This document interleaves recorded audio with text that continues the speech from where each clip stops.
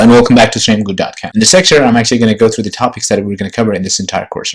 First of all, we're going to actually install Java in your Mac and Windows operating system. Then we're going to actually install IntelliJ IDE, which we're going to use in this entire course for both Mac and Windows. After that, we're going to actually start learning about Java. So we're just going to start with the hello world. Then we're going to actually start learning about string, data types, conditional execution, arrays, looping, string interpolations, Java methods, Java classes, different types of Java methods such as static instance constructors, getters and setters, instance variables, static variables, Java packages, different types of methods for string and integer class, and regular expression. Then we're actually going to go depth into Java and actually learn about the principles of the object-oriented programming language. We're actually going to learn about encapsulation, inheritance, polymorphism, overriding, overloading, abstract class, interface, array list, linked list, vector, and different types of access modifiers such as private, default, protected, public, as well as the file IO types such as character string, byte string. We're also going to learn about the Java JUnit testing framework. At the end of the course, you're also going to learn about the build tool called Maven. We're actually going to install Maven for both Mac and Windows. Then finally, we're going to actually learn how you can actually create a Java project using Maven build tool. So I look forward to see you guys in our next lecture, and thank you very much for enrolling in this course. Hello and welcome back to StreamGood. First of all, I'd like to thank you for enrolling into this course. So as you know that we're going to be learning Selenium automation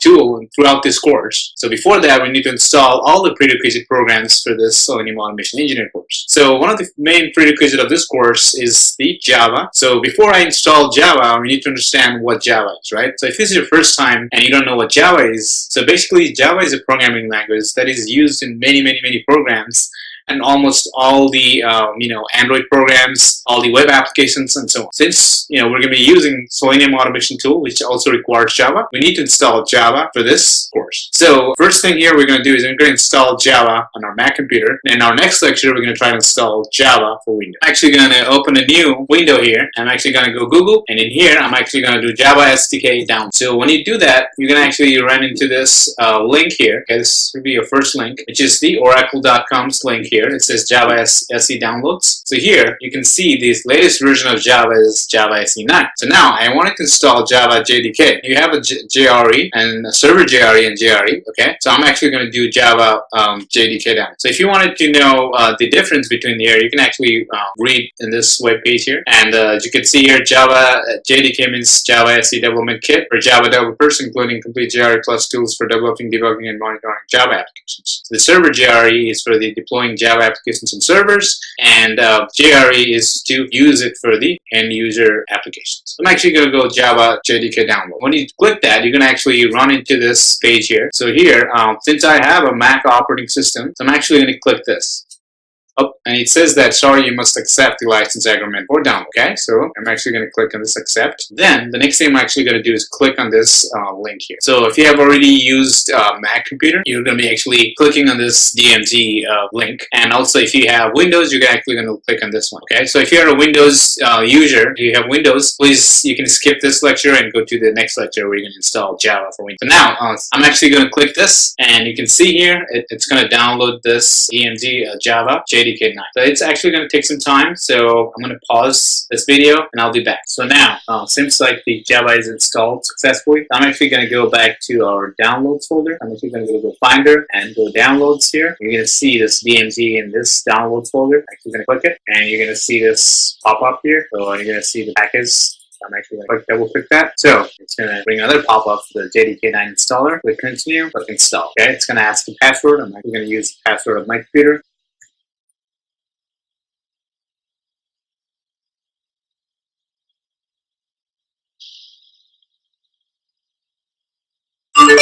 Alright, so it says that installation succeeded. I'm actually going to click close. Okay, click also this button here for the pop-up. Alright, that's it. You've installed Java in your Mac computer machine. In our next lecture, we can actually install Java in your Windows machine. Hello and welcome back to StreamGood. In our previous lecture, we learned about how we can install Java on Mac computer. In this lecture, we're going to try to set up bash profile for the Mac. If you don't know what bash profile is basically helps you to set up environment variables just like you do in Windows. So in Windows, you actually go to your properties and you actually set up your environment variables. So in Mac, you actually do that using bash profile. So the way you can do that is I'm actually going to this website right here, redfinsolutions.com, creating a bash profile for a Mac. And I'm actually going to follow this instruction right here. So I'm actually going to open a new terminal. Okay, and I'm actually going to do cd // Step 2 is done. Now it says type touch dash bash underscore profile. I did that. So what the touch means is actually creating a new file. It's the command in Mac, create a new file. So now I can edit the bash profile using vi dash bash underscore profile. That when I do that, it's actually going to open a new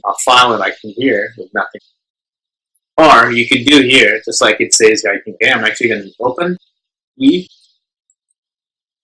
bash profile. What it does, it actually opens the bash profile and you can exit it over. So now we have this bash profile in here. I'm actually going to do export java underscore home equals. So then I'm actually going to go library. Okay, I think that's where I have installed Java. I'm actually going to do Java virtual machines. If I do ls and it says where this Java is installed, I have Java JDK 1.8. I have JDK-9. So now I'm actually going to need this path for this JDK 9. I'm actually going to set up in. So I'm actually going to do EWD, okay, this will give you this path. I'm actually going to copy this and paste it there. And I'm actually going to do JDK9.JDK slash contents. Oh, now I'm actually going to save this. Okay, so now if I do vi, which actually edits, and so this is your home tilde slash means it's your home directory, then I'm actually going to do bash profile. So if I do that, you should be able to see your java underscore home variable in this bash profile. So I'm actually going to close that. Now the other thing I need to do is source underscore tilde slash dash bash profile. What it does is actually reloads the bash profile to your computer. So now if I do java dash version, okay, so you can see here it says Java version 9. So we've installed Java version 9, okay, in our previous lecture. Okay, then what we did is we created a bash profile, okay, new bash profile. Then we actually assigned the path, okay, of the Java to this Java underscore home variable. Then we reloaded the bash profile. Once we did that, when I do Java dash version, it gives me the Java version. That's it for this lecture. I will see you guys in our next lecture. Hello and welcome back to Swim. In this lecture, we're going to try to install Java for Windows computers. So to give you a brief history of Java, Java is basically object-oriented programming language that is used by many applications in the market. Since I don't have Windows PC, I'm going to be using virtual machine to install Java in the VM. So now let's try to go back to our virtual machine here, like I said, and I'm actually going to go to Google here. So first thing we need to do is try to install Java SDK. So I'm going to try Java SDK download. So I do that, I'm actually going to be, landing into this website here with all the search results. I'm actually going to use this first one. You can see here I've got Java SE9, which is the latest one, and you can also see SDK 8. Okay, so I want to actually use Java SDK 8. So I'm actually going to go back, and I'm actually going to do 8 that and do search. Let's see here. And you're going to land into this page here. It says Java SE Development Kit 8 downloads. So here, right? So it says you must accept the Oracle license agreement. I'm going to click accept. So now, based on your operating system, you're actually going to click on this link here. So now you have Windows 86 and 64-bit. So how do you know what your operating system is, right? That'll be your next question. Basically, the one easy way to do that is basically you minimize this and actually go here and right-click and actually go to Control Panel. And actually, you're going to go to System, Security, and System right here, and it will tell you right here system type. It's going to say 64-bit operating system, 64-bit processor. That means I'm using 64-bit operating system, Windows 64-bit processor. So now let's go back in here, and now I know that I'm using this 64-bit operating system instead of 86. I'm actually going to click this. So I'm probably 80% sure that you guys will be also using 64-bit operating system, but some of you might be using 86. But I'm pretty sure like most of the people that has personal computer will be using 64-bit. So it's going to take a while. And now you got this window, so I'm actually going to click in here. Okay, it's saying that do you want to allow this app to make changes to your device? I'm like, okay, yes. I'm going to click next. So here, saying the optional features, blah blah blah. You just do the default one here. It's going to install Java on this virtual machine. Here, it's copying the files, extracting the installer. Okay, it's going to probably take some while. All right, so I'm going to click next. So it's going to take some while, so I'm going to pause it and I'll be back. So now, as you can see here, the Java was successfully installed after some time. So it's saying here, click next steps to access tutorials, blah, blah, blah. Okay, so if you want, you could click next steps. So I'm not going to do that. So I'm going to click close here. Now let's go back to our presentation here. So first thing we did here was to install this Java SDK from this operating system. We clicked our 64-bit. Then the next thing we need to do is to verify if the Java is installed properly by typing in the command line here. So now, what I'm actually, if you do java-version, it should give you the version of Java that you've just installed. So I'm actually going to go back in here to our virtual machine, and so I'm actually going to type command cmd, which is the command prompt. Do cmd, it's like the shortcut. It's going to open the command prompt here. I'm actually going to do java-version. You can see here, it says that I have Java version installed, okay, which means I've successfully installed Java on my Windows virtual machine. So you could do the same thing on your Windows. First, try to go to this website here, try to install Java SDK 8 based on your operating system. So if you have 86 or 64, and once you have it, you just click on it and you follow this process, and eventually you can verify that by doing java-version, which means you have successfully installed Java. All right, that's pretty much for this lecture. Hello and welcome back to Streamwood.com. In our previous lecture, we learned how you can actually install Java in your scene, whether it's a Mac or Windows. In this lecture, we can actually install IntelliJ, which is the IDE that we're going to use to actually learn Java programming language. You could also use Notepad to learn Java programming language. However, you might have some compiling errors because of your syntax error and so on. So it's actually a lot easier to use IDE, which can actually find your syntax errors and so on. So there are many IDEs, such as IntelliJ, Eclipse, and so on. However, we're going to use IntelliJ in here because it's one of my personal favorites. What we're going to do actually is I'm actually going to go to Google here, and I'm going to type Google, and we're going to do IntelliJ. You're going to see this first link here. Once you reach the website here, you could actually see this Java IDE here. And if you click on download, there's Ultimate and there's Community Edition. So you can see here, like if you were going to work in a company, right, you might probably want to use, you're probably going to use Ultimate, which has the commercial license and Java, Android support, Maven, Git, Perforce, JavaScript, and so on.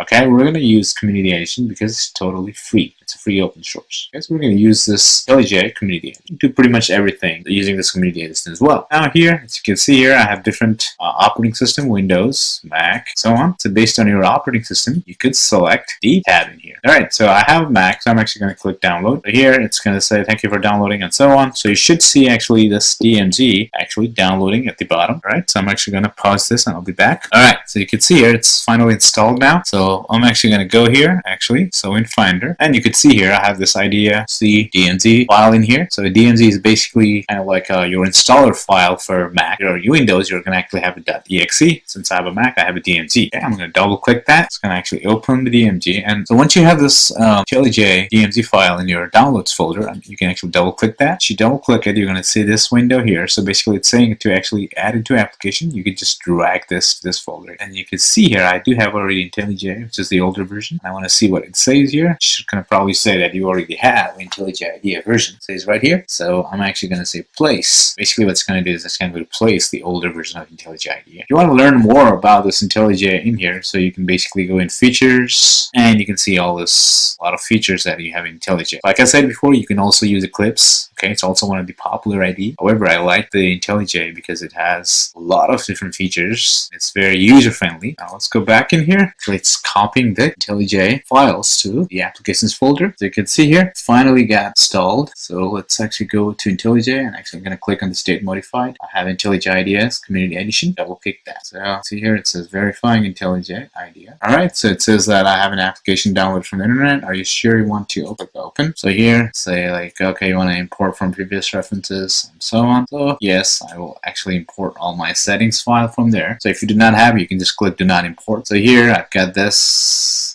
pop up, so I'm just going to click OK. You can see here, this is the newer version. Alright, so once you click on that, you can actually see this window here. So basically, you can create a new project or import the project. Okay, so if you have actually a Java project, you can basically import the project, right? So if you click on import, you can actually find the project and import it. Okay, so here we're going to actually learn the Java programming language from scratch. So we're going to actually create a new project. Okay, so we're just going to use Java in here. So in the SDK, so here I've got this new Java JDK version 9. But if you have other options here, you can actually actually install. If you want to actually use different Java versions, so you can actually click new. So in here, basically, I have Java virtual machines. So if you go to Java virtual machines, I have here JDK 1.8. So I can actually use this one here to open. Then you do have 1.8. Okay, this is Java 8. So next, here it says create command line app. I do not need to do that. And here I'm actually going to do Java project. So click finish, and you should see the Java project. If we click on source, and you're going to see this. It took me a little bit of a while to actually get this everything set up. Alright, so you can see here I have Java JDK 9, external libraries here. So I have this Java project here now. So if I click on file, and you can do a lot of other options here, project structure. So you can see here I'm actually still using Java JDK 9. So I'm actually going to use this one.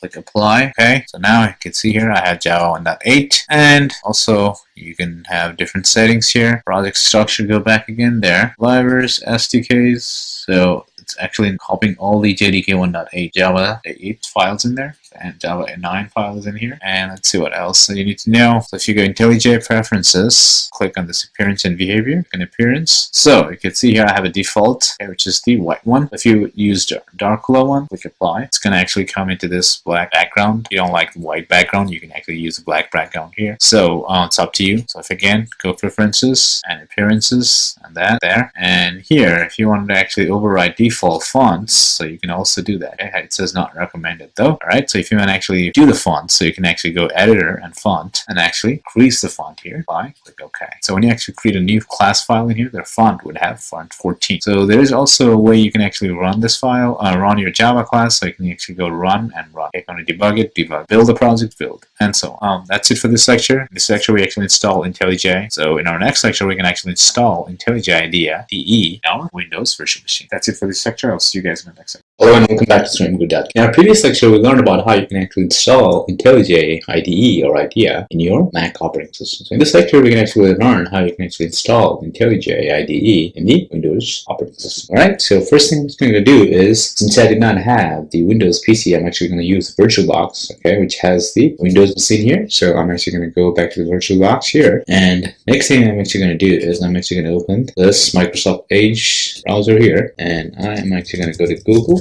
And here, I'm going to type IntelliJ IDE download. Alright, so you can see here, I'm actually going to click the first link. You can see here, I have two types of IntelliJ IDEA, alright, IDEA. So first one is Ultimate, and the second one is Community. And you can also see that IntelliJ is pretty smart, that it knows that I'm in Windows virtual machine, so it's actually default selected the Windows here. So you can see here, the Windows installer file is actually .exe. So here I have Ultimate and Community. So now if you scroll down here, you're going to see the differences between those two versions, right? So first, Ultimate, it's a commercial license. That means you have to pay for the license. However, Community is the open source. That means it's free. And commercial supports Java, Kotlin, Groovy, Scala, Android, Maven, Git, detecting duplicates, Force, JavaScript, Java EE, String, JWT, and so on, all that stuff. Community Edition only supports Java, Android, Maven. Okay, however, since we're going to be using Java to actually automate the browser using Selenium, right? We do not need to need all this stuff. We're just going to use the Community Edition. So I'm just going to click download here, right? So it should actually download that file, and you can see here it says what do you want to do with it. So I'm actually going to save. You can see here it's actually downloading that IntelliJ IDEA exe file here. All right, so it seems like it's downloaded. So I'm actually going to open folder. You can see here I've actually installed IDEA IntelliJ. It's in the downloads folder. So I'm actually going to double click that. And you can see here it's going to say you want to allow this app to make changes to your device. So I'm going to click yes. So it's going to see this pop up. So I'm going to click next. So it says which folder you want to install. So I'm just going to leave default. Click next. And here it says to create a shortcut, desktop shortcut. So since I do have 64-bit, I'm actually going to select that. All right, and see it says here what you want to save as in your start menu folder. So I'm just going to leave the default. So click install. So basically it's going to install all the files, all the jar files, and all the dependencies that you would need to actually run your IntelliJ IDEA. So let's give it up for a minute. All right, so it's going to take a while. So I'm going to pause this video and I'll be back. All right, as you can see here, it's almost done now. Okay, so here it says completing IntelliJ IDEA Community Edition setup. So it says click finish to close setup. So I'm not going to run right now. So I'm just going to click finish. So now if you go to actually desktop in here, you should see IntelliJ IDEA in here, the shortcut. So if you double click it, all right, so you're going to see this nice pop up here. Import IntelliJ settings from this one and so on. I'm actually going to do not import settings. So here it says review your options. So I'm going to click OK without actually checking that box. And you can see here I have this customized IntelliJ IDEA in here. So basically, you if you want the darker one, so you can use dark color here, or if you want the regular one, you can use IntelliJ. It's up to you. So I'm actually going to go next. So plugins, if you want Maven and all that stuff, I do not need it now, so I'm just going to click next. So featured plugins, I also do not need those now, so I'm just going to click start using IntelliJ. Alright, so you can see this nice window here. Basically, once you start IntelliJ, everything is good. You're going to see this screen. So basically here, it says if you want to create a new project, import project, open, and so on. Let's say if I do create a new project, I do new program files, Java. Here, I've got 1.8, 1.9, and so on. So let's say I want to use Java 1.8. So I can do that. Click OK. So you can see here I have Java 1.8, which is Java 8. So I'm going to click next. All right. So if you go previous, right, it says to create a command line app, create a project from template. So I'm not going to do that. So I'm going to click next here. Let's say I'm actually going to do Selenium Groove finish. So basically here you actually create a new project, right? And this IntelliJ, I actually installed it. It did not have SDK actually connected to the IntelliJ IDE. Alright, so you can see here, I'm actually opening this project in IntelliJ, so it's actually scanning files index. It might take a while, like before you actually have all the files and project up and ready. So let's give it a couple of seconds here. Alright, so you see here I have this folder. So I'm actually gonna click that, and you can see I have this SRC folder and this IML and IDEA. This is pretty much like IntelliJ stuff, so you do not have to worry about that. So this SRC folder we can actually create some Java classes. So a couple of things that you need to know is actually if you go in files, so you have the settings. So if you click on that, so you're going to see this appearance. Okay, basically when I actually started this IntelliJ, I selected IntelliJ in here, right? But you have the option to use Dracula, which kind of gives you the black screen. And let's say if you want to actually increase the font, right, instead of using this override, you can actually go to this font here and actually increase the size. So normally I do that because it's very easier to see. I like it bigger font than smaller font. So do click apply, click OK. That's one thing. The other thing again is the project structure in here. So if you want to know what SDK you're using, so you go project structure project, and you can see here I have using Java 8, and you can see here it's Java default 8 and all that stuff in here. Modules, so if you click in here, you can see all the libraries, and if you click in the SDKs, you can see here I have Java 1.8, which has all these Java files which actually get installed on Java 8. So that's the other thing. And also the other thing you probably need to learn is if you want to build a project, you can do that here. If you know, let's say run your class file, you can do click run. And other things I would say is if you want to do formatting, you can use this code and do format in here, right? And view, you can, if you want to do, disable toolbars and enable toolbars, you can use this viewing. So apart from that, okay, we're gonna actually, you want to save the project, you can do save all. And if you want to actually import project, you can also do import settings and so on. So that is pretty much in this lecture. We learned how you can actually install IntelliJ in Windows Machine. So that's it for this lecture. In this lecture, we actually install IntelliJ in Windows Machine. All right. I think we're ready to actually start learning Java. All right. So very excited, and I hope you guys are as well. I will see you guys in our next. Hello and welcome back to fluentwith.com. In this lecture, we're going to create our first Java program called Hello World. So in our previous lectures, we installed Java for your Mac and Windows machine. We also installed IntelliJ, which is our IDE to write Java code for both Mac and Windows machine. So now it's finally time to get your hands dirty and write some Java code. To go depth in Java, I'd like to first explain to you how you can basically create a simple program called Hello World. So now, before I do that, I'm actually going to explain each and every line of code here. So you can see here, I've got this public class Hello World. So that basically means is that this is a class name called Hello World. Okay, don't worry about each keyword because we're going to go in depth in our future Java classes. And the next line of code here is public static void main. That is our main method that actually displays the output called Hello World. Like again, don't worry about this line of code here, okay, as we're going to learn about this as we go more depth into Java. So the only thing we need to actually worry about or learn is this line of code here, system.out.println hello world. Since we're trying to print out hello world, here I'm actually going to do system.out.println hello world. So here, now what this line of code basically does is since you're actually printing out the string this from your computer, right? This is using system is like a class of Java, okay?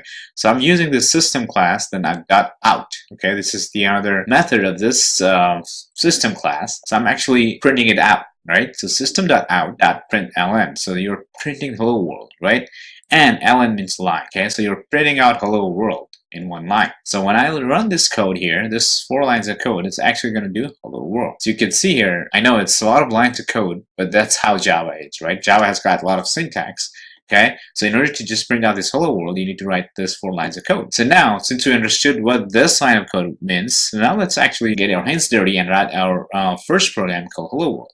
Okay, so I'm actually going to go to IntelliJ here. So I'm actually going to go Finder and Applications, and here I'm actually going to go IntelliJ. So I'm going to scroll down here. There we go, IntelliJ. I'm going to click it, and once I do that, okay, it's going to start up IntelliJ. So now here I'm actually going to create a new project. So as you can see here, this IntelliJ is using this Java version 9, you can see here. So now then you click next, then it says to use command line app. No thanks, I don't need to. Now here it says project name. Okay, so I'm actually going to do Selenium Java. So I'm actually going to do finish. You're going to see a folder called Selenium Java. Then you have this .idea, which is actually the folder for this IntelliJ, so you don't have to really worry about this. You also have this .iml. Okay, then also you don't have to worry about that. Okay, this is all the IntelliJ files, and here it got this folder called src, so you're going to worry about. So in here I'm actually going to create a new class called hello world. So we're going to write our first Java code to actually print hello world. So here, go new, right click, new Java class, and in here I'm going to call it hello world. I'm going to click OK. Then you can see this hello world class is created. So now I've got this public class hello world, right? As soon as you create this hello world, it's going to have this syntax, right? Which means you created a public class called hello world. I need to actually create a main method. Okay, so I'm actually going to do public static void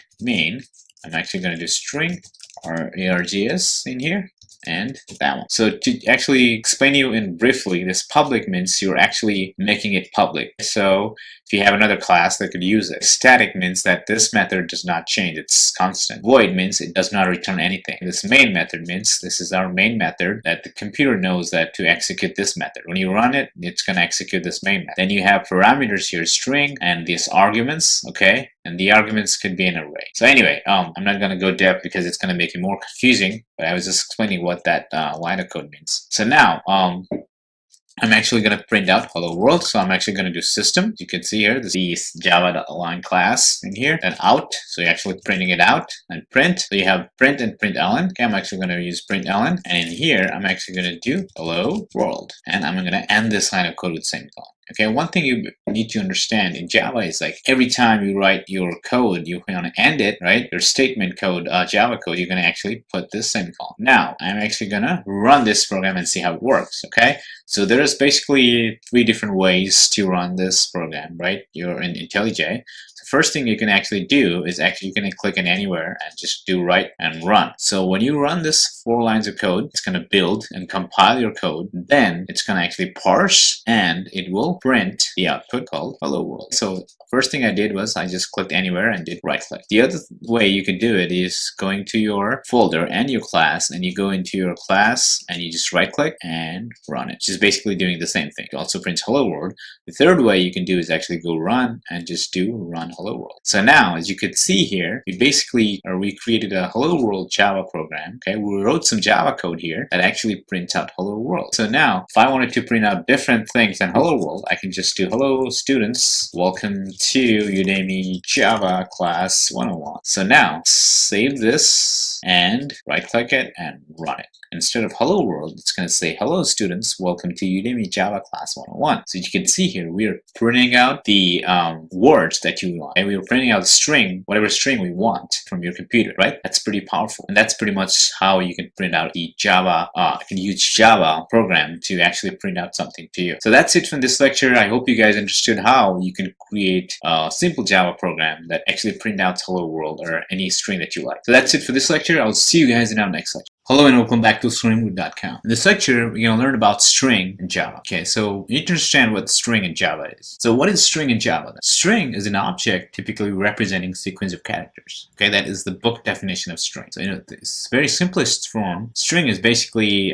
the characters, right? If you have a lot of characters, right, and you would probably call it a string. For instance, your name is also in a string, because normally your name is pretty much sequence of characters. So the java.lang.string class is used to create a string object. So you don't have to understand what that means, but basically in order to create a string, you're going to actually use this java.lang.string class of Java. The other part is string are always in double quotes. For instance here, let's say I wanted to print out name called Sam, right? So we learned about how you can print out string in our previous lecture where we created our simple Java program and printed out hello world. So in here, if you wanted to actually print out the string, so here as you can see here, let's say that I wanted to actually create a variable called name, and the name is basically a name of the person, right? So in that case, you'd actually create a string variable. So how do you do that in Java? Well, first you actually need to initialize it using string. So when you say string before any variable, that means it's a string variable. So basically you have to say that, okay, this variable is a string. So the way you do that is you actually write string, okay, with S caps. String, and I'm saying I create a new variable called name, and actually holds this name of the person, and the name of the person is Sam. So this name variable is a string variable, which holds this sequence of characters, which is SAM. Alright, also there are the characters. So you're actually holding the sequence of characters. That's why it's called the string variable, because you have a name, it holds a sequence of characters. Now, if I want to print out this name, so all I need to do is system.out.println, okay, just like we did in our previous lecture. And in here, instead of Sam, I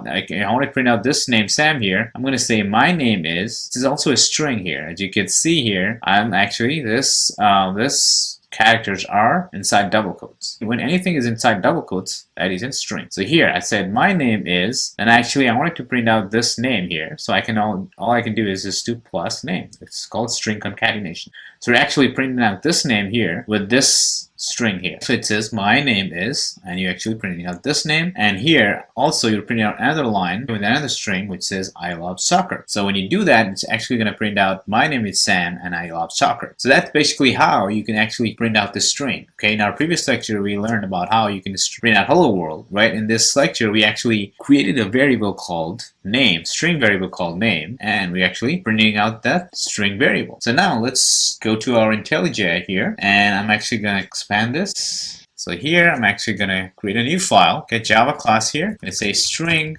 class, and in here I'm actually, just like before, I'm actually going to create public static void main string args and this braces, and in here I'm actually going to create a string variable string name equals Sam, and in here I'm actually going to print out my name is, I'm actually going to concatenate and print out that variable. So this name is actually this string variable, right? I want to print out this name, right, Sam. So now I'm actually going to also do println I love soccer. So don't forget to put a semicolon at the end. Okay, that's how you say you're ending your code. You can see here I've got semicolon in each line of code. So now if I run this, and it's going to say my name is Sam, I love soccer. See that here? Basically I created a string. I know this is a string because it's in double quotes and it's holding the sequence of characters. So the sequence of characters is Sam. So in your real time, in your real project, you can actually create a string variable for all the characters that you do not need any arithmetic operations. So what that means is basically, like for instance, let's say that name, address, name and address, you can,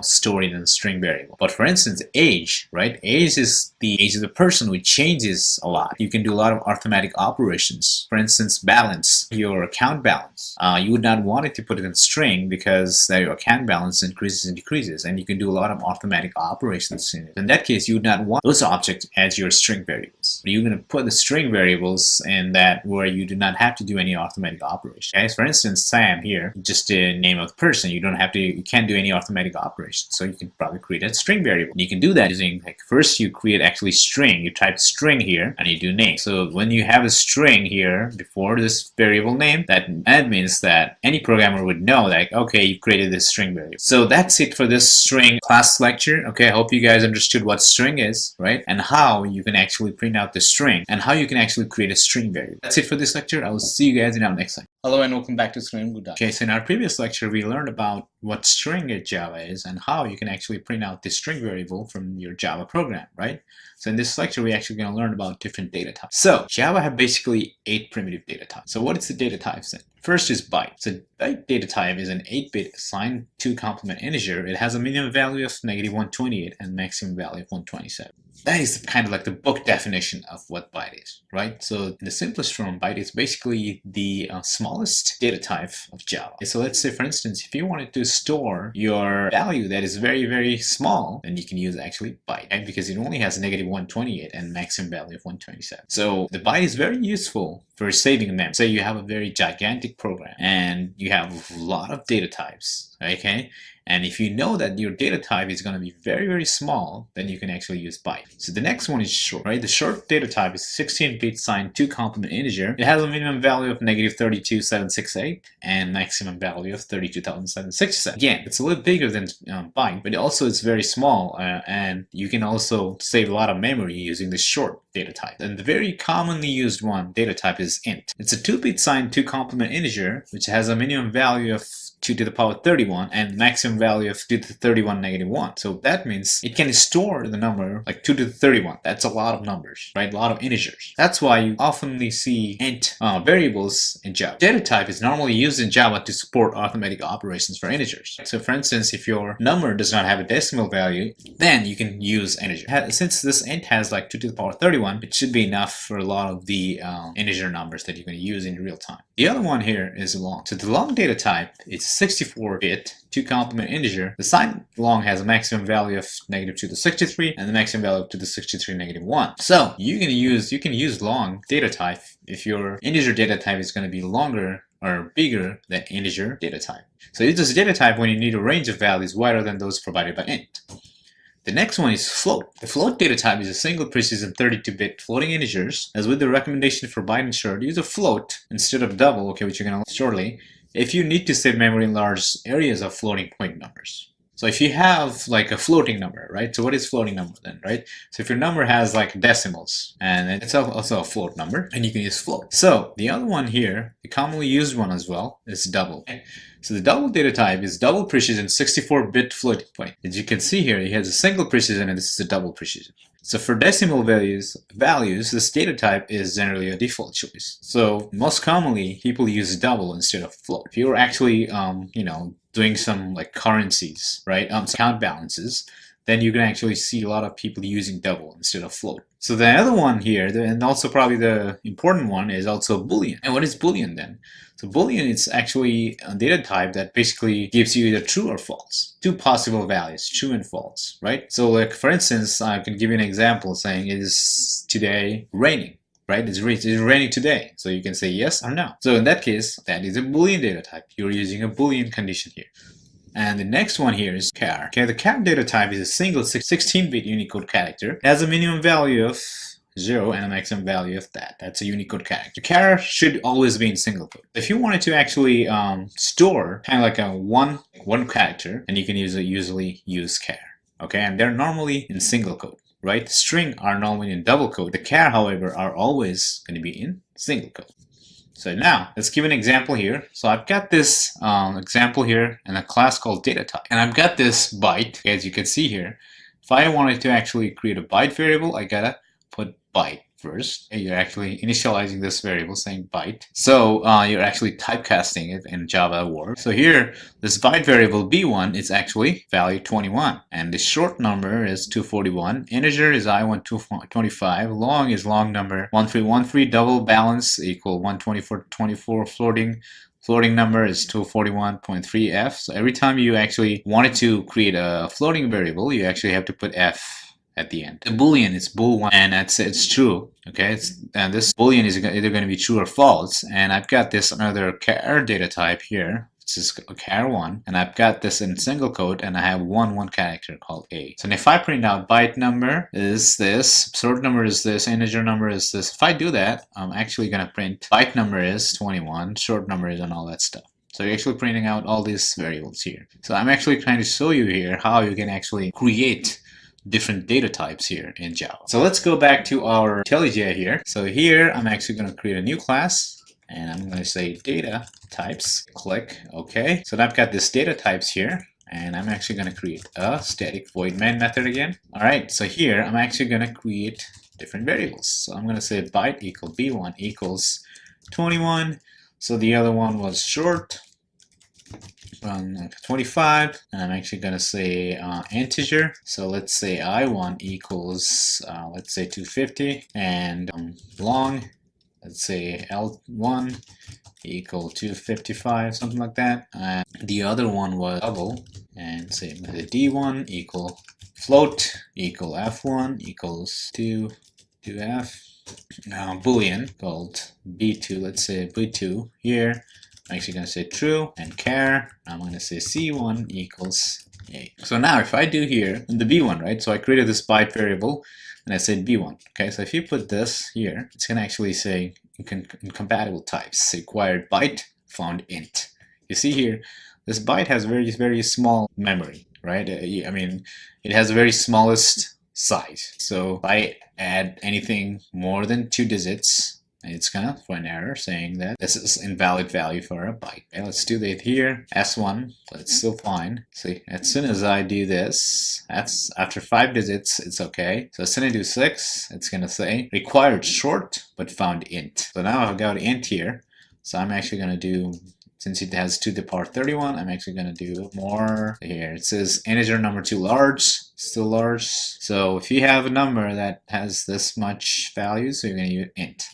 So long, I'm actually going to go more. So till that number, it's fine, but as soon as I do one more digit, it's going to say it's too large. Now, double has this decimal value. If I do this, it's still fine because it's going to print it at 00. So double can be decimal and without decimal, right? So when you have 255, your computer program actually treats it like this .00. So now a floating number here. So if I do not put like that, it's going to actually say required float, but it's double. Okay, so every floating one has f at the end. So it's going to be only true and false. So if I put any number here or any string in here, it's going to say you're supposed to put a Boolean value, which is either true or false. Character one here, this data type, C1, I have A. If I put B in here, it's going to throw an error. Too many characters in character literal. And if I do, so you put it in double quote, it's also going to throw an error because it's saying you're creating a string. You're having a string value in the char1 variable. So now I'm actually going to print this one out here.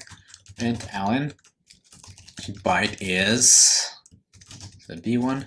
All right, I'm actually going to print that and change that later on to save some time. And here short is S1 and long is L1. Int is I1, double is D1, oops, and float is F1, Boolean value is, I'm actually going to say B2, and here I'm actually going to say char is C1. So now let's run this class here. I'm actually going to go there and run it. And you can see here, it says byte is 21, S1 is S25222, long is this value here, integer is that one, double is, as soon as I say double is, so you can see here, I do not have any decimal, but it's gonna create a decimal for you here, because double has a decimal value, and the floating is this 2.2520.2, it's not gonna print out F, because that's how you actually denote this is a floating number. And the Boolean value is true and char is A. So that is pretty much about data types. I hope you guys learned about what data types in Java is, okay?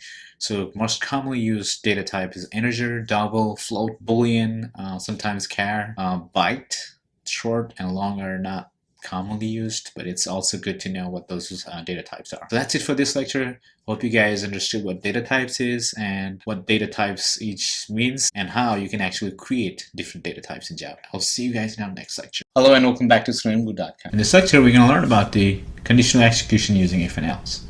In our previous lecture, we learned about the primitive data types of Java. In this lecture, we're going to learn about the if and else condition execution. So now, if you look into this workflow right here, okay, so I've got this weather, right? So if the weather is raining, right? So I've got this condition here, it says weather is raining and I'm actually going to stay home, right? If it's not raining, if it's sunny, then I'm going out for a walk. And I'm actually going to end the condition here. So I've got these two conditions, right? If and else. So if the weather is raining, I'm staying home. Else, I'm actually going out for a walk. So how do you actually write the Java program to actually execute two statements in Java? So you're going to use if and else, and we're going to learn how you can do that in Java. So you can see here, I've got this application class, and I've got this static void main method here, and I've got this string here, right? Since weather, I'm actually gonna put like what's the weather, it's raining or sunny or so on, right? So that's why it's a string variable. So I've got this string, okay, and weather here, and I've got this says raining, okay. So here I'm actually going to say if weather dot equals, right? The other thing here I'm actually using this is string method called equals. Okay, we're going to talk about the different types of string method in our future classes. But right now, just don't worry about it now. So I'm actually saying this: if this weather here it equals to raining, right?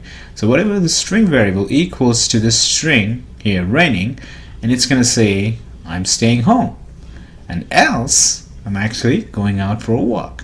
So I've got this if and else conditional statement or execution here in Java. Okay, that's how you can actually write if and else. So I've got this if here, and here I've got this conditions. Okay, and if and else always have this braces, curly braces. Just like you have curly braces for the method, right? You can see here you've got these curly braces, and this closes this curly braces. So I've got this curly braces on starting if, then ends this curly brace with if. There's closing braces for this one, and I've got this opening braces for else, and it closes that. Okay, so in Java, if and else are always in curly braces. So don't forget to close the braces once you're done with your if and else conditional statement or execution. So when I do that, I'm actually going to say I'm staying home, because here I'm saying the string weather variable equals to raining. I'm hard-coded the string variable weather equal raining. So what it does is actually it comes to this line of code here, and it says if weather, so this string variable which is raining, equals raining, yes, they both are equal, then it's actually printing this line of code here. It says I'm staying home. Let's say if it's not rainy, sunny, then it's gonna actually, it says if sunny equals raining, no, then it's gonna actually go into this else line block line of code here, and it's gonna actually print out this line of code. It says I am going out for a walk. So now you understood how you can write an if and else. Let's jump into our IntelliJ and write it on our own. So I'm actually going to do here new Java class, and I'm actually going to do if else and click OK, right? And I'm actually going to do public static void main and string. All right. Okay, as you can see, this is a skeleton of executing your line of code. Okay, so we're gonna talk about that in our future classes. So now here, the first thing I'm actually gonna do is string equal weather, and here I'm actually gonna say raining. Now I'm gonna say if weather, I can also put this line of code here, raining. Right? I'm actually gonna do system.out.println says I am staying home, right? And else, I'm actually going to do system.out.println. I'm actually going to say I am going out for a walk. So you can see here, I've got this if here, and every if in Java has braces here, parentheses, and in here I've got this condition. So what is my conditions? So this weather string variable equal if it is equal to this string. So we learned about string in our previous lecture. If it's equal to raining, then it's going to actually print out this line of code here. Okay, if this is true, it's going to go inside this curly braces and it's going to run this line of code. Else, if this is not true, it's actually going to print out this line of code here. So now here, I'm actually going to run this file here, go here and do run, and you can see here it says I'm staying home. So now let's say instead of raining, I'm actually going to do sunny. So now if I run this line of code again, I'm going to go right click and run again, it's going to say saying I'm going out for a walk. As you can see here, what it did, it actually came to this line of code here.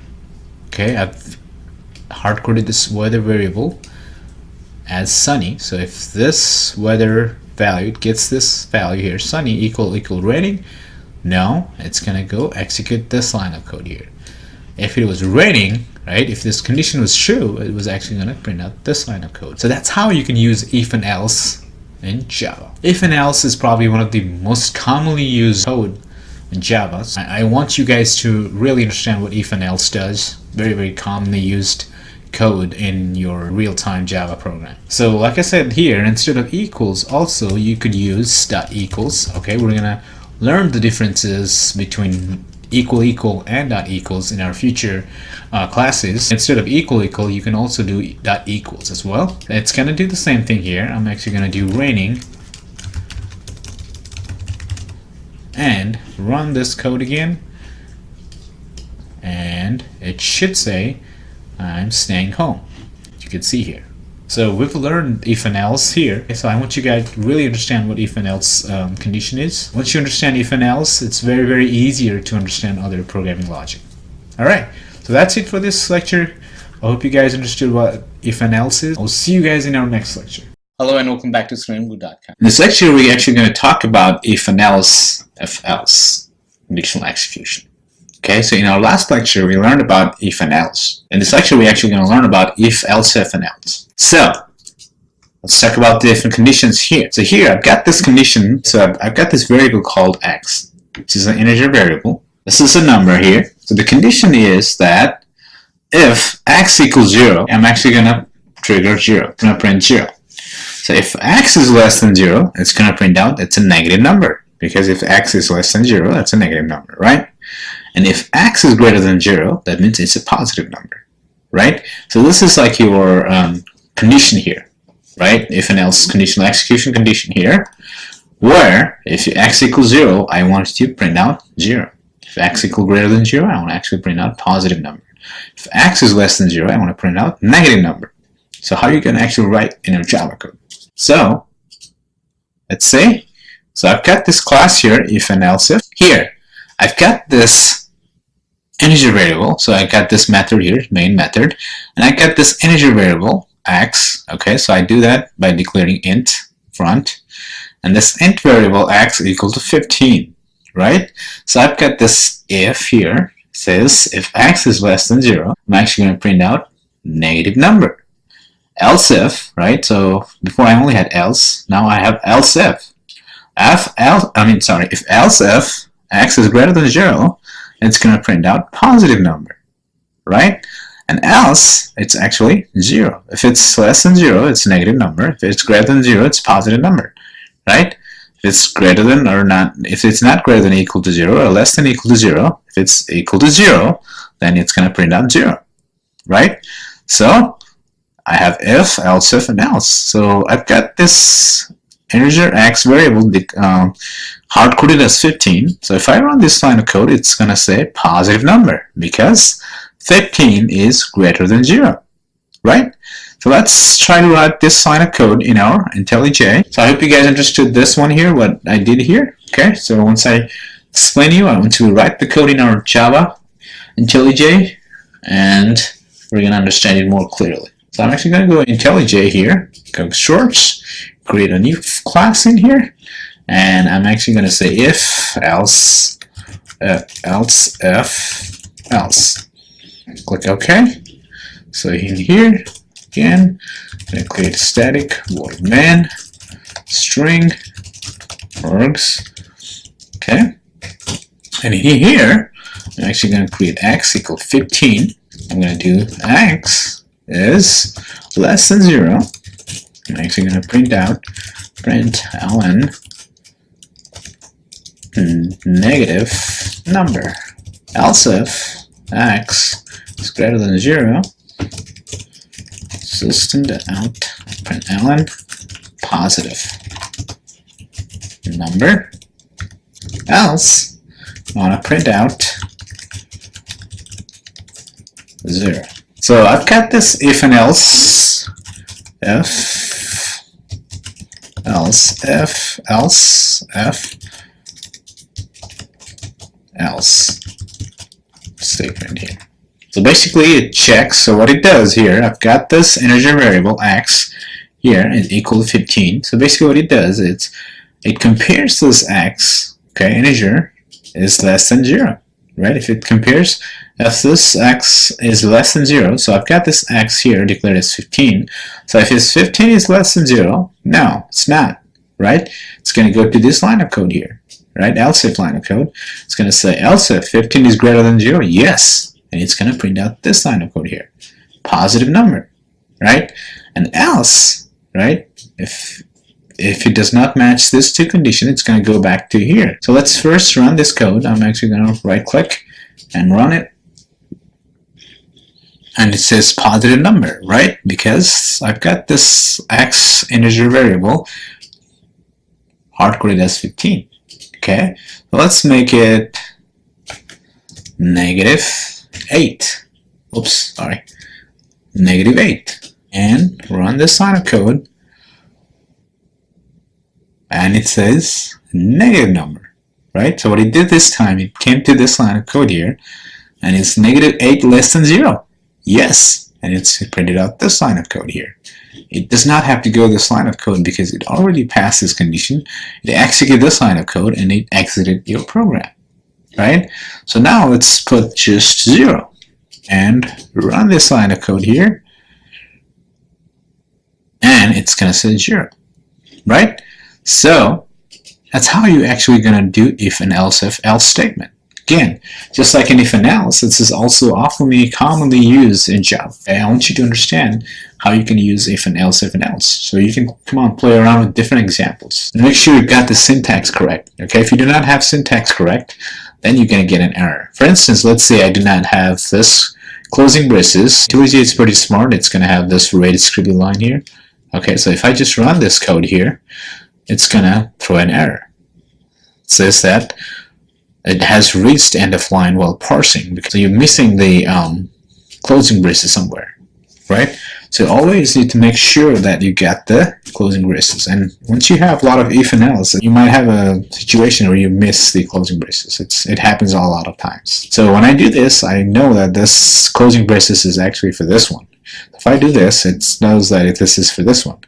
If I do this, click in here, it says that it's actually closing this braces here. So if I do here, it's actually closing this static main method. If I do this, it's actually for this class. So you have to close your braces on all your code. Okay, so just remember that.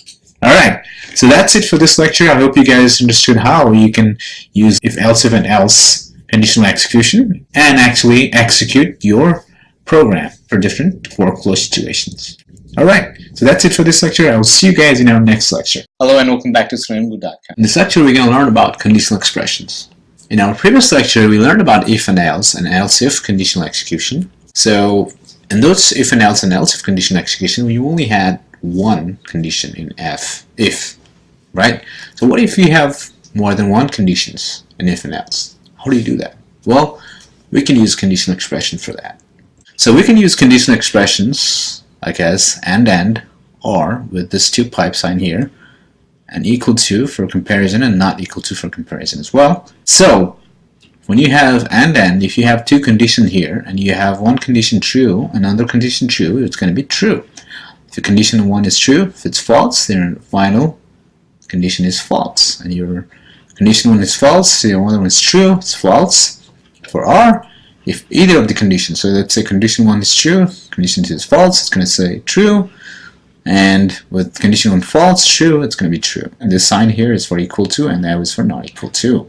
So when do you use this situation, right? So let's say you're writing a program that satisfies any condition, right? So if it satisfies any condition, you're good, then you use OR, right? But let's say you have two conditions which needs to be satisfied, right? Both conditions needs to be satisfied, then you're going to use this AND here. Let's look into our example here. So I've got this OR conditional expression class in here. I've got this main method, and I've got this double variable, count balance, called the count balance. Since count balance is in decimal, I'm using double here. And I've got this $10,050,600. And I've got this age integer variable, okay? And here I've got this age variable equal to 55. Okay, so my condition here is if my account balance is less than or equal to $1 million, or my age is greater than 65, equal to 65. I've got two conditions here. Either if my account balance is $1 million, greater than or equal to my $1 million, I can retire despite how many years of old I am, right? If I'm 35, but if I have $1 million, I'm going to retire, right? It's going to say, you can retire now, good luck, right? Or, let's say if I don't have $1 million, right, and I'm age 65 or greater, let's say if I'm 66 or 65, then it's going to say you can retire now because I'm too old to work, right? So if either of these situations it's satisfied, then it actually print out this line of code here. And how do you actually compare those two situations? Well, using this OR symbol here with this two pipe here. So now if both the situation does not match or is not satisfied, it's going to say you still need to save money for your retirement. So now here I've declared this account balance as $1,050,684, but my age is only 55, right? So it comes to this if condition here, and it compares if the account balance is greater than or equal to million. Yes, it is greater than $1 million. Then this is true, right? Then it does not even have to worry about this situation because this condition is always already true. It's going to say you can retire now, good luck, as you can see here, right? So now let's say my account balance is not $1 million, but my age is 65, right? So it comes to this line of code here. If it's $1 million, no. My age is 65 or greater, yes. Then it's actually going to print out this line of code here. So with this OR conditions, you can have any condition true and execute your line of code. So now we learned about OR. Let's learn about the AND. So here I've got this grading workflow. So now if my grade is equal to 4.0, right? That's the highest grade. So it's going to say you are an awesome student. Now ElseIf, right, which we learned in our previous lecture, if your grade is greater than 3.5 and less than 4.0. Okay, so it's between 3.5 and 4.0, right? Greater than less than 4.0 but greater than 3.5 or equal to 3.5, it's going to say you are an A grade student, right?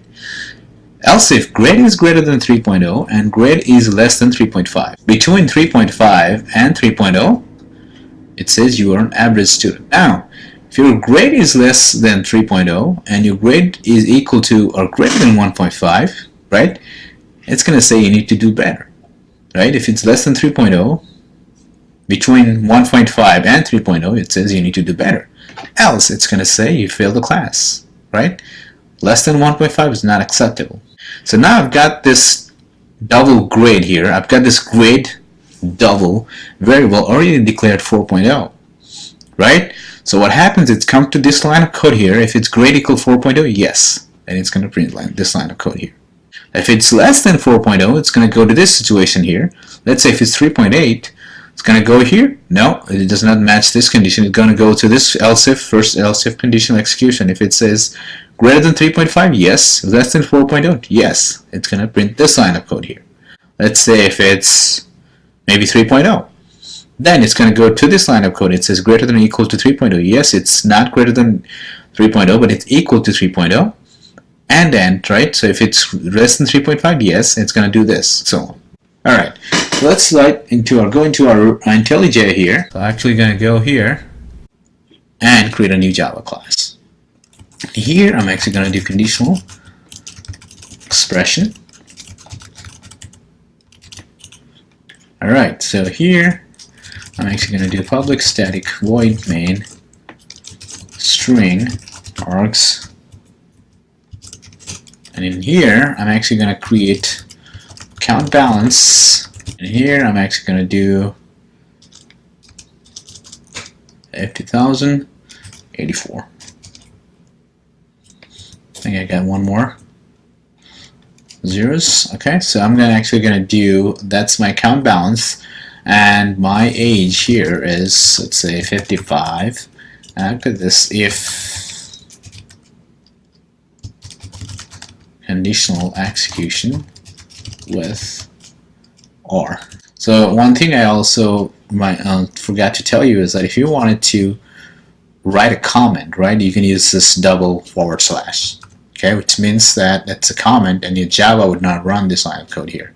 What I'm actually going to do is if count balance Okay, it's greater than or equal to 1 million, so it is 6 zeros, or my age is greater than or equal to 65. I'm actually going to say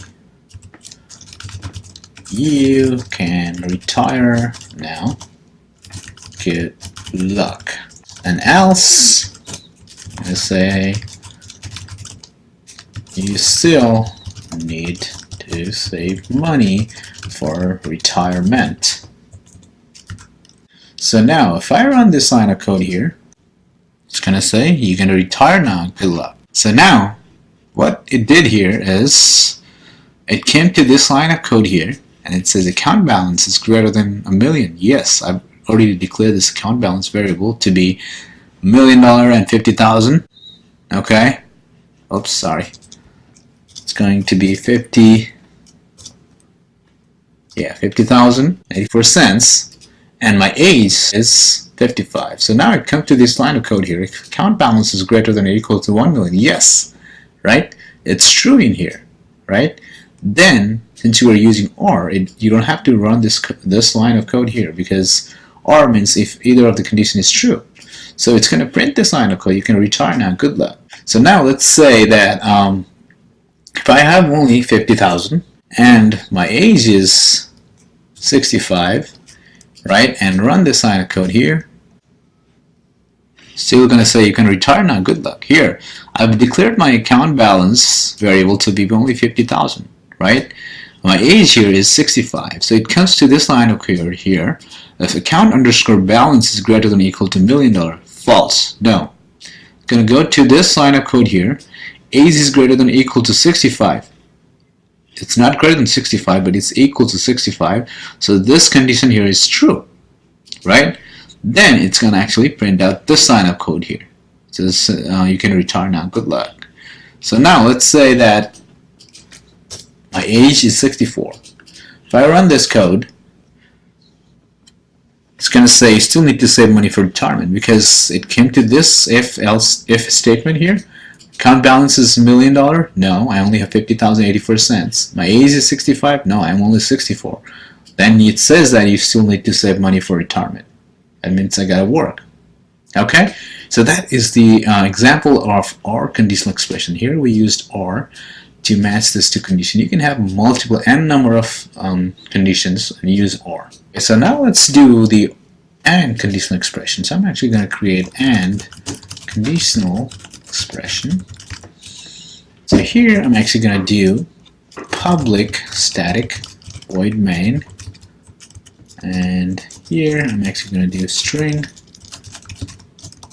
args like that. Alright, so I'm actually going to minimize this, so we need to understand what our logic is here. So our logic here is actually like this. So here I'm actually going to do grade equal 4.0. So in here I'm actually going to do grade equal 4.0. I'm going to say print ln you are awesome student. Else if grade is equal to, greater than or equal to 3.5, right? And grade is less than 4.0 or greater than 3.5. Between that, I'm going to say you are a grade student.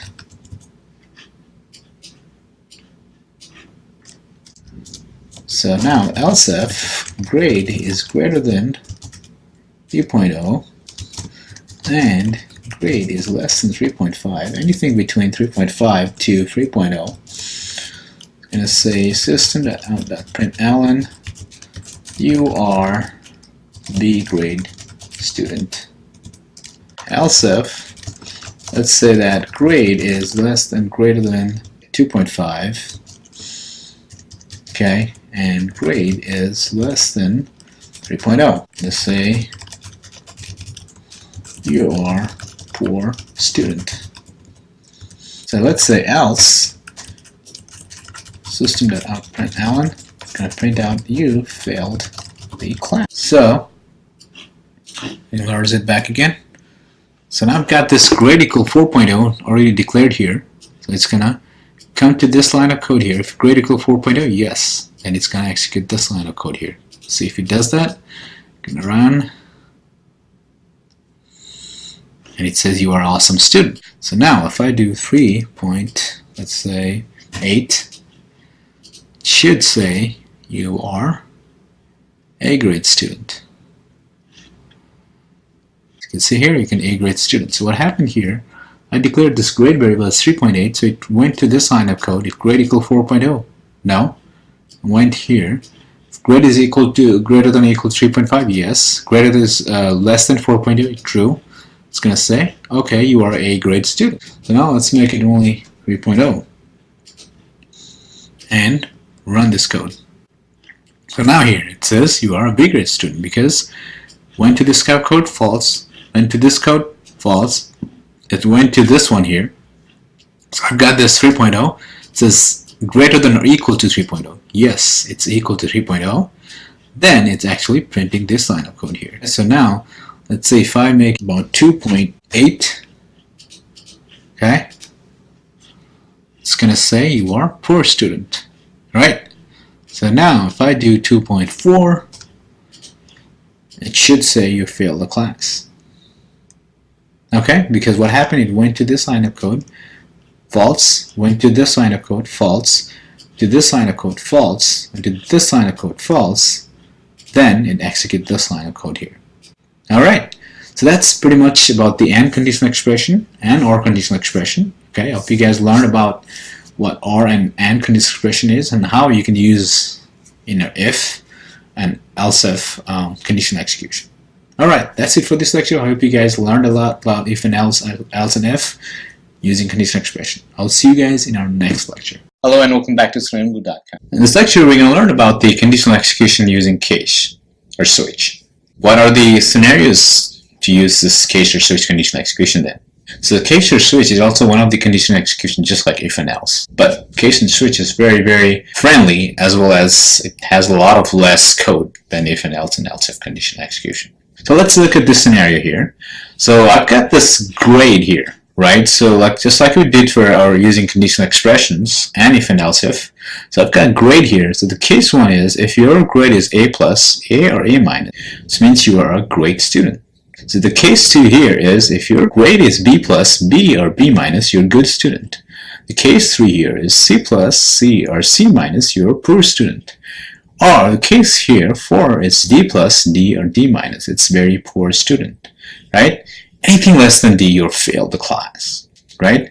So think about it, right? In this situation, you gotta write a lot of if and ElseIf and conditional expression, right?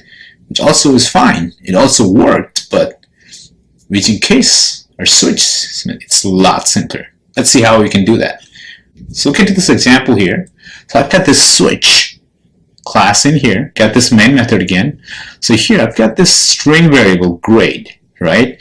And here instead of creating a double as a grade value, we're going to actually use the numeric grade. So here I've got the string grade variable equal B minus, okay, which I've already declared it. So I've got the switch conditional execution here, and the switch is actually takes the value, right? So the value here is this grade. For instance, if you go home, right, you have on and off switch, right, to turn your lights on, lights off, right? Just like that, you can have you have a switch in Java. However, you have multiple conditions you could do. So now here, so my input in this switch is grade because I'm using this grade and doing some logic here. So my grade is this grade here. So if I've got this multiple case conditions here. So first one here is case equal A plus. So here A plus says if this grade is A plus, it's going to say system.println great student. If it's A, it also says great student. If it's A minus, also say great student. So as soon as you do that, you have to actually break out of the switch conditional execution. So what you're basically doing is when you do break, you don't have to actually, what it does is it actually does not run this code here. Okay, when you break, you're actually out of the switch. So you have the switch conditional execution. As soon as you break, it does not run any of this code below. Okay, you're actually breaking out of the switch conditional execution. So here, as you can see, I've got A plus, A, and A minus, but it's printing the same statement, great student. It also works, but it's also a lot of line of code, right? So to minimize the code, you can also do like this. So I've done it for B here. So I've got this B plus, right? And I have the semicolon, all right? And I do case here, B again, okay, with space, case B. Same thing here, case B minus. So with this 3 cases here, right, if your grade is B plus, B, or B minus, I want to print good student, okay? And if that, after this statement, I actually break, it means I exit out of the switch statement. Alright, same thing with C plus and D. Okay, so I got C is poor student and D is very poor student. And if any of this grade does not match up this value, it's going to say failed. Anything below than D minus, that means you failed the class and you actually break out of this loop. So now, if I run this program, it's going to say good student. The reason why that is because it's going to go A plus, A, or A minus, and that's not equal to A plus, A minus. It's going to go here, in this case, B plus, no, B, no, B minus, yes. And I execute this line of code here. It says good student.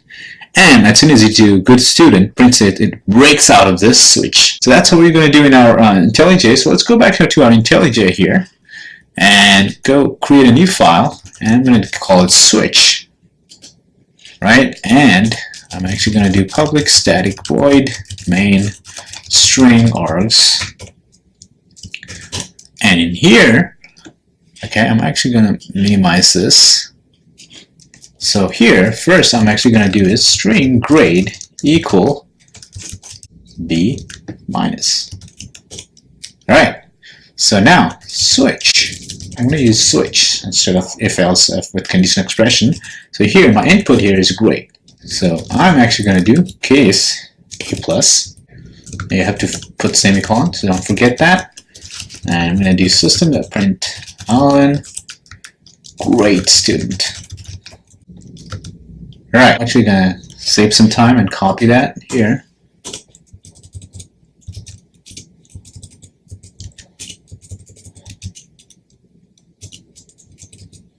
Now in here, I'm actually going to do A minus. You can see here it just throws an error. The IntelliJ is smart as it throws an error because it's saying that you have too many cases with the same value. So now I've got B.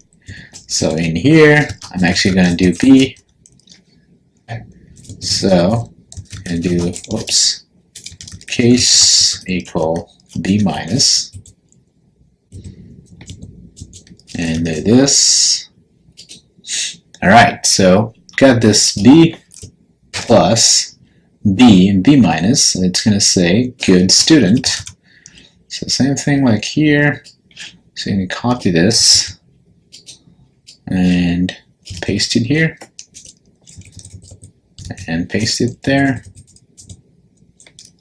Alright, so here this is going to be C plus, and here it's going to be C minus. Here it's going to say poor student, D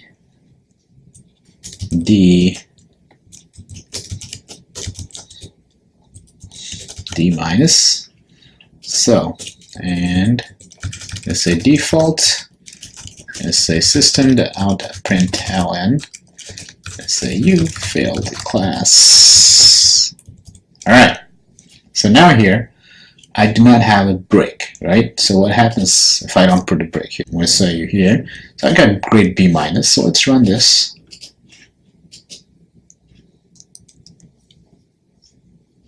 So the thing, it says good student, poor student, good student, and so on, right? So it's like doing the same thing here. Why does it do that? Oops. Yeah, I'm going to forget to do it here. Very poor student. But what it's doing is actually find this one. It actually printed good student. Then it says poor student. It's going to say very poor student. You failed the class, right? So without the break, right? It's not exiting the switch statement. So you have to put a break on every case statement. I'm going to do break here. Break. And same thing here. Alright, so now let's run this code. So it should only say good student. So what happened here is I created a string variable grade equal b, and I declared b minus. So here I've got the switch conditional execution. My input here is grade.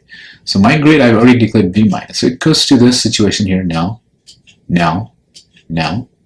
It goes here, b plus, no, b, no, yes. It printed out good student and exit out of this case switch conditional execution, right? It only said good student, and it did not run this code because I'm breaking out of this conditional execution. So now if I do D, just D, it's gonna say very poor student, because when here no, no, false, false, false, false, false, false, false, false, false, true, it executes this line of code, it breaks out of the loop.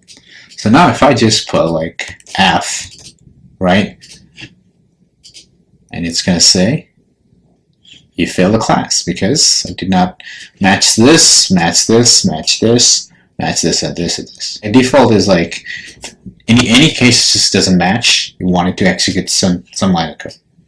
So here, if I don't put F but put something like G, it's going to say the same thing. So it says you failed the class. Let's do this. I'm actually going to copy this, and here I'm actually going to do F. So there won't be any F plus. So I'm just going to do F, just F, right? So failed student, and here I'm going to say invalid grade. So now what I did here is, so now if I do grade here, I've declared the grade variable G, right? When here, if you have a case F, that it says, oh, you failed a failed student, but it does not match any of the grade, right? There's no grading system called G. That's why it says invalid grade. So if I put F in here, right, it's going to say invalid, failed student.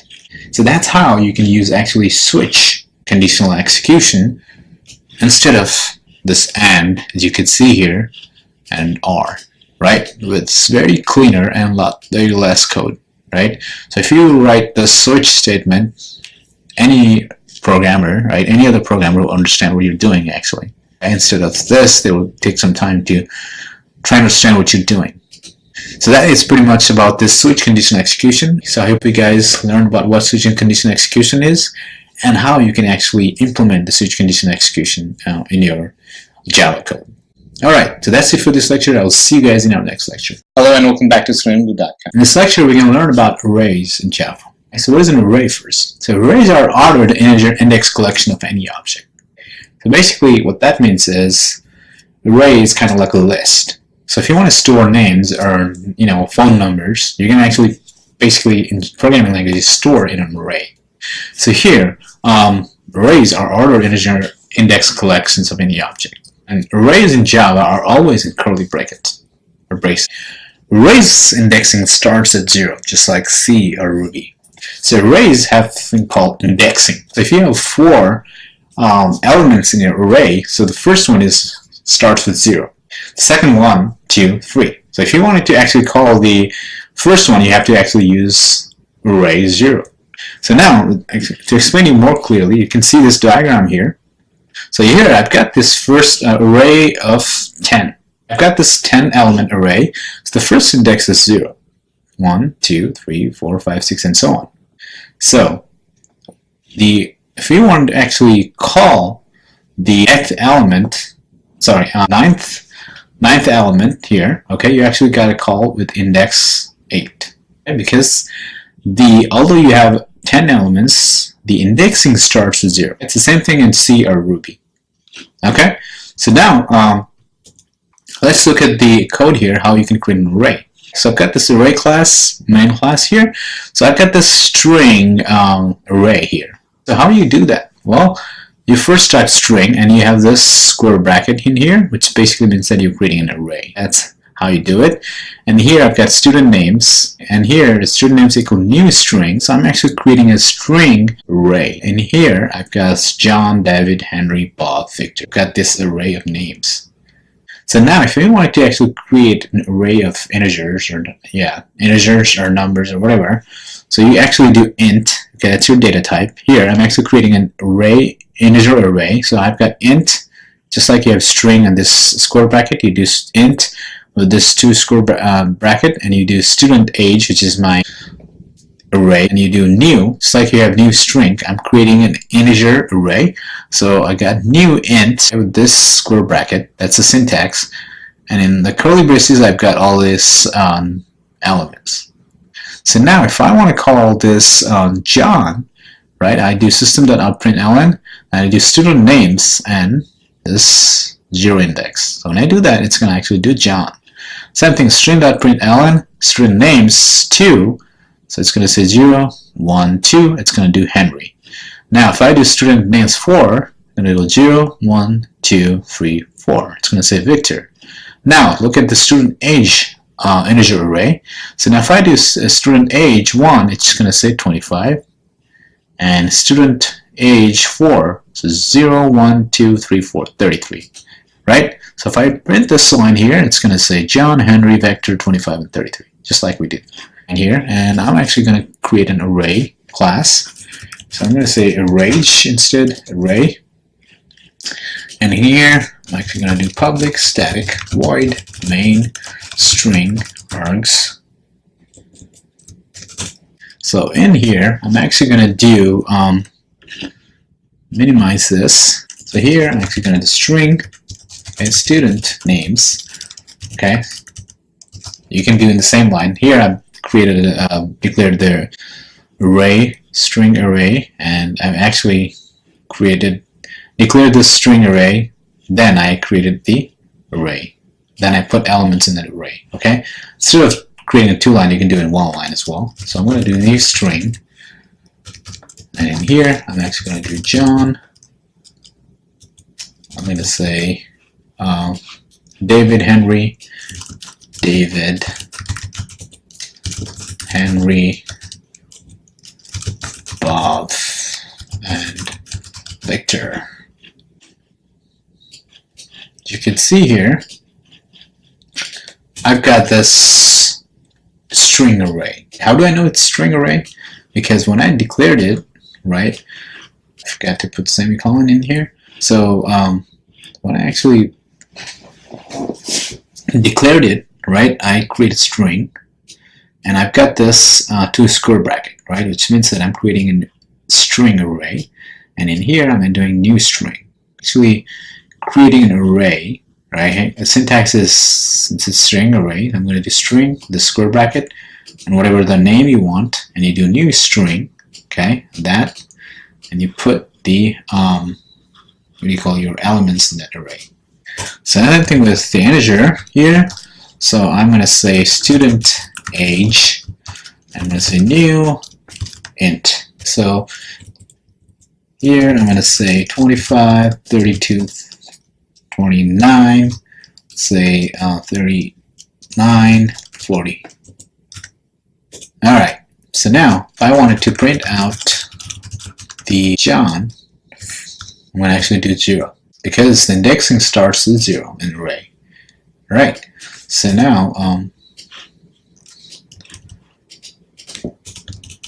okay, so if I want to actually print out Henry, so I'm actually going to do 0, 1, 2, sorry, 2. If I want to do Victor, 0, 1, 2, 3, 4. So now this is for the student age. So if I do 0, it's going to do 25. And if I want to do this, 0, 1, 2, 3, 4. So if I run this, you can see here, student name 0 is John, because it's starting with 0 index. 2, 0, 1, 2, it says Henry. Student names 4, 0, 1, 2, 3, 4, it says 0, 1, 2, 3, 4, Victor. Student age 0, 25, 4, 0, 1, 2, 3, 4, 40. So now let's say if I do this, okay, student grade equals new string. See what happens.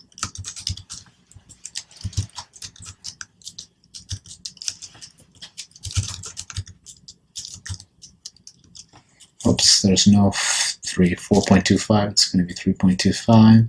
So 3.0, 3, 1, and so on. See? So when I do that, it says that incompatible types required int found Java lambda string. So basically, you cannot create an object from this using this integer class. Okay, we're going to talk about that later. You cannot actually create an integer array instantiating the string. So here you actually declare, I want the integer array. Okay, but then here you're actually creating an object from the string class. It's not possible. So you can do int that. And here when I do int, it's going to throw an error because this is string. This is not possible. So anyway, I'm just trying to show you that when you declare that you want an integer array, you actually have to use whatever data type you used here. So I've got int, new int, you got string here, new string. So if I want to create a grade here, I'm actually going to do double, and I'm going to do student grade equal new double. And in here, I can do 4.0, 3.25, and 3.0, 2.9, 3.5, and so on. So now if I do system.out.println student grade 3, so 0, 1, 2, 3. It's going to say 2.9, 0, 1, 2, 3, 2.9. Alright, so the other way you can actually create an array, let's say create an array called student subjects. Okay, so here I could do that. So I'm going to say new string, and I can also declare how many I want. Let's say I want 5 elements. So I created a student subjects string array. So now I can do length here. So 0 equals, I'm going to say computer science.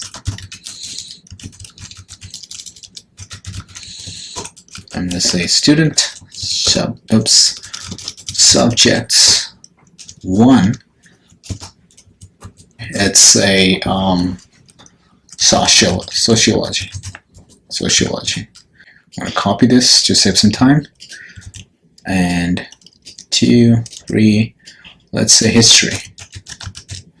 And let's say the 4th one is biology. And the 5th element here, so it starts with 4. I'm going to say English. So 5th index is actually physics. So now if I do system.out.println, I can also do student subjects and actually grade the 5th one. And let's see, it should say physics. Whoops. Okay, so here when I do that, it's saying that array index out of bounds exception. Okay, that's a very good one. So here what I'm saying is I need only 5th element. But however, I've got 1, 2, 3, 4, 5, 6. So when I try to run it, it's saying that I already declared this string variable student subjects to be only 5 elements. This student subjects, I declared an array to only have 5. But I'm adding here this 6th element using 5th index. So now I'm actually going to do 4, and it should work. See here, it says English. So instead of like having like this, right, declare variables, you can create array, string array, or any array, like, and put how many elements you want, right? So new, int, or whatever. Just declare the number of elements here, and you can add that later as well. So that's it for this array class. Okay, I hope you guys understood how you can create an array in Java. It's a little syntax heavy compared to other programming languages, right? So just be familiar with the syntax, how you can actually create an array in Java, and just try to play around with it. The other thing we learned about is the array index starts at 0, and you can grab the get the element from the array using the array and in the square bracket whatever the index you want, right? 0, 1, 2, 3, 4, and so on. So we also learned about the other way of creating a string array, where you actually declare the elements inside the array, and you can add that array's elements later on, like this. Alright, so that's it for this lecture. I will see you guys in our next lecture. Hello and welcome back to StreamBlue.com. In this lecture, we're going to learn about looping in Java. So we need to understand what loop and looping is first. So what is a loop then? A loop is a sequence of instructions that is continually repeated until a certain condition is reached. So basically what that means is you want to run a code, right? Run your same set of code until you reach a certain condition. That's called looping. Okay, so looping is used to iterate over the range of number, text, array, elements, and so on. For instance, let's say you want to print out hello world 10 times, right? So normally without looping, you're going to be doing like this: system.out.println hello world, system.out.println hello world, like 10 times in here, right? So you've got like 10 lines of code. So without loop, you're going to be printing hello world like 10 times, right? This is the easiest example of loop in here. So how are you going to do that with loop then? Well, let's see. Well, first, I have class loop101, and I've got this main method. So I've got this for loop. So we're going to be using for loop as an example here. So here, I got for loop, for. Okay, that's a keyword of Java for looping. Then I've got this int. So what I mean is, I'm going to actually start from 1. Then I'm going to continue. So I've got I initialize this integer variable I equal 1, right? Then I've got this semicolon. Then I'm saying I, if it's less than or equal to 10, right? So it starts from 1, then less than or equal to 10, right? I want to continue looping, right? Then I added I++, which means that every time I execute this, I add 1 to the I. So I know it looks confusing, but once you play around with it, it's going to be very simple. All right. So again, for loop here, I got this for keyword, and I start with I equal 1. So you have to put the semicolon. Okay, this is the syntax of for loop.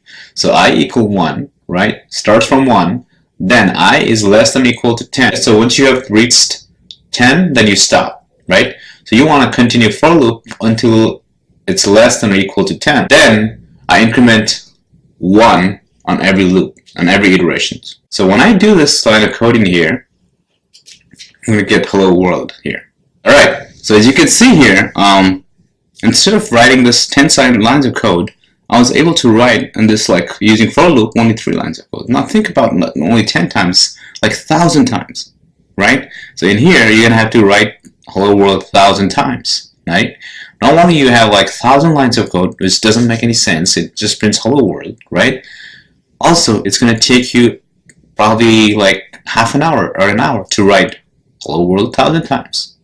System.println 1,000 times, right? Let's say 10,000. It will take you an hour, right?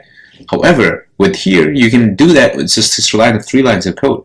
So instead of 10, you can actually put 10,000 here. And it's going to do the same thing. It's going to print out 10,000. So that is actually what this for loop is.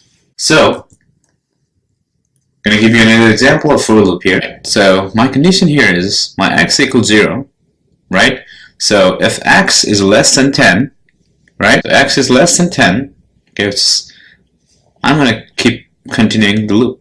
So x is less than 10, true. So it's going to go to this loop code. Then I add +1 here. And it's going to go back here and do, now your x is 1. So 1 is less than 10, true. So it's going to go back here, execute this code. +1, you add 1 more. Now your x is 2. And so on, right? So until your x is less than or equal to 10, right, you can actually continue this loop. So as soon as this x becomes 10, it's gonna be false, right? 10 is not less than 10, so it's gonna be false. It's x gonna end the code. So if you look into this diagram here, you can understand it more clearly what for loop does, right? So start with 0, and you do x 0 is less than 10. Yes. Then you execute your code, loop code. Then you add one more. So for every x, after you do the loop, you're going to add one more. All right. So that's what it is here, right? So this is the same code like before. So I got I equals 0 here, starting with 0. Then I is less than 10. So then I'm incrementing 1 with I++, which is right here. So I++, think about this plus 1 here. And I is less than 10, which is this block of code here. And I equals 0 or x equals 0 is this one here. So it's going to print this number is until you've got 10 or more greater than 10. So as you can see here, first one it goes number is 0, right? So you have 0 and it's going to say it's 0 less than 10. Yes, so it's going to print out number is 0. Now it's going to add one more here, right? Now your one number becomes 1. So I equal 1 and I is less than 10. Yes.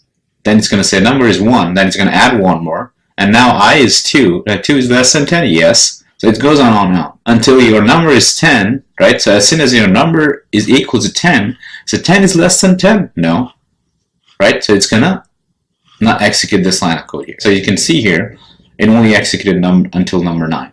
So now we learn what for loop is. Let's now jump into our IntelliJ and write some code using for loop. So I'm actually going to go back to IntelliJ here, and I'm actually going to create a new class here, and I'm going to say for loop. And just like before, we're going to create our main method.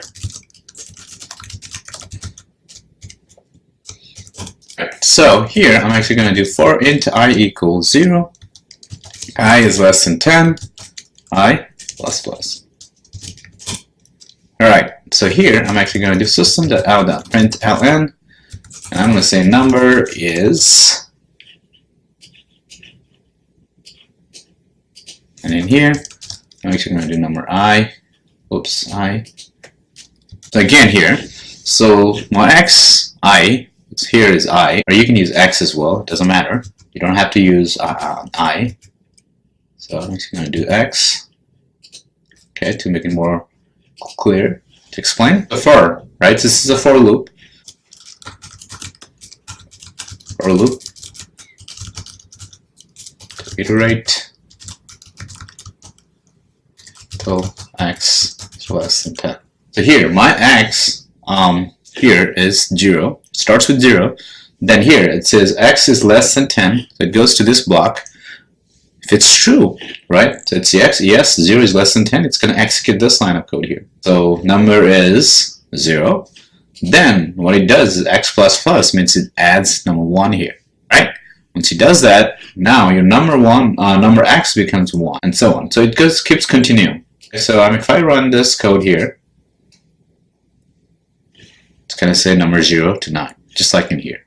So that's it for this lecture. I hope you guys understood what for loop is. And it's also one of the very, very important topic in Java. You're going to use for loop a lot. So that's it for this lecture. I'll see you guys in our next lecture. Hello and welcome back to StudentBlue.com. This lecture, we're going to learn about while loop. So in our previous lecture, we learned about for loop. We wrote some Java code that actually executes the for loop. So in this lecture, we're going to learn about while loop. So let's take this example here. So I've got this x equal 10, right? So I declared this x variable, okay, which is an integer, to be 10, right? I initialize this x variable equal to 10. Then I have this condition here, which says that if x is greater than or equal to 0, right? If it's equal to or greater than 0, I want to actually execute this loop code here, my code here, decrementing my x, decrementing this x variable, okay, -1. Then it goes back here. So now it becomes 9. So 9 is greater than or equal to 0, true, and it's going to go back in here and execute in a loop. So until and unless this x is 0, right? Once it becomes 0, then it's going to end the code, because now your x is 0 is less than or equal to 0, true, right? So if it's true, it's x is greater than or equal to 0, false, so it's going to execute this line of code here. All right, so what happens when you write in our Java code? How do you do that? Well, I've got this while loop here, and I've got this main method here. Then I actually initialize my variable x, or here I, okay, you can name whatever you want, equal 10. Then here I've got using a while loop here. So with while loop here, what I'm saying is if this I, right, is greater than or equal to 0, right, then I'm actually printing this line of code here. Okay, so I is 10, right? So 10 is greater than or equal to 0? Yes. So it's going to execute this line of code. So this number is, it's going to say 10. And then I'm actually decrementing the I using I minus minus.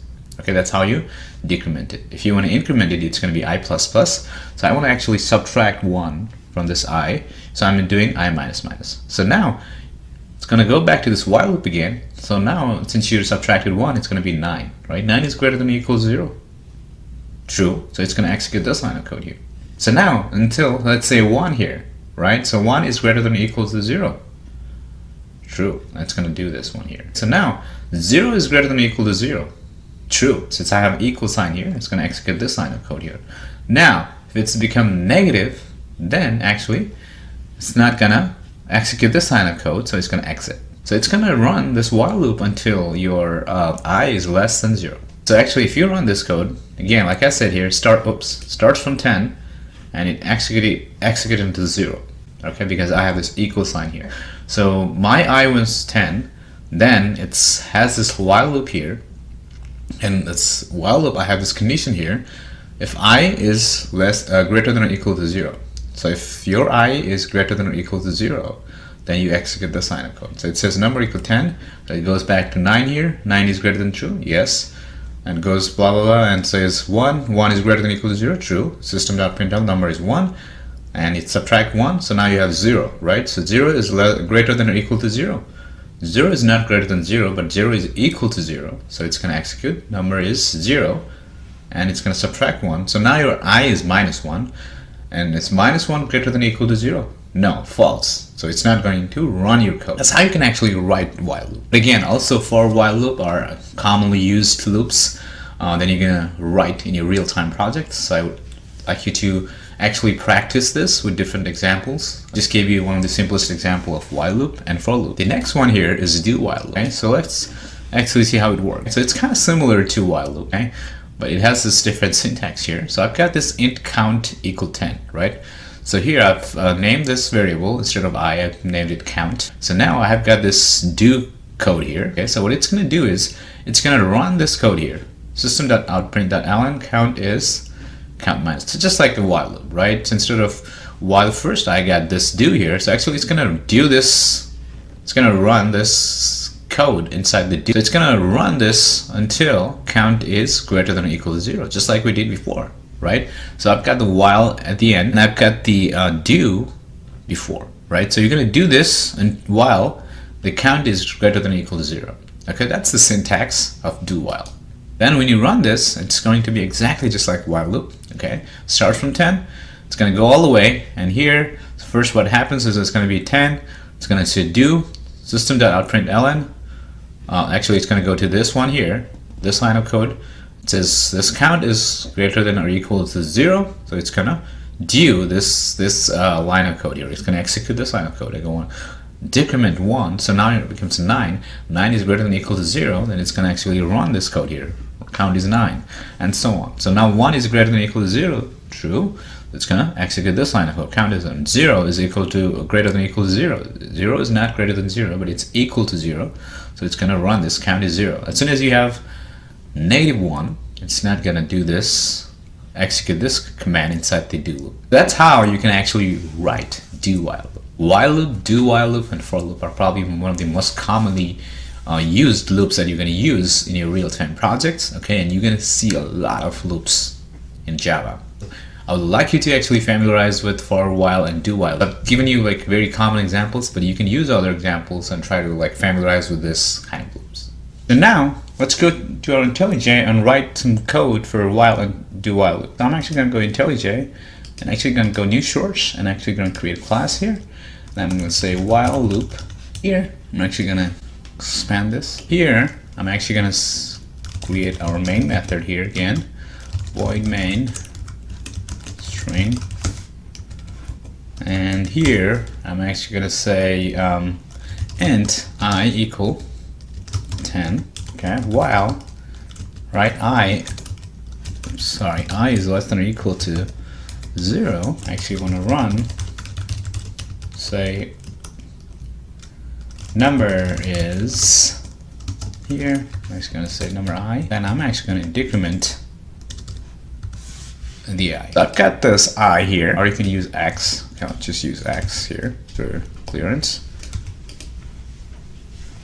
Then I've got this variable x here, and I said x equal 10, then I said x is less than or equal to 0, sorry, it's greater than or equal to 0, then I'm actually going to print this line of code here, system.println number is, so as long as this one, x is greater than or equal to 0, I'm actually printing this line of code here. Then I'm actually decrementing this x.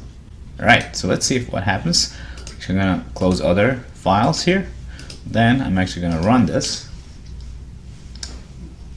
So as you can see here, it started from 10, then it all the way went to 0, right? Since I've got this equal to 0, right, it ran this kind of code here. System.out.println, number is 0. Now I've subtracted 1, so now your number becomes -1. So -1 is greater than or equal to 0, false. So it's not going to execute this line of code. So compared to for loop, the syntax is a little easier, right? But that's how you can use actually while loop. Again, while and for loop are very commonly used on loops, so I would like you to, really get familiarized with this. Alright, so now let's do while loop. So I'm actually going to do while loop, and here I'm going to say static void main string args, and in here I'm actually going to say int x equal 10, and here I'm actually going to say do. I'm going to say system.out.println. So here I'm going to say number is, say, x. All right, and I'm actually gonna do x.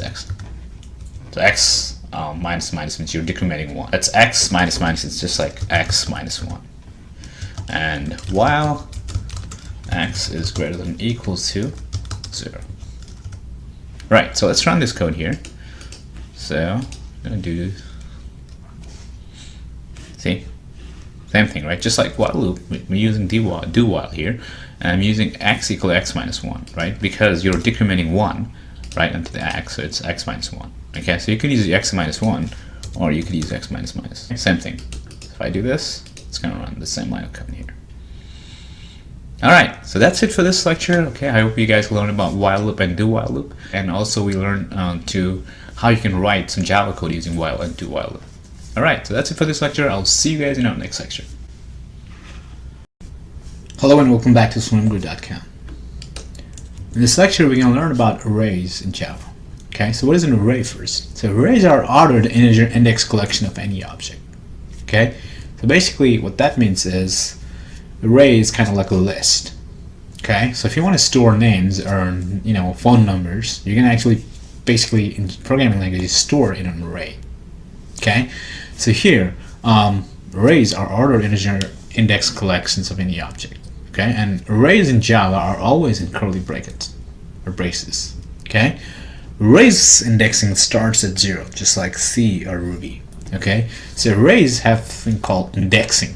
Okay, so if you have 4 elements in your array, so the first one starts with 0. Okay, the second one, 2, 3. So if you wanted to actually call the first one, you have to actually use array 0. Okay, so now to explain you more clearly, you can see this diagram here. Okay, so here I've got this first array of 10.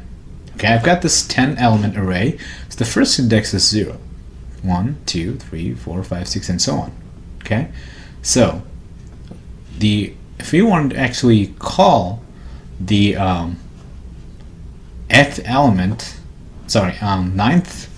ninth element here, okay, you actually got to call with index 8. Okay, because although you have 10 elements, the indexing starts with 0. Okay, it's the same thing in C or Ruby. Okay, so now let's look at the code here, how you can create an array. Okay, so I've got this array class, main class here. So I've got this string array here. Okay, so how do you do that? Well, you first type string and you have this square bracket in here, which basically means that you're creating an array. Okay, that's how you do it. And here I've got student names, okay, and here the student names equal new string. Okay, so I'm actually creating a string array. Okay, and here I've got John, David, Henry, Bob, Victor. Okay, I've got this array of names.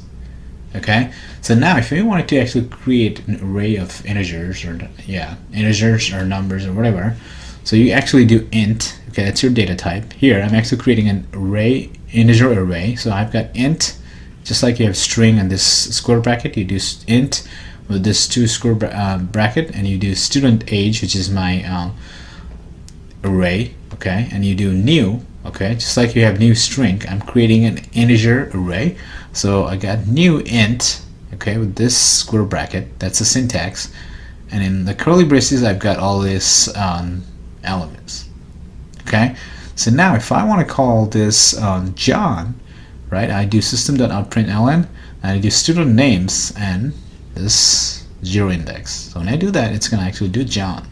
Same thing, string.println, student names 2, so it's going to say 0, 1, 2, it's going to do Henry. Now if I do student names 4, I'm going to go 0, 1, 2, 3, 4, it's going to say Victor. Now look at the student age integer array. So now if I do student age 1, it's going to say 25, and student age 4, so 0, 1, 2, 3, 4, 33, right? So if I print this line here, it's going to say John, Henry, Victor, 25, and 33, just like we did. All right, so now let's go back to our RubyMine here, and I'm actually going to create an array class. So I'm going to say array instead, array. And here I'm actually going to do public static void main string args.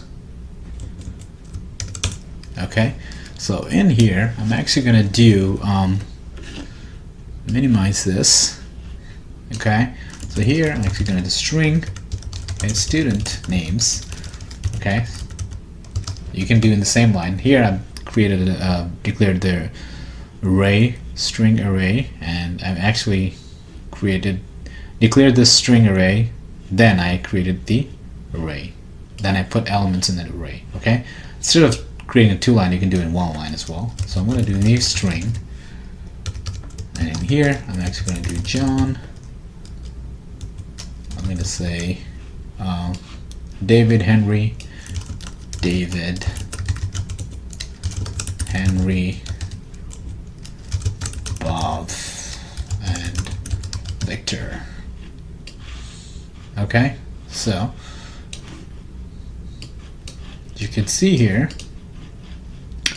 I've got this string array. Okay, how do I know it's string array? Because when I declared it, right, okay, I forgot to put semicolon in here. So when I actually declared it, right, I create a string, and I've got this 2 square bracket, right, which means that I'm creating a string array, and in here I'm doing new string. Okay, I'm actually creating an array, right? Okay, the syntax is, since it's string array, I'm going to do string, the square bracket, and whatever the name you want, and you do new string. Okay, that, and you put the what do you call your elements in that array. Okay, so another thing with the integer here, so I'm going to say student age, and I'm going to say new int. Okay, so here I'm going to say 25, 32, 29, say 39, 40.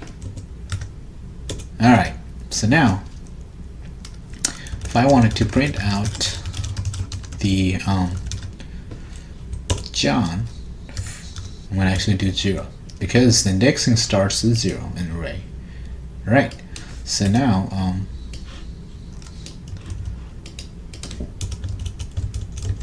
okay, so if I want to actually print out Henry, so I'm actually going to do 0, 1, 2, sorry, 2.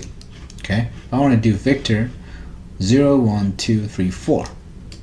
Okay, so now this is for the student age. So if I do 0, it's going to do 25. And if I want to do this, 0, 1, 2, 3, 4. Okay, so if I run this,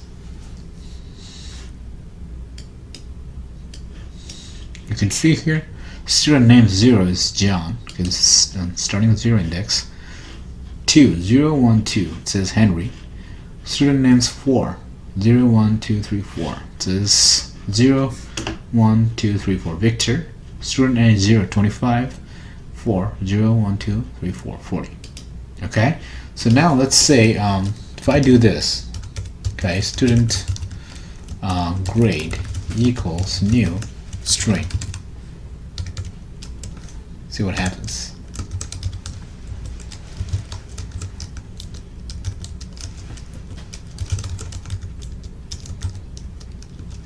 Oops, there's no 4.25, it's going to be 3.25, so 3.0, 3, 1, and so on. See?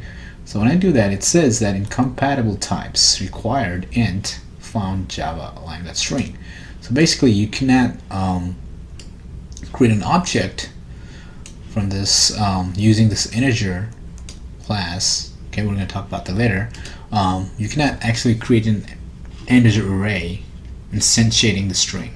Okay, so here you actually declare I want the integer array. Okay, but then here you're actually creating an object from the string class.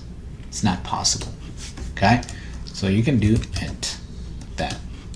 Okay, and here when I do int, it's going to throw an error because this is string, which is not possible.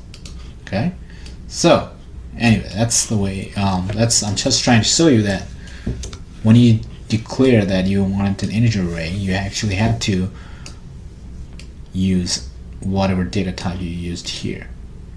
Okay, so I've got int, new int, you got string here, new string. Okay, so if I want to create a grade here, I'm actually going to do double, and I'm going to do student grade equal new double. Okay, and in here I can do 4.0, 3.25, and 3.0, 2.9, 3.5, and so on. So now if I do system.out.println student grade 3, so 0, 1, 2, 3. It's gonna say 2.9, 0, 1, 2, 3, 2.9. Right? So the other way you can actually create an array is, let's say, create an array called student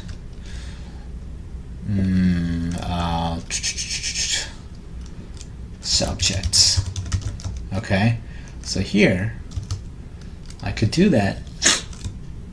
So I'm going to say new string, and I can also declare how many I want. Let's say I want 5 elements. Okay, so I created a student subjects string array. Okay, so now I can do length here. Oops. Let's see if I can declare here. So 0 equals let's say computer science. I'm going to say student subjects 1. Okay, it's a sociology. Okay, I'm going to copy this to save some time. And 2, 3, let's say history. And let's say the 4th one is biology. Okay, and the fifth element here, so it starts with 4. I'm going to say English. Okay, so 5th index is actually physics. Okay, so now if I do system.out.println I can also do student subjects and actually grab the fifth one. And let's see, it should say physics. Oops. Okay, so here when I do that, it's saying that array index out of bounds exception. Okay, that's a very good one. So here what I'm saying is I need only fifth element, but however I've got 1, 2, 3, 4, 5, 6. So when I try to run it, it's saying that I already declared this string variable student subjects to be only 5 elements. Okay, this student subjects I declared an array to only have 5, but I'm adding here this 6th element using 5th index. Okay, so now I'm actually going to do 4, and it should work. See here, it says English. So instead of like having like this, right, declared variables, you can create array, string array, or any array, like, and put how many elements you want, right? So new, int, or whatever. Just declare the number of elements here, and you can add that later as well. Okay, so that's it for this array class. Okay, I hope you guys understood how you can create an array in Java. It's a little syntax heavy compared to other programming languages, right? So just be familiar with the syntax, how you can actually create an array in Java, and just try to play around with it. Okay, the other thing we learned about is the array index starts at 0. Okay, and you can grab the get the element from the array using the array, and in the square bracket whatever the index you want, right? 0, 1, 2, 3, 4, and so on. Okay, so we also learned about the other way of creating a string array, where you actually declare the elements inside the array, and you can add that array's elements later on, like this. Alright, so that's it for this lecture.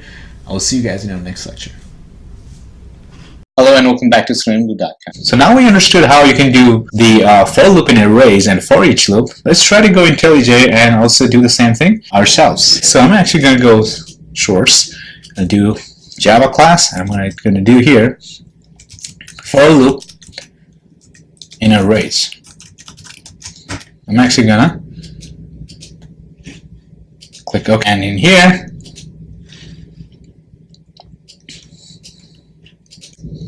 I'm going to create public static void main string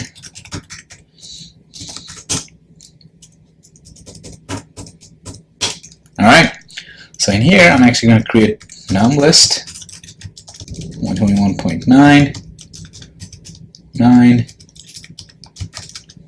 4.4 312.5. Forgot to add the semicolon in there. So now you can also do new, right, double, just like we did before, right?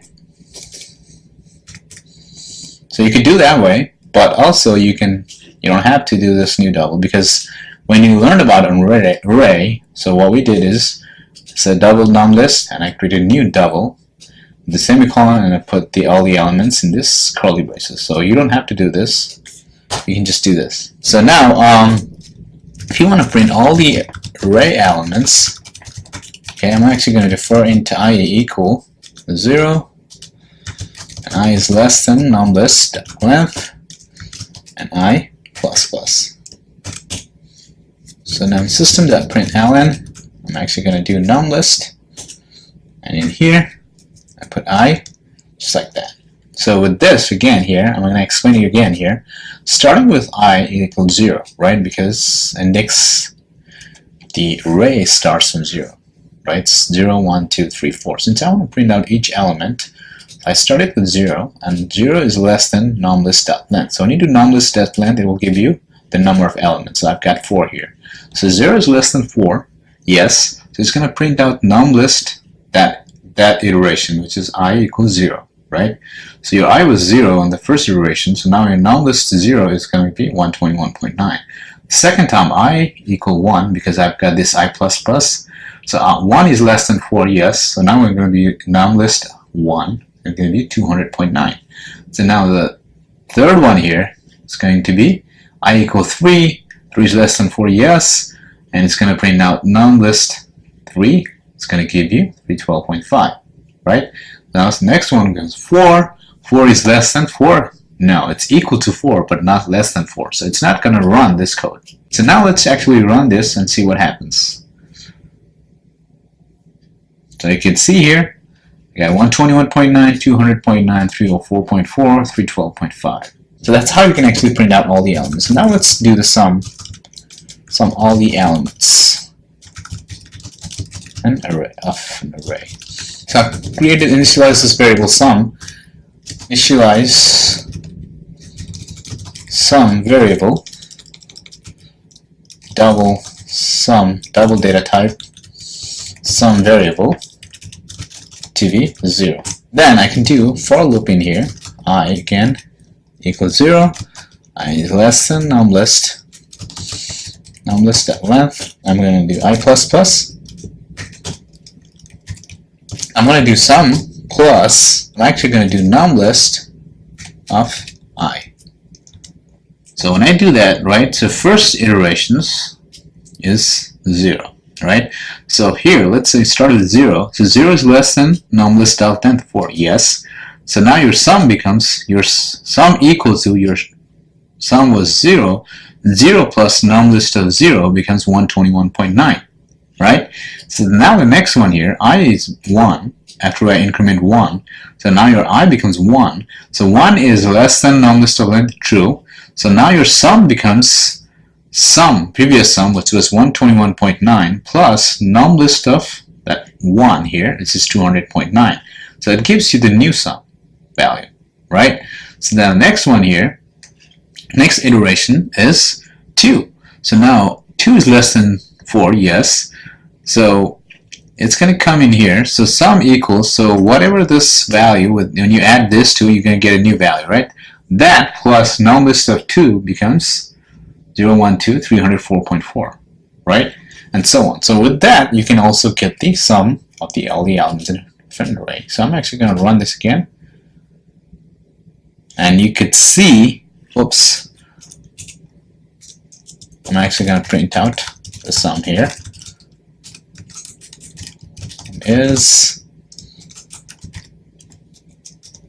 Alright, and you can see here why I print out sum not in here. Well, because you're going to actually get the final sum value once you're done with this for loop. That's why you're actually getting the sum in here. So now that's how you can actually do a for loop and find this sum. Let's run this one again. And it's going to say 939.7. So if you do this addition in your calculator, you're going to get the same value. So now if I do find the largest element of an array. So now I'm going to do max equal numList 0. So I'm actually initializing the maximum, the first element, an array element to be maximum at the largest element, I'm saying, largest element. Alright, so now I can do for loop again, int I equal 1, I is less than numList of length, and I plus plus. And in here, I'm actually going to do if, right, numList and I is greater than max, right? So actually going to be max equals to numList of I. So what that basically means is compare the element with the largest element. If the next element is bigger or larger than the last maximum element or last element, then the new element is the maximum or largest element, right? Simple as that. So what that basically means is that first, right, I'm starting with 1 because I've already said this is the largest element of an array. So I started with 1 because now I start with this second element because integer of 1, right? So index 1 gives me this one because I've already said this is my largest element here. So now I'm saying for loop I equal 1, so starting from 1 index, I is less than nonlist.length, so I've got 4. So in here, yes, then it goes into this for loop, right? So if nonlist I, so nonlist I becomes 1, nonlist 1 becomes 200.9, is greater than max. So I've already initialized this max as 121.9.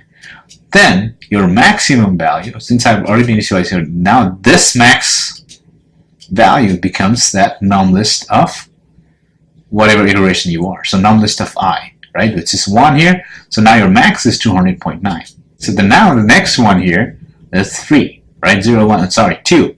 So now your I equal 2. 2 is less than nonlist of length, which is 4. So if nonlist of 2 is greater than max, so nonlist of 2 is 304.4, is greater than max, which was 200.9, and yes, then your now the maximum variable becomes that element, which is nonlist of 2, 304.4, and so on. So now let's print out the maximum value. I would say largest element in an array is, I'm going to say max. So now let's run this.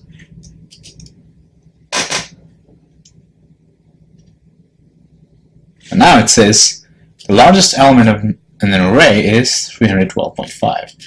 Now let's make it look interesting.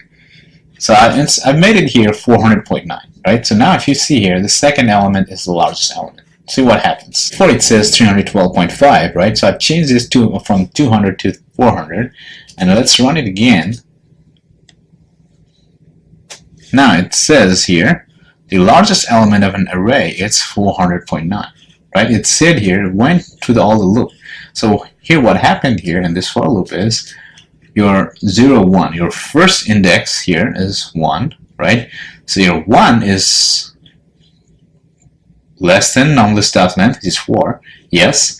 So now your nonlist of 1, which is 400.9, is greater than max, which is 121.9, which we initialized it here, yes. So now your max is nonlist of 1, right, which is 400.9.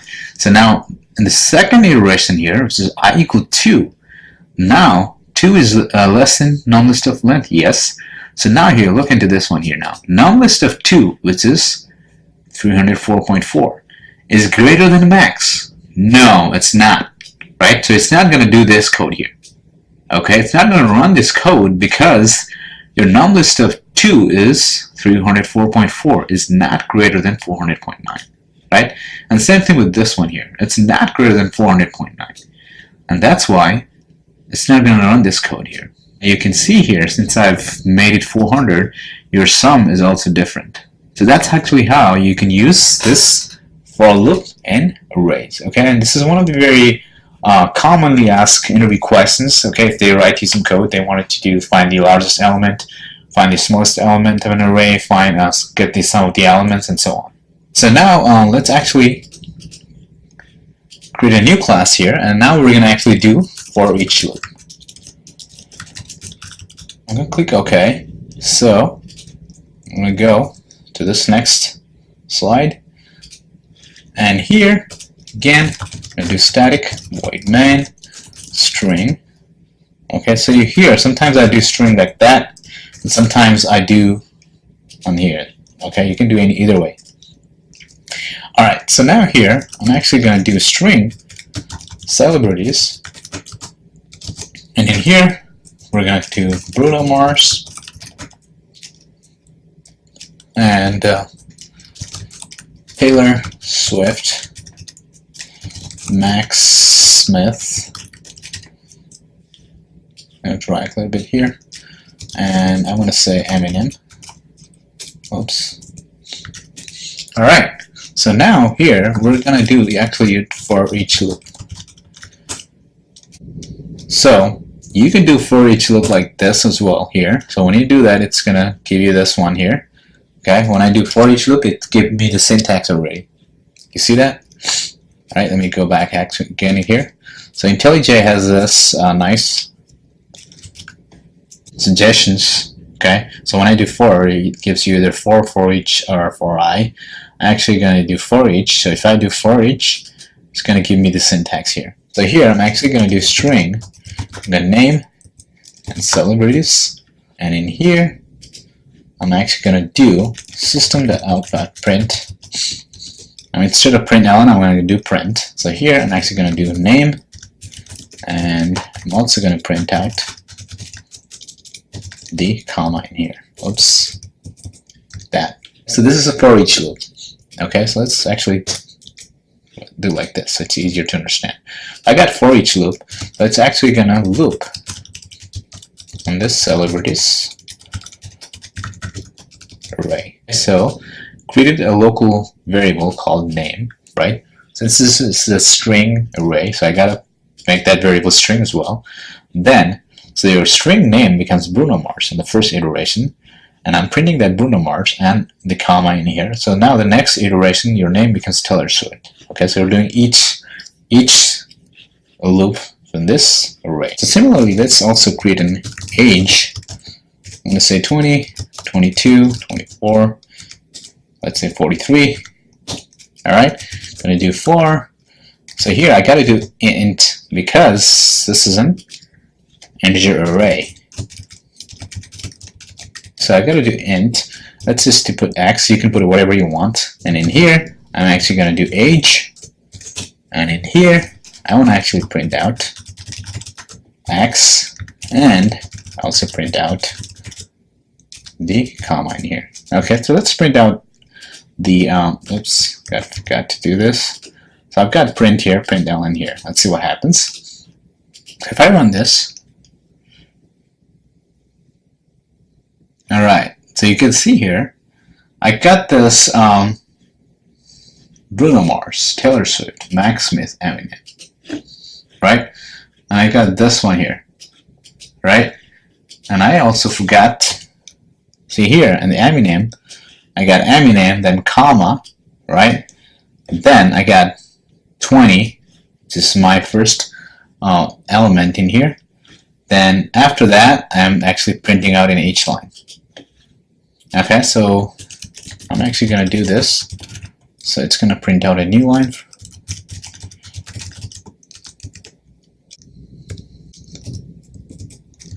That. And let's run this. So you can see here, I've got print. Let's just do this, what happens.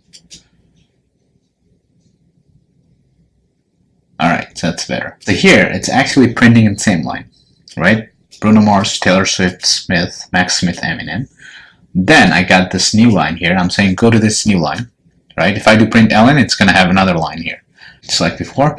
So now here, I'm actually doing a for each loop, but here I'm actually doing print ln, right? So it printed 20, right? And it's going to the new line. It's printed comma in here. Now again, it's pointing it to 22 and comma and so on, right?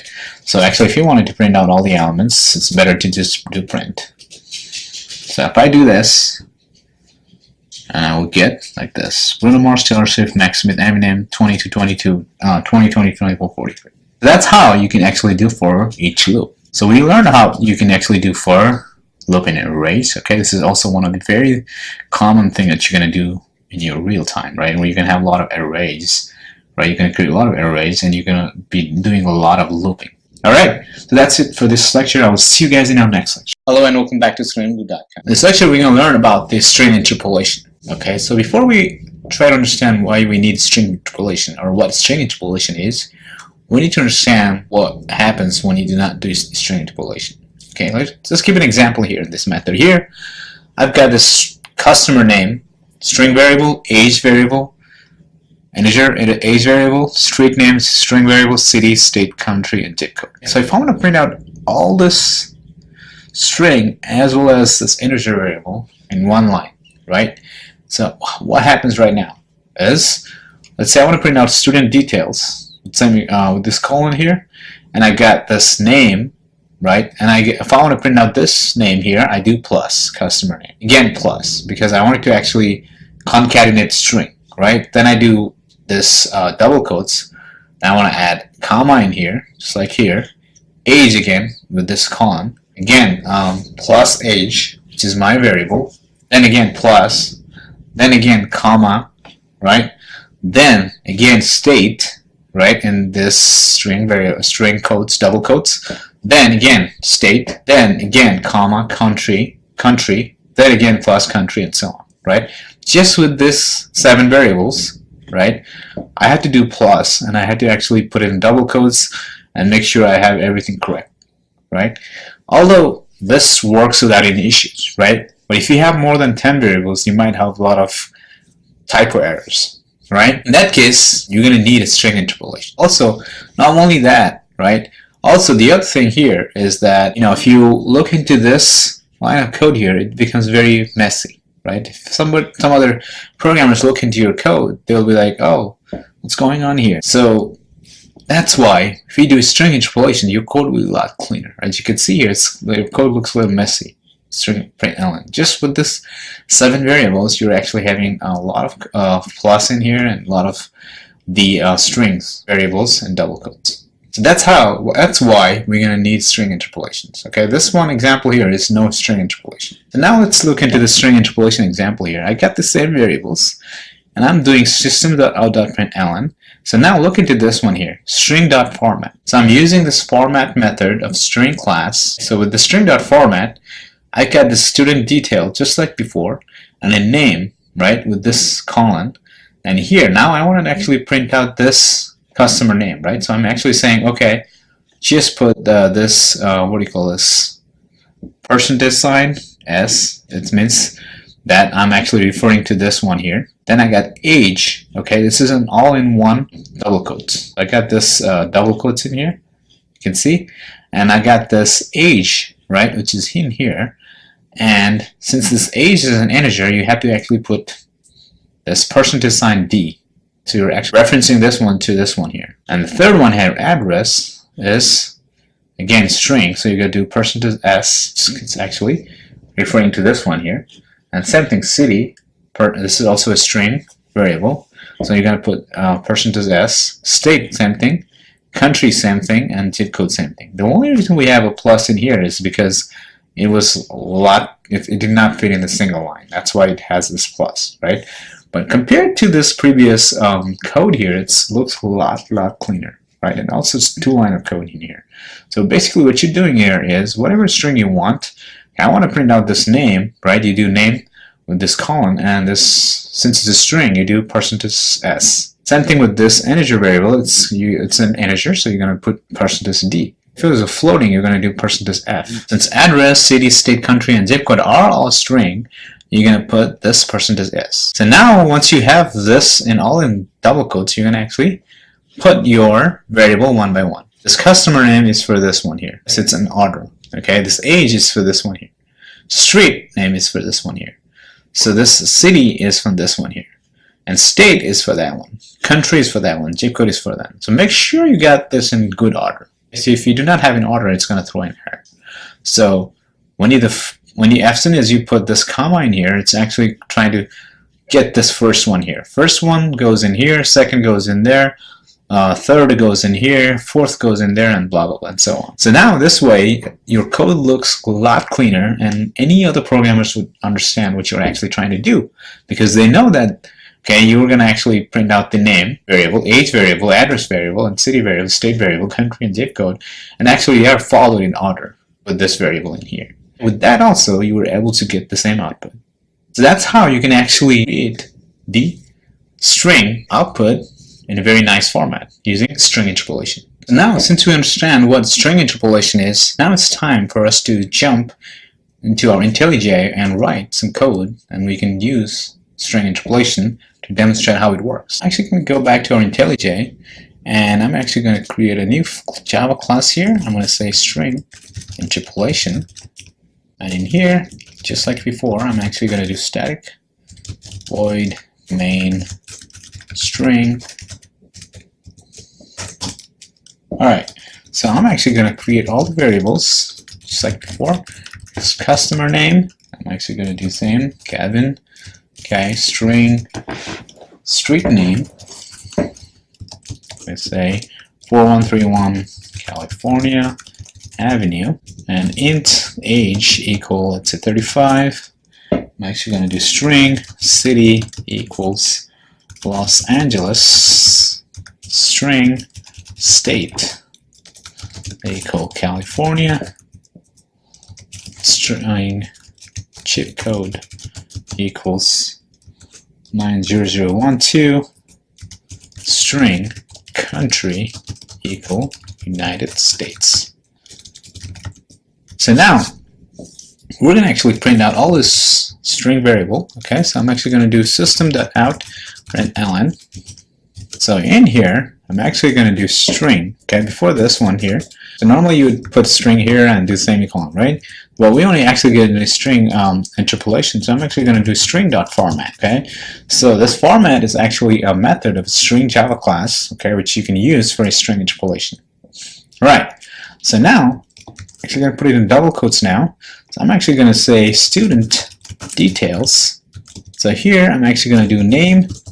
I'm actually going to put this percentage, right? If you go sift after 5, you're going to get percentage s. So now same thing, age. Now, since age is an integer, I'm actually going to put d. Okay, it's a digit, right? And I'm actually going to do street name s. Okay, instead of street name, I'm going to do address. And now we're going to do the same thing, city s, and I'm going to do state yes. So zip code, I want to say zip code s, and country equals yes.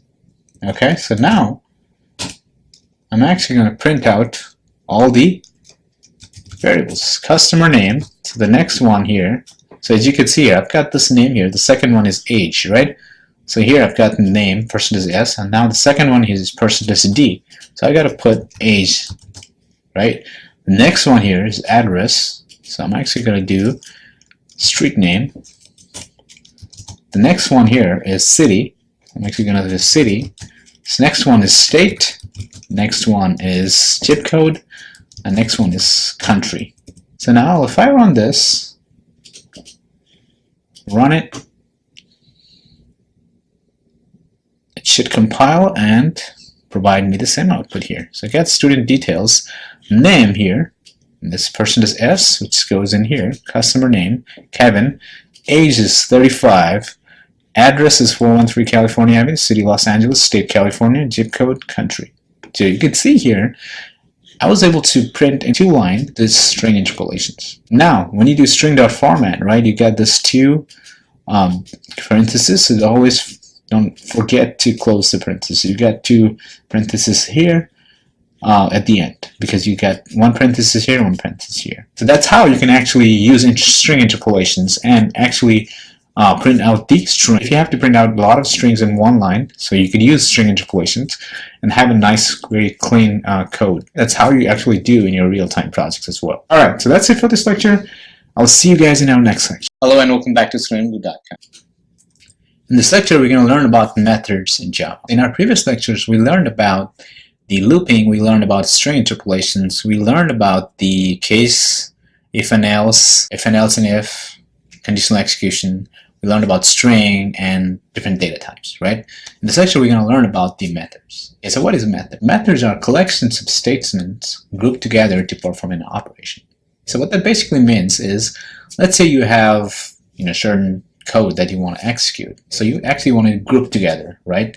And you create a method. Okay, so that those lines of code that does some action, right, performs an operation. In that case, you'd actually group them together and put them together in a method. Method here are used to bundle 1 or more repeatable statements into a single unit. So what that basically means is, let's say you have this lines of code, right, and lines of code that you want to run over and over again, right? In that case, instead of doing repeatedly like 10 times or 20 times, you can actually create a method. It's just have all those lines of code and create a method.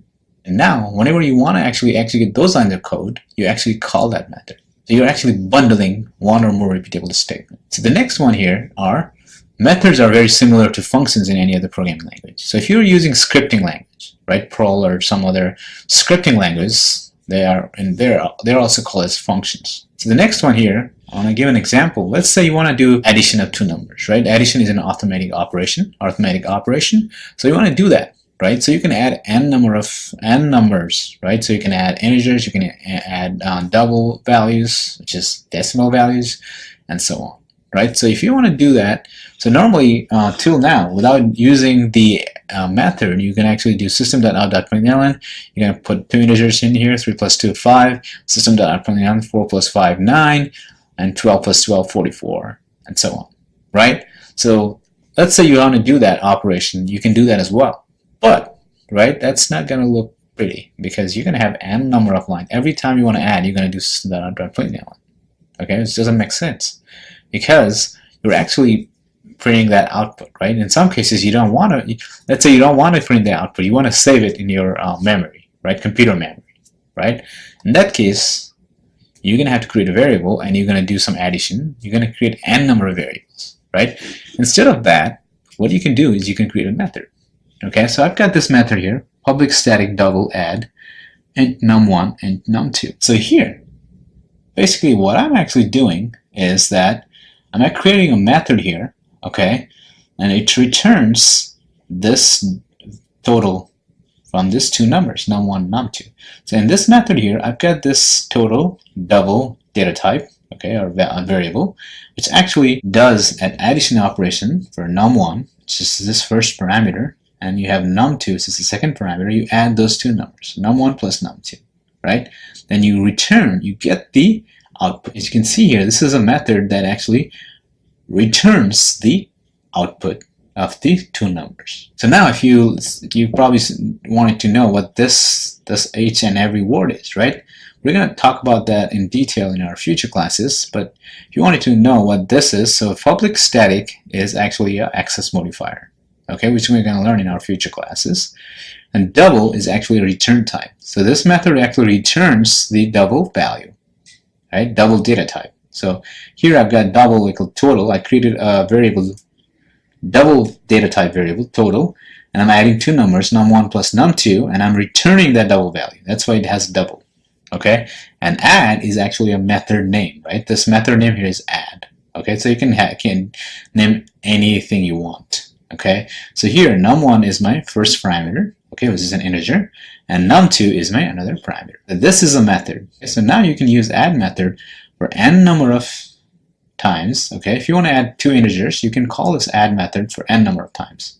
So now we're going to learn about what method with the return types void means. So now let's give an example here. So I've got this method here, I've got this main method, and I've got this method here. Click static void. Okay, so we're going to talk about this, what this void means here. And my method name here is greet. Okay, it takes one parameter, which is a string parameter, name. So what that basically does, it just prints out hello, whatever the name is. And now I created this method, basically greets the customer or stranger, right? So now I can call this greet method here. First here I call greet, and now put a string variable in here because this greet method requires a string parameter. So I put John in here in double quotes because when you put it in double quotes, that's a string. Okay, so now when I can call greet John. Now let's say I want to greet another stranger or customer, Kevin. So I can just do greet Kevin. Okay, so let's say I want to call greet Stacy, right? Stacy came into my apartment, so I want to say greet Stacy. Same thing, Raj came into my apartment. I can do greet Raj. So when I do that, I'm gonna get hello John, hello Kevin, hello Stacy, hello Raj. So I can call this greet method and greet all the customers or all the strangers into my apartment, right? I don't have to do system.out.println John, system.out.println Kevin, system.out, and so on, right? So now with this method, it looks a lot cleaner, right? And all the other programmers then easily understand what you're doing. So that's how you can create a void method, right? As you can see here, this main method also has void, right? Because it does not return anything. It just does the operations, right? This public static void main method actually does the operations that you want, right? It does not return anything, just like that, right? Void means it does not return anything. It just does the operations. Now next method return type is string. So let's take an example here, greet. Okay, so here I've created the public static. Instead of void, I have a string return type as string. Okay, and I've got the same method named greet. Takes the same string parameter name and I'm saying it's going to return a string, right? Since this void type is string, it's going to actually return a string. Okay, so here it's going to say hello, and whatever the name, and it's going to say welcome to Java class, right? So when you have a return type of string, you're expecting to get a string as an output, right? So it says return, right? Every time you have something other than void, you're gonna have to use this term return, keyword return. Here I'm actually going to do hello, whatever the name, and welcome to Java class. Now if I call this method greet, right?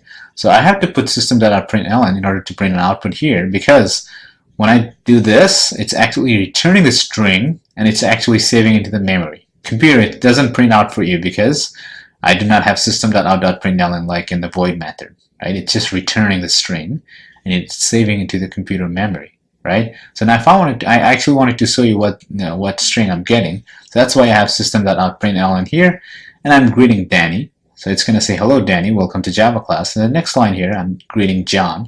It says, hello, John, welcome to Java class. And it says, Stacy, hello, Stacy, welcome to Java class. Hello, Kevin, welcome to Java class. So you can see here, I'm using the string method over and over again.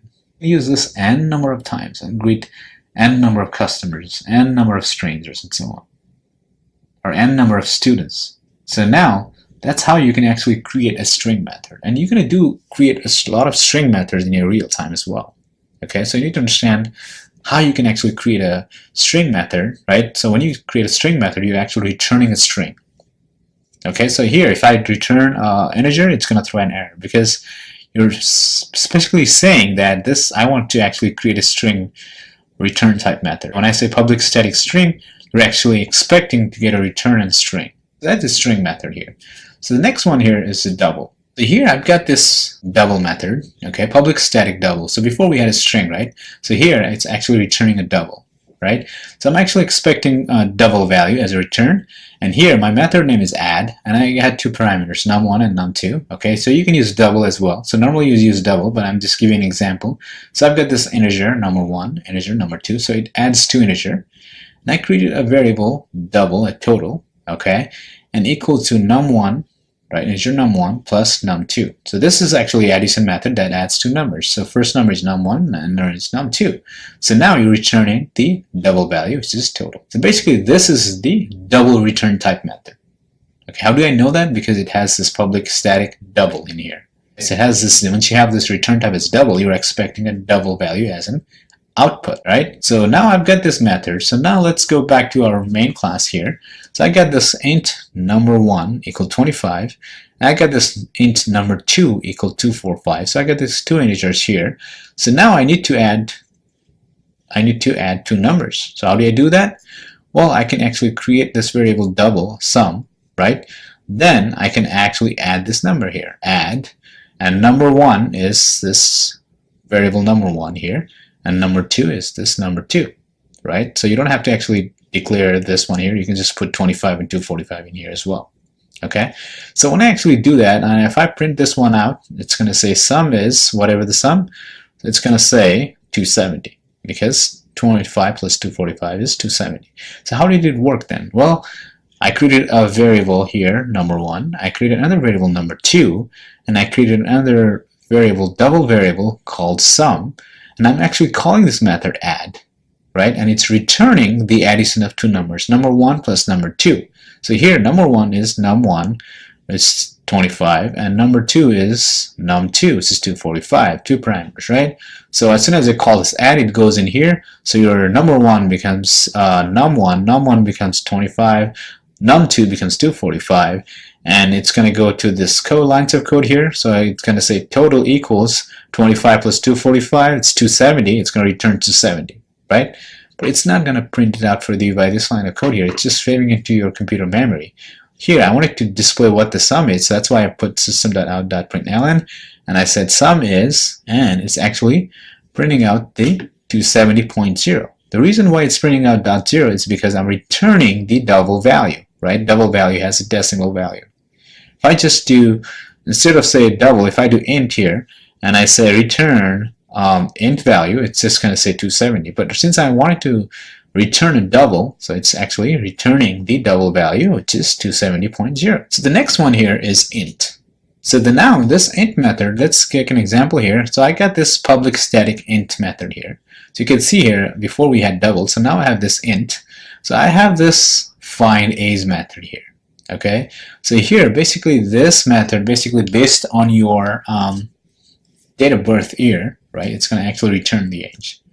Okay, expecting this current year is 2017, right, it's going to give you your age. Okay, so I've got this public static int, right, int return type method here, find age. My parameter here is year, which is also an integer, right?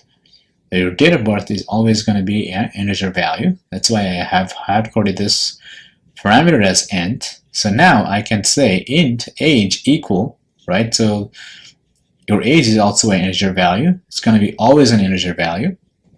Then I'm going to say 2017, which is my current year, minus whatever the year that you were born, right? Then I'm returning the age, right? And here, as you can see here, since this is an int return type method, I'm also returning an integer value, right?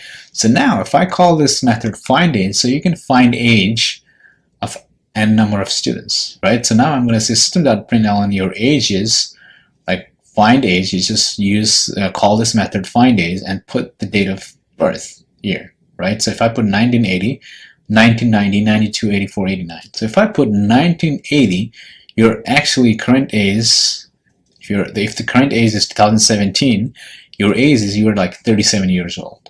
So if you're born in 1990 and your current year is 2017, you're actually 27 years old.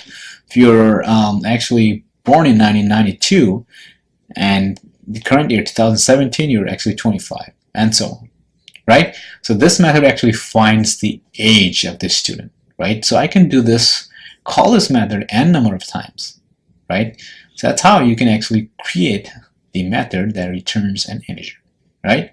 So that's how you can actually create a method that returns an integer. So now the next method return type is Boolean, right? So we learned about the Boolean data type as well. So this one here is a Boolean. So now here I'm saying, okay, this one is even method has a parameter number, right? So this number should be an integer value. Right? If you put any other number value than integer value, it's going to throw an error. So your number has to be integer. So now what it does is actually divides by 2. Right? So if you if you divide by 2 and your remainder, right? Remainder is 0. Right? So there's no remainder, then it's the even number, and you return true. Right? So if you do division in your basic algebra class, right? If you actually divide by 2 and you do not have any remainder, right, then that means that's the even number, right? That's how you find out if it's even or not. Okay, so if number, whatever the number, and divide by 2, there's no remainder equals 0, right? This one here is remainder or quotient, whatever you want to say. If there's no remainder, if the remainder is 0, then it means it's an even number. Else, you're going to return false. So that's how you can find out if it's even or not. So now if I call this age even, so I'm going to say here system.println is number even is even. I'm going to call this method is even. Here I put number 20. Okay, and it says it's number even, true. So if I divide by 20 by 2, you're going to get 10, and there's no remainder, right? That means it's an even number. So now if I do this 25, you're going to get a reminder in there. So it's going to say false. Same thing with 40. It's going to say true and false. So that's how you can actually create a return type method that is a bool. Hello and welcome back to StudentBlue.com. So now we understand how you can actually create a return type of different Boolean, integer, double, or string. Let's go into IntelliJ and do the same thing and write some code to create some methods. I'm actually going to open this IntelliJ here. So the first thing was this void method. So here I'm going to say public static void main string args. So here I'm actually going to create a first method that returns void, or it does not returns empty value. Okay, so here I'm actually going to say public static void greet. Okay, here my parameter is string parameter is name, and I'm actually going to say system.out.println. Let's just use string interpolations actually. Alright, so let's say name. And I also forgot to do string.format here. Okay, since I don't have one closing parenthesis, throw an error. So now I created this method, right, greet, which actually does this operations. It just prints out. It does not return anything. Returning means it does not save into the memory. So now if I'm gonna call this method here, I'm gonna call greet, and in here I'm gonna call John, greet Kevin, and let's say greet Raj, greet Stacy. Alright, so now as you can see here, when I call this one, I'm actually calling this method, and the name parameter, this is a string value. I gotta put a string value in here, that's why I have it in double quotes. So now if I run this, it's gonna say hello John, hello Kevin, hello Raj, and hello Stacy, right? So this one here, and actually when I call this line of code, it actually goes to this method and puts the parameter here is to John, and it's gonna print out hello John. And the next second thing is Kevin, hello Kevin, and so on.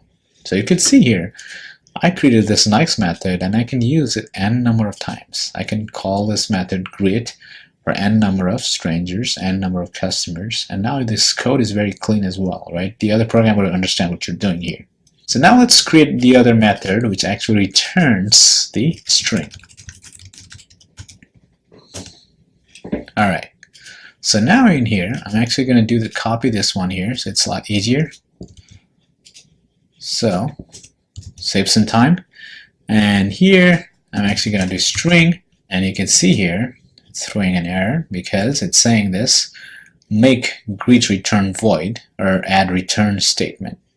Right? You see that? As soon as I do string, it's returning string value. This only does the operation, it does not return any string. I'm actually going to do return hello. So I'm in here, put hello at that, and welcome to Java. So in here, I'm actually going to do string.format. And in here, I'm going to say name. See here? I'm returning the string, okay, and I'm formatting it because I said hello, and I want to actually use this name. So I use this %s in here, and welcome to Java. So now, if I call this method in here, let's see what happens. Okay, can I close this? Now you see here, right? I call this method, it's not returning anything.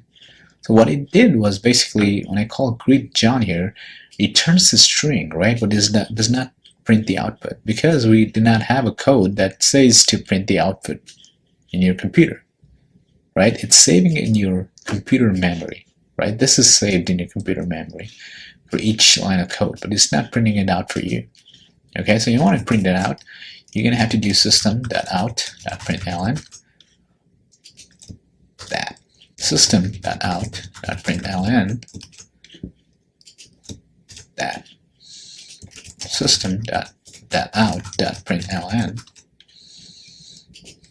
that system.out.println that. So now if I run this, it's going to say hello John, right? The first one here, system.println greet John. So it's since I have println, print it out for me, right? System.out, print it out from my system. Println greet John. It's going to go back to this method here, greet, and my parameter name is string parameter is John. So it's going to go back here. It's going to say hello John, welcome to Java. Second thing, hello Kevin, welcome to Java. Hello Raj, welcome to Java. Hello Stacy, welcome to Java. So you see here, sorry, this is not a string, empty values, but method that returns string value. So this method here actually returns a string.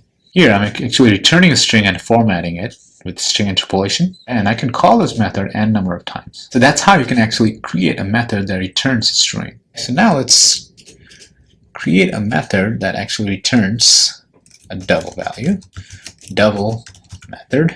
So I'm actually going to copy this to save some time, and we're going to change the value.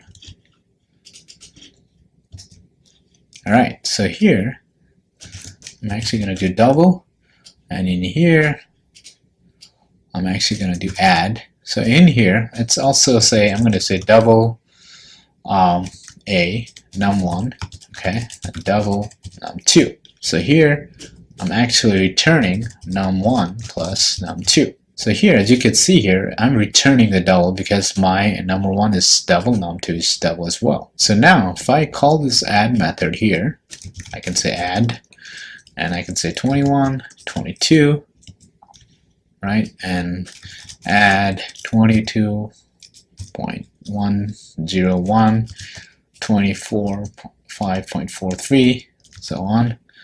And let's add some big numbers here, 400 that, and 200, something like that. And forgot to put closing parenthesis. And in here as well, I'm going to add negative number and positive number. So now let's see what happens. All right, so you can see here, right? I've got add 21 plus 22, and so it's 43, and I'm returning a double, so it gave me 43.0. Same thing here, 22.01, 25.42, it's giving me this double value in here. Same thing, 43.4, it's going to give me 0, and so on. So I'm actually getting the double value in here, right? So let's say what happens if I just put int in here. You see here, if I put int, it's actually throwing an error. It says that, okay, I'm expecting a double, but I found int equal, because they both are int. So when I do return num1 plus num2, so when you're adding to int, you're going to get int, right? So you want a double. So actually, the way you can do is you just do the double equal num1 plus num2, and you can actually return the double. So that way you can do that as well. Okay, but however, it's just going to throw an error because I'm expecting this parameter 1 and parameter 2 be int, but this is a double, right? So anyway, you could do whatever you want here. Like I'm going to actually make it double so that it's going to accept both integer and double value. Okay, and you can do this one as well. And if I do this, it's going to work. Or to make it a little short, I can also do num1 plus num2. Both are double and also returning double. So that's how you can actually create a method that returns a double value. It's called a double return type method. Okay. So now let's create a method here that actually returns int. And to make it again a lot faster, I'm actually gonna copy this value in here. Alright, so I'm actually going to go int method in here, and in here I'm actually going to say int. So in here I can do the same thing just to make it a lot faster. I'm actually going to delete that. So now here my return type is int. Sorry about that. It should be int. So I copied this. So this is a method that returns an integer value. So now I have an add integer method. Okay, that actually adds two integers, num1, num2, and returning both integer values. So when you add two ints, you're gonna get int, right? So num1 plus num2. So now if I do call this add method and I have two integers, right? It's gonna add two integers and give you the integer value. So if I run this, I'm just going to get 43 instead of 43.0 because I'm actually returning an integer value. So that's how you can actually create an integer method. Now let's create a Boolean method. So actually I'm going to copy the same line of code here, and I'm going to go back in here. Okay, so just copy this one here to make it a lot faster.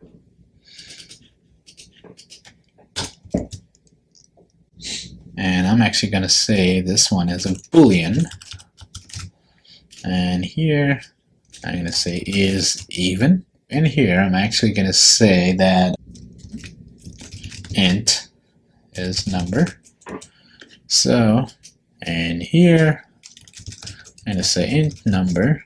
This divide by 0 and there's no remainder. I'm going to say return true, else return false. So let's see here. Why is it throwing an error? Seems like it doesn't like the question mark. Anyway, I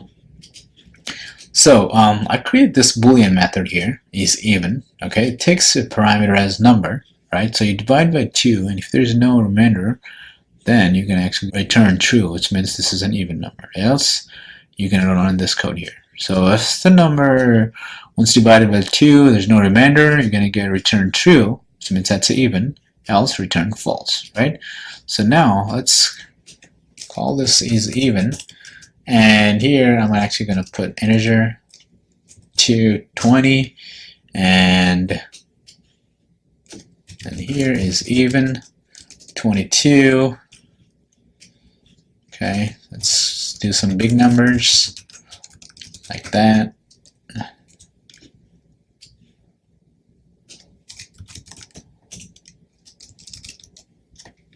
All right, let's see. And you can see first number, so when divided by 2, it's true because there's no remainder. Second thing, same thing here, and same thing here. This one says false because you can get remainder, so it's not an even number, right? So that's how you can actually create a Boolean method, and you can call that method anywhere. Like here, I'm calling the method in this main method here. And so this is how you can actually create a Boolean method. Alright, so that's it for this lecture, guys. I hope you guys understood what the return type with void method is, where each return type with string, integer, double, and Boolean method is, okay? Again, this is a very, very important topic, and you're going to use this a lot in your real-time projects. Okay, so please try to understand what each method, return type method is, and try to actually practice with different examples unless you are very clear what each method does and how you can create each method. I want you guys to practice a lot. So that's it for this lecture, guys. I will see you guys in our next lecture. Hello and welcome back to StudentBlue.com. In this lecture, we're going to learn about classes in Java. So in our previous lecture, we learned about what method in Java is, right? We learned about how you can create a method that returns string, that returns integer, returns double, returns Boolean, as well as the method that does not return anything, void methods. Right? So in this lecture, we're going to learn about the classes. Classes is probably the most important topic in this entire Java course. So what is classes then? Class is a specification or a blueprint of how to provide some service. So basically classes, it's kind of like a set of instructions, okay, that provides some service. So like blueprint, class has some exact specification. So many objects can be created for the same class. And class can contain methods, variables for an object. So what that basically means is like class kind of bundles everything for you, right? So class would have methods, it would have variables, and so on, right? So let's say, for instance, I have this class called dog, right? So the dog class would have different characteristics, right? So you'd have a method, right? So let's say, for instance, dog class have method like bark, right? So all the dog barks. So you can have a method called bark, and the dog class could have a method called eat, sleep, and so on, right? So now if you wanted to create an object from that class, right, you can call that class and create an object from it. It's like a blueprint. And also here, a class can have subclasses that can inherit or some of the characteristics of the class. So let's say you create a class, right? You can have subclasses. So that means, let's say you have a class, right? It's just called a parent class. Then you can have other classes that can inherit that class. So the class that inherits the parent class are called child classes or subclasses. And subclasses can also define their own methods and variables that are not part of their superclass. For instance, let's say here, example is animal. So let's say if I have an animal class, okay, so I can have subclasses, for instance, dog, cat, giraffe, and monkey. So animal, all this four has the same characteristics, right? So if it's an animal, it's like a blueprint, right? And all these four different animals, they have kind of similar characteristics. However, they have different unique characteristics as well. Right? So these four child classes can inherit properties from animal class, okay, and have their own unique properties.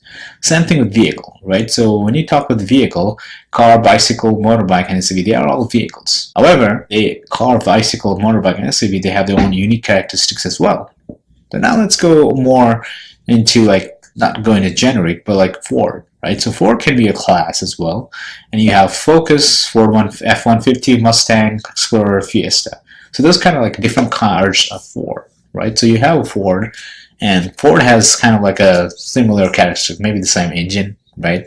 Maybe the same steering wheel, right? Maybe the same battery, and so on. And same thing with dog, right? So you can have Corgi, German Shepherd, Labrador. They are all dogs. They have the similar characteristics as this dog parent class.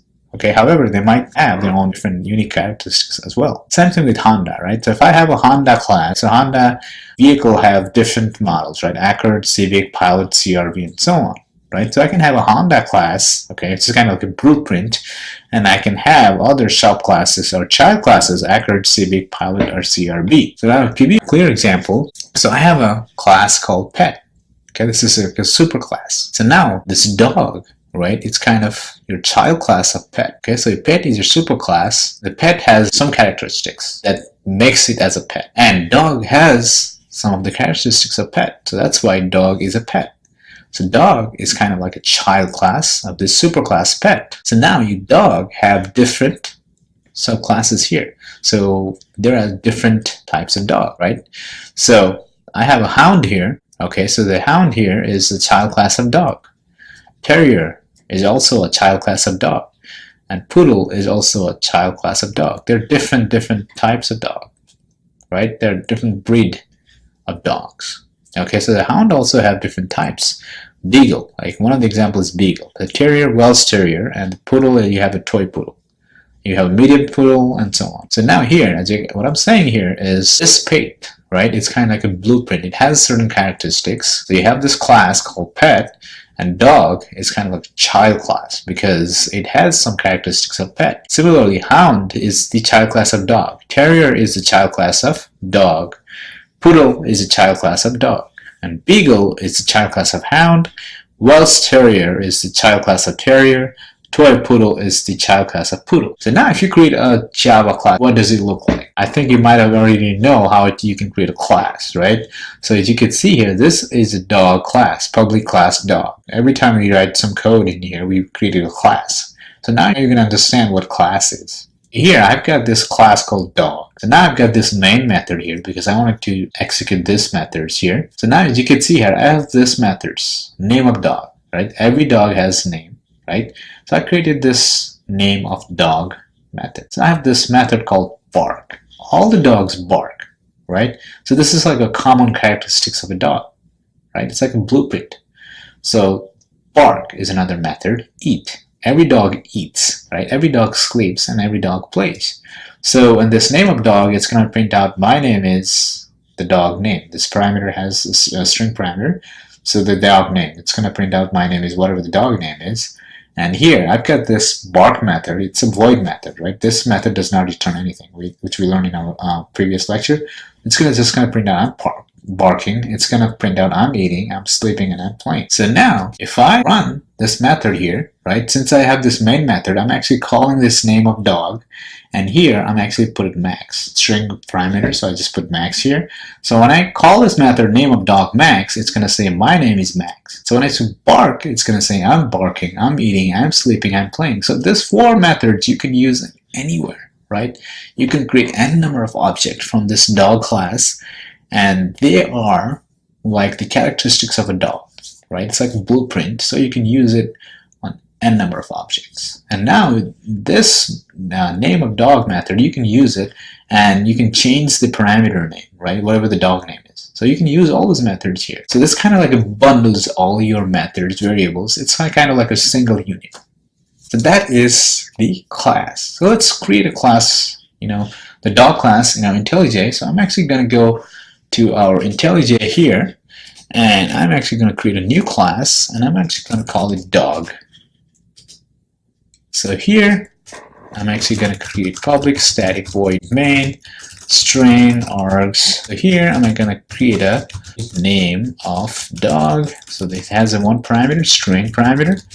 and the name, and it's going to print out the name of the dog. So I'm going to say name is, let's put string interpolation, okay, name here, and when you do string interpolation, you're going to have to do string.format and close this braces here.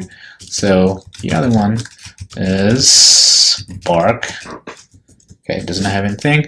It's going to say system.out.println I'm barking. I'm going to copy this to save some time and put it here.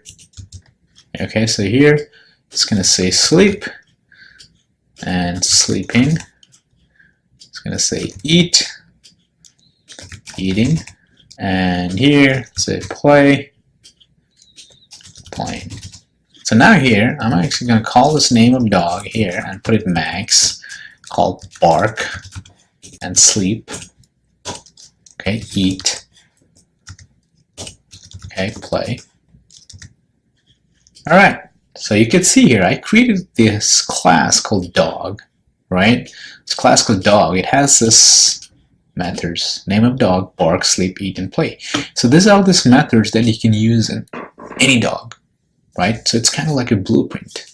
Okay, so now in this main method, I'm calling this method to trying to show you what it does here. So now if I run this, it's going to say name is Max, I'm barking, I'm sleeping, I'm eating, I'm playing. Okay, let's call another one again here, second dog. So it's going to say name of dog here, and it's going to say Jackie. And I'm going to say the same thing, bark, sleep, eat, play. So now if I run this, so here, name is Max, and I call this method, I'm barking, sleeping, eating, playing.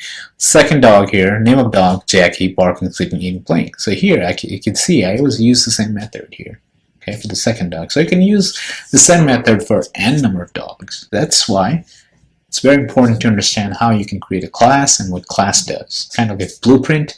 It bundles all the methods, variables, and all the things that you need. So now, if you wanted to actually use this method, you can do that. I mean, child method can also use this method here. We're going to learn about inheritance, where you're going to actually inherit all these methods from your parent class in our future lectures. All right, so that's what the class means in Java. I hope you understand what class in Java is and how you can actually create a class. I think we've been creating a class from lecture 1, but now you understand what class is. Alright, so that's it for this lecture. I'll see you guys in our next lecture. Hello and welcome back to StudentBlue.com. In this lecture, we're going to learn about types of methods in Java. Okay, so in our previous lecture, we learned about what class is. Okay, we also learned about how you can create a class. Okay, in this lecture, we're going to learn about the static method, what static method is. So static methods are basically the methods that can be called and executed without creating an object or instantiation of the main class. Okay, so far, we've been calling all the static methods because when we create a method, we did not create an object. So till now, all we've been doing is creating a static methods, calling the static methods. So it can be invoked directly via class name as well. So right now, as you can see here, I've created this method name of the dog, right? Void, static void name of dog in our last example here. So I got this static method. So how do I know it's a static method? Because it has this keyword static. Remember when we used this, when you wrote some code in our Java, like in lecture 1, right? We were using static, right?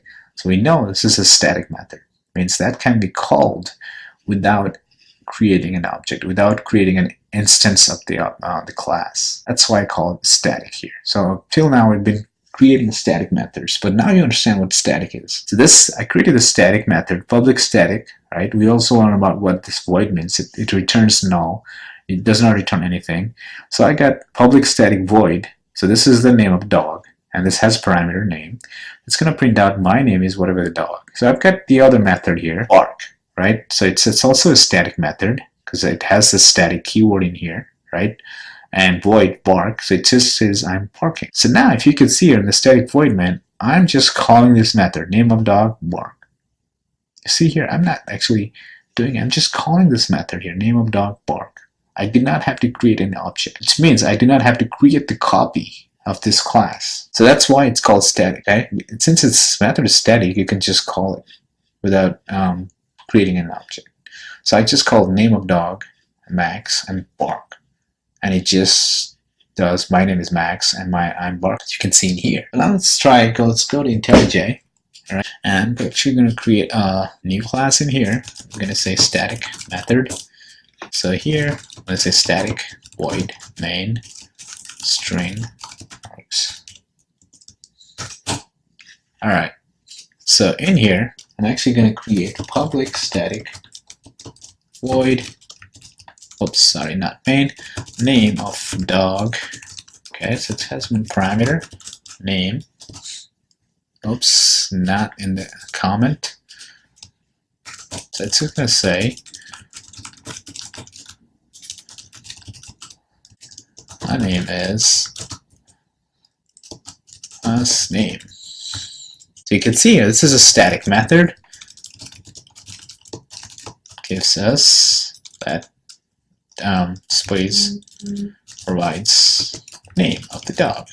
I know it's static because it has a static in here. Now, same thing here, public static void, let's say that bark. So here, I'm going to say system.out and ln I am barking. So now here, call static methods. You can see here, right? And this main method, okay, which is also static because I do not have to actually create an object. All right, so now here, and what happens in the Java is actually when you run this program, right? When I run this, it actually looks for this main method. And since this is a static method, you do not have to create an object to run this main method. So whenever you run the Java program, it's actually looking for this main method here. All right, so now I've got this main method. I'm going to call this name of dog. I'm going to say Max, and I'm actually going to call bark. All right, so if I do this and run it, and it's going to say my name is Max, I am barking. You see here, I was able to call this method because it was static. Right, let's create a non-static method. This is also a static method. All right, so let's create a non-static method here. A public void. Let's say sleep, and I'm going to say system.out.println I am sleeping. Let's see what happens here. If I see if I can call this sleep. So now here, as you can see, I've got this sleep method, right? But it's throwing an error here. So if you look into this error, it's saying make main not static or make sleep static, because I just cannot use this just like that. In order to use this, I actually have to create an object, which we're going to learn in our next lecture when we learn about instance methods. Okay, so now here, as you can see, I just cannot call the sleep method because it is not a static method. You cannot call that class directly. A static method is kind of like your class method. So here, as you can see, I have static bark and name of dog, so I can just call those methods without creating an object. But for this new method, I was not able to do that because that was not static. So that's why this static word means, right? We learned about, when we created a lot of this classes, right? We just did public static and we created a lot of methods, but we did not know what the static keyword means. So now you know what this static is, right? With static, you can just directly call this method bark without creating an object. So that's pretty much about this static method. Okay, it's also, not commonly used when you work in the real-time projects, but also it's very important to understand what static method is. So that's it for this lecture. I will see you guys in our next lecture. Hello and welcome back to screenblue.com. In this lecture, we can actually learn about the instance method. So what is instance method, right? So in our previous lecture, we learned about the static method, right? So what is static method? We learned about that. So in this method, we're going to learn about instance method. Instance method are basically methods that are called after instantiation of class or object creation. That seems a little confusing, right? What is instantiation of class or object creation then? Well, Let's say that, for instance, you have a class called student, right? And a student has all the methods that gives you name of the student, grades, and what courses he has taken, and so on, right? What is his address, and so on. So now you can create n number of objects from that student class. So when you create n number of objects, so you can have a student class and you can create millions of students, right? So a university could have thousands of 10,000s of students, right? Even millions of students. They can create millions of students from that student class, right? So now if your class have instance method, your object can call that instance method. Your millions of objects can call that instance method. That's the power of instance method. It's also one of the most commonly used method type. So if you're going to use Java as your programming language, you're going to be using instance method all the time. Not only Java, if you're going to actually use object-oriented programming languages such as Ruby, Java, C#, C++, you're going to be using a lot of instance method. So let's take an example here. I've got this class here, student, and I've got this instance method, name of student and grade. So how do I know this is an instance method? Because it does not have a keyword called static, right? This doesn't have a static keyword here and here. That's why I know it's an instance method. So this name of student takes a string parameter name, and it's actually prints out my name is, okay? And this one actually grade here, method here, grade, and this actually print out your grade is. And I have this instance method, public static void main. So I've got this static method because I was actually wanted to do some operations in here, okay? And I want to actually run this program. That's why I've got this static main method. Without the static main method, you won't be able to run this program. That's why I've got this static main method here. And now, as you can see here, I'm actually creating an object from the student class. How do I do that?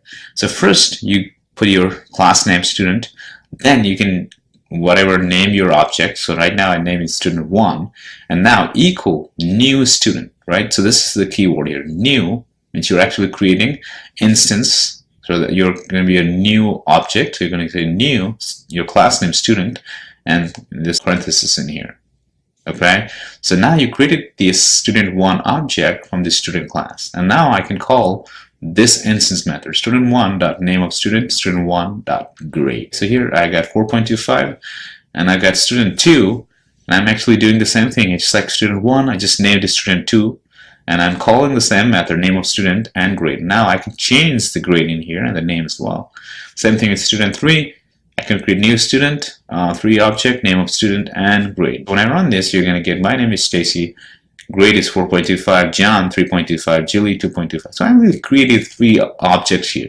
But you can create millions of objects from this student class. And since it has an instance method, I can call it an instance method, right? And you can see here I've changed the value from this instance method. So with that, you can have millions of objects, and each object would have their own name and own grade, right? Since you have created this student1, the student1 is, so when you create an object, right, and what happens in computer is actually saves into your memory. It actually allocates the memory for this object student1. So every time you call student1, it goes into the memory and fetches the name of the student and grade, right? Same thing with student2, right? If we create an object student2, that actually computer knows, okay, you're student2, it goes into your memory, right, where you've allocated, and it actually grabs the name of student. So you can have millions of objects, and millions of objects have millions of name and millions of grade, right, different grade for each student. So the computer would know that, okay, this object has this name and has this grade. That's the power of the computer programming language, actually, and object-oriented programming language. Now we learn about what instance method is. Let's try to do some write some code and create some instance method. Then so I'm actually going to go to IntelliJ, and here I'm actually going to do new, and I'm going to say instance method. So here, before that, I'm actually going to create another class which would have only instance methods. So I'm actually going to take class student. All right, and here I'm just going to create an instance method here, public void name of student. So here I'm actually going to just one parameter, string parameter called name, and it's actually going to print out where the name is. Student name is, so just put a string interpolation here, and I'm just going to put name. And in here, since I'm doing string interpolation, I'm actually going to do string.format. So same thing in here, I'm just going to copy this and put it here. So this will give you name of student. right? And IntelliJ is pretty smart. If you copy it, and if your method has the same name, it actually throws an error saying you have another method, duplicate method. So this is actually grade of the student. So it's going to do grade in here, and grade is always in double. It's going to do double. It's going to say grade, and student grade is right. So now you could see here this grade is a double, right? So if it was an integer, I could just do D, right? But since it's a grid, I actually need to, and it has a decimal place, I actually need to do F. So now with F, what happens is actually print out all the zeros. We'll actually print out like decimal places all the way to like 4 or 5 decimal places. Well, if you want only 2 decimal places, right? Grade only has 2 decimal places. So the way you actually do is you do dot, okay, which means after decimal, and you only want 2 digits after decimal places. So now I'm actually going to create an object here, student1, and new student here, student1, and actually name of student, okay, Stacy, and here student1 dot grade. All right, let's see why it's not working. Okay, let's see here. Oh, I forgot to actually create a static main method here. String args. Okay, then here I'm actually gonna put this in here. So here I'm actually gonna do 4.25, and this you're actually create and student object. So if I run this, so you're gonna get student name is, oops, I got a typo in here. So student name is Stacy, and student grade is 4.25, right? So I created a student1 object from this student class. Okay, so I can create another object in here, and actually I'm gonna call it student2, and here student2, 2. Anything here, student 3, 3. So let's just change this to name here, Kevin, and okay, so your grade cannot be 4.25, so actually it's going to be 3.25. So here I'm actually going to do 3.75, and let's say this is 4.0. Okay, so now let's make it actually 3.10, something like that. So now here, as you can see, I got student 1, Stacy, and this grade is 3.25, and I got another student 2 named Kevin, 3.75, and here this name is, let's say, Raj, he's got 3.10. So now if I run this, it's going to say student name is Stacy, okay, and grade is 3.25, student name is Kevin, grade is 3.75, student name is Raj, and the grade is 3.10. So you can see here, I created 3 objects from the same class. Okay, that's the power of the object-oriented programming language. So you can create n number of objects from this class. So let's say in our real time, right, you'd have a student class, right? If your university uses has the application, right, web application or any applications, and they have a student class and they have like instance method, right, and they can create. So if you enroll into that university, they would actually create an object from that class and save your information, your name, your grade, what courses you've taken, and so on, right? So this is kind of like a real-time example here, right? So now you can see here, I only created 3 objects, but you can create millions of objects from the student class. So before that, I also wanted to actually show you what happens if you have a static method here. So static method. So I'm just going to say public. I want to say, actually trying to show you what static method does. So I'm actually going to say static void class name here. Okay, just trying to give an example. Let's say it doesn't have a parameter. It's just going to say system.out.println. So class name is. So here I'm just going to do string interpolation again. Let's say student. And also I forgot to do string.format. Alright, so now let's see what happens if I actually try to call that class name from this object. If I do student.1 class name student2 dot class name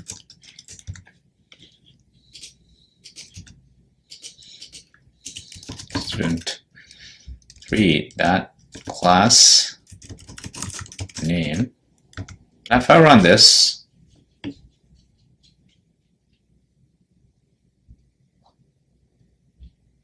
okay, so here as you can see it says class name student, class name student. So it's able to call a static method right from this class here. So now let's put a parameter in here, string name. So here I'm actually going to say object name now. Object name is, so whatever the name here. Okay, so now let's actually call this one student1, 2, 3. So now you can see here, right? I was actually able to do the same thing here. Static class as well. I was able to call the class name here to give you student2 and student3. So now you're going to say, okay, what's the difference between just void and static method then? So well, let's see what happens if I just comment this code. So the way you comment is you just copy this whole line and you just comment like that, and you just comment like that, and you just copy this and comment like that. And now with the static method, right, all I can do is I can just do student and that class name. Right, student and this class name, and here student that class name. So now if I run this, right, I get student1, student2, and student3. You see here, right, I've got student1, student2, and student3. So now when you run like this, right, so what happens in your computer memory is with the static method, so first your computer is going to save student1, second your student2, now it's student3. Now when you call that class name again, it's actually going to give you student3. This is a static method, the value actually changes. Right? So what happens in the computer memory is when you create a static method, right, and we give some value, right, student1, so now your computer has the class name value as student1. So now when you actually do student2, it actually replaces that student1 with student2. And now again with student3, it replaces student3. Now the good benefit of using static is you do not have to create an object. So here, I do not have to create any objects. Right? For instance method, in order to use instance method, you actually have to create an object like this. So you have to actually create an object for this instance method, but for the static method, you do not have to. You can just call the method using this class.className. But the disadvantage of using static method is your class name would be overridden, right? So let's say somebody put it as student1, right, as your class name. So somebody wrote student2. Now you're expecting student1, but somebody replaced it to student2. Now you might be expecting student1, but somebody already replaced that value to student2, right? And your computer might crash because you're actually expecting student1, but some programmer actually changed it to student2. Right, so your actually program might fail. So unless you really know that your static method is not going to change a lot and it does not have a parameter, I would not recommend you to create a static method. So anyway, that's it for this lecture. We learned about what instance method is, and we also learned about the static method. Okay, so and we also learned about the advantages of using instance method. All right, so that's it for this lecture. I'll see you guys in our next lecture. Hello and welcome back to StudentBlue.com. In this lecture, we're going to learn about the constructor method. In our previous lecture, we learned about what static method is and what instance method is, right? So in this lecture, we're going to also talk about the other important method called constructor method. So what is constructor method? Constructor method is the default method of the class that will be run at the time when the object is created or instantiated, okay? So what that basically means is as soon as you create an object from the class, you're actually running the constructor method first, okay? So constructor method is used to declare default behavior for all objects. So if you wanted to actually declare some default behavior for all objects, you can also create a constructor method. Constructor method name must be same as its class name. I'm going to explain it to you in a bit here. The constructor method must have no explicit return type. And there are two types of constructor, default constructor and parameterized constructor. I'll give you an example here, right? So you can see here, I've got this constructor method. So I've got this constructor method in here, and it has the same, this method name is same as the class name here. That's why I know that it's a constructor method. And as you can see here, it does not have any parameters, right? So this is a default constructor. Every time you create an object, it's actually running, although you do not have this method explicit in your code, it's actually running your default constructor, which means it does not have any parameter in here. So you can see here, I've created this default constructor here, and it's just going to print out this is constructor method. And I have another constructor method here, and I know this is a constructor method because this method name is same as the class name. The constructor method, this one has one parameter, and it's string param, and it's going to print out this is a constructor method with parameter. And I've got the other instance method here, and which we already learned in our previous lecture here. This is an instance method because it does not have static in here, right? I'm just going to print out this is instance method. Now, the characteristic of constructor method again is it has to be same as the class name. Okay, you can use this constructor method to actually declare the default behavior. The other one is this constructor method should not have a return type. What it means is, like we also learned about the method with different return types, right? Integer return type, void return type. Although it doesn't return anything, it's a return type void, right? The other one was a double return type, Boolean return type, right? We learned how you can create those methods, right? In constructor method, you cannot have a return type. So that's another characteristics of constructor method. So now let's take another example here. I've got this class here, customer, and I've got this default constructor, and I know this is a default constructor because it does not have any parameters in here. And I'm actually overriding that constructor method here with this actually statement here, which is actually going to say welcome to Walmart. I've got this instance method here, get name, okay, and it's got that parameter name, and it's going to print out the customer name is the whatever the name you provide in there. So now I've got this main method, and let's say I want to create an object from this customer class. I can do that saying customer, which is this class, customer1, which is the object name, equal new customer. So here, as you can see here, this is how you actually create an object, right? New, whatever the class name, and in this parenthesis here. So when we do that all the time, we're actually running the default constructor. Although I've got this default constructor here, which I overrid with this one here, but normally every time you do this, you're actually calling the constructor method first. And now I've got this customer1.getName, which this is the instance method. Since I create an object, I can call this method here, and I said Danny. When I actually print this new customer, okay, and I said get Danny, it's going to actually say customer name is Danny, just like in here, right? So as you can see here, as soon as I created this object customer1 equal new customer, right? I'm not calling this method here, but as you can see here, it says welcome to Walmart. How did it say that? Because this is a constructor method. So every time I create an object, right, this method is being called. Although you did not explicitly call this method .customer, since this is a constructor method, it will be called first. As soon as I create an object customer1, this method was ran automatically. That's why it's called constructor method. It said welcome to Walmart. So now if you can look into your customer2, so I created another object customer2, new customer. Again, it says welcome to Walmart, and it says get name Dina, it says customer name is Dina. You can see here, although I did not explicitly call this method, just like get name, this method was being called at the beginning. Okay, as soon as I create an object, this method was being called.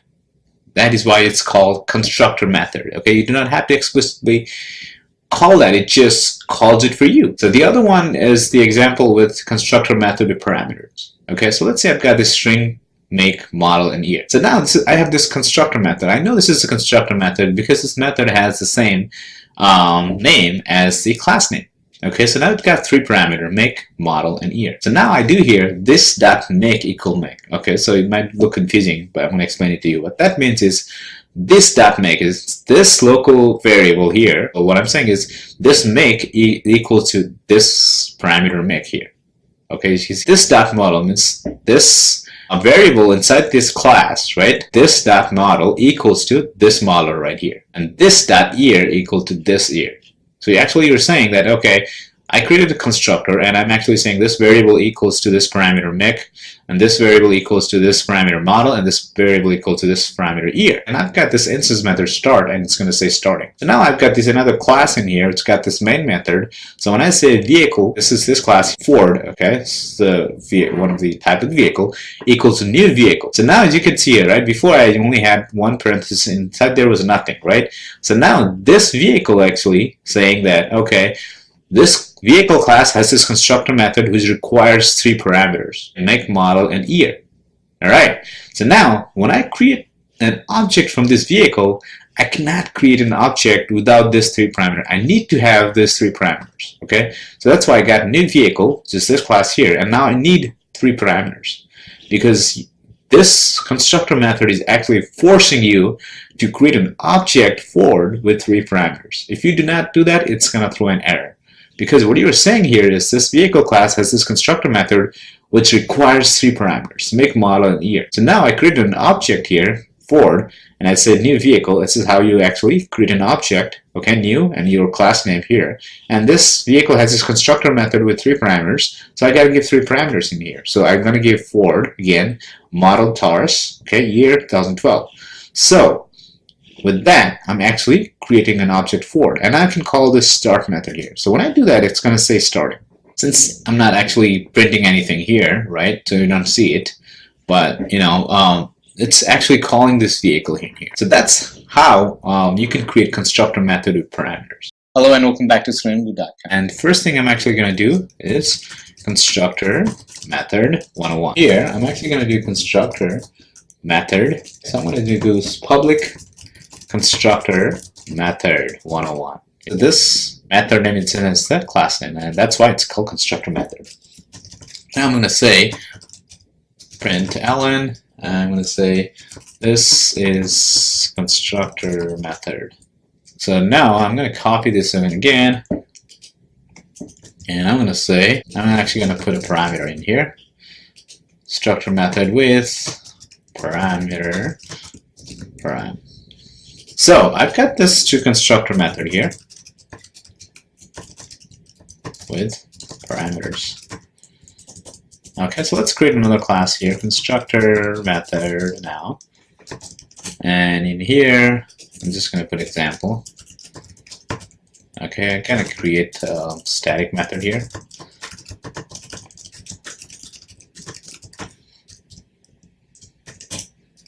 Alright, so now I'm actually going to say constructor method 101, right? This is a class in here.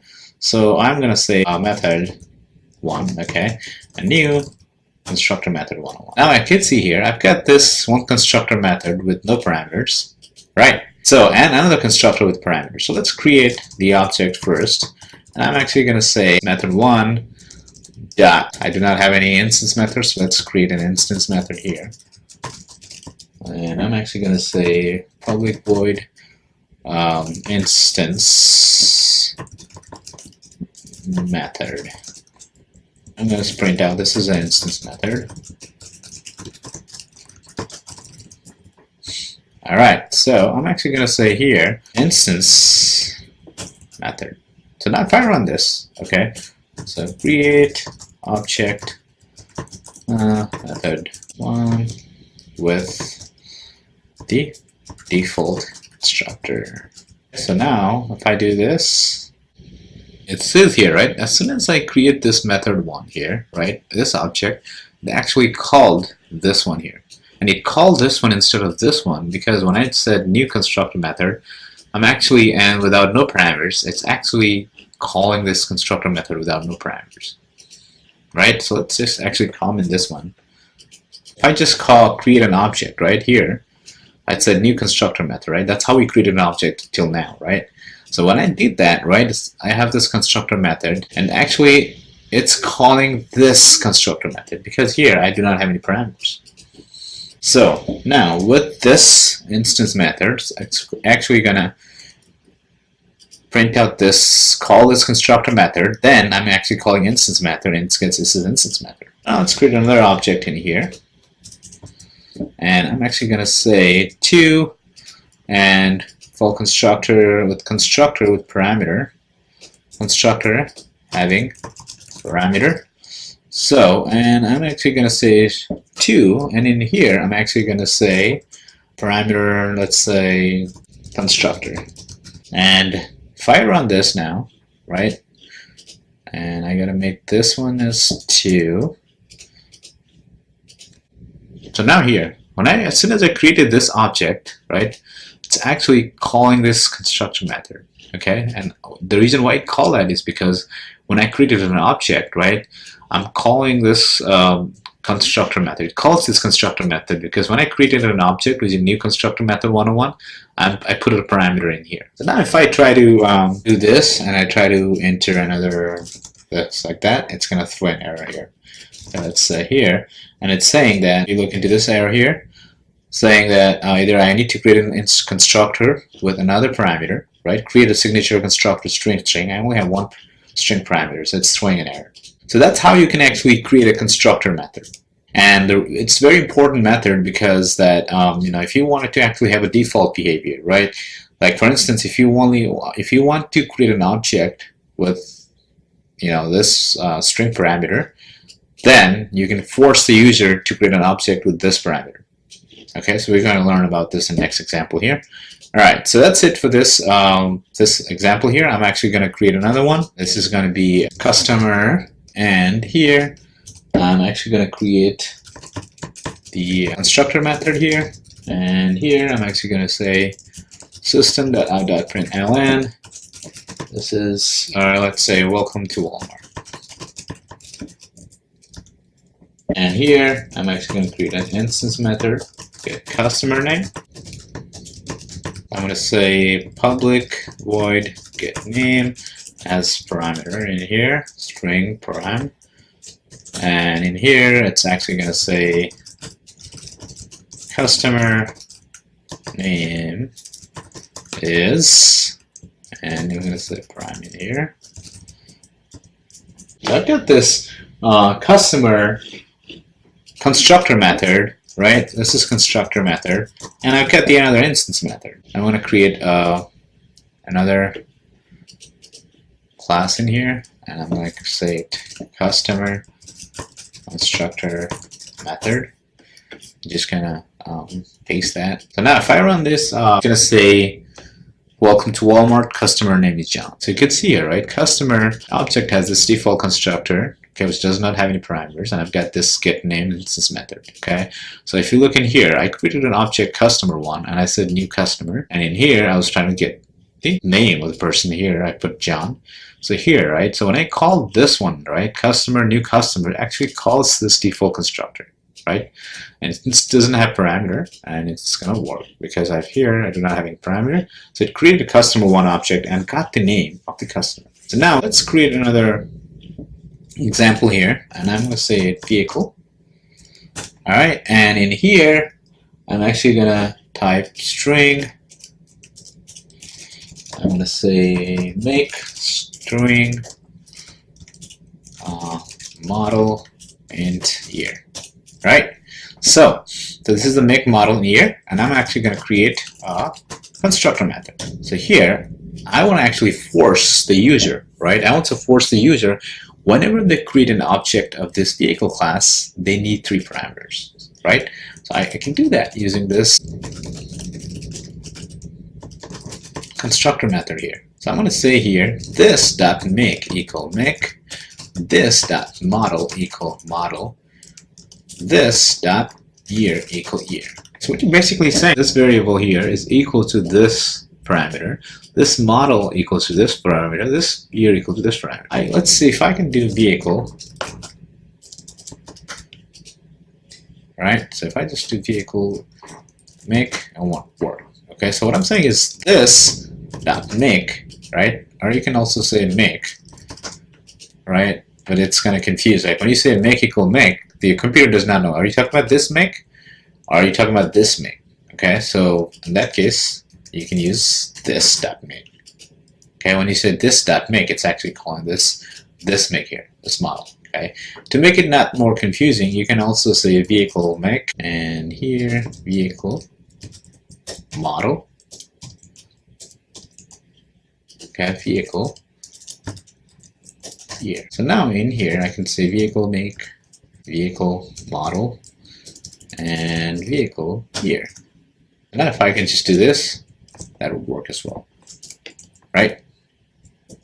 So now I don't have to do this because this parameters are different from this one here. So now here I'm actually going to create an instance method. I'm going to say public void start, and it's going to say starting, okay? Alright, so now let's create vehicle constructor method. So in here, I'm actually going to create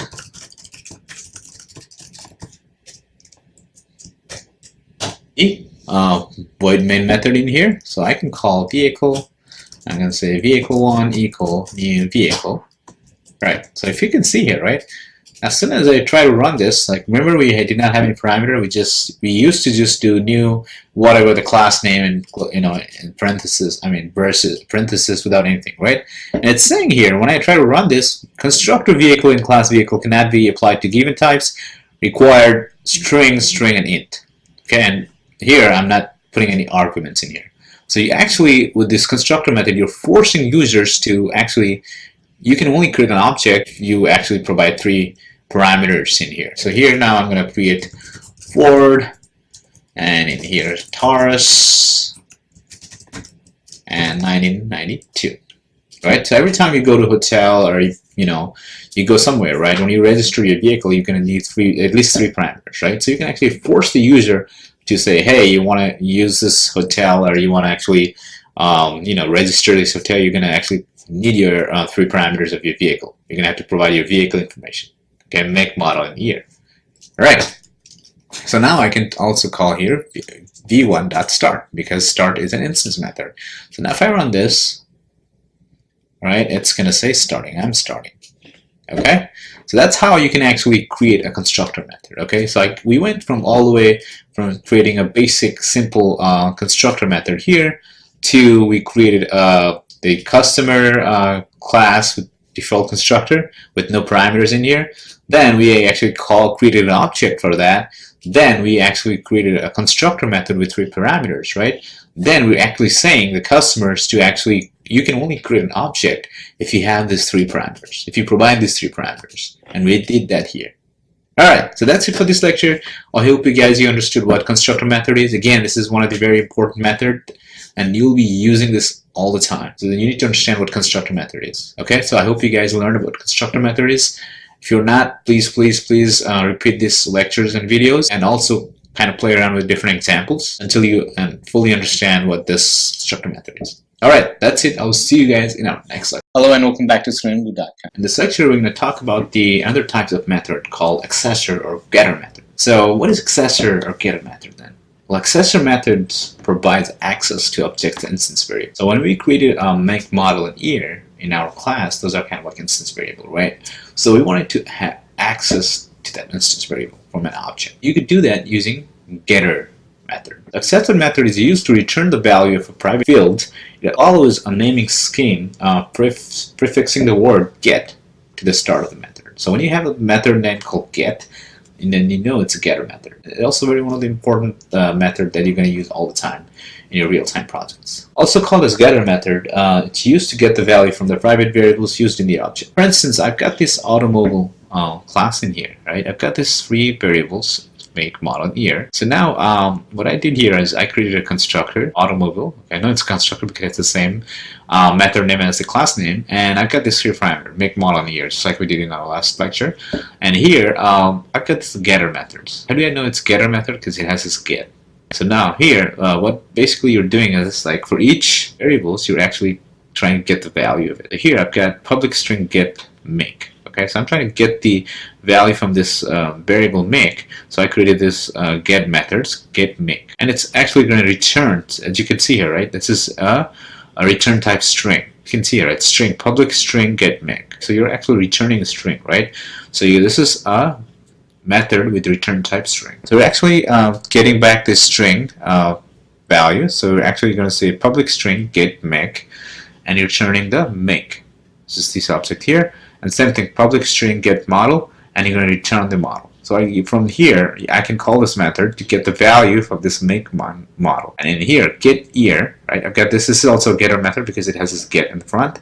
And in here, you're actually creating a getter method with this return type int, because this variable here is an int data type. And now I'm returning year, which is this one right here. So you create a constructor with 3 parameters, and you got the getter method for all these variables in here. Right, and I got this instance method start. It's actually going to start. So it's a system.out starting, and you can do it in one line or you can do it in multiple lines. It's up to you. Then I've got this other class here, accessor getter method, and the main class in here. Okay, and I got this object Toyota. Right, so here what I did, automobile, and the object name is Toyota, and I said new automobile. And since, as you can see here, this class requires 3 parameters because it has this constructor that needs 3 parameters. That's why I need to put 3 parameters: make Toyota, RAV4 2015. And now, if I want to get the make, model, and year, as you can see here, right in here, constructor method, I'm saying this make here, this dot make means this variable equals to this parameter. This dot model, this variable equals to this parameter in here, and this dot year equals to this parameter. So now if I do system.println car make is Toyota, right? This is my object dot get make. As you can see here, this is instance method as well, right? How do I know it's instance method? It does not have a static. Okay, so all the getters methods are the instance methods. Okay, so from here I can say Toyota get make, and it's going to give me Toyota. Okay, so Toyota.get model, it's going to give me RAV4. Toyota.get year, it's going to give me 2015. So when I do Toyota to start, it's going to say starting. Right, so it's like in here, car make is Toyota, car make is RAV4, car make is 2015, and it's starting. So that's actually the getter methods. You're actually getting the value. You're retrieving the value. The other method is setter method or mutator's method. Okay, so what is mutator's method then? Mutator method are the accessor methods that provide access to the object instance variable. Also, it provides you access to set the instance variable. The mutator method is used to set the value of a private field. It follows an scheme prefixing the word set to the start of the method name. So before, on the getter method, you have a get, right? And the setter method, you actually have a set. Give you an example in here. I've got this string make model year. I've got this constructor method here with these 3 parameters, make model year. Right, and I did the same thing here. I said this dot make local variable equals to this one, this dot model equals to this one, this dot year equals to there. Right, so I got this getter method here, get make, get model, get year, just like we learned earlier. And I've got this setter method here. So public void set make. Okay, so what I'm doing here is basically I'm trying to change the value. I wanted to actually change the value of the make, right? And you can do that using set make method here. And now when you're setting it, you're not returning anything, right? You're just changing the value, right? So that's why it has a return type void. Okay, so public void, and you're just changing the value, right? Set make, and you're actually changing whatever you want, right? So it has a 1 parameter make, and this dot make equals to this dot whatever make equals to this parameter here make. So actually, if you want to change the make of the car, right? So then you can use this set make. And the same thing here, set model, and I'm going to have the parameter model in here, and this dot model is this variable equal to whatever the new model value. And same thing in set year, int year, this dot year equal year. So with this instance method start, same thing like before. So now I created a Toyota object in here. Sorry, this should be Toyota, and I said car Toyota new car, just like we did before. Right, Toyota RAV4 2015, and now if I do set make, right? So I call this set make, and here I'm actually going to change it to Toyota, right? So nothing really changing here. Now, and I do here set model, calling this one here, and I change it to RAV PreSV. Before here, right? So it has RAV4, and I'm now changing it to PreSV, and I set year equal to 2016. So before, right, when I created this object, I had this default parameter, Toyota RAV4 2015. With this set, I'm able to change the value. Well, I didn't change it here because PreSV is also a Toyota, right? So make is Toyota and set model is PreSV. The model is changed from RAV4 to PreSV, and the year from 2015 to 2016, right? Now, if I do get methods in here, so when I do Toyota get make, it's going to give me Toyota, right? Get model, it's going to give me PreSV. And get year, it's going to give me 2016. So that's how you can actually, to start, you can actually get time starting. So that's how you can actually create a setter method. So we learned about how you can create a getter method. We also learned about how you can actually get the setter method. So actually, let's try to write some getter and setter methods on our own. So I'm actually going to go back to our IntelliJ in here. All right, and we're going to create a new class in here. And I'm going to call it automobile. And in here, we're going to create a variable string make string model. Oops, and int year. Alright, so now here it's going to be constructor method with parameters. So I'm going to say public automobile. Okay, I know it's constructor because it has same name as the class name. And in here, actually I want to require 3 parameters: string make string model int year. So here I'm actually going to say this dot make equal make this dot model equal model this dot year equal year. All right, so I got this constructor method, right? So here I'm actually going to create a getter methods. So here I'm actually going to do public string get make. Okay, so here I'm actually going to do return the make, right? So get make means get the value of this make, right? So I can do that using get method here. This is get methods. Okay, and the same thing with the model, get model return model. Public, this is going to be int because the year variable is an int data type. So I'm going to say get year return year. So that's actually the getter methods, right? So now I'm actually going to create the accessor, the man method here that's actually printing that one, the getter methods. So I'm going to say accessor getter method. So here I'm actually going to create static void main string and args, and in here I'm going to say automobile equal a1 new automobile. So here I'm going to say Ford Taurus 2015. Okay, I created an, the object in here. So now I'm going to say here system.out.println a1.get make. I'm going to copy this to save some time. Okay, year. Oops, got model and year. Right? So if I do this, I'm actually going to get the Ford. This is from the get make. Get model Taurus, get year 15. So how do I get this, right? Because whenever, as soon as I create this object, right, automobile, so here you have this local variable, and I'm actually saying this make equals to this parameter, this model equals to this. So this variable is, I'm actually when I created a default constructor, I'm actually referencing this one to this parameters in here, right? This one goes to here. So when I do get make, so as soon as I create an object, this make becomes Ford, this becomes Taurus 2015. So this make becomes 2004, this model becomes Taurus 2015, right?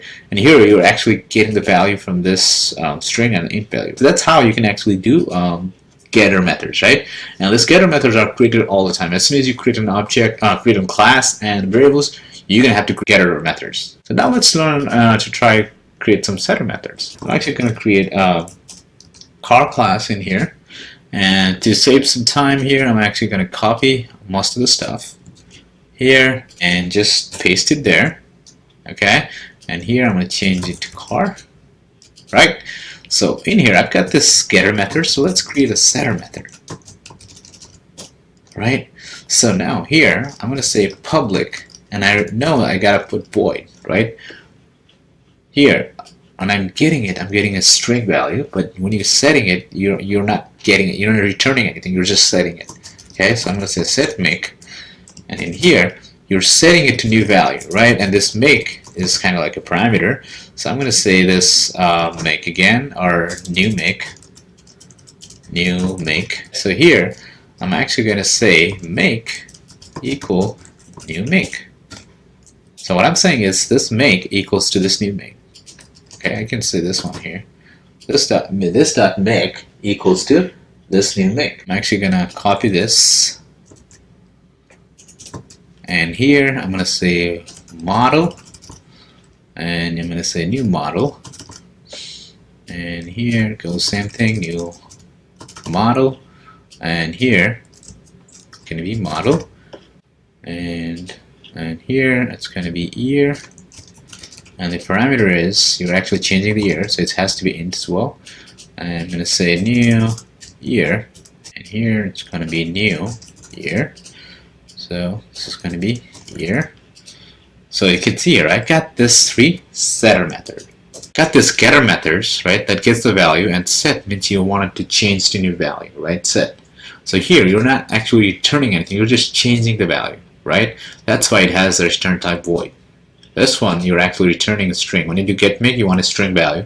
Get model, you want to actually get a string value. This one here, you want to get the int value, right? Here, you're just changing it, you're not getting anything. So now, I'm actually going to create a new class in here.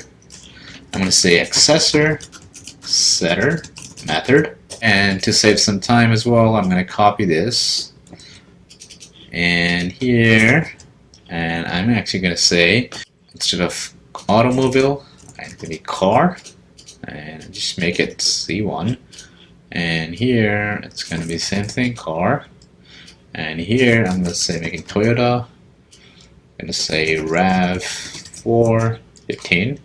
Okay, so C1, C1, C1. Okay, so if I just do this, right, I'm going to get Toyota RAV4 2015, right?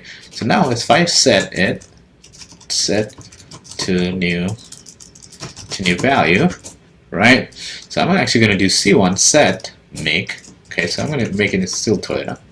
Okay, C1 set model. Okay, I'm going to make it to let's say Prius V. C1 set year, make it 2016.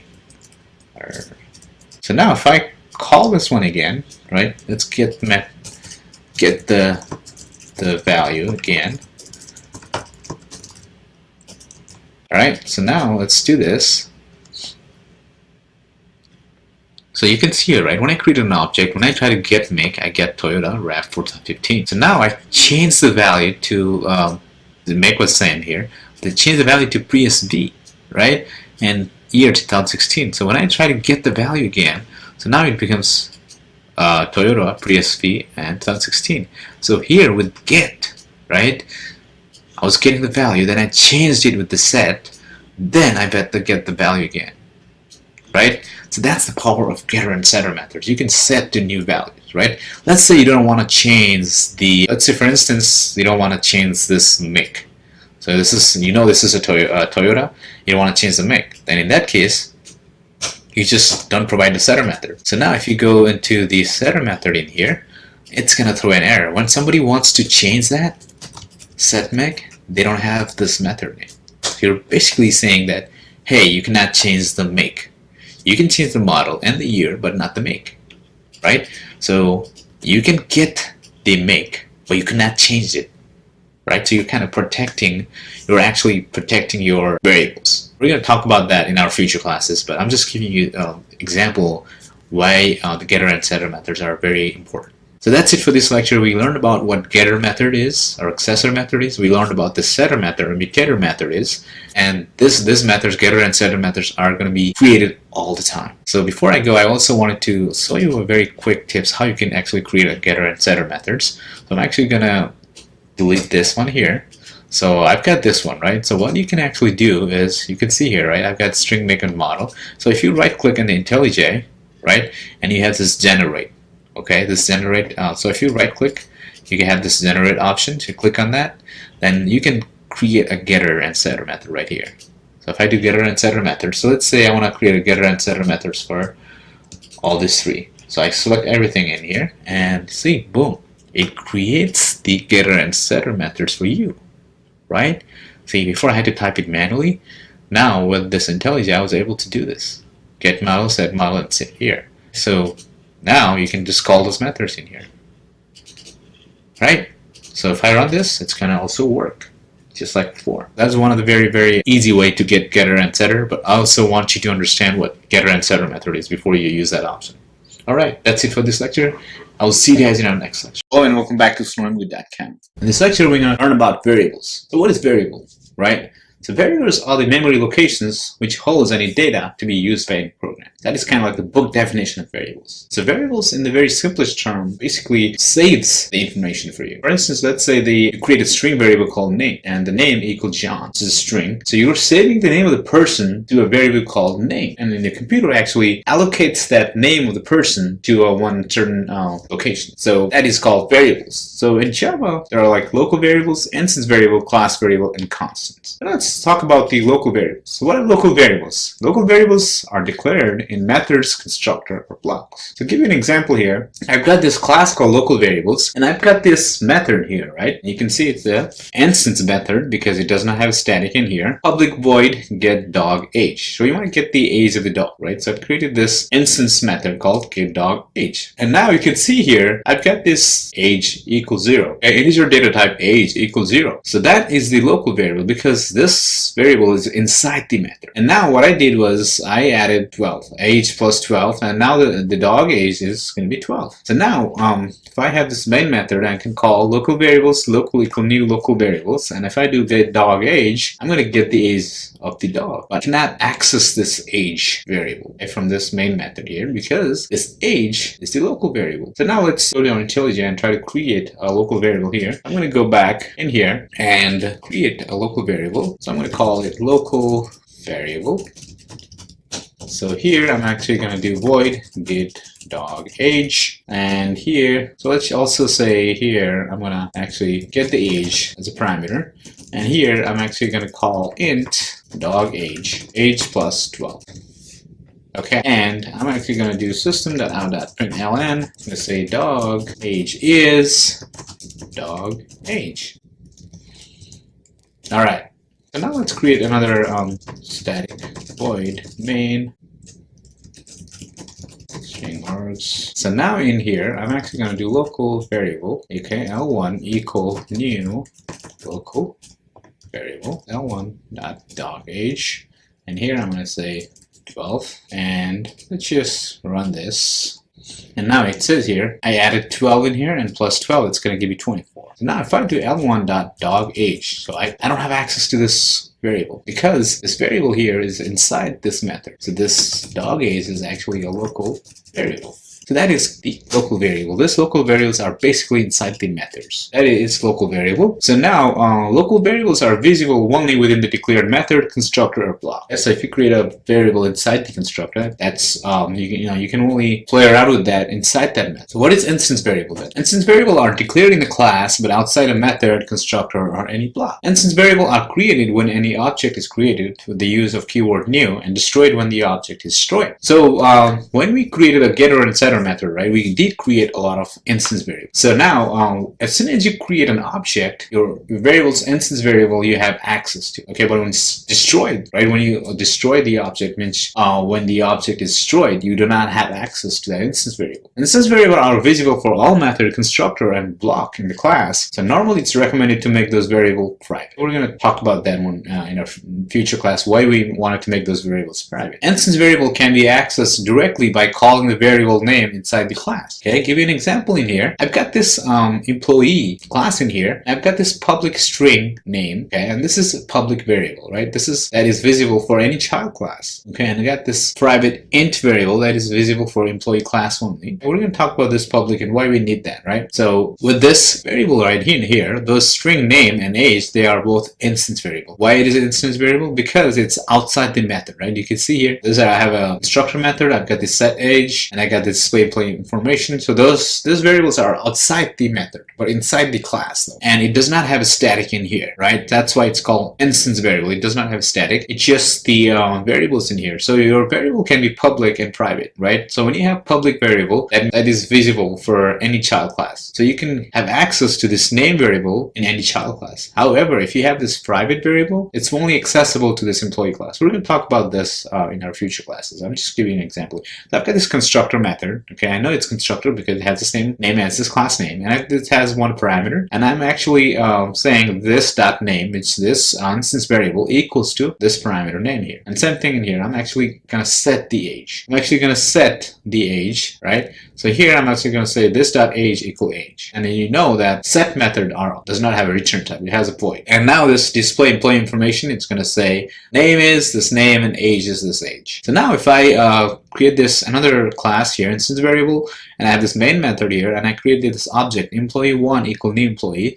and since this constructor method requires the string parameter name, so I put a parameter here, Dan. So I can set age 29. So when I do display employee information, I can get the name and age. So you can see here, right? Since I have this variable outside the method, see, I can call this name and age in this method here, right? You can see here, I was able to call this name and age in any method I like, right? If you had a local variable that is inside this method, I cannot call that variable in another method. Okay, with instance method, you can call in another method if that method is inside this class though. Your method has to be inside this employee class, but if you have instance variable, you can call that variables. So that is instance variable. Now let's go back in here, and I'm going to create an instance variable real quick in here, and I'm going to call it instance variables. So now I'm actually going to minimize this in here, or actually I'm going to minimize my IntelliJ. I'm going to create an instance variable, and I'm going to call string name private int age. So you don't have to do this, okay? You can just call this. Let's just do this one because I don't want you guys to get confused. I'm just going to call you this. So this name and age are instance variable, and I'm going to create a constructor method here. Okay, so let's put one parameter in here, string name, and I'm going to say this dot name equal name. What I'm saying is this instance variable equals to this parameter in here. So now I'm going to set age, and I'm going to say void set age equal int age, and I'm going to say this dot age equal age. So here, this is the constructor method. So now I'm going to say display info. I'm going to say public void display info, and here I'm going to say system.out.println. I'm going to say name is name, system.out.println, age is age. So now you can see here, since this name and age was an instance variable, I was able to call in this method, any method, right? Because this name and age are instance variable because they are outside the method. So now if I create this static method here, so I'm going to call instance variables, and let's say I1 equal new instance variable. Since I have a default constructor with the method name, I'm going to say Dan, oops, and I'm going to say I1.display information. So now if I do this, so here it says age is 0 because I have not set the age yet. Okay, so I'm actually going to do I1 set age equal 30, it says 31. So it's going to say the age is 31. And now also, let's say I1.age. All right, let's see what happens here. So here, right, when I said I1.age, since this was an instance variable, I was able to get the variable value. And also, I do println, if I do A1.name, I'm also able to get the name. Let's say here, like I had another method here. Okay, I'm going to say public void set balance. Okay, I'm going to say double balance. I'm going to say here. So let's say I have a double account balance here. So if I want to actually call system.out.println, if I tried I1.account balance, right, it does not work. Right? If I run this, it's going to throw an error. It's going to say that variable account balance Java cannot find symbol account balance. The reason why this is because this account balance right here is a local variable. Okay, it's not an instance variable, so you do not have access to this local variable. And the reason why it's local variable is because it's inside this method here. So that is pretty much about the instance variable. Hope you guys learn about what variable, local variable, and instance variable is. So in our next lecture, we're going to talk about the class variable and the constants. So that's it for this lecture. I will see you guys in our next lecture. Hello and welcome back to StudentBlue.com. In this lecture, we're going to learn about class variables. In our previous lecture, we learned about the instance variable and the local variables, right? So in this lecture, we're going to learn about the class variable. What is class variable then? Class variable, also known as static variable. Static means it's not change, right? Static means constant, are declared with the static keyword in a class, but outside a method, constructor, or block. Okay, so what that means is just like an instance variable, class variable are also declared outside a class, outside a method, constructor, or block. Static variable are rarely used in other being declared as constants. Constants are variables that are declared as public, private, final, and static. Constant variables never change from their initial value. Static variables are stored in the static memory. It's rare to use the static variables other than declared final and used as either public or private constants. Static variables are created when the program starts and it's destroyed when the program stops. And the visibility is similar to instance variable. However, most static variables are declared public since they must be available for users of the class. Okay. To summarize that, static variables are kind of like a class variables, okay? So you create them just like the instance variable outside the method, constructor, or a block. However, the major difference between the instance variable and the static variables are you can have millions of objects from the class, right? So if you have an instance variable, your instance variable would have millions of different values. However, a class variable is different. So you can only change one time, and that variable, that value is going to be same throughout the class. It means your class variable value would be same for millions of objects. Okay, so that's the difference between class and instance variable. Okay, so that's why you normally want to use this static variable if it's like a constant. So give an example in here. So I've got this class here, class variables, and I've got this name and address. Okay, I know this is a static variable because it has this word static, right? We learned in our method with the return types lecture where if you have a static, that means it's a static method, right? Just like that. If you have a static in your variables, that means that is the class variable. Okay, so I've got this name and address, right? So I've got another class here, static class variables. Okay, so in this main method here, what I did was I just changed it to class variables.name, right? So here, one the advantage of using class variable is that you do not have to create any objects. I just say class variables and .name because I've made this static and it's public. That means I can have access to this outside the class. Okay, so normally all the class variables are declared public. Okay, most of them are declared public. So now I have class variables.name equal John. So I changed it here, right? Then I also changed to address to this value, 1212 California, Richmond, VA. So now I can access that in class variables.name, class variables.address. So now they are both static. That's why I have access to them outside this class here. So I've got this different class from this class, right? The reason I have access to that without creating an object is because they are class variables or static variables. The one disadvantage, or I would say drawbacks of this class variables is because, let's say I created millions of objects, right? Okay, I created millions of objects for this class variables.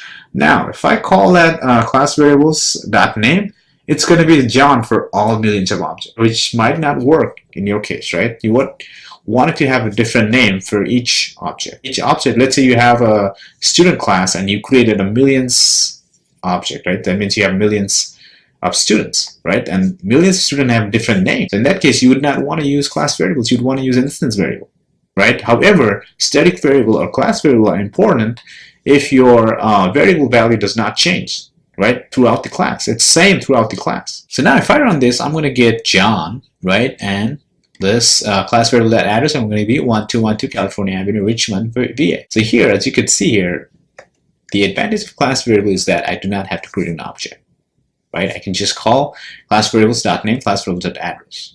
Next topic is constants. So constants are the variables that is permanent or immutable. Static variables are kind of like constants, right? But you can change the value. right? Once you change it, that value is going to be the same throughout the class unless someone changed it. So that value is like what do you call it, static throughout the class. However, the constant is kind of like a static variable. However, the constant's value does not change. You cannot change the constant value, and they're always written in uppercase. Okay, just to differentiate from other variables, constant are always written in uppercase and always denoted by final return type. So we learned about the return type, right? What void, integer, string, and so on.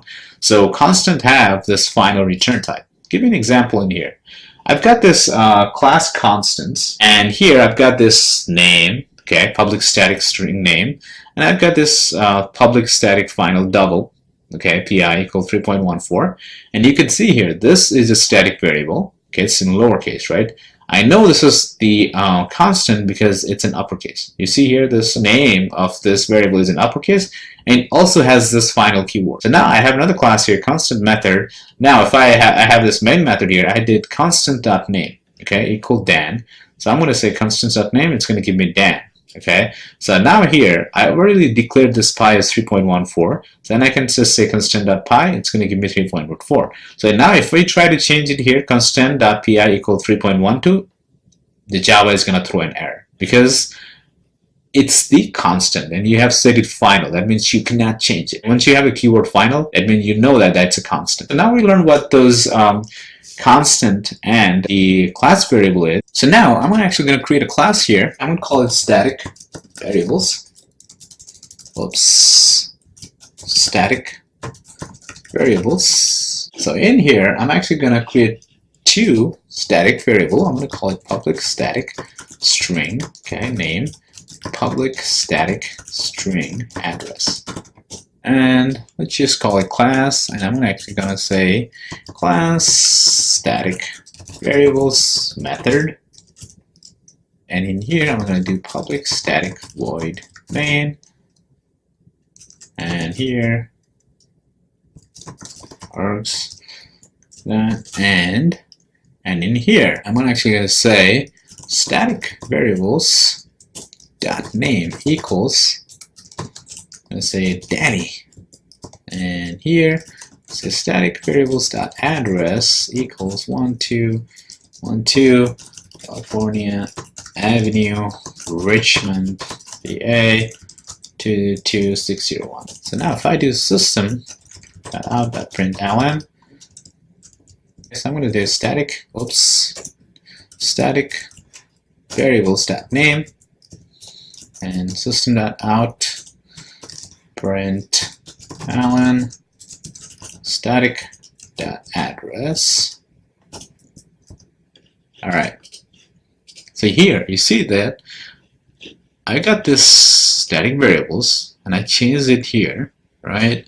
So now my static variable name is Danny and my static variable address is this 1212 California Avenue. Now let's change this one again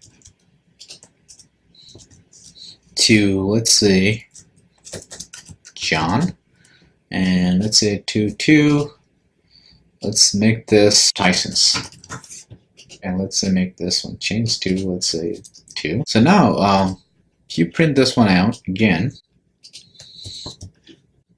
right? So now my here I've got this static variable name and address. Then I changed it to Danny and 1212 California Avenue. I got this one here.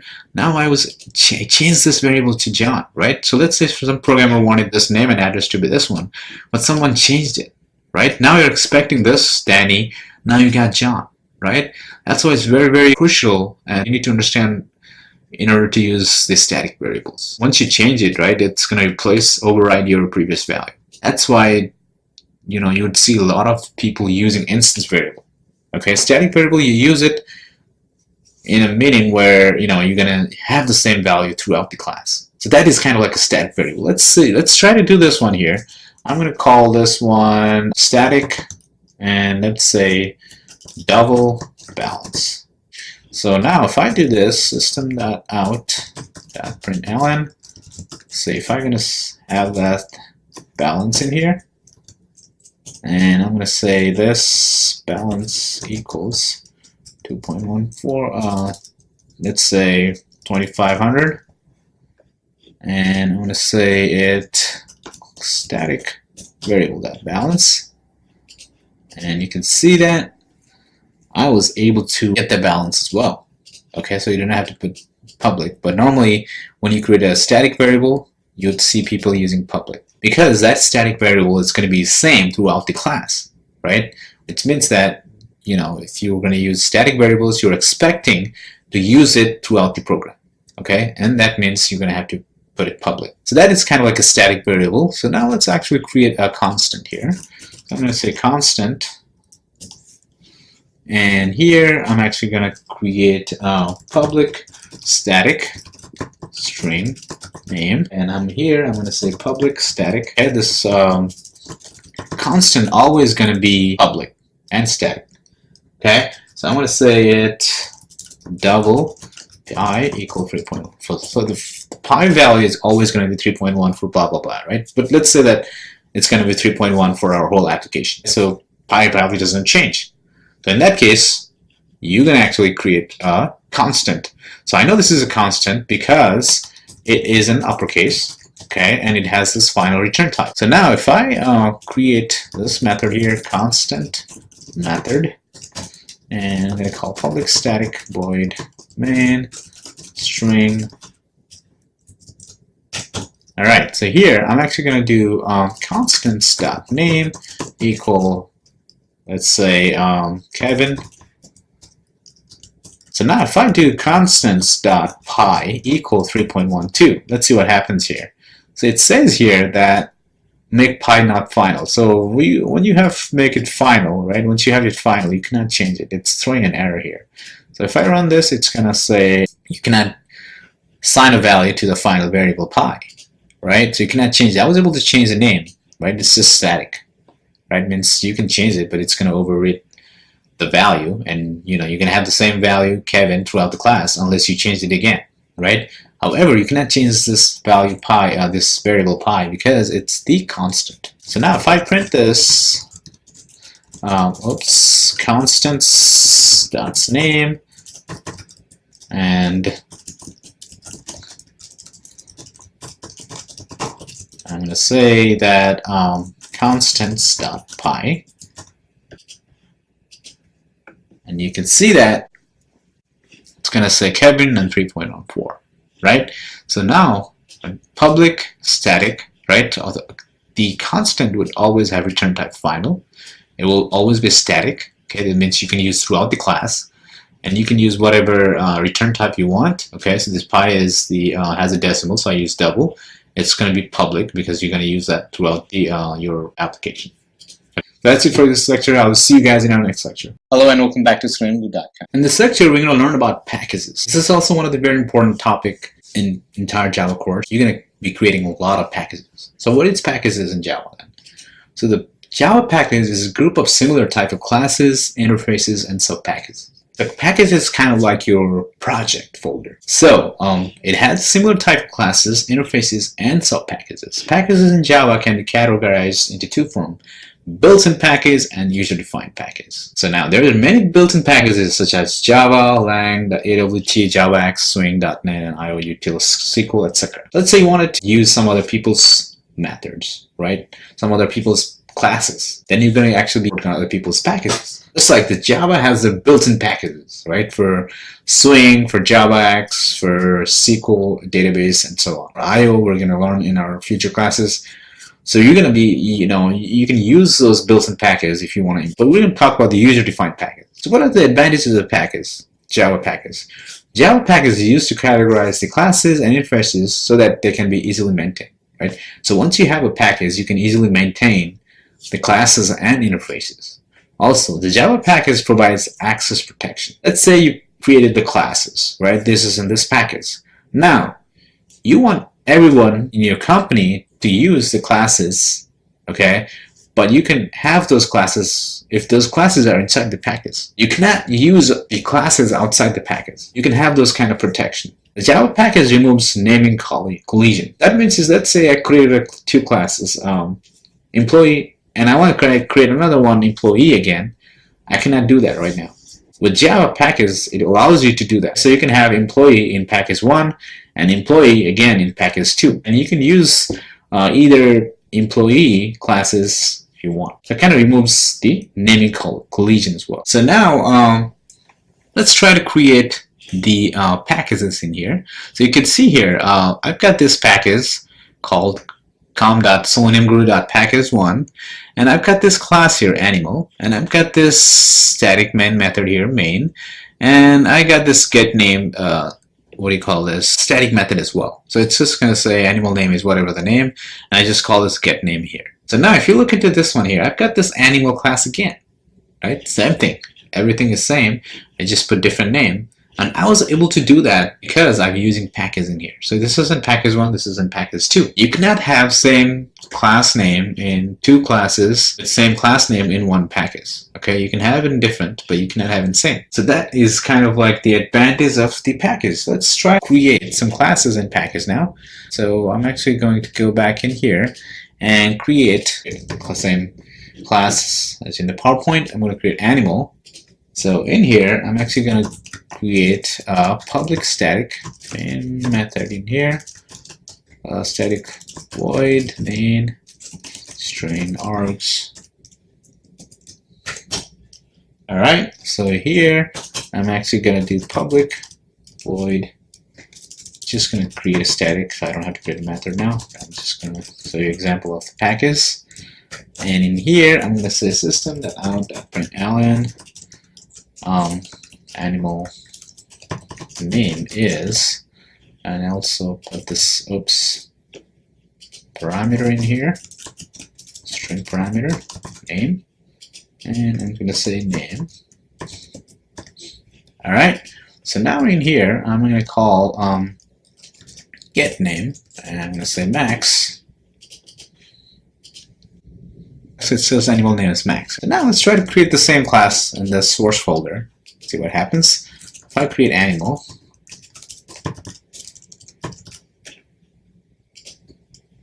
okay, it says I cannot create file. Animal.java already exists. File already exists. So here, as you can see, we could create an animal class. So now just copy this and try to create the same name here, saying that I had duplicate class animal. Right? So you've got duplicate class. It's called collision of classes. Right? So you cannot do that here. Right? So now, if you created a package, right? So we used to create a Java class, right? Let's create a package. So it's kind of like a folder, right? So you can name anything you like, but normally how in real time it works is you probably do put com dot. So you just do com dot and your company name, right? Let's say I'm going to put Selenium Guru, and let's your project. I'm going to say Java or Selenium, and that's it. Okay, so you just create a package in here, and now I can create a class in here. Okay, I'm going to call animal, right? And here I'm actually going to copy this, all right, and paste it there, right? So I've got the animal here, right? So let's just delete this. I'm going to create new package, and let's say com selenium guru dot selenium 2. Let's just make it selenium 2 now, right? So in here, let's just say I'm going to copy this and paste it there, and you see here now I can have duplicate classes, right? So it says animal name is Max. Let's make it Jackie. All right, so I've got the same class animal, right? And it did not throw an error because they are in different packages, right? So now in real time, you'd have kind of like this folder, and you'd have, you know, your interfaces, which we're going to talk about in future classes. You're going to have all these packages, and you will have folders, and you'd have different classes. So that's the importance of the package, right? You're actually packaging it. As you can see here, this is my package here, com.seleniumguru.selenium2. So you can see this animal is inside Selenium, and you can see if you go animal, it says com.seleniumguru. So this is kind of like a main folder, and inside the Selenium, I've got this animal, right? So So that's how actually this package works. That's it for this lecture. I hope you understood what this package means. Also, like I said, it's a very important topic. So actually, if you go in real time, you're going to work and create a lot of your classes inside the package. So in real time, you would not be creating a classes just like we did before. You're going to actually have to create a classes inside the package. So that's it for this lecture. I will see you guys in our next lecture. Hello and welcome back to StreamView.com. In this lecture, we're going to learn about the string methods. So in our previous lecture, we learned about different types of variables. We also learned about the different types of methods and so on, right? So in this lecture, we're going to actually try to use different types of string methods, right? Commonly used string methods. So the Java-lang.string class provides many useful methods to perform operations and sequence of char values. So what that basically means is, right, when you create a string, you're actually you're using the string class, okay, which is the Java's default class, Java-lang.string. So the common string method is length, right? So we use this length method here that actually returns the length of string. So let's say you created a string variable called name, equal John, right? You want to count the characters of the string. So you can do that using this length. It will give you the number of characters in the string. The format, right?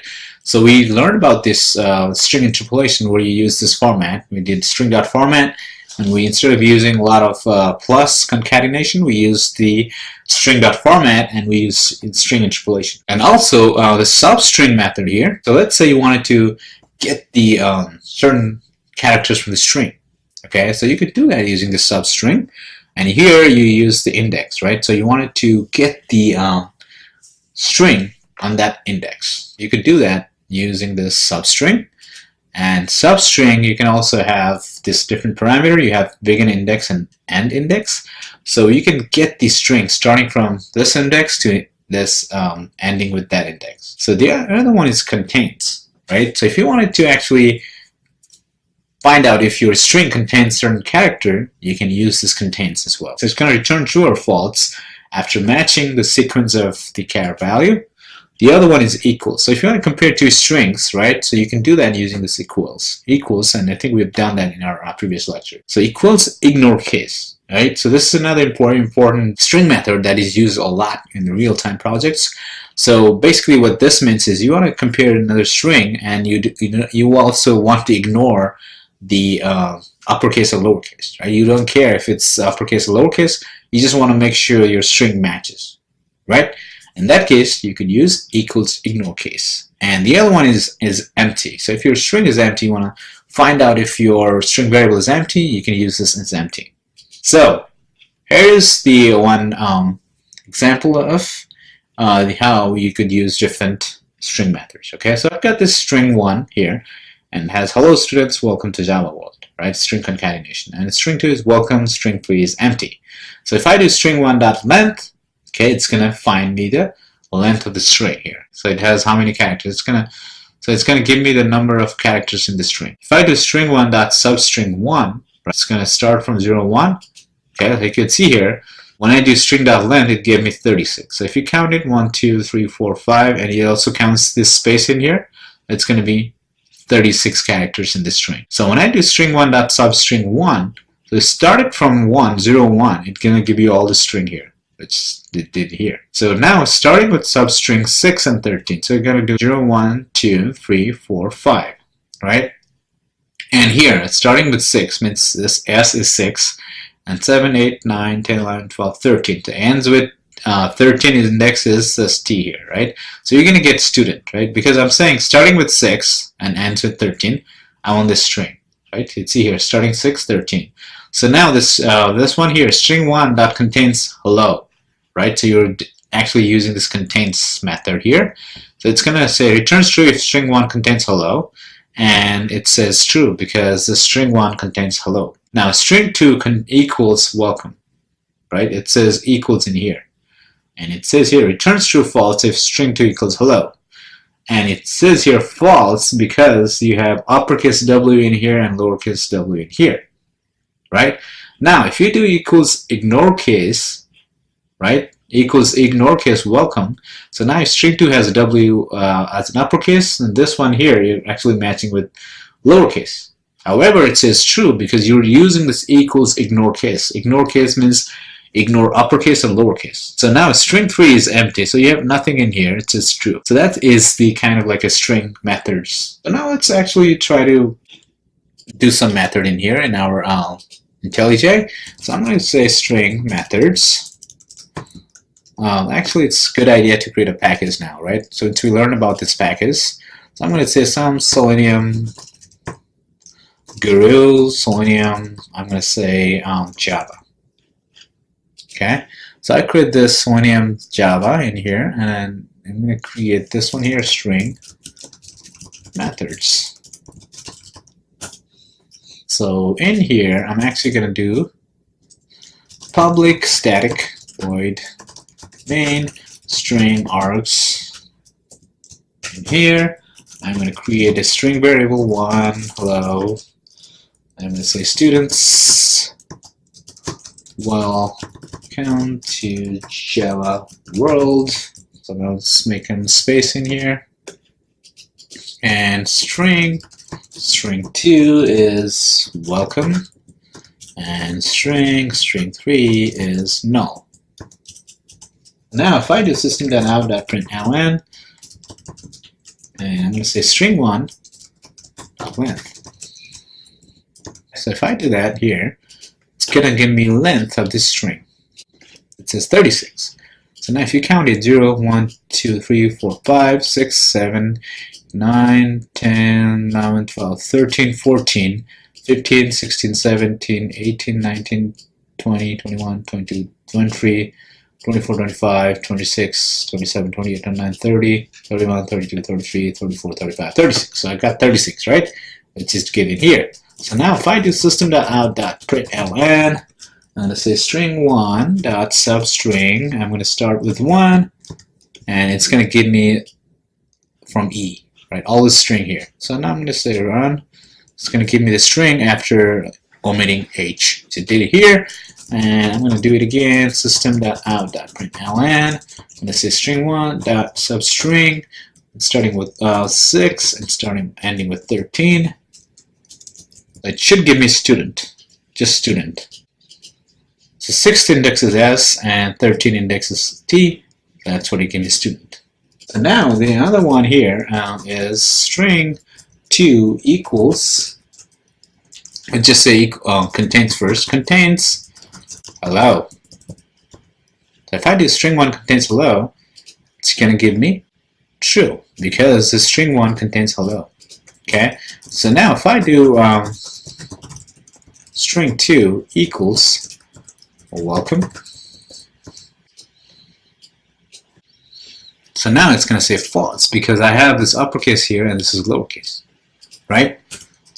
So, but if I do string 2 equals ignore case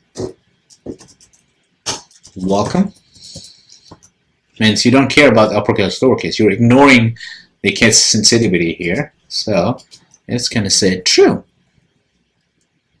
Then let's try, got the M in here, string 3 is empty. You can see here, right? I don't have anything in here. It's going to say true. So if I do string 4, just put like this with spaces in here. Just going to copy this and put 4 in here. And you can see here it says false because I have this white space is also like a character in here. It's not empty. It has a white space, which is also a character. That's some common methods of string. Well, let's go back to our presentation here. So there are also other common method here, concat. So it's basically concatenates to specified string. So if you add another string in here, it's going to add 2 strings. Replace. So you're going to replace one character with another one. You can do that using this replace. Okay, split. So you can split using the regular expression in here. We're going to talk about in our future lecture. To lowercase, you want to return string into lowercase, you can use 2 lowercase. Want a string do uppercase, you can do 2 uppercase. So that's you can do it. You can use remove the space, white spaces, On the beginning and the ending spaces, you can do this using trim. You can return integer. You can convert the integer value to string using this dot value. So here's an example here. So I've got this string 1, hello students, string 2, welcome, string 3, test, string 4, Java, string 5 with a lot of white spaces on the front and at the end. In total students 50, string 6, A, B, C, D, E, D, F, G, H, I. So now with this, right, I got this another string count, okay? So actually going to split this string here, string 6, by white spaces. So now I can actually concat string 1 dot concat string 2. I can actually append this to strings using concat. Dot concat append string 2 to string 1, replace. So in the string 1 I want to replace E with A. I can do that using this dot replace and use your character in here. And I want to actually convert this to lowercase. I can do that here to lowercase, and string 4 to uppercase. You can do that as well.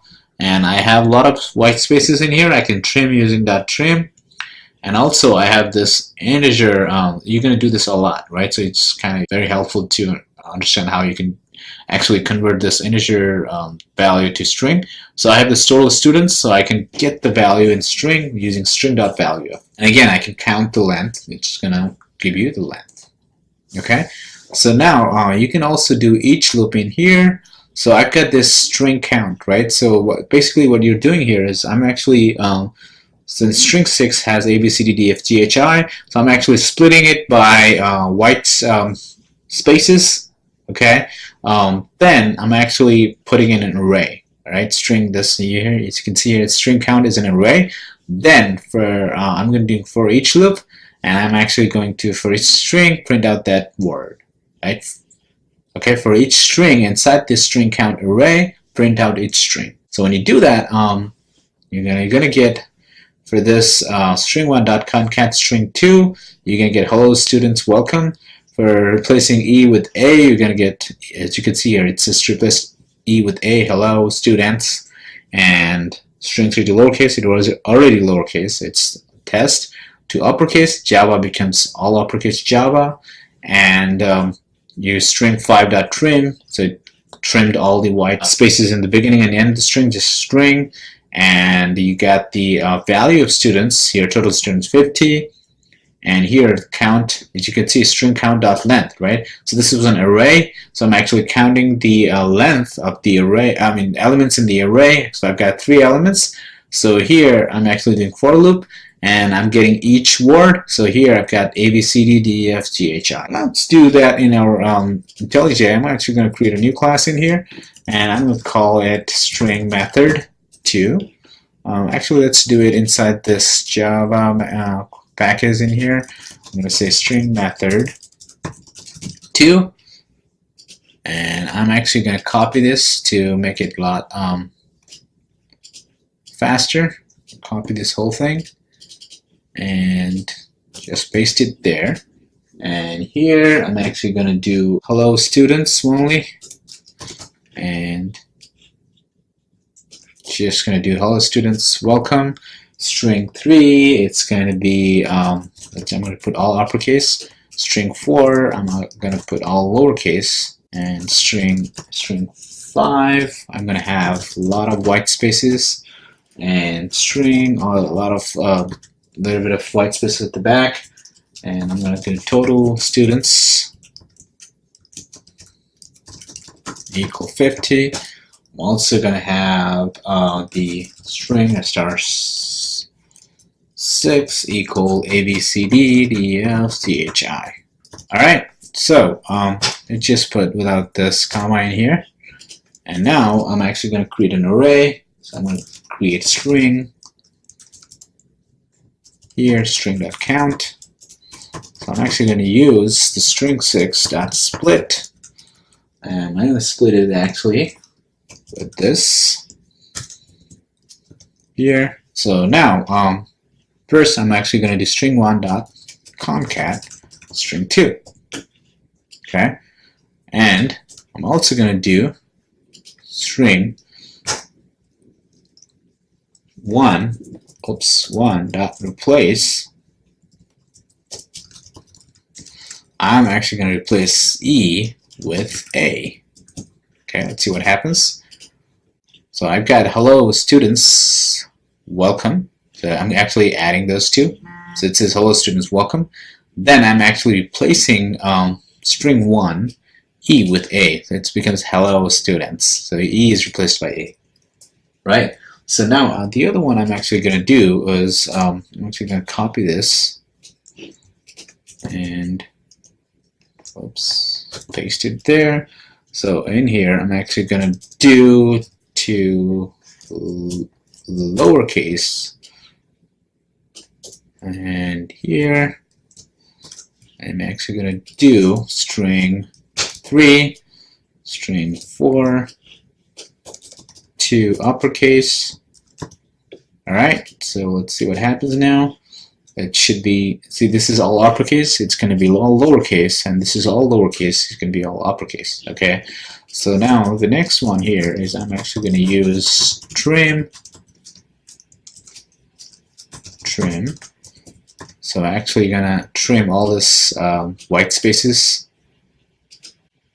You can see here, there's no more white spaces. So the other thing here is I'm actually going to be getting value of integer is total students.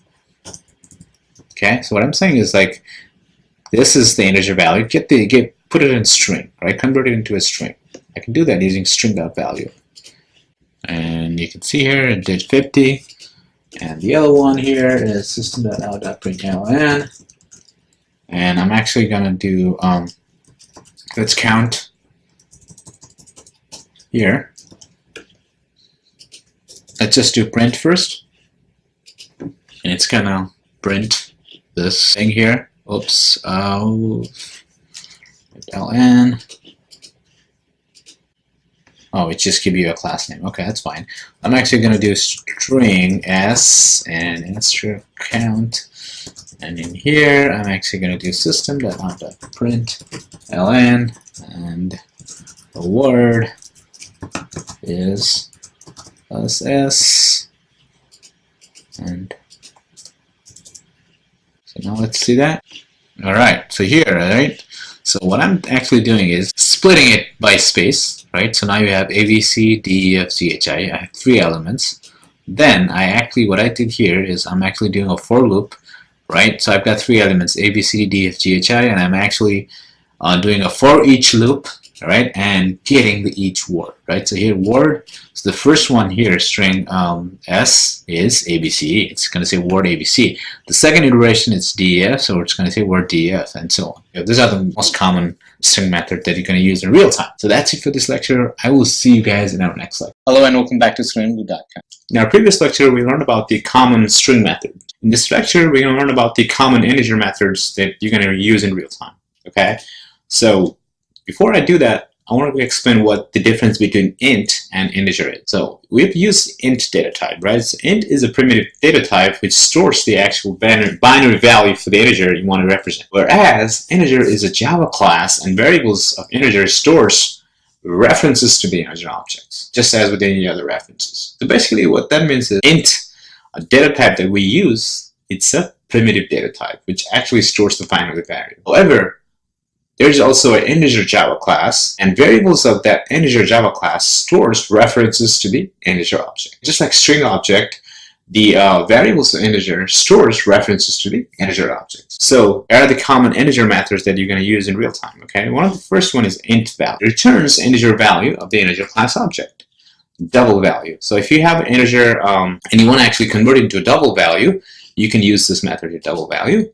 And this is float value, returns the float value, and the parse int. Let's say you have a string, right? 212, something like that. If you want to actually return the integer value, right? Convert that string 212 into integer, you can use this parse int method. It's also used a lot now in the real time. The other one is compare, right? If you want to compare two numbers, then you can actually use compare. And the other one is equals, right? So just like the string, right? If you want to actually compare the integer, you can also do that with equals. For instance, here's an example here. I have integer A, B, C, D. So you can see here, right? Instead of int, I've got this class name in here, integer. This integer basically is different from int, right? Int is a primitive data type. This integer here, a, is the object of this integer class. So it's kind of like an object, right? So here I've said integer a equal 100, b equal 34, c equal 13, d equal 100. So now if I wanted to actually convert it into int value, I can just say a dot int value, b dot int value, and so on, right? So it's going to return the integer value of a. B dot double value, right? So if you want to return a double value, which means decimal, you can do that. Same thing with float value, right? You can convert it into a float value, right? And the parse int, integer dot parse int. See here, I'm actually using this class integer, right? Dot parse int. This parse int is actually a static method, right? I do not have to create any object. I'm not using a dot parse int. I'm using integer dot parse int, right? So this parse int is a static method. In here, the parameter is string, right? So if I want to convert this number, which was in string, to an integer, I can do parse int. So let's say I want to compare two numbers, right? I can use this compare method. Okay, it's a static method, integer.compare, and I've got this 100, right? This is the first number, and the second one is 100. It's going to return 0 if equal, right? The numbers are equal, it's going to return 0. If x is greater than y, then it's going to return 1. If x is less than y, it's going to return -1. So you can do that comparison between two numbers using this dot compare. And the other one is equals, right? So if I want to compare two numbers, I can do equals. And here I've got a equals d, so I got 100 and 100. It's going to return true. And a dot c, there are two different numbers, going to return false. So as you can see here, a dot int value is 0, 100, and b dot double value, it's giving me 34.0, and c dot float value, and 13.0, and parse int, so it gave me an integer, and compare, so 100, 100 gives it's equal, so it returns 0, and x 100 is greater than 90, greater than y, so it returns 1, and x, which is 90, is less than y, which is 100, is returned -1, and a dot equals d, 100, 100 equals, so it returns true, and a dot equals c, it's false. So that is kind of like an integer methods, right? So let's go back to our IntelliJ here. I'm actually going to create a new class in here. So I'm going to create a new class. And in here, I'm actually going to create integer methods. In here, I'm actually going to create a static void main string arch. Okay. And in here, I'm going to do integer a equal 100, integer b equals 20, integer c equal 20, let's say 200, 2200, something like that. Integer d equal 100 again. And I'm going to do system.out.println. I'm going to do a.int value and system.int.println b.double value. And I'm just going to copy this to make it a lot faster. This is going to be c dot float value. So then I'm actually going to do integer dot parse int. So here I'm going to say 2, 1, 3, 4, something like that. And here I want to actually compare two numbers. So I'm going to say 100 and 100. So it should return 0. Right? So then I'm actually going to do system.out.println integer dot compare. I'm going to do 100 and 90. And copy this, and let's do 90, and that one is 100, and I'm going to do system.out.println a dot equals d, and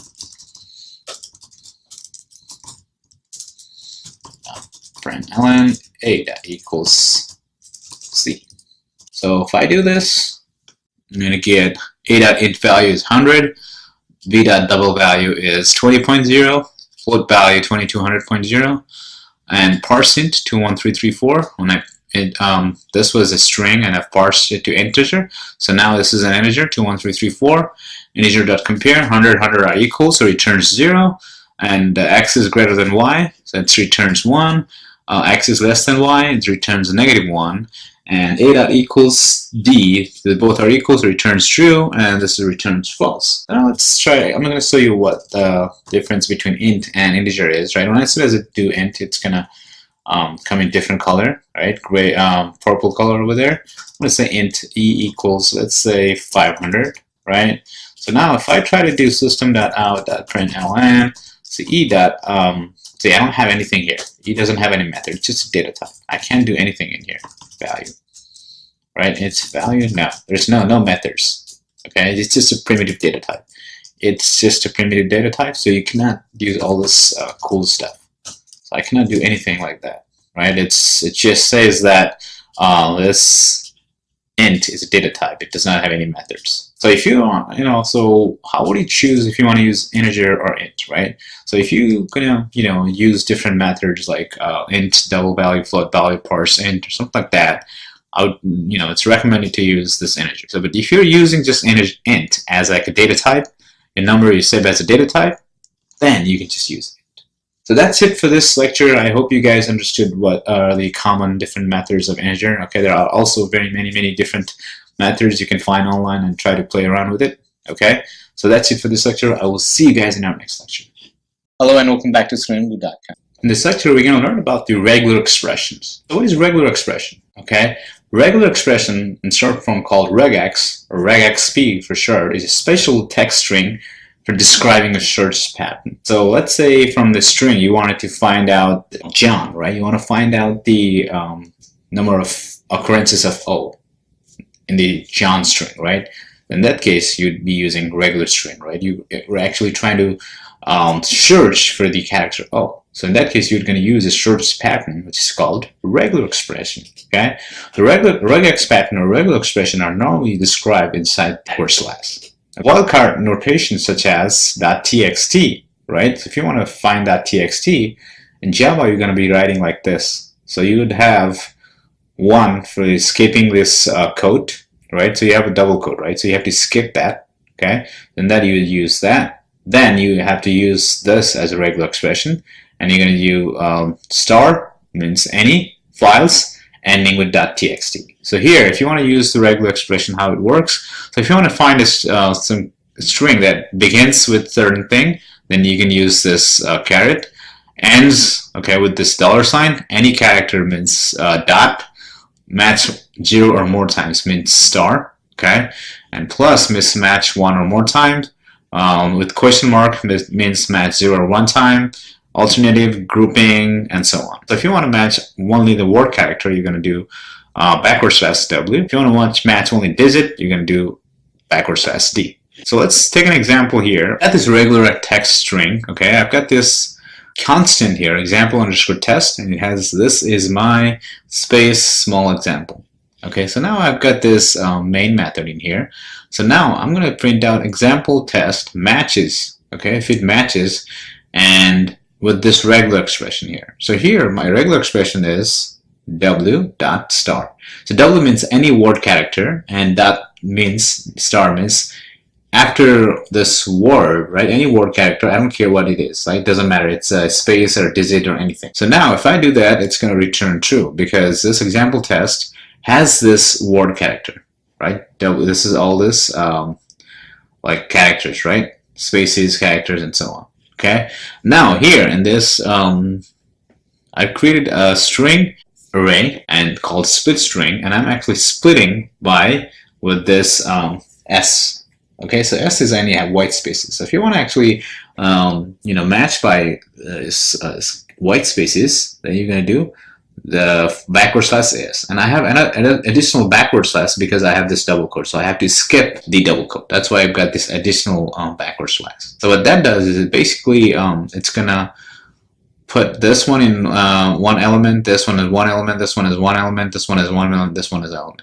Okay, every white space. Okay, this is one string, so it's gonna split by white spaces. So now if you print the length of it, now then you're going to have 14. Okay, so now I'm going to do a for loop here to print each word, right? So I've got this split string here, right? So I'm actually going to do a for loop for each loop, right? So here, for each string inside the split string, I want to print out this string. So here, if you could see here, the first one here, example test matches any word, it says true, yes. And it says split string, example split regex, and split string dot length, right? So I got 1, 2, 3, 4, 5. So I got 5 elements. It print you 5, right? Then I got for loop to print each word. So it's going to say this is my small example. Okay, so this should be 5. Okay, that's a typo in here. Then what I'm doing here at the end is I'm replacing all white spaces with tabs, right? So I'm doing here example underscore test dot replace all. So this is the method of a string, and this example test is a string, and in here it requires 2 regular expression here. So what I'm actually doing is I'm actually replacing all white space, right? So white spaces is backward slash s, and I have additional backward slash because this is in double quote. I have to skip double quote, so I need to do one more backward slash. And the s plus means more than one white spaces, right? So there's more than white spaces. And now in replacement, I'm actually doing backward slash t. Means that I'm actually going to do or replace that with a tab here. So now when I do that, it's actually putting in different tabs, right? So this, then there's a tab space is that tab space my tab space small tab space example. So that is the regular expression. Now let's actually try and do go to IntelliJ and write some regex code. So I'm actually going to create a new class in here, regex class. So in here, I'm actually going to do public static void main string args. So now I'm going to actually create a static variable, so it has to be outside the method. So I'm going to call this as static final string. Also, this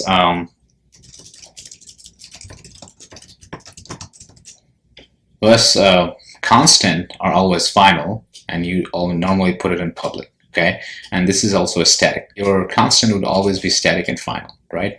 Final means it does not change. Static means this is a variable that you can use throughout the class. You do not have to create any object. And public is that you can use it anywhere. So now I've got this here. I'm going to say this is my, and I'm actually going to say small example. So now I'm actually going to do system.out.println. I'm going to say string underscore test matches. So here, as you can see here, as soon as I do matches, so it says, Java says that, okay, you got to put regex in here, string regex, okay? That's the IntelliJ help there. So here, I'm actually going to do, so if I just do this, see what happens, right? So normally you got to do this, right? So what it says is illegal is skip character in string illiteral. So I'm actually going to do one more. So you have to actually skip this double quote. So I have to put one more, and this right here is the syntax for any word. So now, if I run this, and it's going to say false, right? Because after word, I've got a lot of spaces in here. So I got to do like that. Okay, it means word, and after that, I don't care. Dot means any character. This means star, any character here. So if I do this, it should say true now, and I'm actually going to create a array in here. So here, what I'm actually going to do is string test dot split. Okay, and in here, I'm actually going to do. Let's try to do it again like that. And here, it's again saying that illegal skip character. So I'm going to add one more. So now I'm actually going to print out the length. Split string dot length. Oops. So now run this, and it says 5. So you have 1, 2, 3, 4, 5. So now I'm actually going to do for each loop in here. I do for string s inside this split string array. Then in here I'm actually going to print. So let's try that. And you can see here it says this is my small example. So here I've got this s plus because I have more than white spaces. Let's just do this, see what happens. Without plus, and it still works. So now if I do system.out.println, I'm going to do string test.replace all. Okay, here I gotta put a regex in here. I need 2 regex, right? So in here, I'm actually gonna do like that.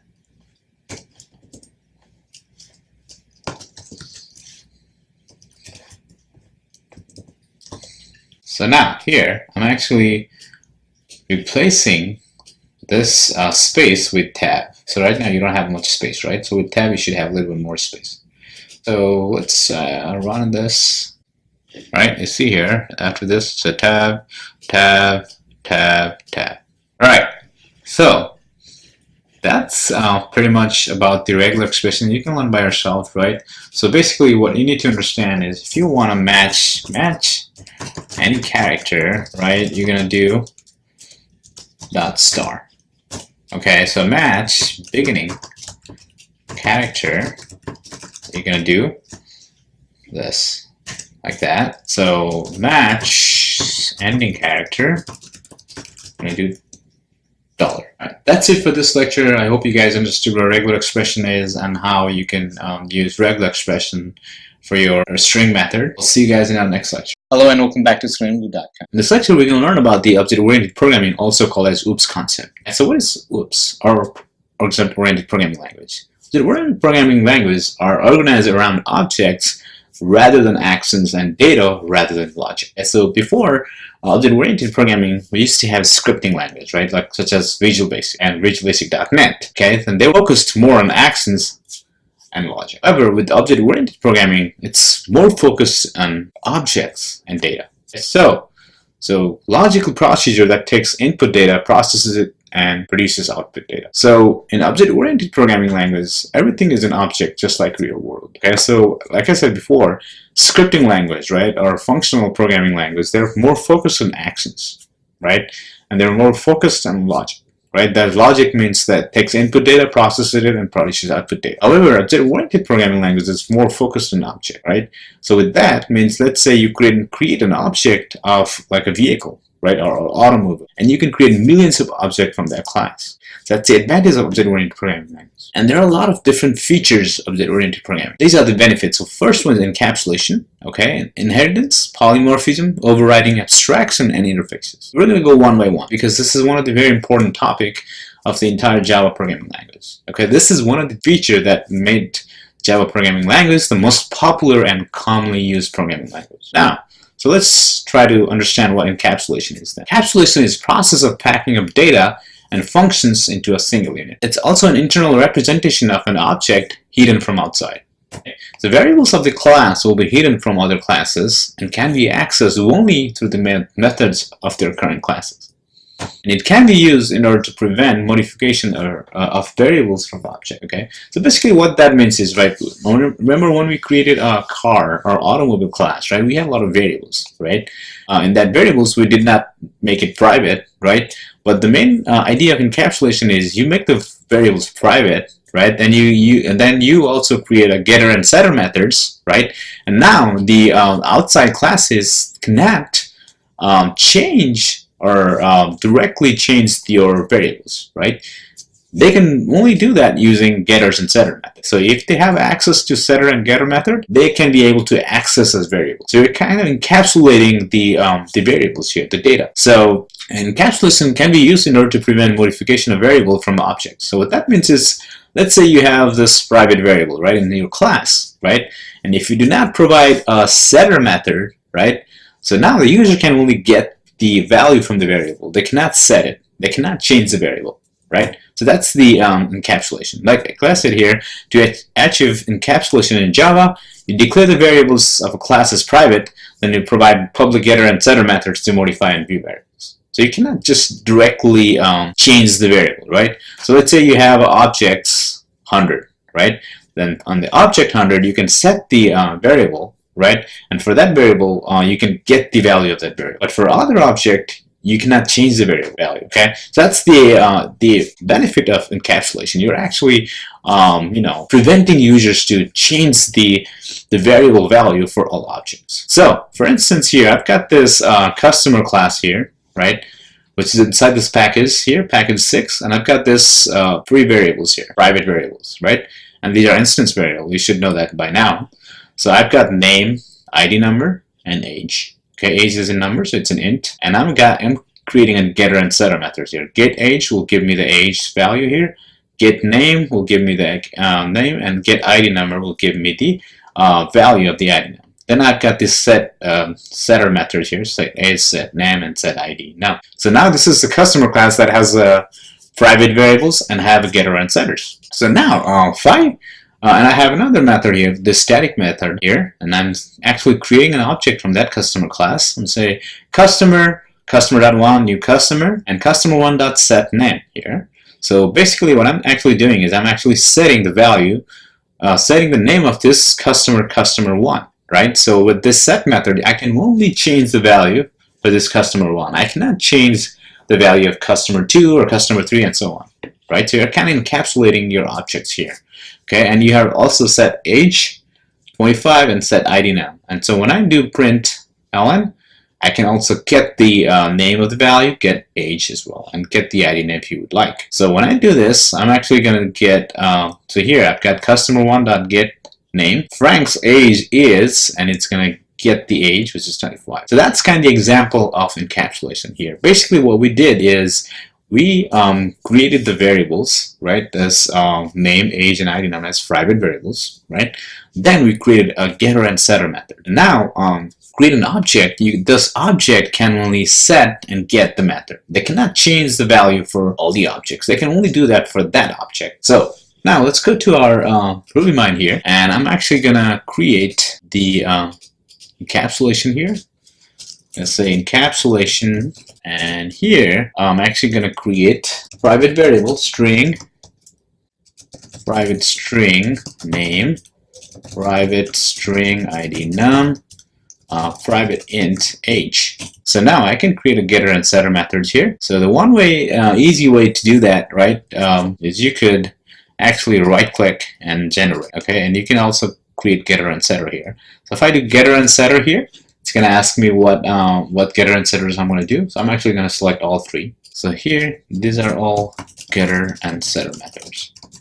Okay, so this is one of the benefit of using this IDE. So I could basically, you know, create this IntelliJ helped me to create getter and setter methods, so I can actually save some time. So I've got this private variable, right?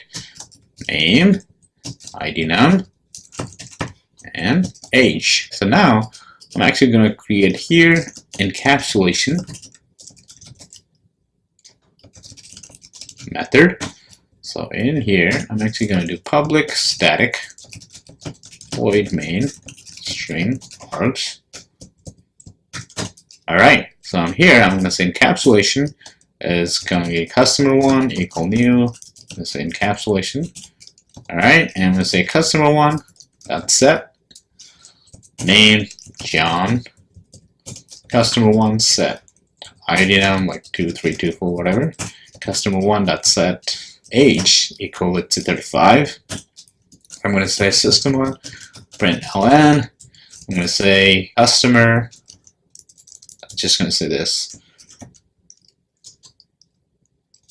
person's age with ID num. That okay is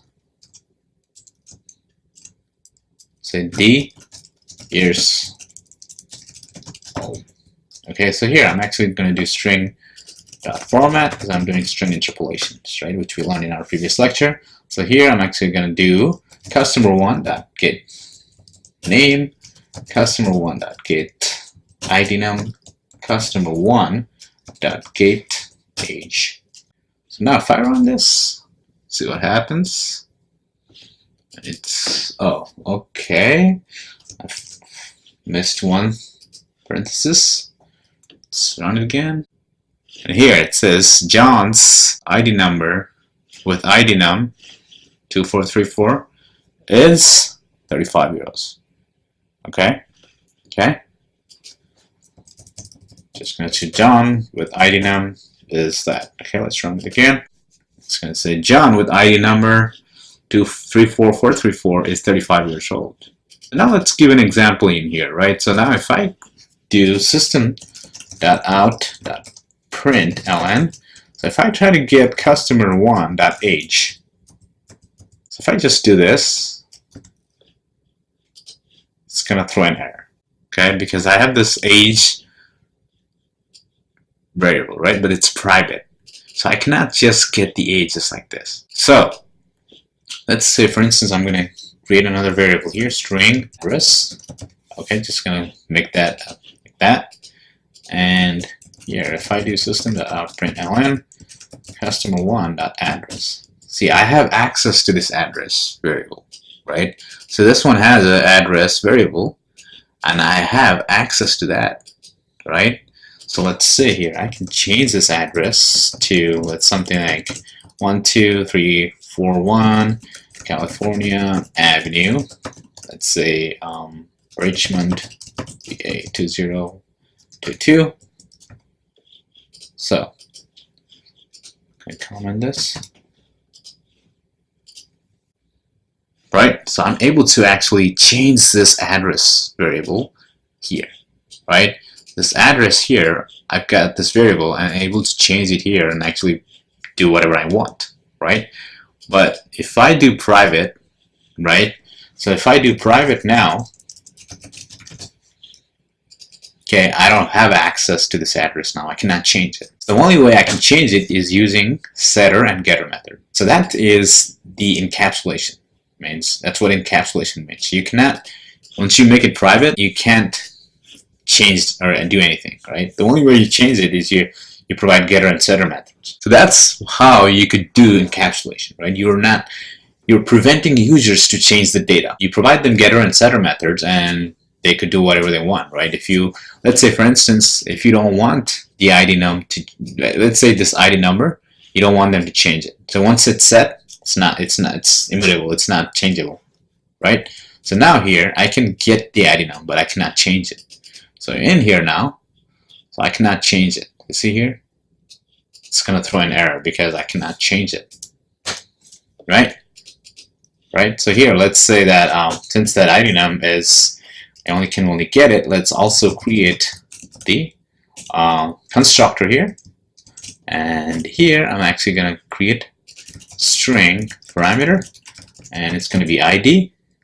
Okay, and this .id num is going to be this ID. So now, when you create encapsulation, you give an ID, right? Like that. And when you do this,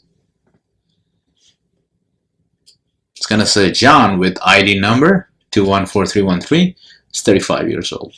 Okay, so I cannot actually set the ID num here because I don't have that setter method. I can only get the ID num. But here, as you can see, once the ID number was set, right, with this constructor, I cannot change it. It's done. It's like your social security number if you're living in the United States, right, or your tax ID number, or wherever your country you're living in. Once it's set, you cannot change it, right? That's the main idea behind encapsulation. You're actually protecting your data, right? You're not you don't want other people to just change it whenever they want it, right? You provide them setter and getter methods, and if you want them to just get it, right, not change the data, then you don't provide the setter method. So that's pretty much about encapsulation. Is, like I said, it's one of the important feature that is commonly used in Java, okay, to protect people from just changing the data on fly. So that's it for this lecture. I will see you guys in our next lecture. Hello and welcome back to SlearnGuru.com. This lecture we're going to learn about inheritance. Okay, so I'm not too familiar with the word called inheritance, right?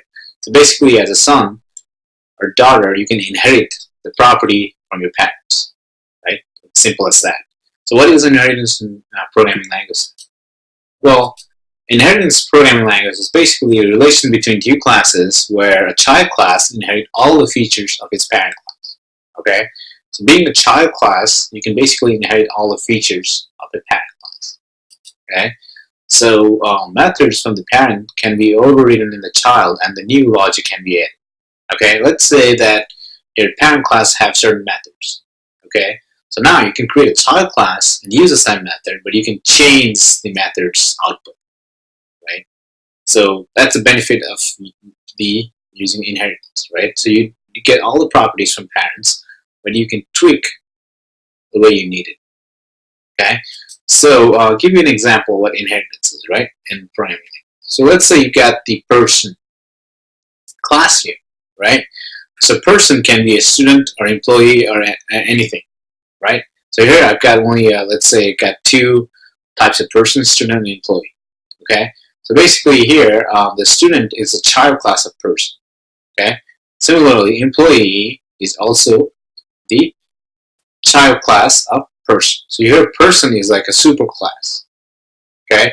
So now here, if you look in here, student, so you can have an IT student or you can have a science student, right? So similarly, your employee can be a teacher, it can be an HR or utility person, right? So here now your IT is child class of student, okay? Your science is child class of student. So here student is your superclass of IT. Student here is a superclass of science, okay? Similarly here, teacher is a child class of employee, and employee is the parent class or superclass of teacher. So HR is the child class of employee. Employee is a parent class or superclass of HR. Utility is a child class of employee, and employee is the superclass or parent class of utility, right? And person is like the superclass of student or parent class of student. Person is also a parent or the superclass of employee. Okay, that's the diagram, like architecture of this diagram here. Okay, and as programming languages, person is an object, student is an object, employee is an object, IT is an object, science is, everything is an object. Okay, so with the help of, with the benefit of object-oriented programming is basically you can use this inheritance feature. So now a student being the child class of person, you can inherit all the properties, all the methods of person class. Similarly, employee can also inherit all the properties and features of this person class. Similarly here, IT can get all the properties from a student. Okay, science can also inherit all the properties of a student. Teacher also inherits all the property of employee. HR also inherits all the property of employee. Utility also inherits all the properties of employee. Okay, so I'll give you an example here. Okay, so you can see here this box is a parent or a base class or a superclass. Okay, so here I've got this initialize method. Okay, I got instance variable width and height. Okay, which is equal to width and height equal age, which is height. I've got this instance method display underscore box underscore name. Okay, basically it prints out I'm box class. So you can see here this is the parent class or base class or superclass, whatever you want to name. Okay, now I'm going to create a child class here. Okay, so here I've got this small box. Okay, which is my child class, and you can see this what do you call that? Less than. Okay, syntax here. That means that you're actually inheriting this box parent class. Okay, small box with this sign here box means that you are actually, small box is a child of this parent class box. Okay, so now I've got this method here, print underscore area. So basically, let's say for the small box, the area is width underscore height. Simple as that. And it prints out area of the small boxes, whatever the area is. Okay, and also let's say I've got another instance method, display underscore price, and it's going to say my price is 1200. Okay, just giving you a very basic example here. And now I've got the other objects here, big box, okay, which is also a child class of box. How do I know it's a child class? Because I've got this big box in it's less than a box. Okay, it's the syntax here. This means it inherits box. Okay, it's not less than. It's actually class big box inherits box class. Okay, so here this big box is also the inheriting the box parent class. So big box is a child class of this box parent class. And here I've got the constructor method with volume, width, and height. Okay, you see the difference here in the small box. I did not have it. However, in the big box, I've got volume, width, and height. Okay, so here basically you can see a box has its own constructor method, but I override that constructor method, creating my own constructor method for big box. Okay. And here I've got the volume addition. So in this print underscore area, okay, I'm actually creating an area, let's say width, height, and volume. Okay, all right, and it says big box area is that. Okay, so I created a parent class and two child class. How do I know it's a child class? Because it has the symbol here, which means it inherits. Okay, it says this class inherits the parent class, which is box. Okay, so how do we create an object for that? Okay, so first, I'm going to create an object called B1, and because when you create an object, you're going to do class.new, and here this box class requires two parameters, width and height. So 12, let's say I've got my width 12 and 15 as height. So when I do display box name here, it's going to say I'm box class, right? As simple as that. Okay. So now I'm going to create an object from this child class. I'm going to say b2 equals smallbox.new. Okay. So here I do not have initialize method, but this small box inherits big box, right? Inherits the big box. That means this small box, this is my child class, also requires two parameters, because small box is a child class of box, and this box, when you create an object, you require two parameters. That's why whenever you create an object, you're going to require two parameters here. So that's why it's got 12 and 15 here. So when I do b2._display_box_name, you can see here, this is the method of the parent class. I'm able to call it creating an object from this child class, right? The b2 is smallbox.new. So this is the object from this smallbox child class. However, I was able to call this method here. Okay, you see the benefit of creating a child class or using inheritance? So I can create like a basic parent class, and I could create n number of objects, and I could create a child class, and I can call that parent class method here. So here, I'm basically saying b2.displayBox_name. So here I'm calling this method here, which is in the parent class. And it's going to say I'm box class. It's going to display I'm box class. The second one here, I'm going to say display_price. Okay, which is this one here, this method. This is also the method of this child class. So it's going to say my price is 1200. And also I'm going to b2_print_area. It's going to call this method. And it's going to say area of the small box is 180. Because your instance variable at area equal to at width, which is this instance variable, and height. So you provided that here. 12 times 15 is 180. Okay. So now I create another object here, b3, which is the object from this big box class. Okay. Bigbox.new. But you can see here, this big box object, or the instance of this class, requires three parameters. Why it requires only 2 and 3 here? So basically what this one is, you're overriding the constructor method here. Okay, when you create initialize in your child class, this one overrides the parent class. Okay, so here you're going to need 3 parameters. So here I've got 40, 24, and 30. So it's going to say I can, although I've got this big box and it requires 3 parameters, I can still call this method here, display_box_name. I do that, it's going to say I'm box class. And I do b3.print_area, okay, here it's going to say big box area is 28800. So 40 times 24 times 30 is this one. Okay, so basically I was able to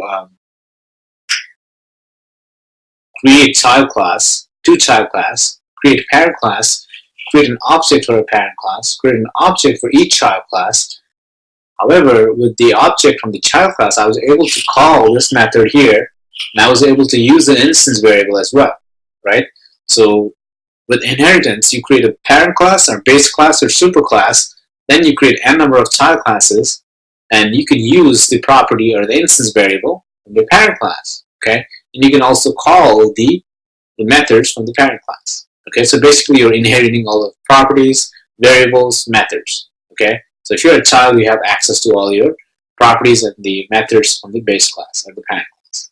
Okay, so we're going to go through some examples and it'll be more clear. Hello and welcome back to StudentView.com. So now we're going on with a couple of examples that I've showed you here, and it's going to be more clear. So let's go back to our IntelliJ here, and here I'm actually going to create a new package.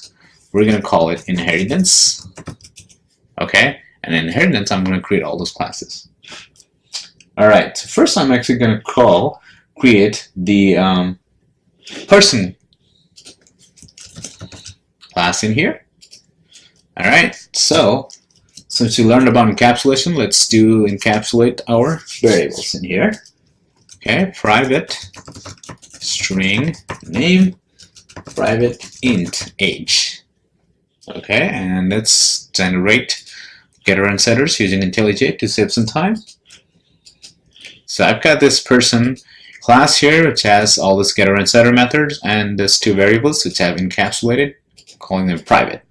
Okay, with getter and setters and private, now you have encapsulated that this class in here and the variables. Right.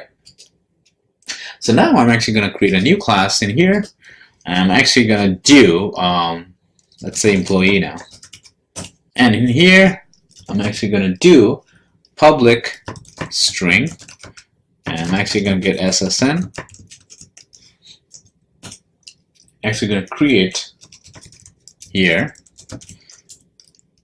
private string SSN. Let's also create getters and setters in here. Generate getter and setters. So now I'm actually going to create another class in here.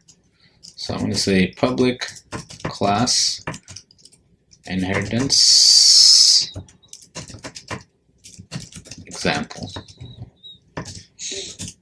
And here I'm actually going to create static void main string args. So here now I'm actually going to create this employee. Let's just actually create person first. Create person object. So here I'm actually going to do person1 equal new person. Okay, person1 dot, okay, get name. Alright, actually we're going to set name first. So we're going to actually make it Pam. Okay, person1 dot set age equal, let's say 32, and person1 dot set. So I think that's pretty much it. So let's say system.out println. I'm actually going to do age using string interpolations, which you learned. Here I'm going to do person.1.getName and person1.getAge. That. Okay, so now let's run this. So I'm going to say Pam's age is 32. Right? So now I got this employee class here, which actually inherits this person. Right? So basically, this employee is a child class of persons since it extends this parent class person. So now let's create the employee object.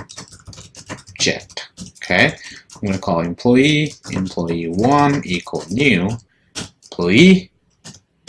All right, employee1 dot.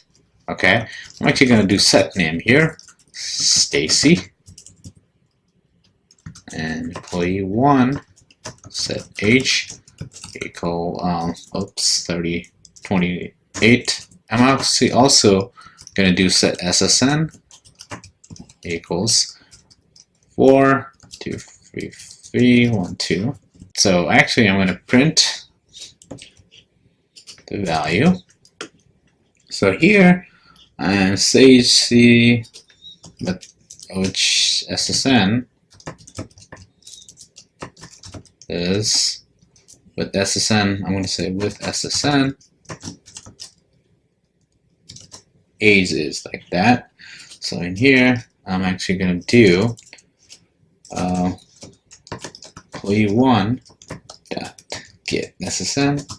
So change this to employee1. Okay, and same thing in here.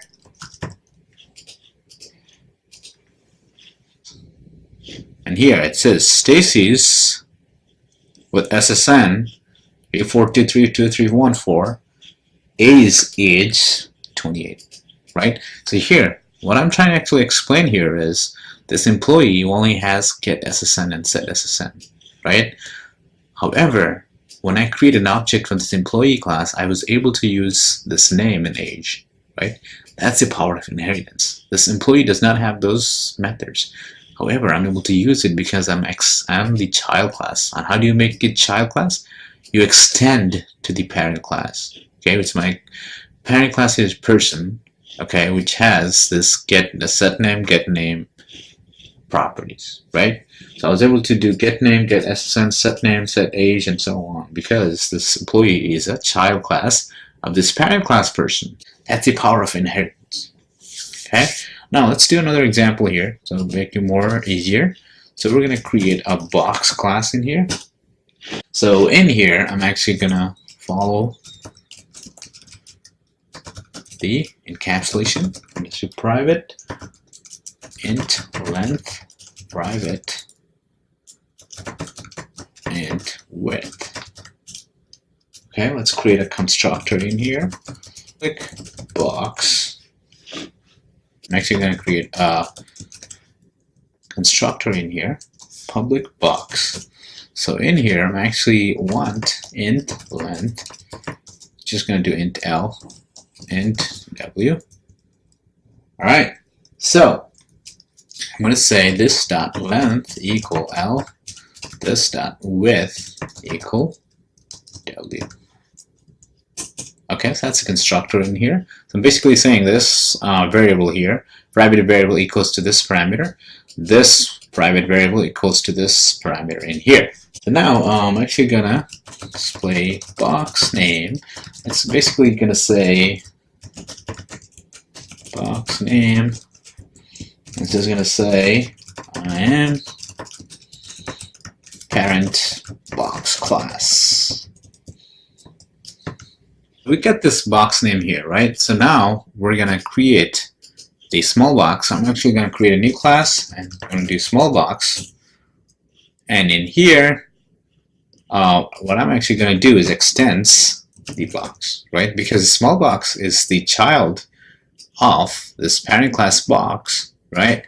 So I'm actually extending. As soon as it says that, it's saying, since the box has the constructor, it's saying that the small box does not have a constructor, right? So here, see that I've got this box constructor here, and now it's saying that you need to have a constructor as well. Okay, now let's do that. I'm going to say public small box, and in here, that, and I'm also going to say int L and W.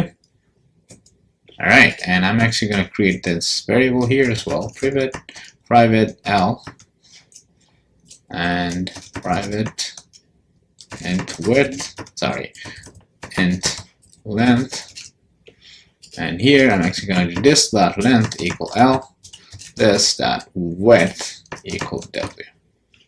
All right. So now, but here, however, see here, it's still saying there's no default constructor, right? Since I'm actually extending the box, I also need to say, okay, this small box also default constructor goes to that box. So I'm actually going to do LW.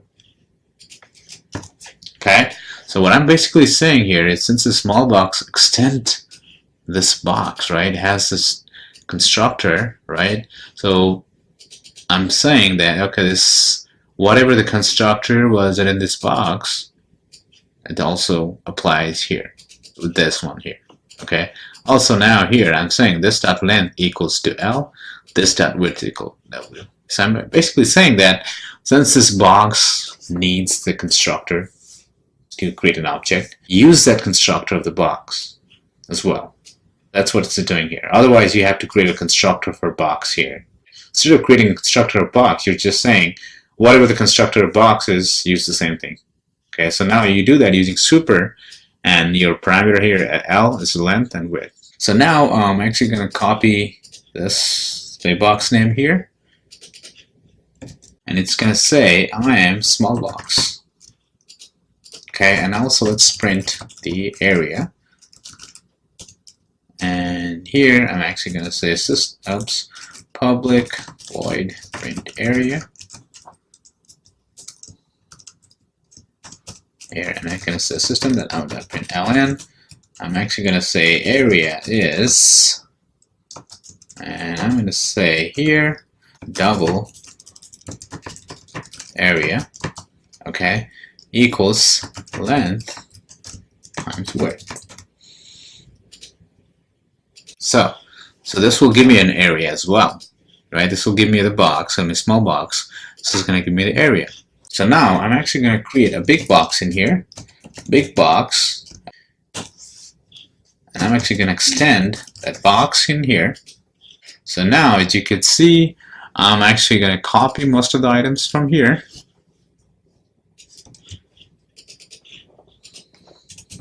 So in here, I'm actually going to do private int height. And in here, I'm actually going to do int h. And in here, I'm actually going to do int height equal h. Okay, and here, I'm actually going to change to big blocks. Alright, so here, I got to call this constructor, right? Super LW, which means like, okay, use the constructor, same constructor for this box. Okay, and here, I got this.length variable, stretch variable equal to L, s.width equal weight, and s.height equal h. And I got the print area, which is actually going to print length, width, and height. And it's going to say I'm a small box name. So now if I just undo this, right, let's actually comment this code here and see what happens. And I'm actually going to create. Now I got the big box child class, which extends this parent class box. I got the small box child class that extend this parent class box, right? I got this print area, okay, method, which actually going to give me length and width. It says display box name. It's going to say I'm small box class. I got this box parent class here, which has this default constructor, and it's going to say display box name, and it says I'm parent box class. And on the big box, I have only print area, right? I commented this code here for now. So I'm actually going to create a new class in here. I'm actually going to say inheritance example 2. All right. So in here, I'm actually going to do public static void main string args. And in here, I'm actually going to do first call box. Let's say box 1 equal new box, and box 1 dot display box name. And you can see here this box requires 2 parameters. I'm also going to do 12 12. If I run this, you can see here it says I'm parent box class. Okay, I'm going to copy this, and I'm going to say small box. Here I'm actually going to do small box. This is going to make it box 2, and in here let's make it small box. All right, let's make it 12 and 13, and in here it's going to make it box 2 and box 2 dot print area. Okay, now if I run this, it's going to say I'm a small box class and area is 156. Now actually let's call the big box. I'm actually copying that, and in here small, I'm actually going to make it big, and in here I'm actually also going to make it big, and this is going to be box 3. It says throwing an error because big box needs 3 parameters. I'm actually going to do a 12 13 14 and say big box 3 3, right? You can see here, right, this big box does not have this display box name. I actually commented that code, right? However, if you look into this method here, I'm able to call display box name because big box actually is the child of the parent class box. Okay, now let's run this. And see, it says here, still I'm parent box class. It says display box name. It goes to this box and calls this method here, right? And it's also printed with the area. All right. So now, but if I just uncommented this code, so I forgot to actually make it here. It's saying I'm small box. I'm actually going to say I'm big box class. So now if I run this, it should say I'm big box class. You see here, right? So display box name parent class has this display box name method. I used the same method, but I overrid it, saying I'm small box class, right? And I got this print area in here. And now with this box 3 here, I've got this display box name, which is the same as the parent class, but I overrid it saying I'm big box class, and it does that here. And I also print the area. So that's pretty much about the inheritance. I know it's a little confusing, but once you play around with a couple of examples, it's really a piece of cake. Okay, and it has so many advantages, right? So let's say you can have a parent class with certain methods, and you don't, for your child classes, you don't have to create those methods. You just extend. You just inherit the parent class. All right, so that's it for this lecture. I will see you guys in our next lecture. Hello and welcome back to StudentBlue.com. In this lecture, we're going to learn about polymorphism. So what is polymorphism then? Polymorphism derives from the Greek word poly, meaning much or many forms are set. Poly means you got many forms are set, right? So it's derived from the Greek word. Polymorphism in programming refers to the ability to use same methods in different types or different ways for different objects or different types. However, in polymorphism in programming, kind of takes the concept of poly, means you can use same methods in different ways. For instance, I've got this vehicle parent class here. Okay, that's kind of also a view of inheritance. You can see here, I've got this vehicle class. It has start and stop. Now, SUV, semi, and motorbike are the child class of vehicle, right? They also have the start and stop, right? All these classes have start and stop. However, they operate differently than vehicle, right? So you've got the same method name, right? Stop, start, start, stop, but they operate differently, right? They come in different forms, right? And it's kind of like polymorphism in programming language. So now let's see how we can do it. So let's say here I've got this vehicle class and I've got these three variables, right? We're using encapsulation. Okay, we're doing good here. Trying to use the features of object-oriented programming language. I've got this constructor here, which requires make, model, and year, and I'm initiating, assigning this private variables to this parameters here. And I got this getter methods, and you already learned about the getter and setter methods. And I got the start and stop here. So it says starting and stop. Right? That's the vehicle class. So now I've got this child class SUV, right? Which inherits the parent class vehicle, right? And now here, as you can see, I've got this constructor here. And since it's the same parameter, I can also say, okay, this make, model, and year, just like, you know, the parent class vehicle. And now I've got this start and stop here. Now you can see here, I've got this, start method here, and it's kind of printing starting SUV vehicle. As you can see here, right? In my vehicle class, it would just say starting. However, in the start method here, it says that starting SUV vehicle, right? With make, model, and year. It's going to give me make, model, and year. Same thing stopping. It's going to give me make, model, and year, right? So you're kind of doing the polymorphism here, right? You use the same method, but your output is different, right? It's coming in different forms, right? The output is different from the parent method. Okay, same thing with the semi. Okay, the semi extends vehicle here, and it's got the constructor just like the parent class here. So you do super, and you provide all these parameters, make, model, and year. And I've got the start and stop, and as you can see here, it's saying starting semi vehicle. Right before it was SUV, and it's right now it's a semi. Right, so based on your class, you can actually use the same method but have different outputs. And now I create another class here, motorbike, right? It's a motorbike is also a vehicle, and it's also a child class of vehicle, parent class, and same thing as start, stop, right? So I got this starting motorbike, right? So the output here, again, it's different. Now if you create the main class here, static void main method inside this polymorphism class here, so first I create an SUV object. Like I said, SUV Toyota equal new SUV. And since this SUV requires 3 parameters, I put a Toyota RAV4 2015. Then I'm actually printing the break line here, and it's going to say I'm actually calling start and stop. Then I create a semi object here, and I said semi Volvo new semi, and I put the 3 parameters in here, and I said start and stop. And same thing with motorbike, right? Harley equal new motorbike, and I provide the make, model, and year of the motorbike, and say start and stop. So now you can see here, right? This is this break line here, and it says starting SUV vehicle, make Toyota, model RAV4 year 2015. Stopping SUV vehicle, make Toyota, model RAV4 2015. And now create semi object here, starting semi vehicle, make Volvo, DML year 2015. Stopping semi vehicle. Same thing with motorbike. So you can see here, I'm using the same method, right? So I do not have the start, I have the same start and stop method, just like the parent class, right? However, the output or implementation is different, right? So you're using the same start and stop, right? You're using the same start and stop, you're using the same start and stop, but it has different implementations, right? That is, in a nutshell, called polymorphism. All right.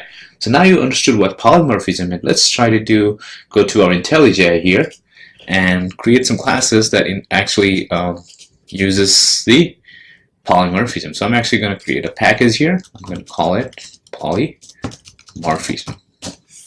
So here, first I'm actually going to create the vehicle class in here. So here I'm actually going to create private variables. Okay, we're going to use the encapsulation feature here. I'm going to say private string make and private string model and private int year. Right? So then I'm actually going to use this IntelliJ shortcut and do getters and setters. So I create three. So I got all the getter and setter methods here. And this is actually what you do in real time as well. And that's just like you do in real-time projects. So you create getter and setter methods. And if you have any other method in this class, then you create them here. So here I'm actually going to create an instance method here. I'm going to say start. And basically it's just going to say system.out.ln starting. Okay, I'm going to say public void stop. Say system.out.println stopping. Right, so I got the start and stop method. Okay, I'm going to call them instance method in comment here. Right, and that's what you do in real-time project as well, right? You create a class, you create a variables, private variables, then you create getters and setter methods. So now I've got this vehicle class. Right now, let's create the SUV class in here. And I'm actually going to do here extends the vehicle, right? So in here, I'm actually going to do public SUV, and here I'm actually going to do the same thing. String make model int year. Oops, and I also forgot to create a constructor in here as well. Bad. So normally you would create a constructor after creating a variable. So I'm going to call vehicle, let's say string make model int year, and in here I'm actually going to do this dot make equal make, this dot model equal model, this dot year equal year. Okay, so basically what you're doing is you're actually assigning this private variables to this parameter here, right? So whenever you create a new object, whatever the make is going to be assigned to this variable, right? So now it's going to throw an error saying that, okay, there's no default constructor in this vehicle blah blah class. So I'm actually going to do super, and in here I'm actually going to do make model in year. That should be it. In here I'm actually going to create a start method, and here I'm actually going to call void start, and in here I'm going to say ln string.format. In here I'm going to say, so that's for the make, okay, and I'm just going to do model, also integer is year, okay, let's say like that, and in here I'm going to say make model and year. Alright, and now as you can see here, it's kind of throwing an error, right? Because I don't have make model and year. So the way you could actually do is use the get method here. Okay, so I'm actually going to do get make, okay, get model and get year. There we go. Bingo. Since I'm actually inheriting this parent class, I can also call this get make model and get year, which is inside the vehicle class. That's how that's what I have in the start method. And now let's call this stop method here. Just gonna call stop, and here it is stop, and here it is stopping. All right, so I got this SUV now, right? So I'm actually going to copy this. It's a lot faster for me. So I'm going to do semi. And in here, as you can see, as soon as I copy this and I renamed it, so what I did basically was, okay, I'm going to show you again when I do the motorbike. So basically, what I did here, I just copied and copied and pasted here, and I refactored the name, and now it automatically changes the constructor name to semi as well. So now this is good. So here I'm actually going to do, yep, that should be good as well, right? So in here, I'm going to have make model in year starting, make model stopping. So I can actually use this one. So in here, I'm actually going to see what I did here is like I'm going to actually copy this. So you can do right click and copy. Then you go to this package and paste. And in here, I'm actually going to make it motorbike. Alright, so you can see here, it automatically changed that name of the constructor with this class name here. And it's also extending the vehicle, and it has start and stopping. Alright, so now I'm actually going to create a new class in here. I'm going to call it polymorphism method. Okay, which has all this object in here. Public static void main string args. Alright, so first I'm actually going to create a vehicle. Create object from parent class. Okay, so I'm going to say vehicle v1 equal new vehicle. And you can see here it has parameters. I'm actually going to say, let's say Ford F-150, it's 2012. Let's say v1 start. So now I'm going to say create SUV object here. So I'm just going to say SUV v2 new SUV. So here I'm actually going to say Toyota RAV4 2016 v2 start v2 stop. Copy this, and here I'm actually going to create a semi, and here change to semi, and here I'm actually going to change semi and make it v3 v3 v3. Alright, so here I'm actually going to change the semi name to actually Volvo. Okay, then I'm going to actually make it VML. Let's say 2010. Alright, so that should be the semi. Let's create now a motorbike object here. Motorbike.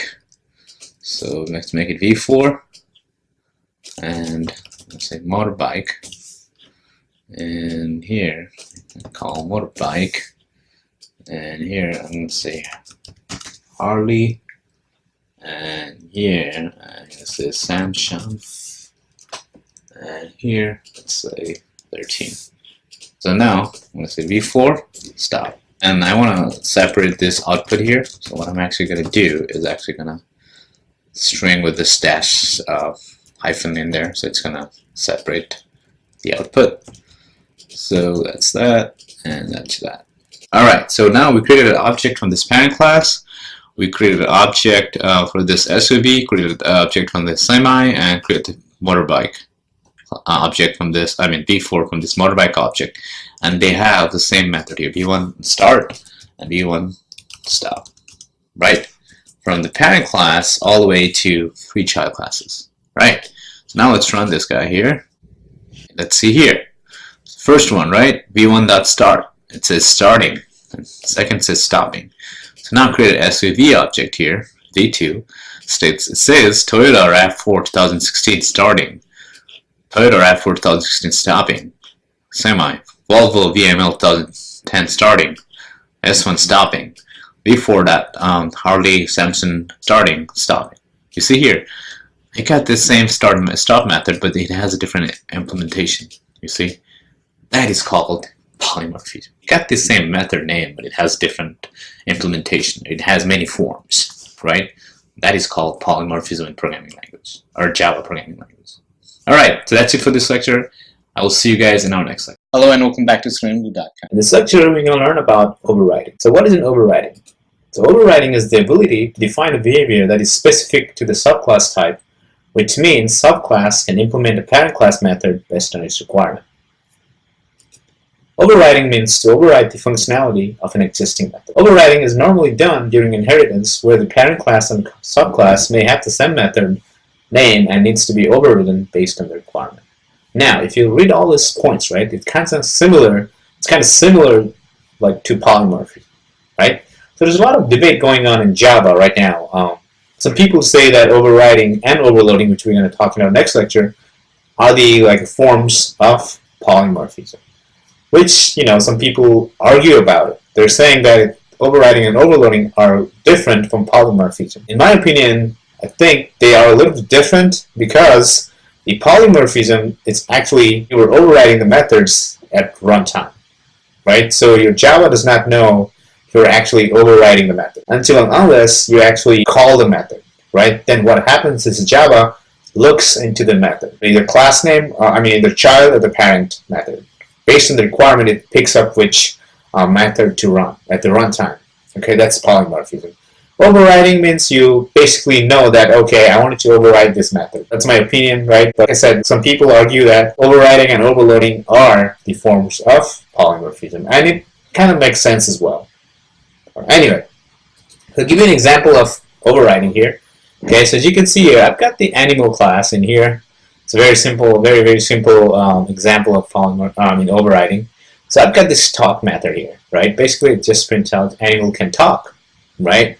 And I've got the same another class in here, okay? The child class dog, which extends animal, right? So this is a child class, which means that you have to use this extends keyword, and the parent class here is animal. And I've got this talk method here as well, right? So now, if you create another method here and you create an object, right? So I got here animal1 equal new animal, which is my parent class, and animal2 equal new dog. So it's actually you're referencing to the dog in here. So if I do animal1.talk, right? So it's going to run method from the animal class. And if you do animal2.talk, it's actually running method from the dog class. Now, as you can see here, I did not do dog here, and I created dog2 object here, right? What I did here, on the parent class here, I said animal, and animal2 equal new dog. You see here, animal references but with dog object. This animal references with the animal new animal object. Here, animal2 is actually referencing with the dog object. So when I do .talk, it actually runs the method from the animal class. When I said animal2.talk, it actually runs method from the dog class. So basically, you're overriding this talk method here, right? So you have a talk in your parent class and child class, and you're actually overriding that. So when I run that code here, it's going to say animal can talk, and the second one says dog can talk. So basically, you have the same method, right? But based on the requirement, you're actually running the method that you like, right? Based on the requirement. That is called overriding. So now let's go into our IntelliJ in here. And since we know what package is, and let's try to be more professional here. And let's create overriding package. And in here, I'm actually going to create an animal class. And in here, I'm actually going to create the class, public void talk. So let's say here, animal can talk. So now let's create another child class in here. I'm going to say dog. And then click OK. So in here, I'm actually going to do extends and animal. All right.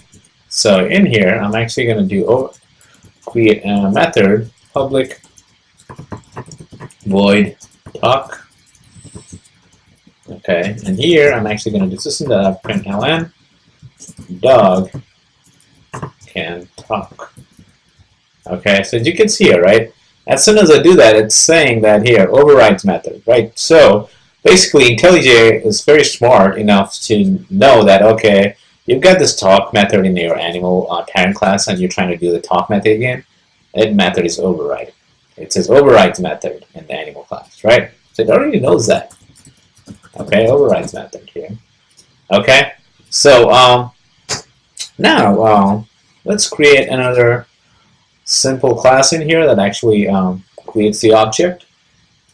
Okay. So now let's actually create another class in here that actually creates an object from this dog and animal class. So I'm actually going to say here overriding method. So I'm going to create this public static void main string args. And in here, I'm actually going to do animal1 equal new animal. All right. So basically, this animal1 references to animal class. I'm going to actually do animal1, right? Since the dog is also the child class of animal, I can actually use this animal in here and reference to the dog object here. Okay, references to dog class. All right, so if I do animal1 dot talk, animal2 dot talk. Okay, let's also do dog animal3 equal new dog here. So now I'm going to say animal3 dot talk. So if I run this, it's going to say animal can talk, dog can talk, dog can talk, right? So and this animal3 here, right? So basically what you're doing is you're actually using polymorphism, right? Basically you're calling this talk method here, which is kind of like overriding, but it's a little different, right? Because you know that you're going to use this talk method from this dog class, right? So I'm actually saying, okay, dog class, create an object from this dog class, but reference, right? So I'm here actually saying, okay, create an object from this dog class. So now here, I already know that I'm actually going to use this talk method from dog class. However, if you go into here, right, animal2 equal new dog, so I'm actually creating an animal class, and I said new dog. When I do talk, actually what happens in real time is actually it overrides this talk method, right? So that is called overriding. Also is one of the very, very important feature that you'll be using all the time in your professional Java programming life. So that's it for this lecture. I'll see you guys in our next lecture. Hello and welcome back to StudentBlue.com. In our previous lecture, we learned about overriding. Okay, so in this lecture, we're going to learn about overloading. So overloading is also one of the important features of Java programming language. So what is overloading? So overloading is the ability to define a behavior that is specific to a subclass type, which means a subclass can implement a parent class method based on its requirement. So just like the overriding, right? Overloading would have the same method name, and you can have parent class with the method name and the child class with the same method name. Overloading allows different methods to have the same name but different signatures, where signature can differ by number of input parameters or type of input parameters or both. Basically, it's similar to overriding, but with overloading, you can have different parameters, right? In overriding, you can have the same method name, but your parameters should be the same. Overloading allows you to have different parameters, right? It even allows you to have different type of input parameters. Overloading is normally done during inheritance, where the parent class and subclass may have the same method name, but with different parameters or input type, and needs to be overloaded based on the requirement.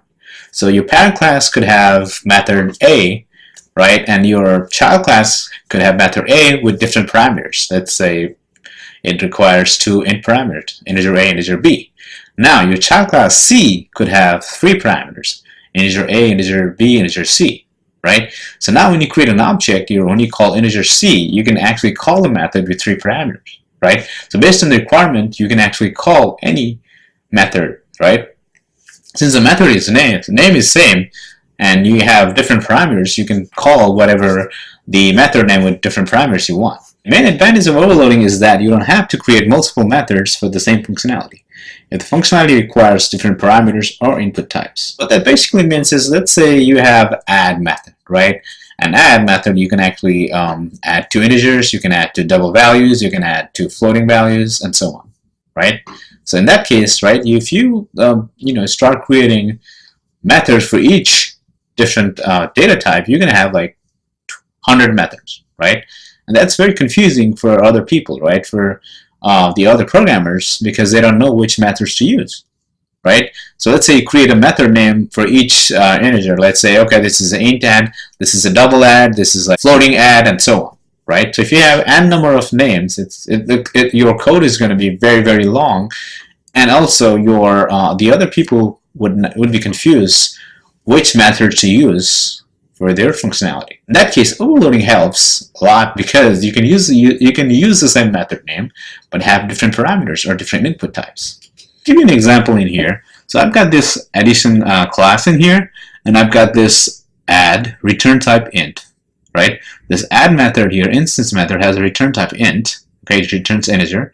So here it requires 2 parameters, x and y, okay, which is both integers, and it returns the addition x plus y. Now I have another method here, an instance method with the same method name, add. However, you can see here I've got x, y, g. Okay, it requires 3 parameters. And this actually, it's also integer return type method, instance method. So it's going to return whatever the sum of x plus y and g. So now I've got another method here with different return type, double, right? And it's basically adds to double numbers. So I've got double x and double y. So it returns the addition of two double data type numbers. So now if I have this main method here, and if I create addition, a equal new addition, I create an object from this class in here. If I print a.add, I just put integer in here. So if I do that, it's actually going to call this one here. It knows that, okay, you've got this integer here, so I'm actually going to call this one, right? And now if I call a.add with 3 parameters, it's actually going to call, okay, this one here we only have 2 parameters, so I'm going to use this one with 3 parameters. It's going to use this a.add with this. It's going to overload this method here. You're going to call this one here, and let's say you have decimal values, right, with double values. Then it's going to actually call this one. So here, basically, you are overloading this add method, right? So if you have this first add method, you overload with this one here, and you overload with this one here. So when I run this, you're going to get 24 plus 24, 48. And you add 324, you're going to get 72, and you're going to add 12.24, 12.24, you're going to get 24.48. So with the overloading, I was able to call different add method based on my requirement or based on my scenario. So that is basically overloading, right? Don't get confused with overriding and overloading, right? Overriding would have the same method name, but it has to have the same parameter. If you don't have any parameter, you're going to override the same method in child class with the same parameter. However, with overloading, you can have different parameters and also different return type, as you can see here, right? So you have a lot of flexibility with the overloading. So now let's go back into our IntelliJ here, and I'm actually going to create another package, and I'm going to call it overloading. Alright, and here I'm actually going to create a class. I'm going to call it addition. And in here, I'm actually going to call first addition of 2 integers. So I'm going to say public void. I'm actually, this returns the integer. I'm going to do int add, int, let's say a, int b. Basically, it's returning a plus b. So now let's say addition of 3 integers. I'm actually going to copy this to save some time here. And in here, let's say int c. So I'm going to say c. Right. So now I'm going to create another addition of double values.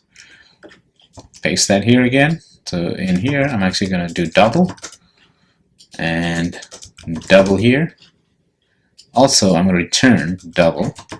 So here I got this add method. Method name is same, but the parameters are different. So basically, you create this method, you overload with this one, and you overload with that one, right? So now if I create a main method here, I create a object. Okay, I'm going to do system.out.println because you're returning it, right? You're saving it.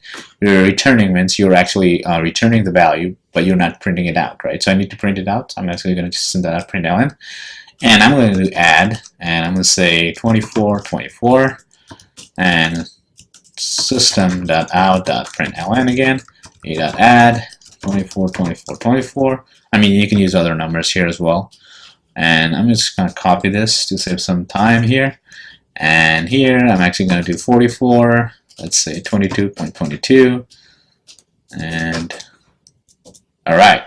So now if I run this, first it's going to say 48, then it's going to say 72, and it says 46.66, right? So here I'm calling the same method name add, and here I'm calling this method name here. Actually, you're overloading this add method. That is pretty much what overloading means, right? So normally when you actually call some method, right, you're actually overloading the method here. But let's say that if I do here, I'm going to give you an example, right? So for instance, I'm going to do string dot.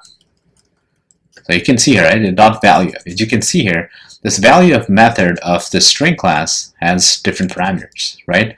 So all this like value of methods are being overloaded, right? There's like so many values in here with different parameters. As char, this is object, boolean, double, float, so on. So that is pretty much what overloading in Java is. Okay, overriding and overloading are very, very commonly used in Java. It's a very important concept you need to understand. All right, so that's it for this lecture. I will see you guys in our next lecture. Hello and welcome back to StudentBlue.com. In this lecture, we're going to learn about the very important topic called abstraction. So what is abstraction? Abstraction in Java is a process of hiding implementation details for the user. Only the functionality will be provided to the user. Example of abstraction is pushing the button in your elevator. So what that basically means is abstraction is you're kind of abstracting the implementation details from the user. So only the functionality will be provided to the user. For instance, let's say you go to the elevator, right? So let's say you want to go to the 7th floor, and you just press the button 7. You don't need to know how the 7 button, when you press the 7 button, how it works, right? How, like, what happens inside the elevator. You do not need to know that, right? You just need to press the 7 button. So that's the easiest example of abstraction, right? So an abstraction in Java is basically kind of similar thing. You're kind of hiding the implementation details from the user, and you only provide the functionality. So abstraction in Java can be achieved using abstract classes and interfaces. Okay, so what is abstract class? Abstract class is a class that is declared abstract. So just like we in our previous lecture, right, we were able to create a lot of different classes, right? We created parent class, child class, and so on. So in order to create an abstract class, you have to actually say abstract. You have to declare it abstract. The key features of abstract methods are the abstract method may or may not contain abstract methods, right? So when you create an abstract class, it may or may not contain abstract methods. It means by abstract methods is you have a method name, but you do not have anything inside the method. Okay, it's empty. And any abstract method in the class would require the class to be declared abstract. So basically what that means is if you create an abstract method, right, then you have to also declare the class to be abstract. When you have an abstract method inside the class, that means your class is also an abstract. It means that you have to declare the class to be abstract. If you inherit an abstract class, you have to provide implementation to all the abstract methods in it. Okay? So what that means is with abstract class, you cannot create an object. That is another important feature of abstract class. You cannot create an object.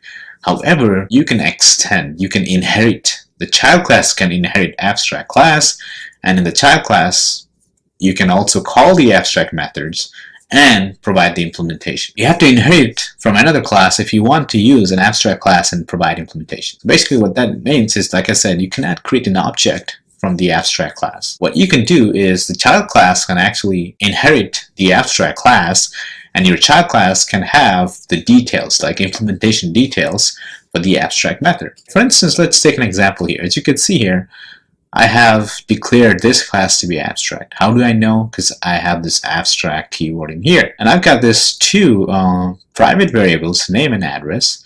I've got this getter and setter methods for get name, set name, get address, set address. And now here, as you can see, I've got this abstract method. How do I know it's an abstract method? Because I said first it's an abstract. And inside here, get customer information, I do not have anything. Like in other methods, you would see a curly brace like this. Right? This does not have it. It just has the name, and you just end with this semicolon. Abstract method does not have implementation. The other thing that we learned here is if you have an abstract method in here, you have to declare the class to be abstract. So now if I try to actually inherit the method in here, right, the customer method, right, and I try to create an object, right, so I had an abstract class called customer, and I try to actually create an object, right, so when I do that, it's saying that customer is abstract, cannot be instantiated. I cannot actually instantiate this main abstract class in here. See, customer one, new customer. So customer is an abstract class, so I cannot instantiate it. That means I cannot create an object. As soon as I say new customer, it's like when I run it, it's going to throw an error. So it's saying customer is abstract, cannot be instantiated. And I have this get name method in there, right? Abstract method in there, right? So you cannot do that. So what you can do is actually create another class. So I've got employee class in here, extends customer. So this employee is a child class of this parent class customer. And I've got string variable employee ID. And I have this getters and setters, set get employee ID, set employee ID. And I've got this get customer info, right? So I've got the same method name here, right? Now, I'm also doing overriding. You see here it says override. Right? So I'm basically overriding that get customer info method in here. Right? So I had get customer info method in the customer abstract class. So basically I'm overriding that. Here I said public string get customer info, and here I've got this implementation inside this method here. And the abstract class did not have that, right? Basically it's saying string equal new string. The other thing I hear it's very cool about it is, see, this string is also a Java class, right? So basically I'm creating the object from this string class, right? You do not have to do that. You can just do string.format, but I was just trying to show you here. You could also create an object from this Java class. So I have string equal new string, string.format, and do string interpolation here. So customer with this employee ID and address, so get name, get employee ID, and get address, right? So get employee ID is actually from the employee, get address and get name is actually from the customer, right? So now if I have another method, other class in here, and I got the main method, so now I can say employee1 equal new employee, right? So this is the child class here. I can instantiate, that means I can create an object. This employee class extends or inherits the abstract class, right? So now employee1 equal new employee, set name, so I'm setting name with Sarah, I'm setting the address, employee ID. So when I do employee1 get customer information, I get this value in here. So that's basically what the abstract method does, right? So basically the abstract method, you normally use it, right, to have, let's say, in your program, you're going to have this class, abstract class, okay? So you're going to have this common class, and it will have common methods that you want all the programmers to use, right? So you created the abstract class and you create a method in here without any implementation details. Now the other programmers can extend to that abstract class and use those methods. So with that, right, you're basically telling the user, hey, these are the methods, okay, and these are the variables, okay, I want you guys to use those methods and those variables. Since that method is an abstract class, you cannot create an object. However, for your classes, right, you can definitely inherit from the abstract class. So that is about the abstract class. So let's actually go our IntelliJ here. I'm actually going to create a package in here. So I'm going to actually say abstraction. So here I'm going to new Java class, right? So first thing I'm actually going to do is create a customer. So if you go in here, right, so I got this class in here. I'm just going to do class, and I'm going to say abstract class. All right. So, oops, I was trying to call it customer, so I'll actually rename it. So if you want to rename the file name, what you can do is you can actually click here, right click, refactor, and rename. So in here, I'm actually going to name it customer. All right, and do refactor. So now it's changed to customer. So now here, I'm actually going to create a new variable string name, private string address. And I'm going to create a getter and setter methods in here. So I'm going to use the IntelliJ shortcut. Go right click and generate. And I'm going to create getter and setters for both. Alright, so I've got this getter and setters. So I'm actually going to create an abstract method here. So I'm actually going to say public abstract. Let's say string. It's going to return, this abstract method is going to return a string. I'm going to say get customer info. Okay, so here it's just an abstract method. So as soon as I have an abstract method here, say it's throwing an error here, class customer must either be declared abstract or implement abstract method get customer in customer. Alright, so I'm actually going to do abstract class in here. So now I'm actually going to create employee class. Okay, so this basically extends, inherits the customer. In here, what I'm going to do is I'm going to do private string employee ID. So I'm going to actually create a getter and setters. So I got this getter and setters. So I'm actually going to use method, right? Which was string get customer info. Right, so you can see here, right? As soon as I do that, as soon as I do that here, it's saying is implemented in employee, right? So here I can say that. So let's see here, abstract class customer, right? So go back in here, and in here I'm actually going to say return string dot format, and in here I'm actually going to say customer. I'm going to say S and employee ID.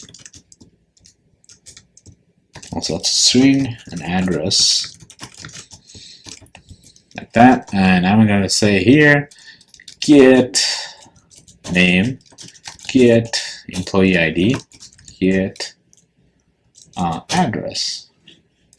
All right. So now, as you can see here, right, it's saying that, okay, I got this customer info, right? And some places, what you can actually do is you can use this override, right? So what basically that means is you're actually overriding this get customer info. But since IntelliJ is smart enough, you don't have to do that. But some other IDE, you might have to do this. So right now, let me do that, just saying I'm overriding this get customer information method, abstract method here. So now let's actually create another class in here. I'm actually going to say abstraction example. Okay, so in here I'm actually going to do public static void main string args. In here I'm actually going to say employee1 equal new employee. So here first, right, I'm actually going to need to set it. I'm going to do employee1 set employee ID like that. Oops, I forgot here. Employee ID and employee1 dot set name equal, let's say Johnny. All right, employee1 dot set address equal, let's say 476 Houston Avenue, Los Angeles, VA 98210, something like that. So you got the set address now. Let's do system.out.println. I'm going to say employee1 get customer info, and here run this, and right here it says customer equal Johnny, employee ID 1233, address 4176 Houston Avenue, Los Angeles, CA 98210. So here basically what I did is I actually created the object from this child class, and I was able to use the method set name, set address, which was in the parent class, set employee ID, which was in the child class, and also set the address, right? So you're actually using this get customer information, which is the abstract method, right? So this customer had this get customer information, but it did not have any implementation. It only had the method name, right? It had the signature. It did not have the details, right? So you can have n number of abstract methods. Then you can also, so once you have that, you can actually overwrite those abstract methods for your method. So let's give you another example in here. I'm actually going to try to create customer1 equal new customer. So as soon as I do that, right, giving you in red scribbly line here. So if I run this, it's actually saying that this customer is abstract. You cannot instantiate, right? You cannot create an object from the abstract class. However, you can create a child class that can actually inherit this customer class, right? Then you can create the object from this child class. So that's pretty much about the abstract class. So I hope you guys understood what abstract class is. I'll see you guys in our next lecture. Hello and welcome back to StreamView.com. In this lecture, we're going to learn about interface. So what is an interface? Interface in Java is a reference type similar to a class, but contain only signatures, default methods, static methods, and nested types without containing any implementation inside the body. Okay, so what that basically means is interface is kind of like a class, right? However, it only has abstract method. Okay, you can only have abstract methods and the variables that are static and final. So you can only have those abstract methods. So what are the key features of interfaces? All the method inside the interface is empty or does not have any implementation, which means they are all abstract methods. Interface cannot be instantiated just like abstract class. So you cannot also instantiate just like abstract class. Interface does not contain any constructors. All methods inside the interface are abstract. Okay? All methods inside the interface are abstract methods. All instance fields must be declared both static and final. Just like I said before, interface cannot be extended by another class, but rather be implemented by other classes. So that's the difference between interface and abstract class, right? The child class can actually inherit the abstract class. However, in interface, you cannot extend it. You can only implement it. So all the method inside the interface has to be used if implemented by other classes. Okay, that's the major difference between interface and also abstract class. Okay, the difference is that if you're actually implementing interface and if you have 20 methods inside the interface, you have to actually call all the 20 methods. The class B implements class A, sorry, the class B implements interface A. If the interface A has 20 methods, right, abstract methods, class B actually have to call all those 20 methods. So interface is also implicitly abstract, so no need to use abstract keyword, right? So this interface has all abstract methods, so you don't have to say it's abstract, implicitly abstract. So interface has only abstract methods, so no need to use abstract keyword for methods as well. Just like class, you don't have to say abstract methods because interface has only abstract method. So for instance, I've got this interface called vehicle. I got start, stop, and cruise. So here you can use public or not, it's up to you. So here I've got this start, stop, and cruise. So just like the abstract class, right? So I had an abstract method in my abstract class. Similarly, right, that this method here is also abstract because it does not have any implementation inside the body. It's just the method name and you just parenthesis in here. Another method named stop, parenthesis, another method named cruise, parenthesis. It does not have implementation details. So you can also have variables in here, but it has to be static and final. Okay, so now if I have a class that actually implements that interface, right? So like I said, an interface, you can implement the interface. You cannot extend. You cannot inherit the interface. You can implement. So you have to use implements keyword instead of extends. So when I do the implements vehicle, I actually have to call all those three methods, right? So start, stop, and cruise. So here I said system.println starting, system.println stopping, system.println cruising, right? So I've got the static void main method here. So for the F150 equal new forward, start, stop, cruise. So when I do that, it says starting, stopping, cruising. Basically, I created an object from this for class, right, which actually implements interface, and it says start, stop, and cruise, right? It says starting, stopping, and cruising. So now we understood what the interface is, right? So your question would be, okay, why would you use interface, right? What are the situations you use interface, right? So in real project, right, in real-time Java programming language, right, you would be seeing a lot of interfaces, right? So interfaces is kind of like your, what do you call that, content, right? So if you actually, you know, buy a book and wanted to read a book, right? So you have all this table of contents, and you would have like the heading here, like, and what the topic's going to be, like the topics. So you would have like a, let's say, chapter 1, and you're going to say, let's say, for instance, Java, right? Chapter 1, string, then you'd have string methods and so on, right? So just like that, right? This interface is kind of like a table of contents, right? So class would actually implement, so you're actually going through the table of contents, right? So you're going to actually implement the interface. So let's say, you know, like, let's say, for instance, you have an interface vehicle, right? So interface vehicle is like very common interfaces. So all the vehicle would have start, stop, and cruise, right? So every time, you know, all the other vehicles, right? Let's say, for instance, Ford, Toyota, right? They have all this start, stop, and cruise feature, right? So you wanted to implement that vehicle interface because this vehicle has start, stop, and cruise. It means your class would actually have to also need that, right? So if you create an interface and you want, like the other programmer, okay, you wanted to actually use this interface, you have to use all these methods in here. Okay, that is the advantage as well as the disadvantage as well for some programmers. So that is pretty much about interface. I know it's a little confusing, but if you play around with some other examples, it's going to be very clear. Okay, like I said again, interface contains the abstract method only, right?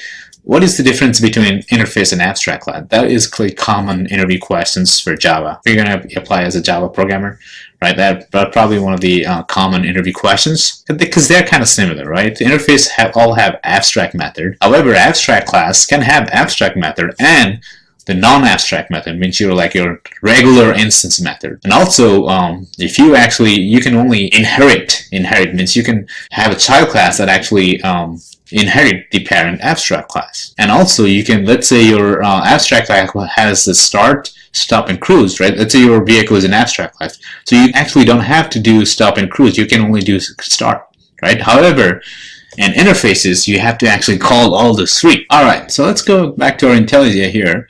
And I'm actually going to create a new package. I'm going to call it interface example. So now in here, I'm actually going to create a class. So in here, interface, right? We're going to create an interface. So if you look into this dropdown, right? So the one thing here is, if you look into this dropdown, you have a class and interface, right? So I'm actually going to use interface in here, and we're going to call this one name here as vehicle. Oops, vehicle. Click OK in here, and here I'm actually going to do public void start, public void stop, public void cruise. So I've got start, stop, and cruise, right? These three features are available in all vehicles, right? So what you're actually saying is that, okay, you wanted to actually use this vehicle interface. That means you have to use all this method. So this is kind of like a signed order, right? So you tell other programmers like, okay, this is the interface here. So you're gonna have to use all this methods, abstract methods, and put your own implementation. So now I've got this interface in here. I'm going to create a class in here. I'm going to call it Ford, and this is going to be class, right? So like I said here, I wanted to use all those methods from this interface, right? So as you can see, there's an example here, like for this class, you have this C in here, and for the interface, you have I, right? That's how IntelliJ differentiates between class and interface. So I'm actually going to implement the vehicle, right? So as soon as I do that, right, it's throwing an error, like a squiggly error in here. So what it's saying is class Ford must be either declared abstract or implement abstract methods stop in vehicle. So what that basically means is like, okay, so I've got this interface, I'm trying to implement this vehicle, which means I also need to call all this method here. I'm actually going to copy this, and in here I'm actually going to paste there, and I need to provide implementation details. So which means I need to put a curly braces and put some code in there. So in here I'm actually going to do system. Oops, so this curly braces should actually close this class in here. So I'm going to say system.println. So I'm going to say starting. Okay. Stopping. And cruising. Alright, so I got this extra P in here. So as you can see, IntelliJ is pretty smart that, okay, it identifies, okay, you're actually implementing the vehicle abstract class in here. You see here, right? So, but some other IDE might not be smart enough to do that. So normally if I actually call this end method, right, whether it's interface or abstract class, I put this override in here. So we're actually overriding the start, stop, and cruise. Right, so I got this override in here. So let's create a public static void main here, and args, and in here I'm actually going to do Ford F150 equal new Ford F150 dot start. Then you're gonna, let's say, cruise. Then you're gonna say stop. Alright, so if I run this, you're going to see starting, cruising, and stopping. So here we created an vehicle interface. I got the start, stop, and cruise. Those are abstract method because they have no implementation details. And on the Ford, this Ford class here, which actually implements this interface, right? So in here, I need to call like for all the vehicles start, stop, and cruise, right? So I'm actually saying, okay, I want to implement the vehicle. That means I need to create all these three methods here. And here I actually implemented the string in here in the start and the stop and the cruise. And now I can create an object from this for, and I can do start, cruise, and stop. If I do a vehicle, v1 equal new vehicle, if I try to do this, it's going to throw an, it's going to throw an error. Right? It's saying that, you see here, if I run this, it's going to say that vehicle is abstract, cannot be instantiated, right? So the vehicle is interface, but you know, Like it thinks that since this interface only have abstract method, it's also an abstract, but you don't have to call it abstract. So it's saying like IntelliJ says, okay, vehicle is abstract, so it cannot be instantiated, right? All right, so that is pretty much about interface. Okay, so again, it's still confusing, but once you play around with it, it's going to be very, very clear. So I want you guys to practice with some more examples. Okay, you can find it online and just play around with some other interfaces and examples, and you'd better understand it. All right, so that's it for this lecture. I'll see you guys in our next lecture. Hello and welcome back to StudentBlue.com. In this lecture, we're going to learn about collections. So what is collections then? Collection is a group of individual objects represented as a single unit. So what is collections in Java then? Java provides collection framework which defines several classes and interfaces to represent a group of objects as a single unit, right? So basically what that means is Java also has a collection framework, right? It provides the collection framework which has several classes and interfaces from which you could create a group of objects such as list, set, map, and so on, right? So collection interface JavaUtil.collection and map interface JavaUtil.map are two main root interfaces of Java collection classes. The Java collection classes have two main root interfaces, right? We learned about what interfaces is, right? JavaUtil.map, JavaUtil.collection.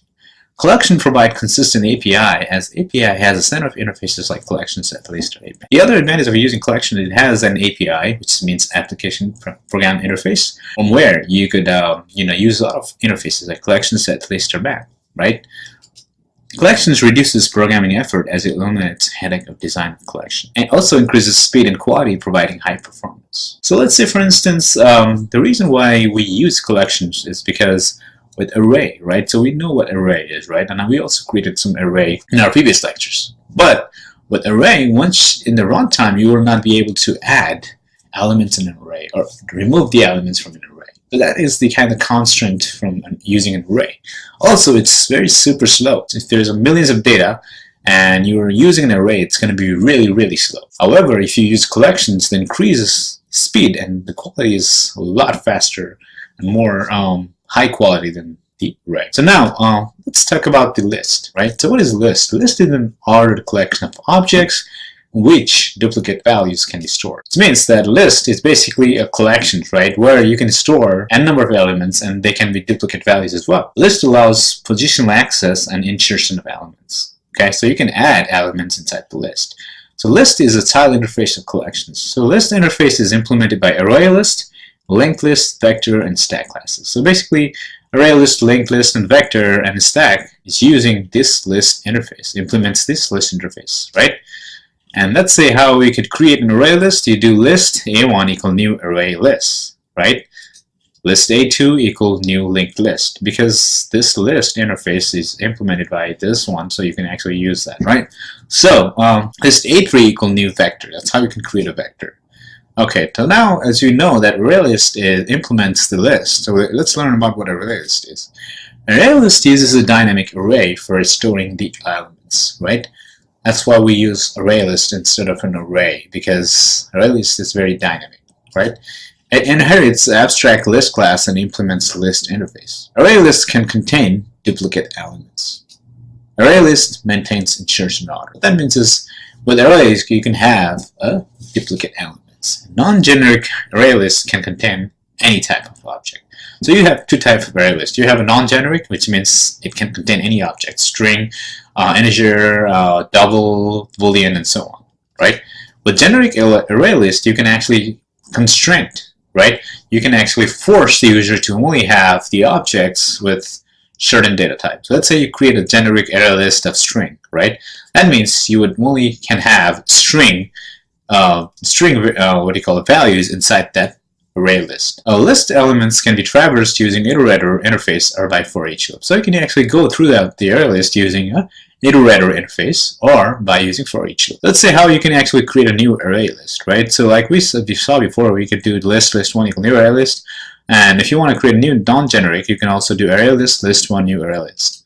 With the generic one, right? So look at the syntax difference here. You have array list, and in here you have this string in here, and I've named it list2, and you have new array list and string here. So what basically you're doing is like you're saying, hey, this list2 only contains string variables or string values. Okay, you cannot put anything other than the string. So you're actually forcing the users to only have the string values in this array list list2. Let's say, for instance, I'll give you an example in here. So I've got this list array list. So here I'm creating a non-generic array list that contain any object. So I could create a list array list1 equal new array list.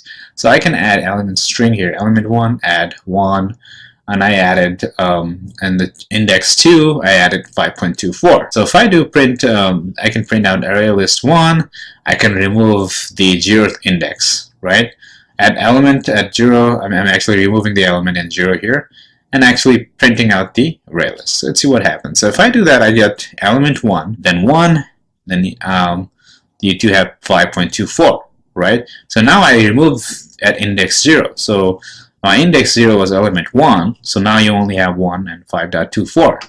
So now, generic array list that can contain only one object, right? So I got a list, array list 2, and equal new array list, right? So here I'm actually saying that string, explicitly say that, okay, I need a string in here. So here I'm saying element 1, and I do add element 2 in here. So I can do element 1 and element 2. If I print out, I get element 1, element 2. I remove index at 0, so now I get element 2. Same thing, you can also create a generic array list with using array lists, and you just implicitly provide here string, explicitly provide string in here, array list 3, new array list. It's just like in this 2, you can add string 1, string 2, array list 3, you remove element at 0, and you print out the end. You're going to get string 1, string 2, string 2. Now we've got this collections folder. I'm actually going to create a class in here. I'm going to call it array list example. So here we're going to create our static class here, static void main string args. Alright, so in here I'm actually going to create array list1 equal new array list array list that. So now when what it's saying is that, okay, I don't recognize the list and array list. But whatever our Java 9 that we installed, it's not recognizing list and array list, right? So in that case, you actually have to import the package for list and array list. So how do you do that? Well, you can actually do that using import, right? And you do java.util.arraylist. So now it's now more red. So I also need to import java.util.list. So now you can see here it's all green now. So I'm going to add ArrayList1.add. I'm going to add string 1, and I'm going to do ArrayList1.add. I'm going to add 2 here. ArrayList1.add here. I'm going to say false. Print out this ArrayList in here. If I run this, it's going to say string 1, 2, and false, right? This is non-generic array list. Because here, what I'm saying is that I'm not implicitly saying that, okay, I just need a string, or I need an integer, I need a boolean, right? I'm actually saying, okay, I'm creating a list with new array list, and I'm adding this string 2, add this 2, and false. Now, I can also remove on index. So if I do remove, so I've got all this method here, right? So this is this too, remove object O and index. So this is overloaded method, right? Because I can use any data type here. So here I'm actually going to say 0, and so with the remove, so I'm just going to do remove, and in here, so if I do remove, right, you can see 2 methods in here. So object O or index. So I'm actually going to do with index. So I'm actually going to do the first one, and let's run this, and also print the array list back. So if I run this, I'm actually going to get first, right? So first thing I did, I created an array list, right? Then I added string 1, added 2, integer 2, and I added boolean value false. When I print it out, I got string 1, 2, and false. Then I'm actually removing the first element. How do I do that? With the index, right? So dot remove, and this is a 0. Removed it. Now I only have 2 and false, right? So that's how you can actually create a non-generic array list. So there's other way to also create a non-generic. Instead of list, you can do this one as well. So you can just do array list which is kind of the same thing, because the array list implements the list interfaces. So you can do this way as well. Alright, so I'm going to do string 2, say 3, and let's make this true, and run it. And you can see here I got string 2, 3, true, and I'm actually, oops, I need to put 2 here, and let's run it again. And you can see here string 2, 3, true, and the first one was index 0 is string 2. Since it's removed and I printed out, I got only 3 and true. That's how you can actually create a non-generic array list. Let's say create a generic array list. Alright, so how do you do that, right? So I'm actually going to copy this one here to make it a lot easier. Then paste it here, and in here, what I'm basically going to do is I'm just going to say string 3 new array list. I'm going to put string in here. I'm going to do 3 add 3 3. So as soon as I do add 2, right, it's saying here, now if you look into this error, it's saying change variable type to Java to that list or string.wrap using it. Because what it's saying is this, I explicitly say I only this list, okay, this is an array list with string data type. So it's saying, okay, I'm creating a list, array list 3, and I only need a string. This array list 3 can only have string. So how do I do that? I do list, and in here with the smaller than and greater than, you can provide string in here, and new array list, and same thing here. Then you do close parenthesis in here. Now I can only add string here. I'm going to do string 2 and string 3. So I'm going to do 3, 3, 3. Now run it. Now I got string 1, 2, and 3. Remove that 0. I got a string 2 and 3. So that's how you can actually create a generic array list. So the other way you would see is to do array list in here instead of list. So in real time, you would see to create some people creating the generic array list using list, string, and array list with new array list. You can also see array list with this array list, new array list. So you can do both ways because array list implements the list. Okay, so you can do both ways. So now I have string 1, 2, and 3 again here, and string 2 and 3. Okay, actually make it that's 4, 5, and 6, so you'd see more clear. Let's run it again. And now here, right? So string 1, 2 false was the array list, non-generic. I removed 1, 0 index. I got 2 false. String 2, 3 again with the using array list class. I got 3 and true. Then I created a generic array list, okay, with string, and I got string 1, 2, and 3, string 2, 3. Then I created a generic array list 4, and I added 4, 5, 6, string 5, and 6. Okay, let's create another generic array list with a data type. I would say double. Okay, and in here let's just do double. Alright, so in here I'm actually going to do 5 and 5, 5, 5. As you can see here, right, this is only a double, so it does not accept string. I'm going to do 2.22, 1, and 4.51, 9.876, blah, blah, blah. So 5, just make it 5, 5. Okay, so now I can have 2.21, 4.51, 86, and I remove 0 index, 4.151, and 9.876.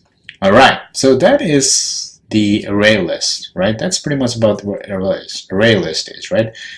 Compared to array, it has a lot of different methods that you can use from the array list class, right? So, and also you can also explicitly say, okay, this array list only contains this data type, as you could show an example in here. Right? That is why we use a lot of the array list instead of an array. Right? We make use of a collection framework. Okay?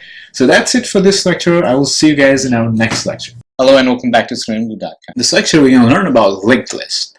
In our previous lecture, we learned about array list. We also created some array list, generic and non-generic array list, right? So in this lecture, we're going to learn about how you can create a linked list. So linked list also inherits abstract list classes and implements a DIC interface, okay? A linked list can contain duplicate elements, just like an array list. Linked list also maintains insertion order. Linked list is slow compared to array list since it takes time to traverse through the list. Okay, linked list and array list are kind of similar, right? However, when you create a linked list, Java, what happens in Java program is actually it traverses throughout the list. Array list doesn't do that. That's why it's fast. However, linked list, it actually goes through each element from the list. That's why it's kind of slow, right? So how do you create linked list then? Well, this is one example where, you know, the non-generic linked list here. You do linked list and you provide the whatever data type you want, and you do linked list. And that's the linked list one is the object name equal new linked list, and you provide the data type in here. And with this parenthesis, you close the semicolon. That's how you can actually create a linked list. Let's say here I've got this class linked list example, and I create void main method here, and I got create non-generic linked list here. So I did list equal linked list one equal new linked list. Here, as you can see, I created a new linked list. Okay, this is a non-generic linked list. So I had element one string 1, 2, and the index 2 I added 5.24. Right? So I can print out the linked list, and I remove the 0 index, which is element 1, and I should get 1 and 5.24, just like in here. Then I create a generic linked list, right? So I do system.println list linked list 2 equal new linked list, and here I'm actually putting string, right? And I do add element 1, and at index 1 I added element 2. Then I print out linked list 2, and I remove 0 index, which is element 1, and I get element 2. Alright, this is a generic linked list again, just like we did in array list. Instead of list, you can also do linked list and string, and linked list 3 equal new linked list. And you add string 1, string 2, removes the 0 index, then you get linked list string 1 and string 2 and string 2. That's how you can actually create a linked list. Like, again, like linked list and array list are almost similar, right? The only difference is when you create a linked list, the Java has to actually and you do the operations, right? You add, remove. They actually have to traverse throughout the list. That's why linked list is a little slower compared to array list. Let's go to IntelliJ in here, and I'm actually going to expand this one now, and actually create a linked list in here. I'm going to do linked list example. So in here, I'm actually going to do public static void main string. Okay, args. Alright, so in here, we're going to create a non-generic linked list. Alright, so first, I'm going to do linked list 1 equal new linked list. As soon as you do that, right, it's saying that, okay, it's coming in red, and as soon as you click in here, it's saying that you need to port this package here, java util.linked list. Okay, so let's import that package. So you can do that, and you're going to do import java.util.linked list. Okay, also port java.util.list. Right, so you're importing this package here. Now you have access to all this linked list and list methods. So I can do linked list dot add. So here I'm actually going to do string 1 and linked list 1 dot add. So add 2 linked list 1 dot add. Let's say false. System.out.println. Just print out the linked list. And also I can remove, right, I can remove, let's say, index 1. Now if I run this, oops, let's also print out the linked list, and I should see string. So first one I added string 1, right, then I added 2, then I added boolean value false, print it out, I get string 1, 2, and false. Then I remove 0 index 1, so 0, 1, so I only got string 1 and false. Alright, so there's also another method in here.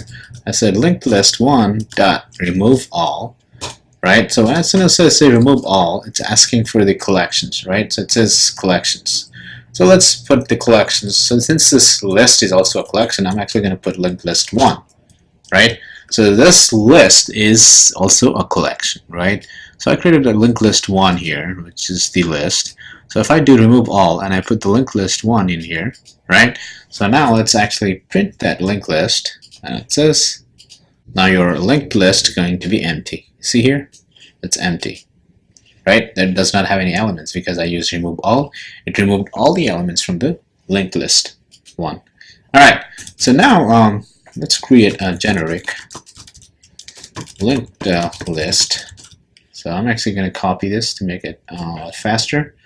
So just going to copy that. And in here, I'm actually going to do string.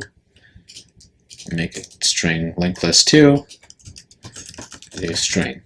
Alright, so you explicitly said that this one only requires, it only accepts string, right? So when I do this, it's not working, so I'm going to do string true. I'm going to add a string 3. So I'm going to do remove, add 0 index 1. I do that. Let's do this. So if I run this, I should see string 1 and string 3 at the end. So first I added string 1, string 2, and string 3. Then I removed the element at index 1, so it's a 0, 1. So 0, 1, so it removed string 2, and I print it, so I get string 1 and string 3. Okay. The other way also, like we did before, so I can do linked list, and let's make it 3. So normally people you do this like just like normally do linked list, string, linked list, and new linked list with whatever the generic data type they want. Okay, and same thing array list. But sometimes you see this was as well. So they are both the same. So I'm just gonna make it we can make it 3. Right? Yeah, just make it 3, and I get this one 3, 3, 3. Okay, and it's giving the same thing.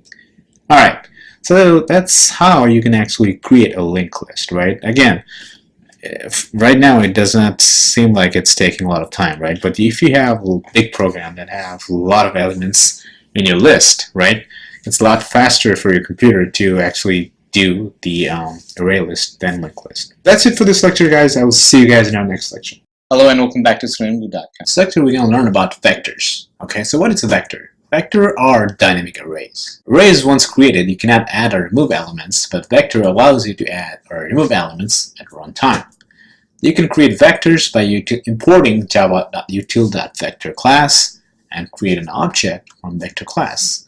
You can create a vector object with n number of elements, then add or remove elements onward, right? So just like array list and linked list, vector is also a dynamic array. You can add or remove elements at runtime. So compared to the array list, right, you do java.util.arraylist, java.util linked list, you actually import java.util.vector. Second example in here. So here I created vector equal vector1 equal new vector, right? So in here I'm adding 10, 20, 35. Then I'm actually getting the vector in here. Okay, so when I do this, I get vector1 equal 10, 30, and 25.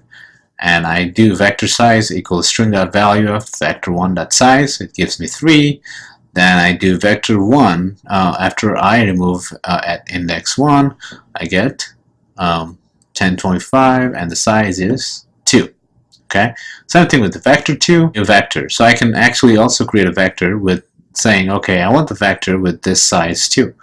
Then you can add, let's say I had 30 and 40, but I added another one, 25, right? Now vector 2 is size 3, right? And vector 2 size is 3. As you can see here, vector is 30, 40, 25, and I remove at index 0, so now I only have 40 and 25. Vector size is 2. So your question might be, okay, it looks similar to array list and linked list, so when should I use vector? Right? Like, why would I use array list and linked list? Normally you use array list and linked list like when you wanted to tell the other users or programmers to say, okay, I'm going to create a list. I only want a string in this list, or I want only the integer in this list. Right? You explicitly tell the other programmers or the users to add only the definite data type. Right? So in that case, you would need to use the array list or linked list. Otherwise, you could also use vector as well. Right? So vector, if you do not explicitly say, okay, I want this, you can add vectors as well. So now let's go to our IntelliJ in here, and I'm actually going to vector example. So in here, I'm actually going to do public static void main string args. So now in here, I'm going to create a vector 1. So I'm going to do vector class, right? So I'm going to do vector 1 equal new vector, just like that, right?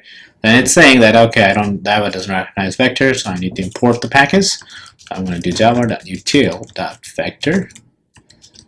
Oops, v should be caps. So I'm going to do vector 1.add. Let's add here 20. Vector 1.add. All right, vector 1.add false. Okay, so I'm going to print out the vector 1 here. All right, so if I do this, I should be getting 20, string 2, and false, which I did there. And I can also print out the length. All right, so put that. And also, let's remove the item 0 and do this. And let's run it. I should be getting, so I got first 20, string 2, and false, right? So here, 20, string 2, and false. So I get the size, which is 3. Then I removed index 0, so now 20 is gone. So now when I print it out, I get string 2 and false, and the vector size is 2. You can also create a vector with the size initialized. So here I'm going to say 2, right? So here I'm saying initial capacity is 2, right? But I can add more elements in here, right? So let's say string 3, let's make it 30 and true. Okay, so I'm actually going to do 2, 2, 2, and 2, 2, 2, 2. And also let's make this 2 and run this. So now with this vector 2 in here, right? So I got 30, string 3, and true. It's printed here. Then I printed the size, it's 3. Then I remove index 0, it's 30 is gone, so I got string 3 and true. Then I only have 2. That's how you can actually create a vector in Java. Like I said again, you can use vector, array list, or linked list, right? Because they all actually implement the list interface, right? It's up to you to use whatever you want. But if you want to actually implicitly or explicitly say, okay, I want this list to contain only a string or integer, you can actually use the generic array list or generic linked list. Array list is a lot faster than linked list, so the most suitable option for generic is the array list. So that's it for this lecture, guys. I will see you guys in our next lecture. Hello and welcome back to screenblue.com. In this lecture, we're going to learn about access modifier. So what is access modifier? Access modifier in Java specifies accessibility of data member, method, constructor, or a class. There are 4 types of Java access modifiers: default, private, protected, and public. So basically what that means is access modifiers allows or restricts access, right, of your variables, right, or your method to your other classes, right? So if you have a private method, right, in your class, right, and now your other class would not be able to use your method because you've said that your method is private. Similarly, if your method is public, now any class can use your method. So now let's see the rules of this access modifiers, right? So let's say if you do private, let's go from private first, right? So if you have a private, you'll be able to use that variable. You have access to that method or the member or a class within the same class. Okay, so you have access to that variable or a method within the same class. However, even if it's the same package but different class, they don't have access. Same package, non-subclass, no access. Different package, subclass, no access. Different package, non-subclass, no access. Right? Protected. Now, if you look at, before we go protected, let's go default. Default means you haven't defined the variable. You just said integer, or you don't say public, or you don't say private or anything, right? So if you haven't declared anything, then it comes default. Now, if you look in here with the default, same class, yes. Same package, yes. So let's say you have class 1 and you have the variables, right? Without declared anything. You haven't declared anything on that variable. It's the private or public. You haven't declared anything. If the class is in the same package, you have access to that method or a variable, right? Same package, non-subclass, yes. Okay, so you have access to that as well. Okay, even though it's not a subclass. So now, different package, subclass? No, no. So as long as you are in the same package, right, you have access to that variable or method. Okay, so now protected. So protected, basically, if you're in the same class, yes. Same package, yes. Same package, non-subclass, yes. Different package, subclass, yes. Different package, non-subclass, no. So what that basically means is, in order to, let's say you have create a class that has a protected method or a variable, right? So in order to use that, right, if your class is outside that package, you actually have to inherit that class. Okay, once you inherit, then you have access to that variable. Okay, so if your class is in different packages, if you want access to that variable, you need to inherit that class. Okay, so now with public, we've been using all the time, you can have access to all this methods. Okay, if your method is public or variable is public, your same class, same package, or different class, different package, it doesn't matter. You have access to that method or a variable. Okay, so now let's go and try to understand how the private access modifier works. So like I said, private means only accessible within class. So now if you look into this private class in here, I got this class customer, right? And I created this variable age, okay, and I declared this private. So it's a private variable. And I got this private method here, messes, okay, void messes, so it doesn't return anything.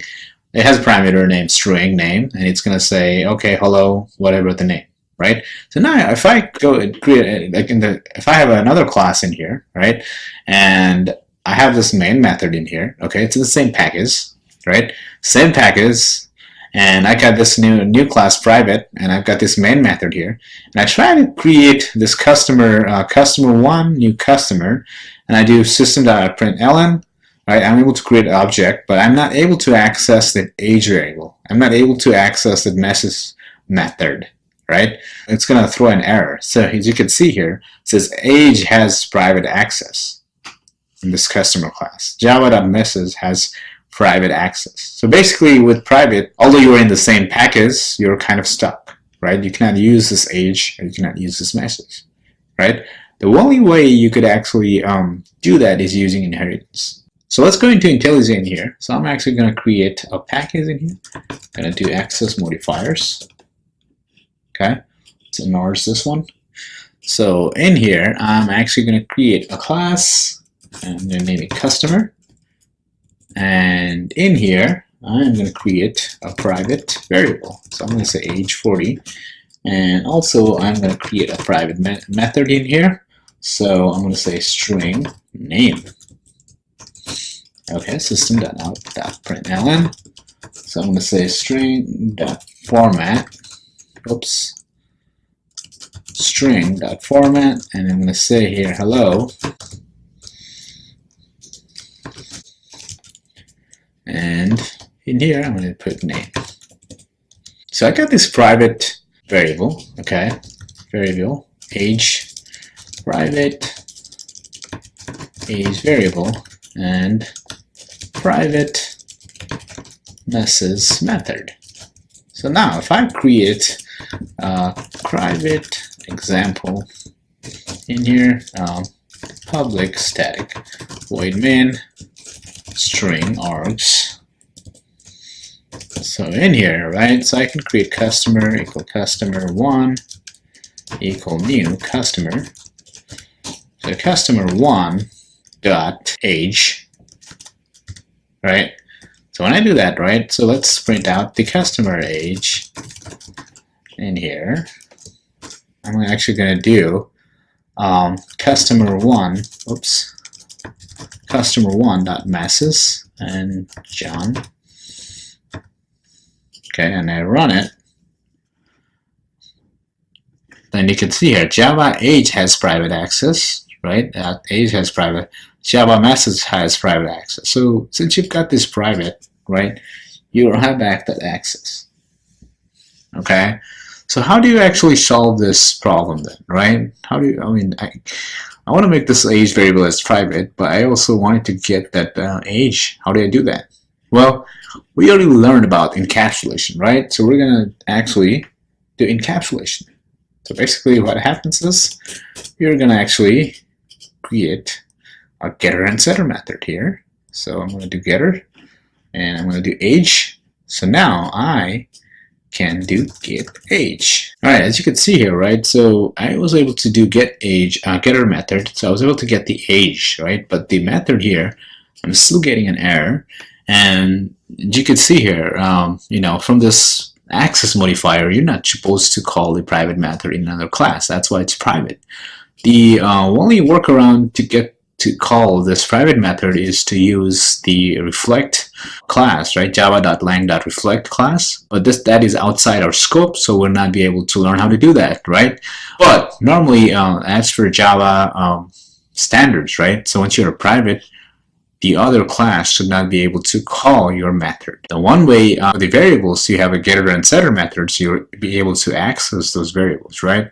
However, method, if you have a private, the other method would not be able to call that. So that's it for this lecture. I will see you guys in our next lecture. Hello and welcome back to StudentBlue.com. In our previous lecture, we learned about the private access modifier. We also learned how you can create private variables, and we try to access those variables outside the class, right? And when we did that, we had an error, right? Because private access modifier means that variables or method is only accessible inside the same class. So what is default access modifier then? Well, default access modifier is only accessible within class and package.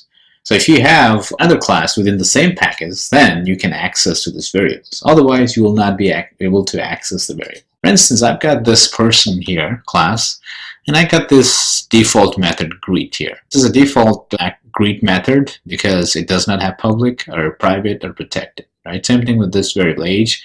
It doesn't have anything private, public, or any other access modifier. So now, if I try to actually create another class, right, in another package, okay, so this is in the com.seleniumgrid.access modifiers, right? And this is in com.seleniumgrid.package101. Right, so this person is in a different class. Now, I have this main method here, so I was able to create an object, right? Person equal person1 new person.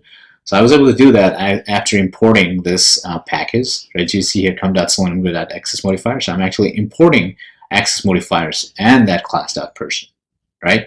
However, when I call this greet method, right, it's having the scribbly line because it's going to throw an error because this greet, right, is a default. It has a default access modifier. It means this greet method you can only access within another class if it's in the same package. Since this default access modifier example is in separate package, which is in package 101, it's throwing an error. So when I run this, I'm going to say greet java.lang is not public in .com.selenium access modifiers.person cannot be accessed from outside package. So this is a different package. That's why you are not able to actually call this greet method. So now let's go into our IntelliJ in here. I'm going to create a person here. So person class. And in here, I'm actually going to create a variable 40. And here, I'm also going to create a default method here. I'm going to say greet string name. And here, I'm going to say system.out.println.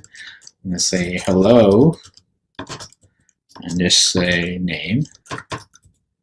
Alright, so this is a default method because it does not have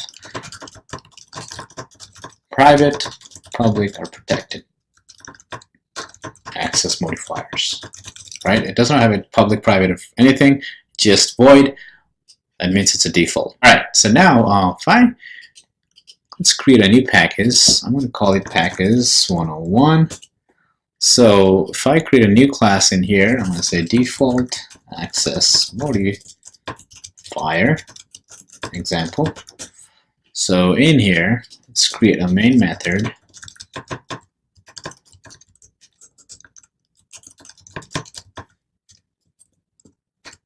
I'm going to do person1 equal new person. Again, it's going to throw an error because this is in separate package. So one way I can actually have access to that person class is importing our person package here. So the person is in this package, so I'm going to do dot access modifiers and dot person. Okay, so once I have that, I'm able to create an object. So now if I try to call greet, and I'm going to say Johnny. All right, so as you can see here, this one has a greet method, right? This is a default method, and I try to call that method on this class default access modifier example, which is in another package. So if I try to run this, then I'm gonna get this greet is not public, cannot be accessed from outside package. So I cannot access that outside the package because the default access modifier only allows you to actually use the method if it's inside the same package. So now what I can actually do is copy this, right, and actually paste it there. And here I'm going to say example 2. As you can see, I got person1, same thing, just like before, and I did person1.greet, right? So now if I run this, okay, I need to also comment this because it's throwing error on that one. So if I run this, right, it's saying hello Johnny. It did not throw any error because this greet method is a default access modifier, which means as long as your another class is in the same package, you'll be able to call this method here. Okay, default method. So that's it for this lecture. I will see you guys in our next lecture. Hello and welcome back to screenblue.com. In this lecture, we're going to learn about the protected access modifier. So what is protected access modifier? Protected access modifier is accessible within the package and outside the package, but through inheritance only. The protected access modifier can be applied on the data member, method, and constructor. It cannot be applied on the class. So basically what that basically means is, like, let's say you have a class in package 1, right? So you have a class in another package 2. If you have a method in package 1, class of package 1, right, that says protected. Now, the class 2 can have access to that method, protected method, as long as it has inheritance. So let's say, for instance, I've got this person class in here, and I got this method here, which is protected, because it has this keyword protected. It's the same method, greet. It uses the same parameter name, and it just greets the person. Okay, and it says this person is in package 16. So now I created another method here, protected method, which is in package 17. So now I was able to call this greet method here, right? Only because I was able to use inheritance. So I did use inheritance. So I'm actually using extends person. So I'm actually inheriting this person, the parent class. So once I do that, right, and I create an object of this class, I'm able to actually call this method here because it has protected. And if you have a protected and you're actually inheriting that class, you'll be able to call that protected method. So when I do person1.greet, it gives me Sam. So hello, it says hello Sam. So now let's go to our IntelliJ in here, and I'm actually going to create the person class inside. Let's create another package in here. So I'm going to call it package 201. So in here, 201, I'm actually going to create a class in here. I'm going to do person. And here, I'm actually going to do protected void greet, and parameter here is string name. And it's going to say system.out.println hello and name. Right? Oops, and I also need to do string.format. and close the parenthesis. So I got this protected method here. All right. So now, if I create a new class in here, protected method example. All right. So now I'm actually going to create public static void main string args. So now I can have access to this protected method only if this class actually inherits the parent class, which is person. Okay, so I'm actually going to import com.selenium grew package 101. Okay, and I'm going to do person. Oops, package 201. Sorry, 201.person. So once I have that, so now if I created the object of this class here, I'm going to say p1 equals new protected and p1 dot greet. I'm going to say Sam, and if I run this, it's going to say hello Sam, right? So this person here is another package 201, and it has this access modifier protected. I was able to call that greet method, right, by using inheritance. So how do I do that? I actually inherit this main class person using extends person. So when I do that, I have access to this greet method, right? So now I can run that method and it gives me hello Sam, right? So if you have protected, it doesn't matter, it's in the same, it's in the different package, you would be able to access that protected method. Okay, so that's it for this protected access modifier. I will see you guys in our next lecture. Hello and welcome back to StudentBlue.com. In this lecture, we're going to learn about public access modifier. So what is public access modifier? Public access modifier is accessible everywhere. It has the widest scope among all modifiers. So before learning this access modifier, we were using public access modifier. So for instance, I've got this public class person and we were creating public methods all the time, right? So we were using public access modifier without knowing it. So I've got this public void greet method in here, and I know this is a public access modifier because it has a public in here. And I have another package in here, package 19. I've got public class method, and I try to use create an object from this class, and I was able to use it. When I do that, it's going to give hello Blake. And now, also, I want to actually explain you this public static void main now as well. This is the time where I actually explain you how this keyword means.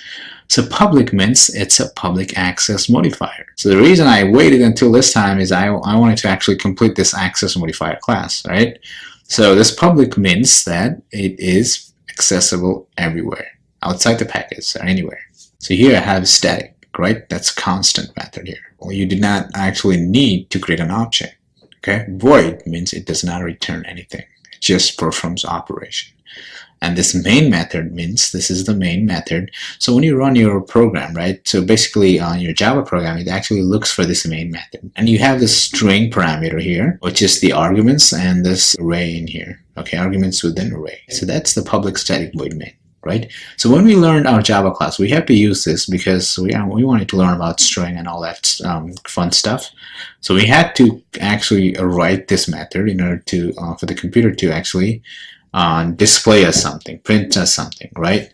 So in order to do something, we actually had to do this public static void main. I asked you before in the first beginning of the class to just type this word for now, and we would understand it later. So now this is the time where you actually understood what this means. So public means it is accessible everywhere, okay? Outside class, outside package, everywhere.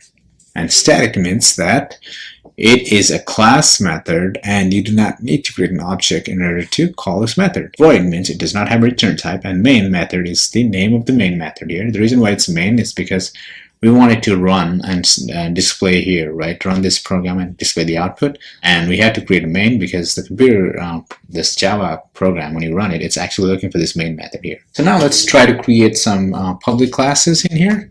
So I'm actually going to create a package, new class in this package 201.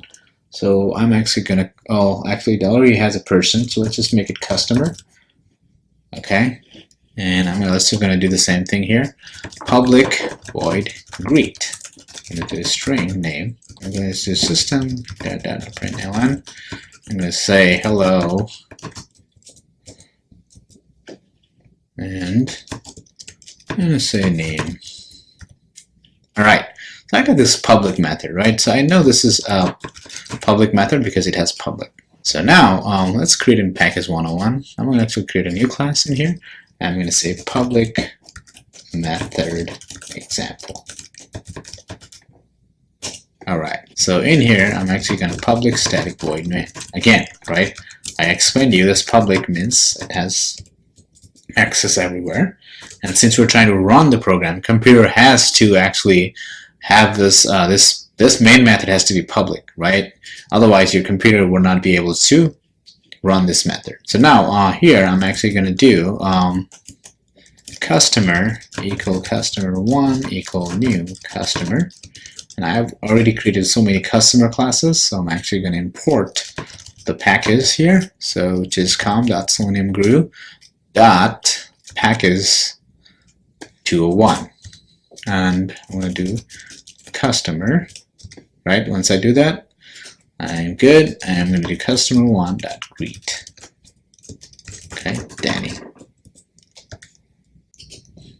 So when I run this now, it's going to say hello, Danny. That's it for this lecture. I will see you guys in our next lecture. Hello and welcome back to StudentBlue.com. So now let's actually create a new class here and kind of brief everything in here. So I'm actually going to do employee. All right, and in here, I'm actually going to create all different access modifiers in here. So let's say I'm actually going to create the private, and the method here, it's going to be private void display employee name. Okay, system.println. My name is. All right, let's add a parameter here, string name. Okay, so this is private, and let's make it. Another one is default. So just going to say void display employee ID system.println, and my employee ID is, and I'm going to do ID, and in here let's make it the ID and int. So let's make it protected now. Protected void display employee salary. Okay, let's make it double, and I'm going to say salary, and system.println salary is that, and public void display employee, let's say benefits. Okay, string, I'm going to say insurance. Let's make it actually double as well. Okay, system.println employee only need to pay of their hospital cost.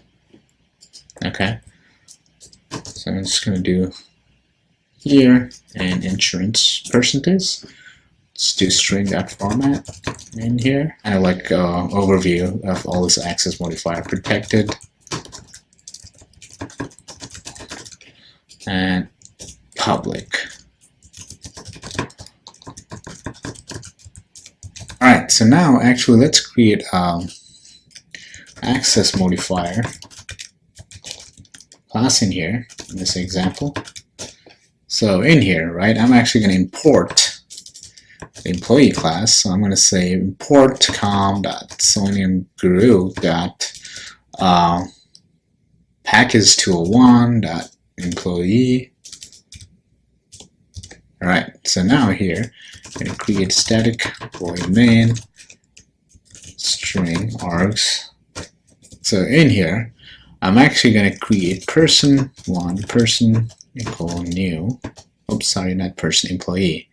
So it has to be employee1 equal new employee, right? So employee1 dot, if you go into your employee here, if I try to use this, display employee name,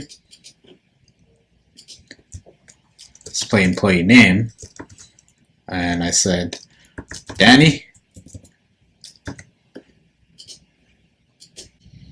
you can see here, this one does not work, right?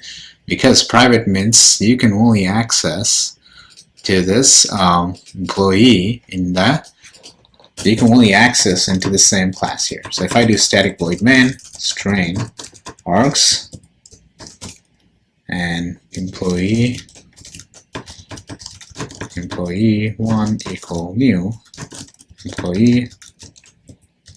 employee1 dot employee name equal John. So I create a static void main here just to run my program. So here, right, display employee name is a private method. I'm able to use it only in the same class. I try to use it in here and it doesn't work because it's outside the class, okay, and outside this package here. So now if I try to use this employee1, let's go back here and do display employee ID, okay, and do 212 in here, it also does not work because it's saying the display employee ID is not public, not be accessed outside the package. So here what it's saying is that display employee ID has a default access modifier. So that means you can only access this method if you have this class in the same package. Okay, so let's copy this, let's paste it here, and let's run this guy. Meanwhile, I'm going to comment this one, otherwise it's going to IntelliJ is going to throw an error. If I run this, it's going to work. It says my employee is 212. This display employee ID, right, I'm able to call from another class here because it has a default access modifier. And the only reason I'm able to call it from outside class is because it's in the same package. So now let's look into the other one, protected. So now if I do extends the employee, right? So now if I do employee1 dot so if I do display employee salary 2200, oops, 20, let's say 65,000. All right, and it's still not going to work because I'm actually creating an object from this parent class, right? So let's create an object from the modifier example child class, e1 equal new access modifier example. So now if I just do e1 display employee salary, this would work. So protected method is only accessible for the child classes. The access modifier is my child class because I'm inheriting the parent class employee. So I have access to the display employee salary protected method. So now the other method here is the public method here, public void display employee benefits. Now that one, I already have access to that. Employee1 dot display employee benefits. So I only pay, let's say, 25%.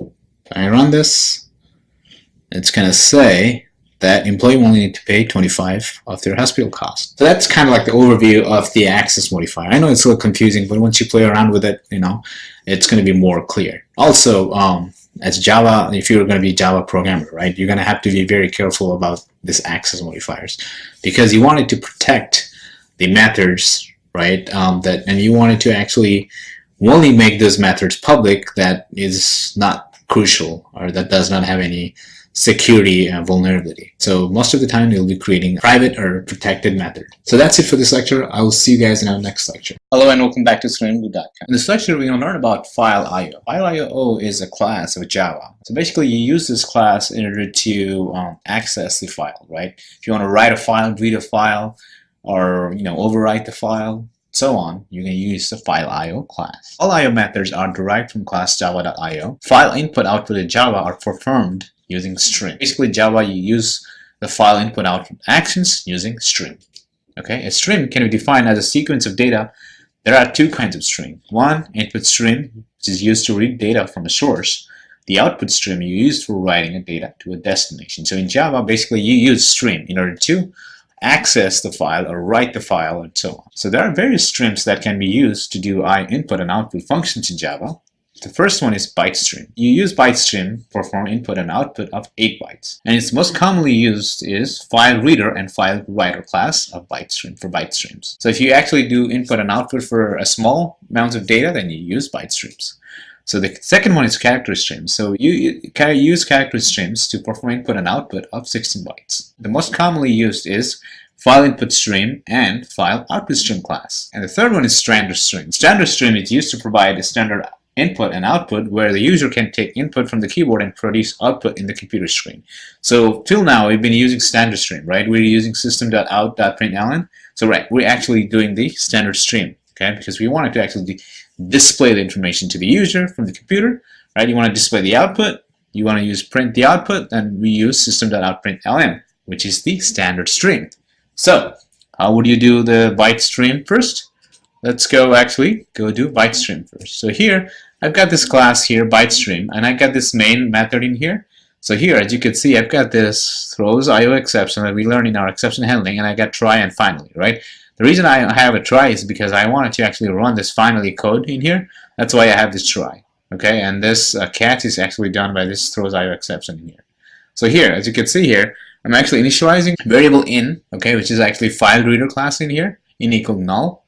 Then here, I'm actually creating a instance of this class file reader. Basically, I'm creating an instance of this class here, file reader, and here I actually provide the path of the input file. So as you can see here, I'm actually creating the instance of this file reader class here. Since this file reader has the constructor, the path, so I have to provide the path in here, which is the input.txt.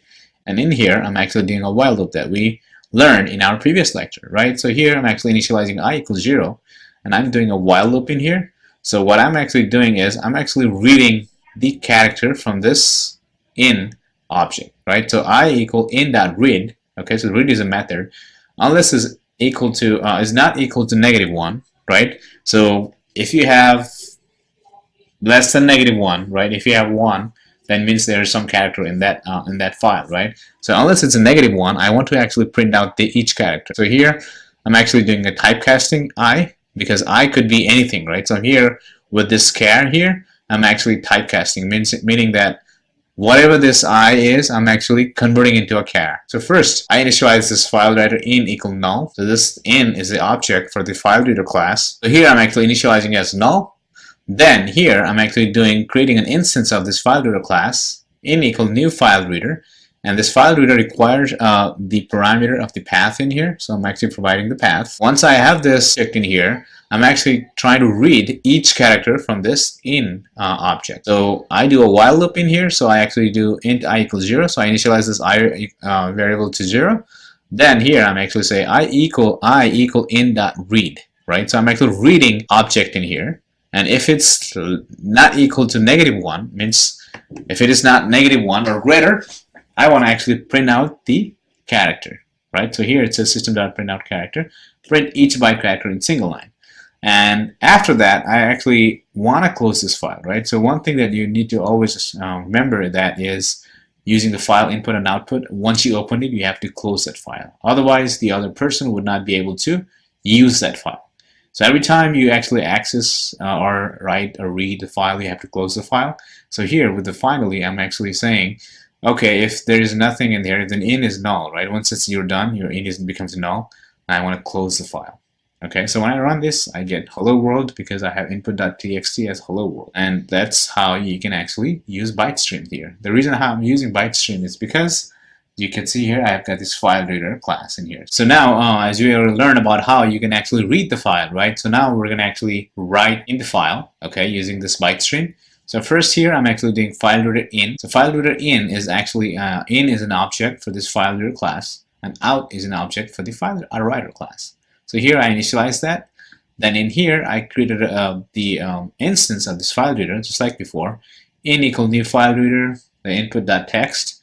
Then I created an instance of this file writer class using new file writer, and again provided the path here. So here I'm actually providing the path of the output text, output.txt, where I wanted to actually right. Then again here, I'm actually doing int I equals 0, okay, just like before, and I'm doing a while loop in here. So here, what I'm trying to do is, okay, for each character in this in this file, I want to write out that character in the output file. So here I do a while loop in here, I equal in.read, okay, so it's going to read each character from this input.txt, and if it's not -1, okay, I want to actually write in that file. So how do you do this? Yeah, I created this object out.write. So in.read actually reads the file, out.write write the file, and here I'm actually writing each character. So it just write content in output file output.txt. Last one is finally in here. So if it's in is not null, I want to close that file in here, right? Once I'm done, I want to close this file, so I'm going to do in is not equal to null. I want to close the file in here. That is actually how you can use file reader and writer to actually read and write the file. Right, so here I did read the file using this file reader, okay? Then I have this file writer out object for the file writer, and I'm actually reading from this input.txt and writing in the output.txt. So now you understood the concept of file reader and file writer. I'm actually going to go to IntelliJ in here, and in here I've already created the folder called file.io. Okay, this is the package. So here I'm actually going to create a new class in here, and I'm actually going to call it byte stream input. Okay, so in here I'm actually going to create public static void main string args. So now first thing I'm actually going to do is create a file reader in object in here. So I'm actually going to do import java.io file reader. So in here, right, so what I'm actually going to do is use try-catch that we learned, and I'm actually going to do in equal new file reader. So as soon as I do that here, right, if I close this one, it's going to throw an error because it requires parameter in here. So the parameter is the path name. Okay, as you can see it says file name in here. So the next thing we're going to do is we're going to create a variable, initialize a variable I equals 0. So here I'm actually going to provide the path, the file. So let's say I'm actually going to create a new file in here. So I'm actually going to say here input.txt. So in here I'm actually going to do hello world.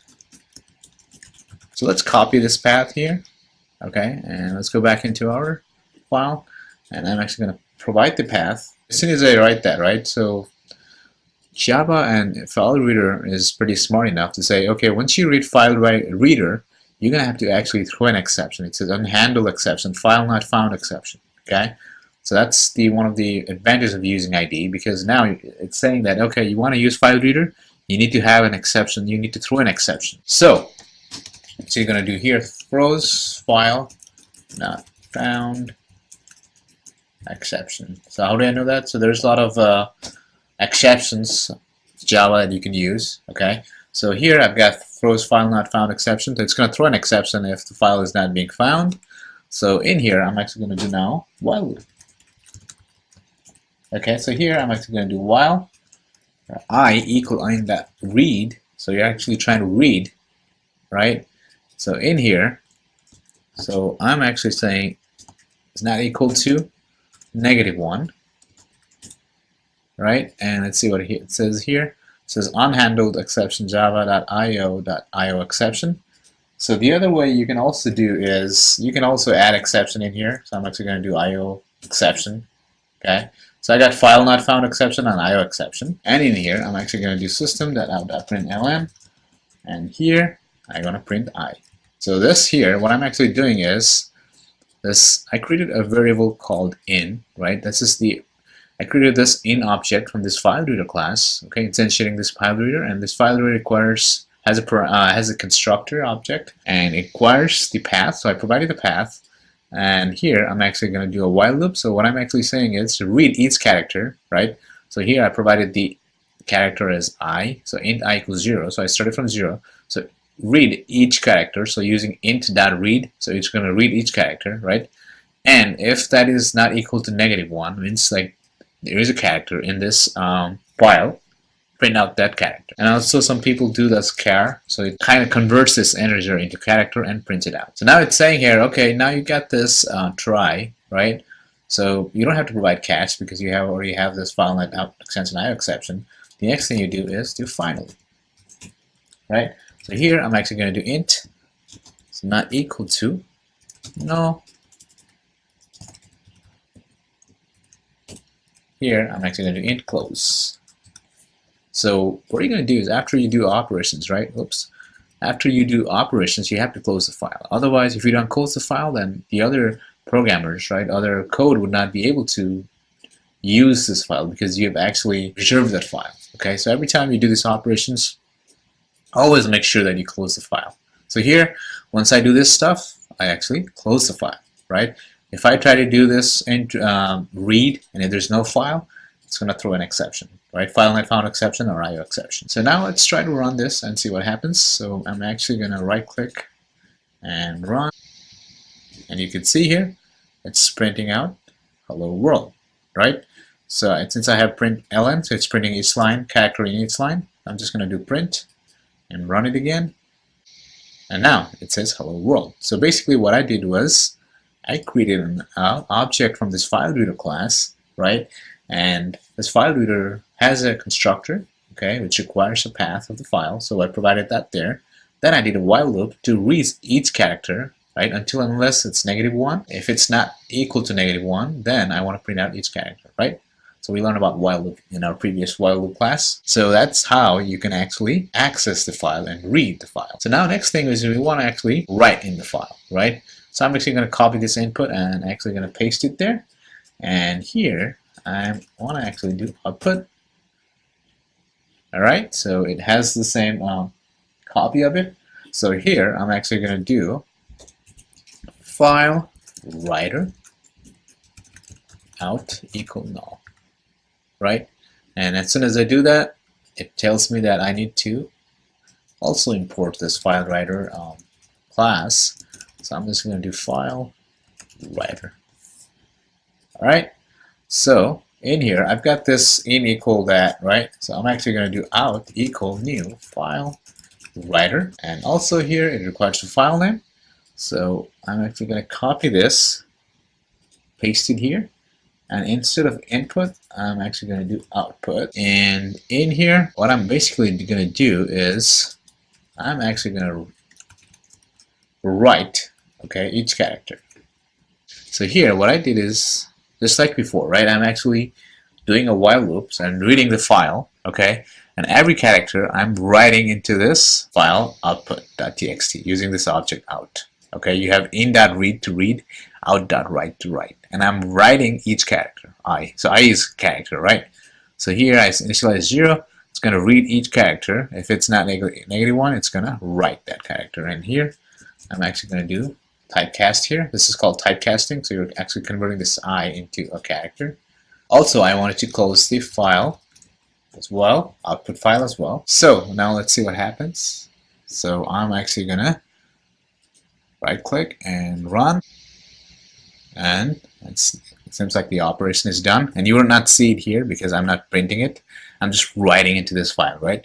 So let's go see it created this output.txt. So if I click on it, and it says hello world, right? So that's how you can actually use file reader and writer. So file reader to read the characters from the file, and file writer to actually print out on the output file here. All right, so that's it for this lecture. I will see you guys in our next lecture. Hello and welcome back to StreamBlue.com. In this lecture, we're going to learn about character stream. So in our previous lecture, we learned about byte stream, and we also learned about file reader and writer classes, and we used that to actually access the file. We read the file and we wrote the content of that file to another file called output.txt, right? So in this lecture, we're going to use the classes of the character stream. So I've got this class here, character stream, that I created. I've got this main method here. As you can see here, I have this file input string class. So I'm actually trying to create an object from this file input string. So again, just like before, I'm initializing as null, right?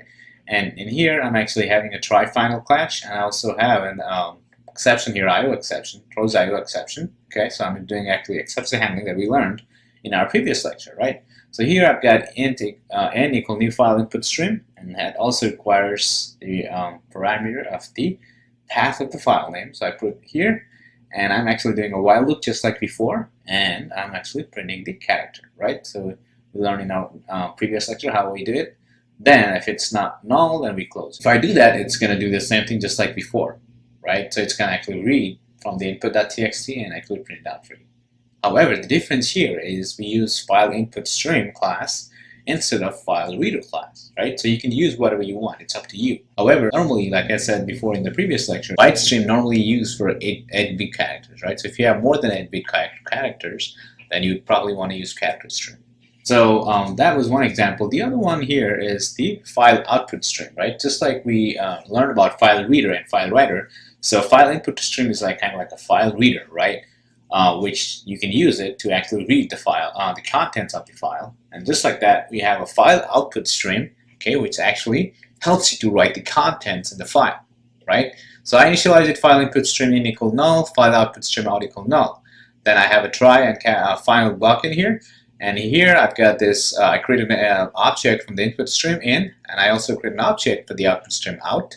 And here again I do a while loop, and here I'm actually using the .write from this object out. So actually you're writing the content from this file in here, right? So I'm actually reading that file, and for each character I'm writing into this output file here, output.txt. Then I'm going to close that file here. If it's not null, I'm going to close it. If it is null, I'm going to close that file. So if I do that, I'm also going to get hello world on output.txt. So now let's go back to our IntelliJ, right? We have this file IO package, so I'm going to use the same package, and I'm going to create a new file in here, and I'm going to call it character stream input. Okay, so in here, what I'm actually going to do is I'm going to copy this, so it's going to make me a lot faster. And in here, I'm just going to paste that. So in file reader and file writer, right? So instead of file reader, I'm actually going to do file input stream, and in here as well, copy this and put it here, right? So when you try to use this class, right, you need to import the package. So as you can see here, it's coming in red because it does not find this class in your object structure. So it's saying cannot resolve symbol. So you need to import the package, right? So I'm actually going to delete this file reader in here, and in here I'm going to do file input stream. So once you do that, and that's good. It also requires the parameter in here, so I'm actually going to do input.txt and do the same thing in here, and I'm going to close it, right? Everything is same. I just changed this class to from file reader to file input stream, and I also changed the package to file input stream here. Let's run this, and I'm just going to right click and run, and you can see here it says hello world, right? So I was able to use file input stream instead of file reader, right, and be able to read the contents of the file, right? So that's how you can actually do using character stream input. I'm actually going to copy this, and in here I'm actually going to do output. So in here, what I'm actually going to do as well is create a file output stream out equal null. All right, so now I probably did not explain you why you need this, right? Why you're initializing as null, right? Let's do this, right? If I do this, it's going to throw an error here. Let's try to do this. File input stream, right? So then here, so I actually created this object in here, file input equal new file input. You can do that, right? However, in the finally block, right, this in is not verified, right? As you can see here, in it's saying, okay, I can't find in, because you actually declared this file input stream inside this try block. And now in finally block, it's not able to access that, right? So if I create a new one in here, file, right, like that, then actually it's going to be new instance of this file input stream. That is why you'd want it to actually initialize before this try catch block, right? So when I do it here, then I'm able to use it in try and final. However, right here I do not have anything, because you only create an object, the file input stream right here, right? So that's why I'm saying, okay, right now I'm just creating an instance and I declared it as null, right? Same thing in here, out as null. Okay, so, all right, so here I'm actually going to do new file output stream, output stream, and copy this, and in here I'm actually going to do, I'm going to write a new file, output 2.txt, and also it's saying it's not finding that, so let's do this. So I am actually going to do file output. I'm actually also going to do, so let's see here, why it does not find it, cannot resolve symbol, file output stream, there we go. Alright, so I got this object here, I'll equal new file output stream now with this path, and I'm actually trying to write the contents in output.2.txt. So right now I only have output.txt, so it should create a new file and write the contents from this input.txt. Okay, and I'm actually going to do the same thing while loop, and this should work. So in here, instead of system.out.println, I'm actually going to do write, and I'm actually going to write into that. This is called typecasting, right? So you're converting this into a character. That's why you have this in the bracket. Whatever you want. That's what's called typecasting.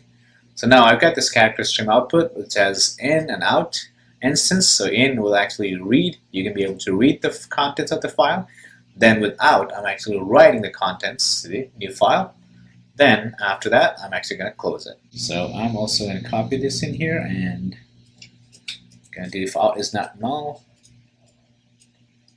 Close. Alright, so now let's run this. And now you can see here it created a new file and it also printed a hello world. So that's how you can actually use character stream, right? Using file input stream and file output stream. Alright, that's it for this lecture, guys. I hope you guys understood how you can actually read and write the file using file input stream and file output stream, which belongs to the character stream. Again, the only difference between using file input stream and file reader and file output stream and file writer is that normally you use file reader and writer, you know, for the 8 bytes characters, right? If your file is really small, then you can use that. If it's literally bigger than 8 bytes, then you probably want to use file input stream and file output stream, or also called as character stream. Alright, that's it for this lecture, guys. I will see you guys again in the next lecture. Hello and welcome back to screeninview.com. This lecture we're going to start learning about JUnit testing framework. So what is JUnit then? JUnit is a testing framework for Java to help us to perform unit tests for our Java code that we have written. So basically, JUnit is kind of like a testing framework, right, to write unit tests for programmers. Now your next question is, what is unit test, right, and what's the use of it?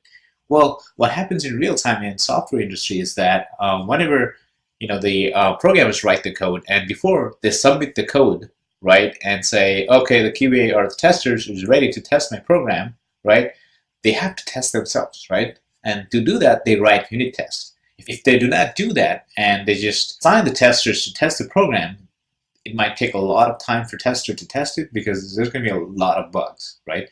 It could be a syntax bugs, it could be a logic bugs, it could be functional requirement bugs, and so on, right? In that case, it's very essential to actually write unit tests, okay? So for unit tests, JUnit is the testing framework. So for unit tests, JUnit is a default testing framework in Java. Okay, so JUnit uses annotation to identify methods that's a test. So what basically means that is that we already learned about how you can create methods, right? So how Java or JUnit basically identifies the method from other methods is that the JUnit test method has the annotation called @test, right? @test annotation here. JUnit test method are annotated by @test annotation. Okay, so JUnit 4.3 uses the following annotation. So here I'm saying 4.3 because that's the latest one that right now. So this JUnit version keeps increasing, right? So they keep updating the JUnit framework. So right now it's the latest one, 4.3, right? So you might have more annotations, but this is the annotation here. So if you want to import all JUnit cases, you're going to do import arg.junit-star, which means it's going to import all JUnit classes. @test, it identifies a method as a test method, just like we said before. @before, right? So that means method executed before each test. So if you have before test, that means that that method will be executed before each test, okay? And same thing here, after test means executed after each test. Okay, so let's say you have a test, right? JUnit test, and you want to run something before each test, right? So you can do before test, and for after test, you can do after. Now you have before class, right? So that's static method here. So it's executed once before start of all tests. Okay, so let's say you have like 10 tests in your JUnit class file, right? And before each test, or before all the tests, you want to run the test once before, right? So before you run all tests, you want to run the methods prior to that, right? So in that case, you would use before class. And same thing with after class. So after all the test is completed, you want to run after class as well. Ignore means, let's say you have a test but you don't want to run it, then you can have annotation called @ignore, and that's gonna like not run the test. And let's say you're actually doing you're doing negative test, right? So basically you're expecting exception, right? So we learned about exception. What exception is, exception handling class. So basically it's going to fail if the method does not throw the named exception. So if you have create a test and says that test expected equal exception, whatever exception you want, right? The class, and if your test did not throw an exception, then it's going to fail. It's kind of like a negative testing, right? The other one here is test timeout equal 100, right? So let's say you want to run a test and you want to execute in certain time, right? And if it doesn't do that, you want to fail the test, right? In that case, you could use this at test, and here you provide timeout equal some milliseconds that you want to. You want the test to run, right? So in this millisecond, you want the test to complete. It fails if the method takes longer than 100 milliseconds. So here, if I had timeout equal 100, it's going to fail. The test does not pass within 100 milliseconds. For instance, I've got this class here, addition of class, okay, and I have this method here, add, right? And I do not have public, right? This is a default method that we learned in our previous lecture, right? It has just int, okay? It returns an integer. And here I've got two variables, a and b. It returns the sum of a and b, right? Simple as that. Now, I created a unit test for this method, right? So that's what's basically what happens in real time as well. Every time the developers create a method, they have to write a unit test first. So here, I created a unit test in here, right? It's called JUnit test. And here I've created a method called public void test add, right? I don't want to return anything, I just want to run it. And here I've got this annotation here called add test. That's how actually your program identifies, okay, this is the test method. This is the test method I need to run if somebody wants me to run my test. So here I created an instance of this addition equal app1 equal new addition. And here I've got assert equals, so we're going to talk about that in our next lecture here. So here assert equals, so here I'm actually adding two numbers, 30 and 10. I'm actually comparing the sum to this number here, 40, right? And that's true. And here, same thing with here, assert equals. And here I'm actually comparing two numbers. And here as well, assert true and false, assert not equals. Okay, so now here, if I do that, it's going to run all tests and it will be all green. So if you see it green, that means that all your tests passed. Okay, I'm just giving an example of what JUnit test looks like. So now, JUnit provides static method to test for certain conditions with the assert method, right? Assert class. Search statements typically start with assert, right? So we already learned about that. Search statement compares the actual value returned by a test to expected value and throws a certain exception if the comparison value fails. Search uses the following methods. Fail. So if you have fail, then it means it fails the method. Assert true, right? So we learned about assert true in our previous example here. So I have a message and boolean, right? It checks that the boolean condition is true. Okay, then it's gonna throw this message here if it says true or false. Okay, assert false. So here you're gonna check that boolean condition is false. Assert equals. So here actually you're gonna compare the expected and the actual. Here actually this message is optional here. Same thing with here, assert true and false. So if you want to throw a message, right, if it fails or passes, then you can insert here as well. So here I'm saying assert equals message. It's optional. So expected and actual. So test that two values are equal. So assert equals, you're actually comparing two values. Assert false, you're actually making sure it returns false. Assert true, you're making sure it returns true. And assert null, you're actually comparing if the object is null. Assert not null, you're actually comparing the object is not null. So for instance, I'm going to give the same example here. So now we learned about what assert equals is, right? So assert equals, so basically you're comparing this value, which is 40, right? And your actual value is you want to add this app. You're going to call this add method here, and you're adding two numbers, 30 and 10. So you're going to get 40. And here, 55, assert equals 55, you're going to add 22 and 33, which returns 55. Returns 55, as you can see here. If you add 22 and 33, it returns 55, and that's also true. And assert equals 78, so 37 plus 41 equals 78. That's also returns true.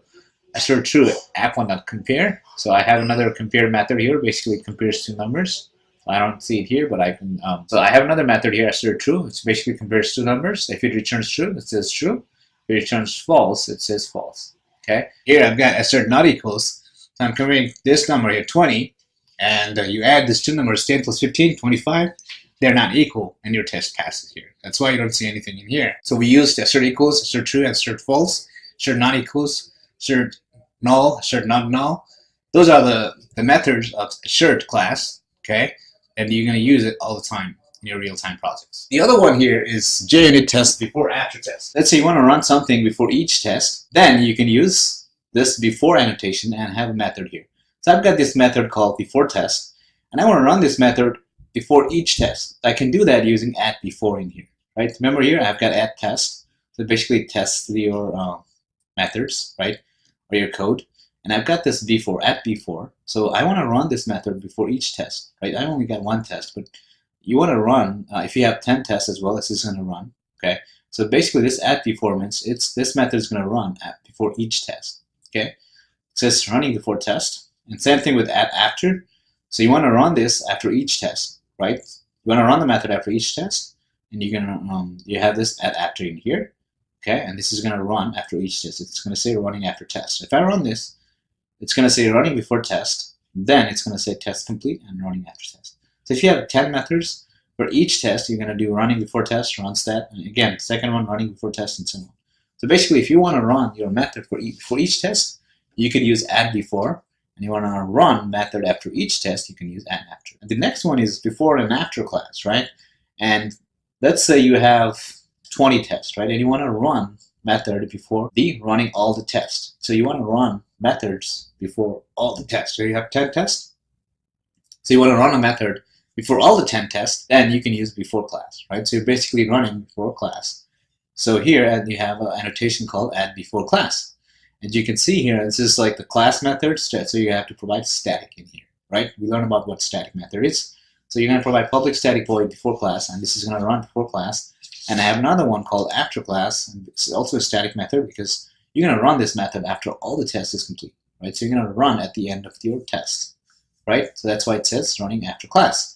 It's going to say running after class. So if I run this, I'm going to get running before class, right? Since I have two tests in here, it's going to run this one here. Then it's going to run this one here, addition test complete. And I've got a subtract class in here. I create an instance, basically subtracts two numbers in here. And once that's done, it's going to say subtraction test complete. At the end, it's going to say running after class. So as you can see here, before and after class ran only once, right? As you can see here, right?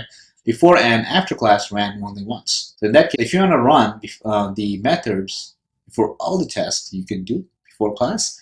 And if you want to run a method after all the tests, you can do after class. Okay, and the common uses is going to be, let's say you want to run a file, right? Let's say you want to create a file, then you can use before class method where you actually create a file, right? And you do all your tests, and at the end, let's say you want to delete that file, then you can do after class and delete the file, right? That's one common uses of using before class and after class. And now the last one here is test suite, okay? Let's say you want to run all your tests, right? So I've got JUnit test, test before test, and test before after class. So right now we've been running one by one, right? So now let's say you have 100 tests, right? If you run one by one, it's going to take you almost half an hour, right? And that's kind of also manual work because you have to go in each class and do run, and again, run and run, so on, right? So you're basically running each test manually, right? And that's very hectic, right? That's going to take a lot of time, right? And very repetitive as well, right? In that case, you want to run all your tests. So JUnit has this thing called suite. Okay, so test suite is basically a combination of all your tests, right? So test suite contains all of your tests that you have. Okay, so you can do that using this JUnit test suite as well. And the syntax here is a little confusing. So here I've got this at run with. Okay, so basically you're going to run with the suite.class. So that's an annotation here as well. And here you're going to do at suite.suite classes. Okay, this is you're going to type it the same exactly what it is in here. And in this, what do you call parentheses, you have this curly braces. And here you're going to provide all your tests. So I have JUnit test.class. So I create a JUnit test, right? So I'm going to do JUnit and .class, comma, and JUnit test before after test. So that's one other one I created, .class, comma, JUnit before and after class test, .class, right? I only have 3 now, so I've got only 3 in here. But you can have like n number of tests in here. And I've got this empty class in here, public class JUnit test suite. Has nothing in here. It's just the syntax of how you can actually run your suite. Okay, so now if I run this one here, basically it's going to run this JUnit test first because I have it here. So it runs running JUnit test, then it's going to run before after test. So it says running before test and test complete running after test because that was inside this JUnit test. Then it's going to run JUnit test before after class, which is running before class, addition test complete, subtraction test complete, running after class. So here I was able to run all three test classes with the suite, right? Test suite you'll have in your real time as well. You're gonna have this class, similar kind of class like this, where you have all your tests, right? And now with this one, you can just right click and run, and you're gonna run all 100 or 200 or 1,000 tests. It's gonna run one by one. Okay. The other way you can do is from command terminal, which we're gonna learn in our future classes. So that is pretty much in this lecture. You learn about what JUnit test is, and we also learned about different annotation of JUnit. For instance, add test, add before, add after, add before class, add after class.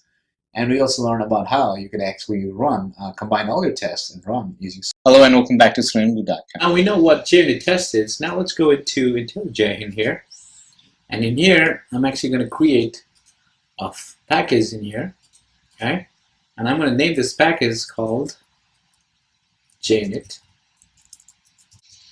So in here, I'm actually going to create a class here first called addition. So basically, in here, I'm actually going to create a default method, right? So now I'm going to actually create a method here, int, and it's going to be called add, and it takes two numbers, int b, and in here it's going to actually return a plus b, right? The sum of two integers in b. All right. So now I got this addition method here, which is inside this addition class. So now basically once you have this class, right, so I'm going to have to create a new class in here. So I'm going to call it JUnit test. So in here, what I'm actually going to create is a test method, right? So I'm going to call it test underscore add. In here, what I'm actually going to do is create an object from the addition class. So I'm going to call it app1 equal new addition. The way you can declare this method as test is using this appendation called test. So as soon as you do test, right, it's saying to import this org.junit.test, right? So what you can do is do import in here org.junit underscore test. Oops. You can do test in there. So once you do that, right, so I'm importing the package test. Now it's all good. So here, what I actually need to do is make sure that this 10 equals to app1.add. Okay, I'm going to do 5 in here. So basically what I'm actually doing here is I'm adding these two numbers and making sure it's equal to 10. So my expected number here is 10, and I'm trying to add 5 and 5 in here, right? So I'm using this assert equals, right? So now IntelliJ could not find the method in here, so I need to import the package. So now if I click in here, right, it's IntelliJ is pretty smart to tell me what I need to do. It says that you can import this org.junit.assert.equals, right? So I can actually, instead of typing import.org.junit and all that, there's a shortcut to it. So all you need to do is do Alt and Enter. Okay, then it gives you like import static method or create assert equals. So I'm actually going to import it. So hit import. Then it has other different options. So I'm just going to use the first one. Now it's good. So as you can see, it automatically wrote this line for me because I'm actually importing it assert equals using the IntelliJ shortcuts. Okay, so now I have here assert equals means this two should be equal 10, 5, and 5. Now if I run this, as you can see here, it gave me test underscore add equal passed. So after I run this test, right, as you can see here, the test passed. As you can see, it's all green, right? So now I'm going to add here and see. Show you what it looks like when it fails. So let's make it like 50 in here, and in here I'm going to do 45, and let's say 4. Okay, and if I run this, you can see here, right, this failed because it has this red color in here, and it says one test failed. So I've got two tests, right? So this one passed, and this one is failing. I know that because here I expected is 50, but actually it's 49. So 45 plus 44, 49, right? So it's giving an assertion error, right? It failed it. And how I can know where I can find it is reading this error in here. It says assertion error, and the expected is 50, and actually it's 49, and it's failed not equals, and it's failing under the JUnit test Java 15. So if you click on that, it will take you which line it failed. So it failed into this line. That's how you can actually test your method here, right? So I created an add method here, and I'm trying to do different scenarios. And this scenario is passed, and this is failing because I've got the incorrect number in here. Right? So I can also do assert not equals. So in here, I'm actually going to do, let's say, 500, And here I'm actually going to do 250, and let's say 249. Okay. And in here, as again, like it's saying that I need to import the package. So I'm going to do a shortcut, Alt, Enter. Okay. So should I do that? I've also added this line here. So now I'm actually going to fix this. And now Alt should pass because 45 plus 5 is 50, 5 plus 5, 10, 250 plus 249 is equal to 499. It's not equal to 500. And it works because I'm actually doing not equals instead of equals. So that's how you can actually create a JUnit test now. So now the other thing we learned about is how you can actually create before and after, right? So here I'm actually going to do void before test, and I'm actually going to do system.out.println. So here I'm going to say running before test. So I copy this, and in here I'm actually going to do after. So in here, I'm actually going to do after, and in here, I'm actually going to do after test. So now it's also saying that I need to import this package. I'm going to do Alt and Enter. Okay. Also, it added this arc.juni after. So now, if I run this, it's going to run before test, and this one right here, and it's going to say after test.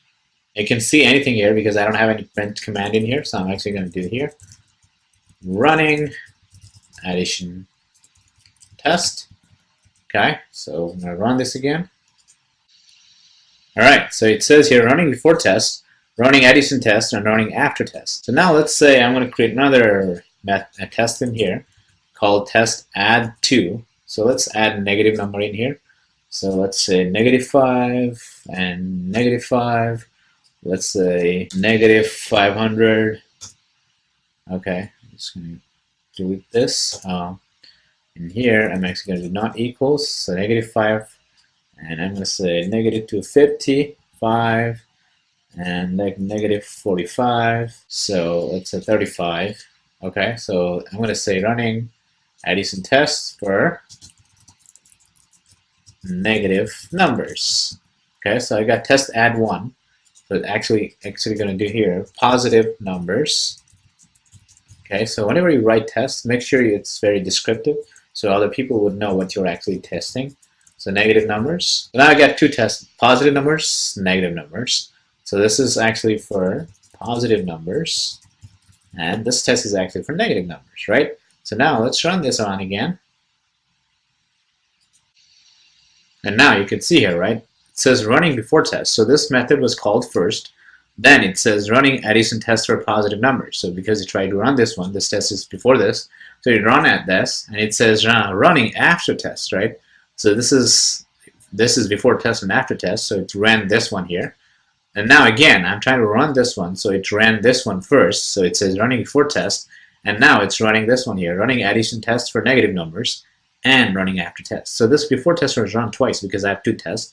And after test was also run twice because I have two tests here. So now the next one is before class and after class. So I'm actually going to copy this. So in here, what I'm actually going to do is I'm going to change this, okay, to before class. And here I'm actually going to change also before class. And here also I'm going to do after class. And here I'm actually going to do after class. And here, right, it's saying that now I need to import that package too. I'm going to do Alt Enter, and it added before class. Okay, same thing in here. Alt Enter. So it did after class in here. So I'm going to change this to run before class and run after class. So now let's run this. I'm actually going to run it. Oops. And it says here that running before class should be static. Yep. That's because this is a class method, so I need to make it static.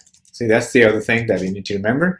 When you actually create an after class and before class method, the static method, you need to also provide a static, right? Static is like the class method. All right, so now let's run it again. And now you can see here, right? It says running before class, right? This one. And it ran addition test for positive numbers. Then again, running addition test for negative numbers, right? And running after class, right? So this run before class only ran once, and this after class ran only once. So now your next question is, what will be the scenario, right? Here, the scenario could be like to actually create a file in here, right? Or make sure your file is there. right? You can have the code in there. Then you run your test, and after class would be destroy the file, right? Same thing with the database, right? Connect to the database could be here. And after you do other tests, you can also close the database, right? Disconnect the database, right? That could be one common scenario. So that is actually before and after class. So now we ran each test, right? So now next thing we learn is how we can actually create a test suite. So I'm actually going to create a new class in here, and I'm going to call it JUnit test suite. So after I create a test unit suite, right? So since I try to run it as a suite, you have to actually follow the syntax. So I'm actually going to call it run with. Okay, so I have to create actually a JUnit runner. So I'm actually going to do run with, and I'm actually going to use this suite.class. So you don't actually have to remember it. You can find it online. Okay, that's how you can actually run all your tests. And in here, I'm actually going to do suite classes. That in here, I will provide all your tests, all tests that you want it to run. That's it, right? So you do run with suite.class. And you provide suite classes, and you're going to provide all the test classes in here. Okay, so I created JUnit test, so I'm going to do JUnit test.class, class, right? So now if I run this, it's just going to run this JUnit test. So see here, it says running before test and addition after test. So this ran this class in here, right? I want to run this one too, so you can just do comma in here and do JUnit test before after class that class. Okay, so this is the runner method here, and you just run it. So in here it's empty because that's how the syntax is, right? So in here you're going to provide all the tests in here that you want it to run. That's the syntax of test suite, and you actually can copy this because I don't also remember this syntax. Okay, so you basically just remember that you write in here inside this suite classes, you're going to provide all the classes, test classes in here, and this is the syntax run with suite.class and suite.suite classes. Okay, so that's the syntax of a JUnit test suite. So now you can have like thousands or millions of tests in here, and all you need to do is run this class in here. Just right click and run it, and you run your thousands of tests. Instead of going each test and run manually, you just run this suite and it will run all your tests. All right, so that's pretty much it for this lecture. Okay, I hope you guys learned about what JUnit test is and how you can create a JUnit test using @test annotations. You also learn about the before and after test. You also learn about creating a before and after static class methods. And we also learn about how you can actually create a suite and provide all the tests that you want it to run. Okay, so that's it for this lecture. I will see you guys in our next lecture. Hello and welcome back to ScreenBlue.com. This lecture we're going to learn about the software project management tool called Maven. Okay, Maven is probably the most popular tool in Java. If you're trying to work as a Java developer in real time, you're going to be using Maven all the time. That's why I created a lecture for Maven, because it's probably the most used tool that you're going to do in your real-time project. So what is Maven then? Apache Maven is a software project management and comprehension tool. So just like I said before, Maven is a software project management tool. Okay, so it uses the concept of project object model called POM, okay, which can manage a project's build, reporting, and documentation from a central piece of information. Maven's primary goal is to allow a developer to comprehend the complete state of development effort in the shortest period of time. In order to attain this goal, there are several areas of concern that Maven attempts to deal with. First is making the build process easy, right? Second is providing a uniform build system. Third is providing a quality project information. Fourth is providing guidelines for best practices development. And the fifth one is allowing transfer and migration to new features. So this is the book definition of Maven, right? So to summarize, Maven basically is a project management tool that helps you to actually get your project up and running in the shortest amount of time, okay? If you're going to be working as a Java developer, you're going to be using Java Maven a lot. Probably 80% of the time you'll be using Maven as your project management tool, right? So what's the advantage of using Maven? Well, with Maven, it's very, very easy to run your projects, right? Also, download the dependencies. So what I mean by dependencies is if you can work as a Java developer engineer or Java developer in your real-time projects, right? You're going to need a lot of the artifacts, or we call it jar files, right? In the simplest form. Okay, you're going to need a lot of open source jar file or artifacts, right? So in that case, all you have to do is use Maven, and Maven uses this thing called POM, right, which is a project object model. So in that, you're going to put all the dependencies, right, and from there you can download all the dependencies that you need. An example in here, You can see here, I've got this project here, Selenium Java, and you can see here, this is a POM file. Okay, this is pom.xml. As you can see, this is an XML file. And here, I've got this dependencies here, right? So here, I need a JUnit. So you learn about JUnit in the previous JUnit classes, right? And here, I also added dependencies for Selenium Java, right? So in order to run your Selenium automation script, you're going to need a Selenium jar file, right? And those jar files keep incrementing all the time, right? And it's very hard to get hold of it, what Java version you have, right? Or let's say you want to get to the latest version, right? Instead of downloading it all the time manually, right? Maven helps you to actually download the latest one. All you have to do is provide the dependencies. The group ID is the group ID of the Selenium Java and the artifact ID. So you're going to get this from all the Selenium Java artifact. And here you're going to put a version number here. So right now it's 2.49.0. Next time, let's say it's 2.50. All you have to do is just change this version here. Once you do that, it's going to automatically download the latest version or 2.50.0 for you. Right? Same thing with here. Got this JUnit here, okay, which I'm going to need it to run my unit test. Then you provide the version in here and it will download the latest version for you. And I have this plugin in here, okay, build plugins. I'm going to need that, if I wanted to actually compile my projects, right? So let's say the other advantage of Maven is to compile your project. So I have the Java project, right, Selenium Java, and let's say you wrote some code in this main folder, right, and you want to compile and make sure there's no errors, right? So when you do compile, you're going to need a Maven compile plugin, which is right here, and it also has this group ID, artifact tree, and version. So you're going to do this all the time. You're going to be very familiar with this all the time if you're going to be working in a real-time project here, right? And here also I have got this group ID, artifact ID. This is version. So this is for my project in here, right? This is my com.selenium guru.selenium Java. This is my group ID, artifact ID, and version here. So you're going to have a lot of dependencies in your real-time projects, right? And with this Maven and this project POM model, it's very, very easy to download all the artifacts, right? And let's say you have this project, and let's say the new guy comes in to your team, right? And he wants to get the project up and running, right? So all you have to do is actually get this project, and since you have all the dependencies, all you have to do is run this dependencies here, download all the artifacts from this POM file, and he will be all set, right? Instead of like going manually and like trying to download jar file each and every time, it's going to be very hectic and manual as well. Apart from that, the other advantage of Maven is using the terminal or command prompt in Windows, right? You can actually run your project, right? So you want to test, you want to do all this good stuff, you can do that using Maven. So let's say you want to run the project. All you have to do is mvn, which is a Maven short form, mvn run.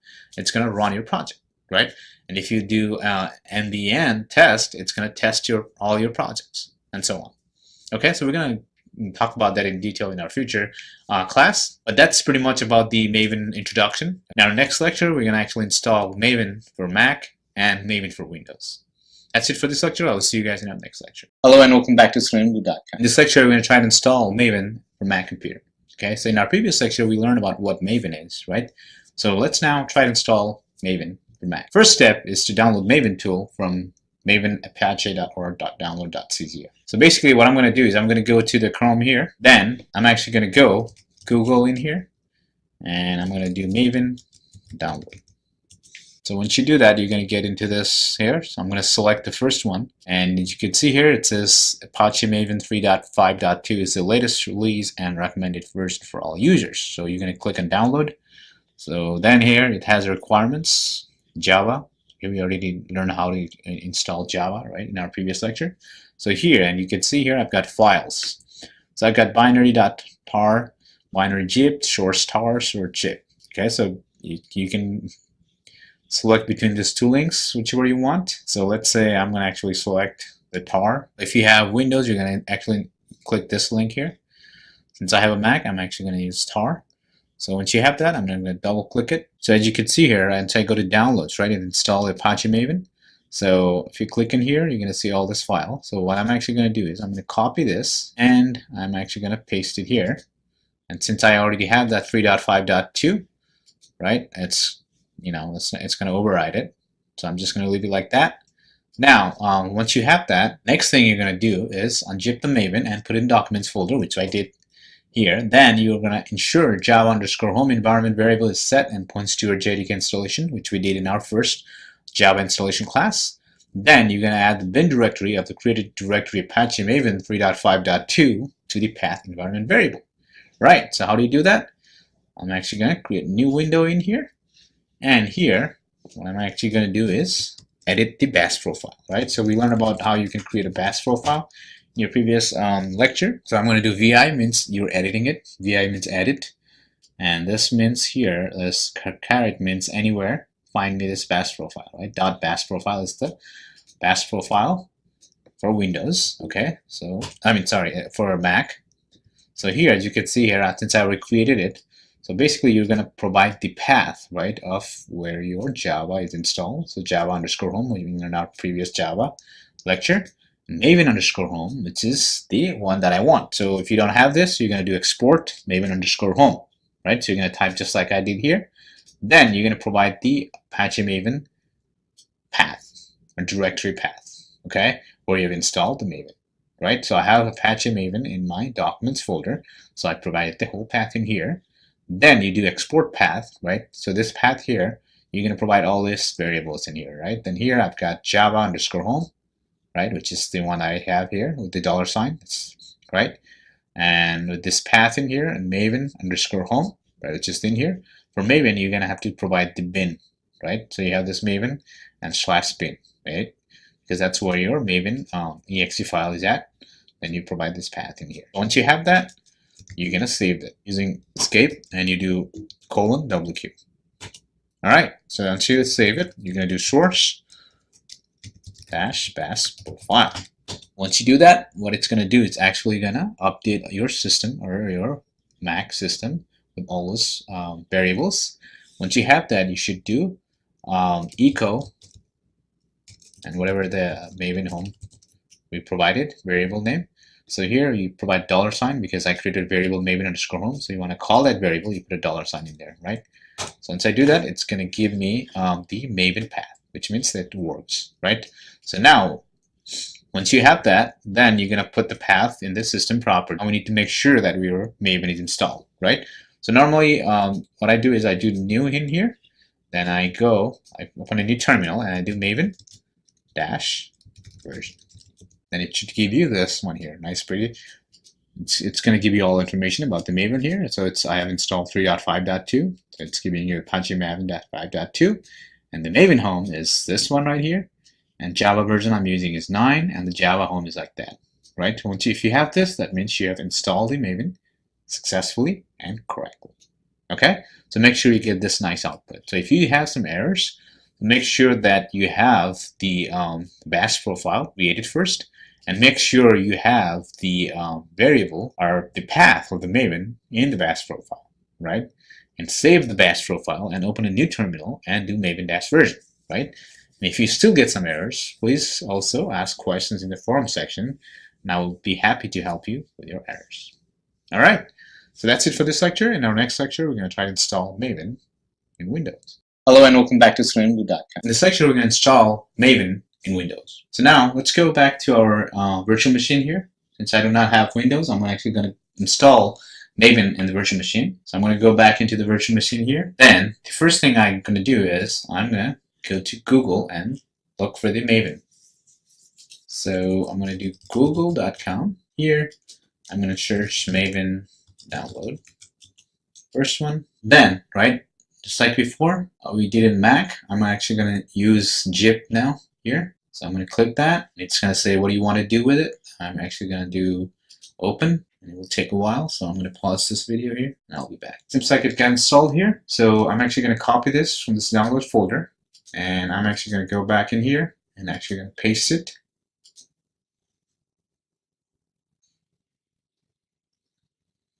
As you can see here, this folder is in Documents folder now. So next thing I'm actually going to do is let's go to our PowerPoint and follow instruction. Okay, so we first downloaded the Maven tool, then we put it in the Documents folder. Then the third step is to actually add the bin directory of the created Apache Maven directory version to the path environment variable, right? So let's try doing that. I'm actually going to go back to our virtual machine here. So the way you do it in Windows is that you actually go right click in here, then you're actually going to go settings, then in here you're going to go system, Then in here, you're going to do advanced system settings. Then in here, in the advanced tab in here, you're going to see environment variables. Okay, so you're going to click on that. Here, as I've already created a variable here with this maven.3.5.0.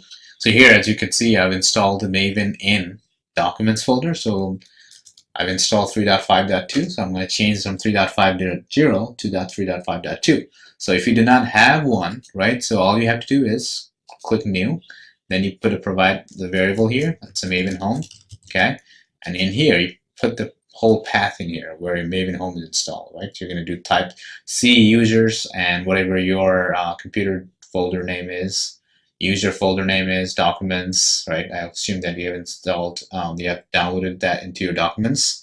So you're going to provide the whole path in there. So I forgot to save that, so I'm actually going to edit this one again, and I'm actually going to make it 3.5.2. Click OK, and same thing in here. If you don't have Maven underscore home, so you're going to do new Maven underscore home, and you're going to put the path in there. Also in path, right? So if you click it here, so you're going to do edit, and here you're going to provide the path of the Apache Maven, right? So here I have Apache Maven 3.5.0. So I'm going to click this one and edit it and make change to 3.5.2. Okay, now I'm going to save it. So always remember when you do in the path, you have to also provide the bin here, okay, /bin in here, right? So click OK in here, same thing in here, you edit, and you provide the Apache Maven path in here, /bin. Okay, click OK in here. So now I have in path, I have the Maven underscore home, got this Maven underscore home here and path as well.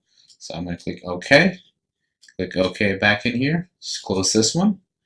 And let's also close the browser, right? So we've installed Apache Maven, right? Put it into documents. Then I also added the path of the Apache Maven into the environment variables. So now what you need to do is, let's go back in here, is to make sure that you have Maven installed, typing maven-version. So when you do that, you should be actually getting this nice output here, right?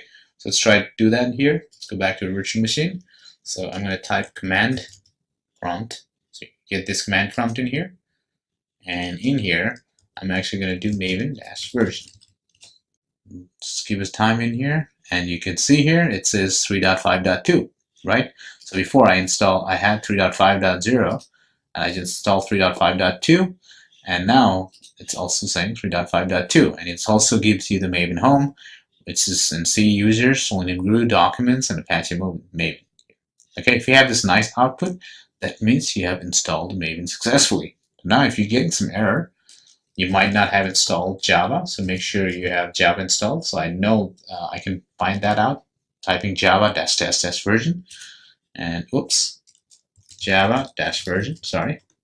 And you can see Java version in here, and you're going to say Java what version you have, okay? So if you're getting an error, so try to make sure you have Java version installed, right? So in our first lecture, we installed Java, and you might have Java installed already successfully.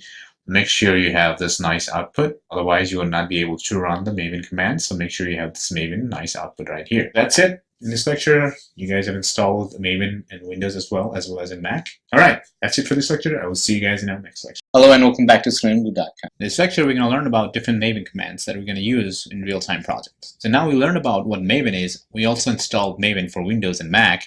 Now it's time to actually try to explore Maven commands and how useful it is in your real-time projects. Okay, by the end of this lecture, you're going to really appreciate what Maven does, and you're going to use it in real time, and you're actually going to use it forever. So before we actually learn about Maven commands, I want to show you how you can actually create a Maven project. So now let's go back to our IntelliJ in here. And since you could see here, I've got this project that we learned for our Java class, right?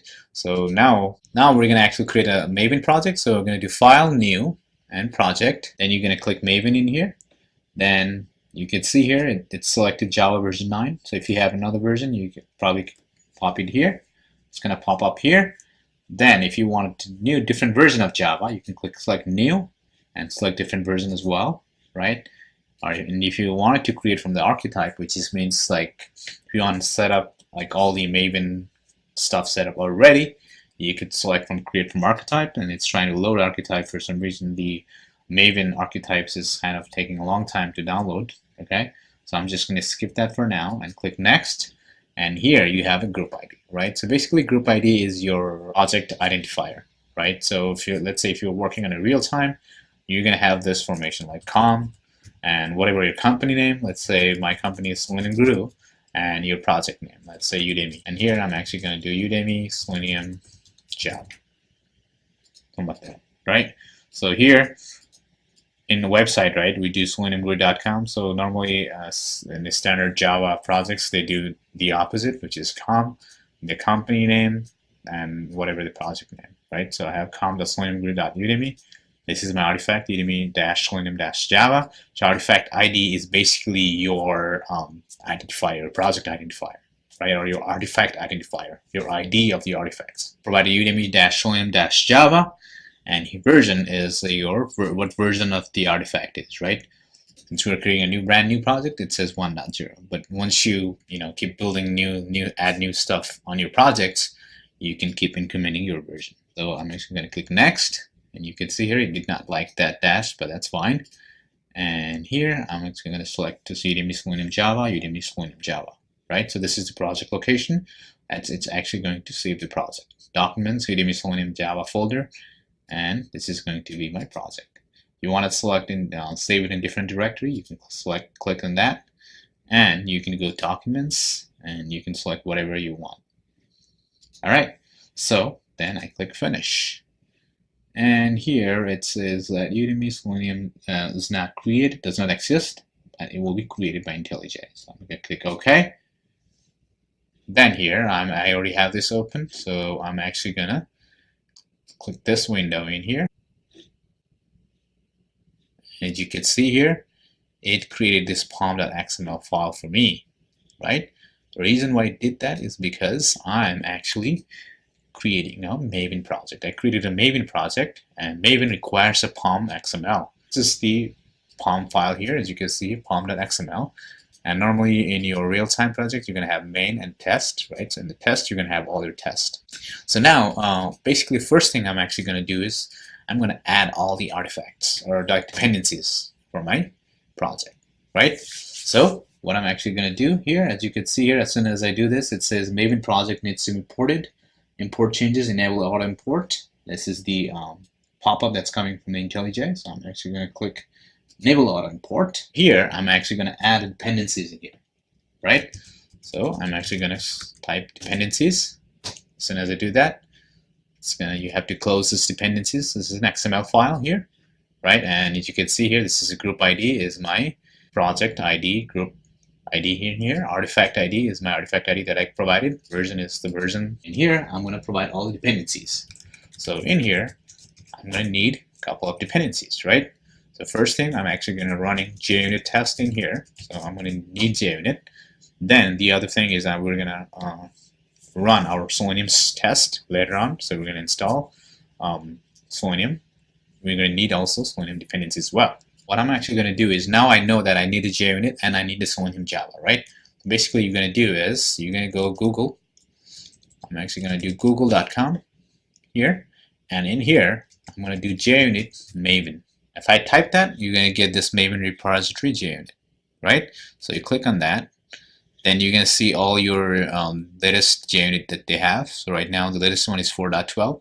So if you click on there, you're going to see this nice dependency format that we need, right? So here, as you can see, group ID is JUnit, artifact ID is JUnit, version is 4.12. Scope is test. We're going to use it for test, right?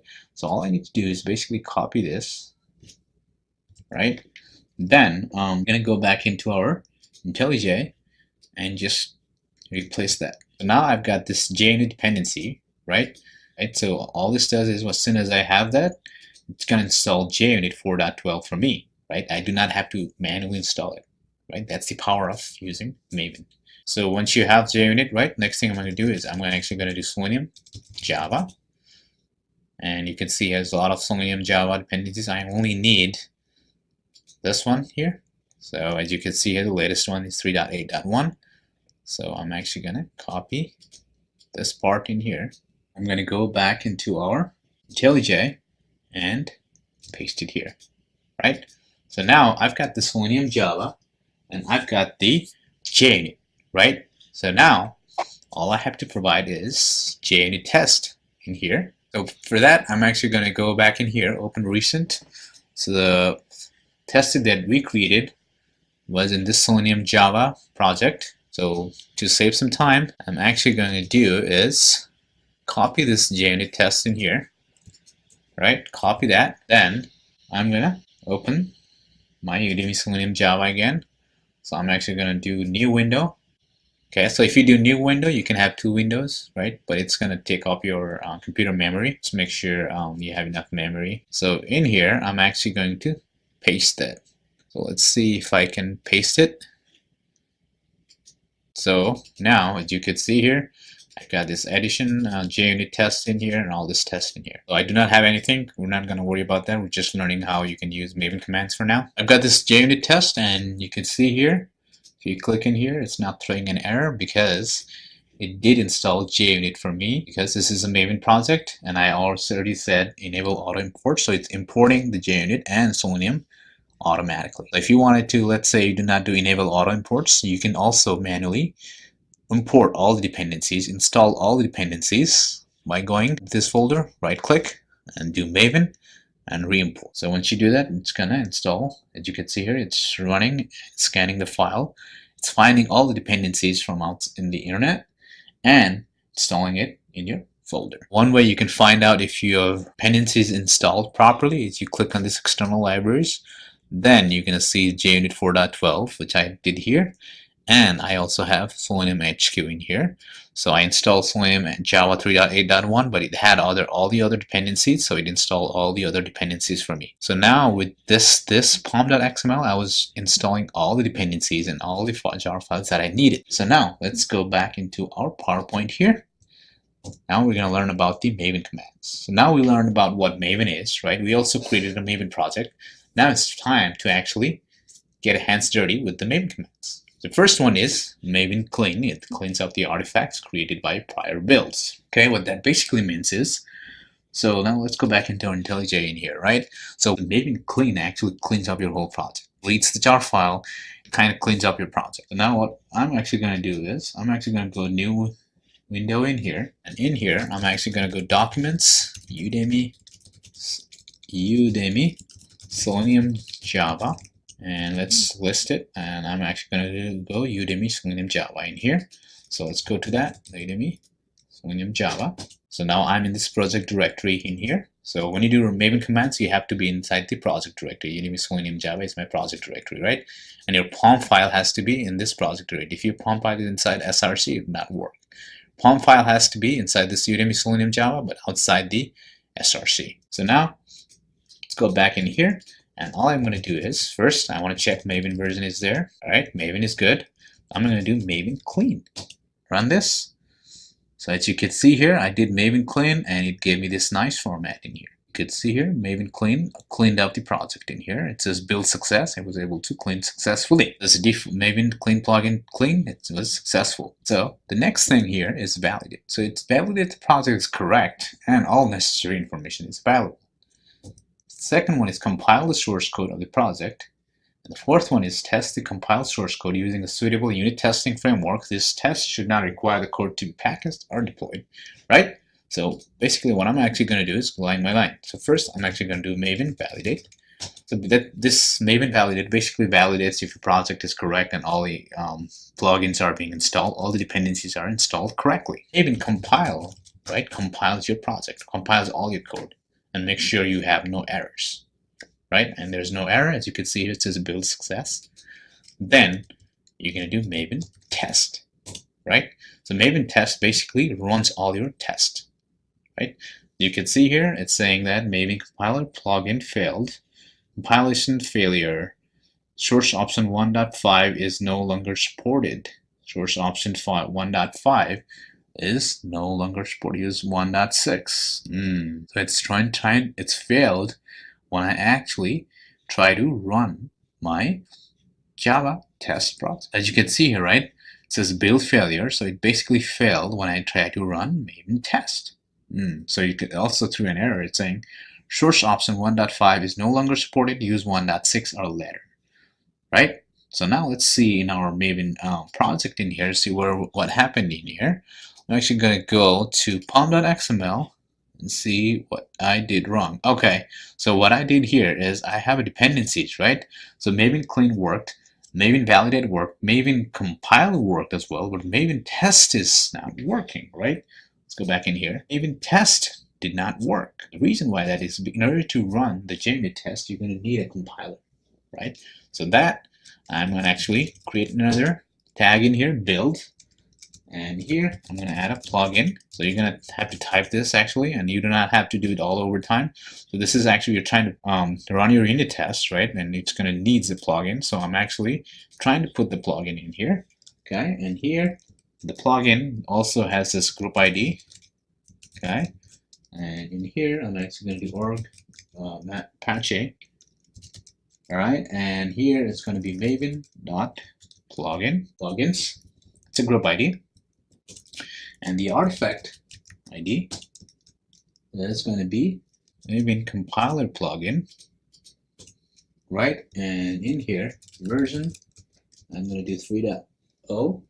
And in here, I'm actually going to do configuration.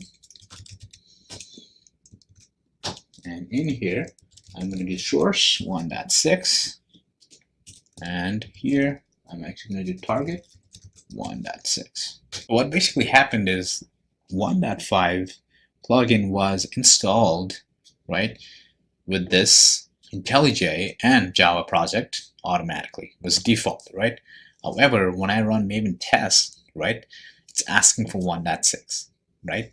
In that case, I have to actually say, okay, I'm going to get this Maven plugin, and I'm going to actually use 1.6, right? So I can find this Maven compiler plugin just like we did before, right? You go in here and do Maven compiler plugin, and it's going to go back in here, and you can grab the latest one here as well, right?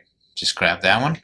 Let's grab that and just paste it there.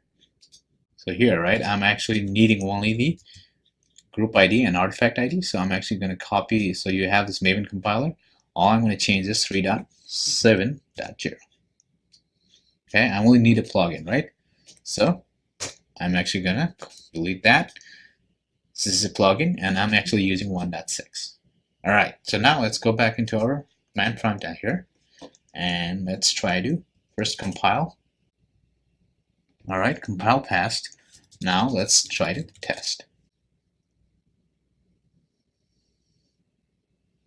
So as you can see here, right, once I provided this plugin, for the compiler plugin 1.6, right, we were able to run our JUnit test, right? And this things kind of happens pretty much every day in your real time, right? You just look into the errors, right, and basically figure out what the errors is saying, and you actually search online, you try to find some help from your friend, or Google, do everything and try to fix it, right? And that's basically what happens every day. And we did it just right now. We were able to run our unit test using the Maven project, right? So now let's go back into our PowerPoint again. The next one here is package. So it takes the compile code and package in its distributed format, such as jar file, right? Second one is integration test. Basically, you can use this if you have integration tests, right? So we have JUnit tests, which could be your unit test, right? But you could have integration test as well, right?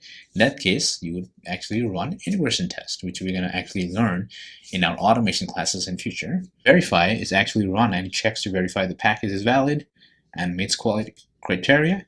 Install the package into the local repository for use as a dependency in other projects locally.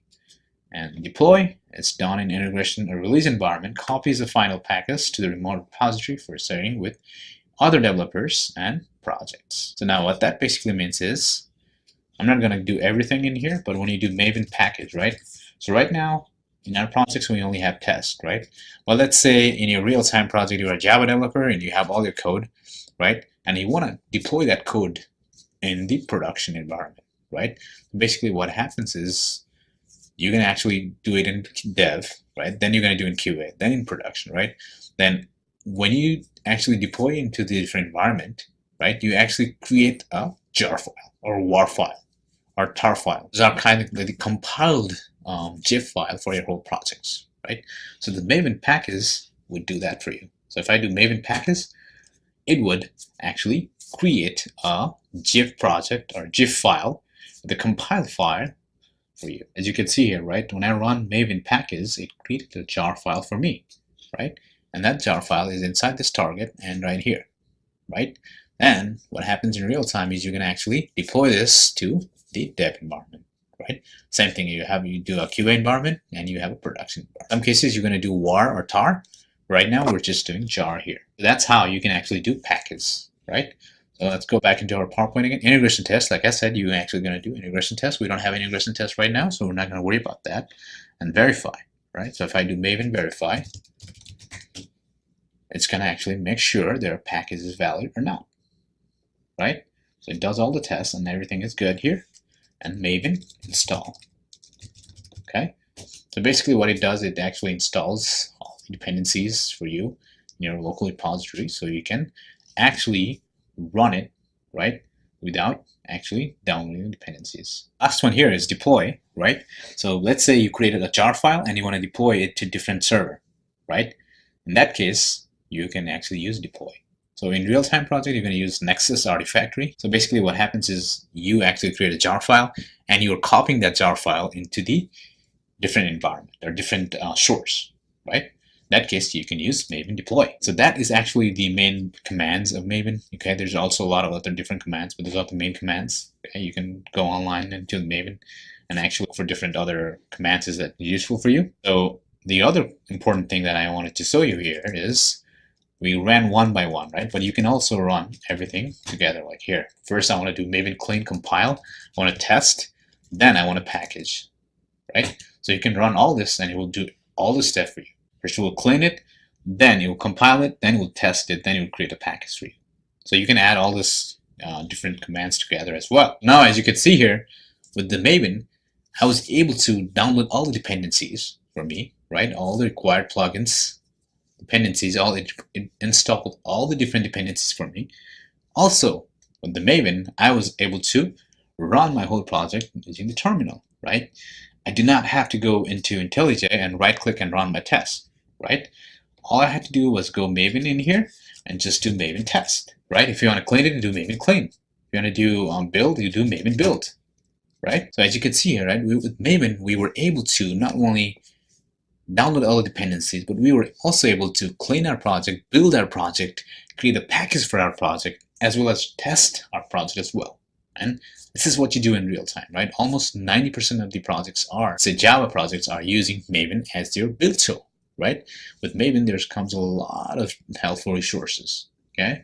And you can use it a lot in order to simplify your jobs, right? In your real time, you're going to be using Maven every time. Every time you write code, you want to test it, you're going to do Maven test.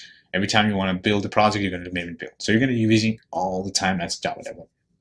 Are your automation engineer, you're going to be running your test all the time. All right, so that's it for this lecture. I hope you guys understood the importance of Maven. You understood what Maven is. You also learn how you can create a Maven project.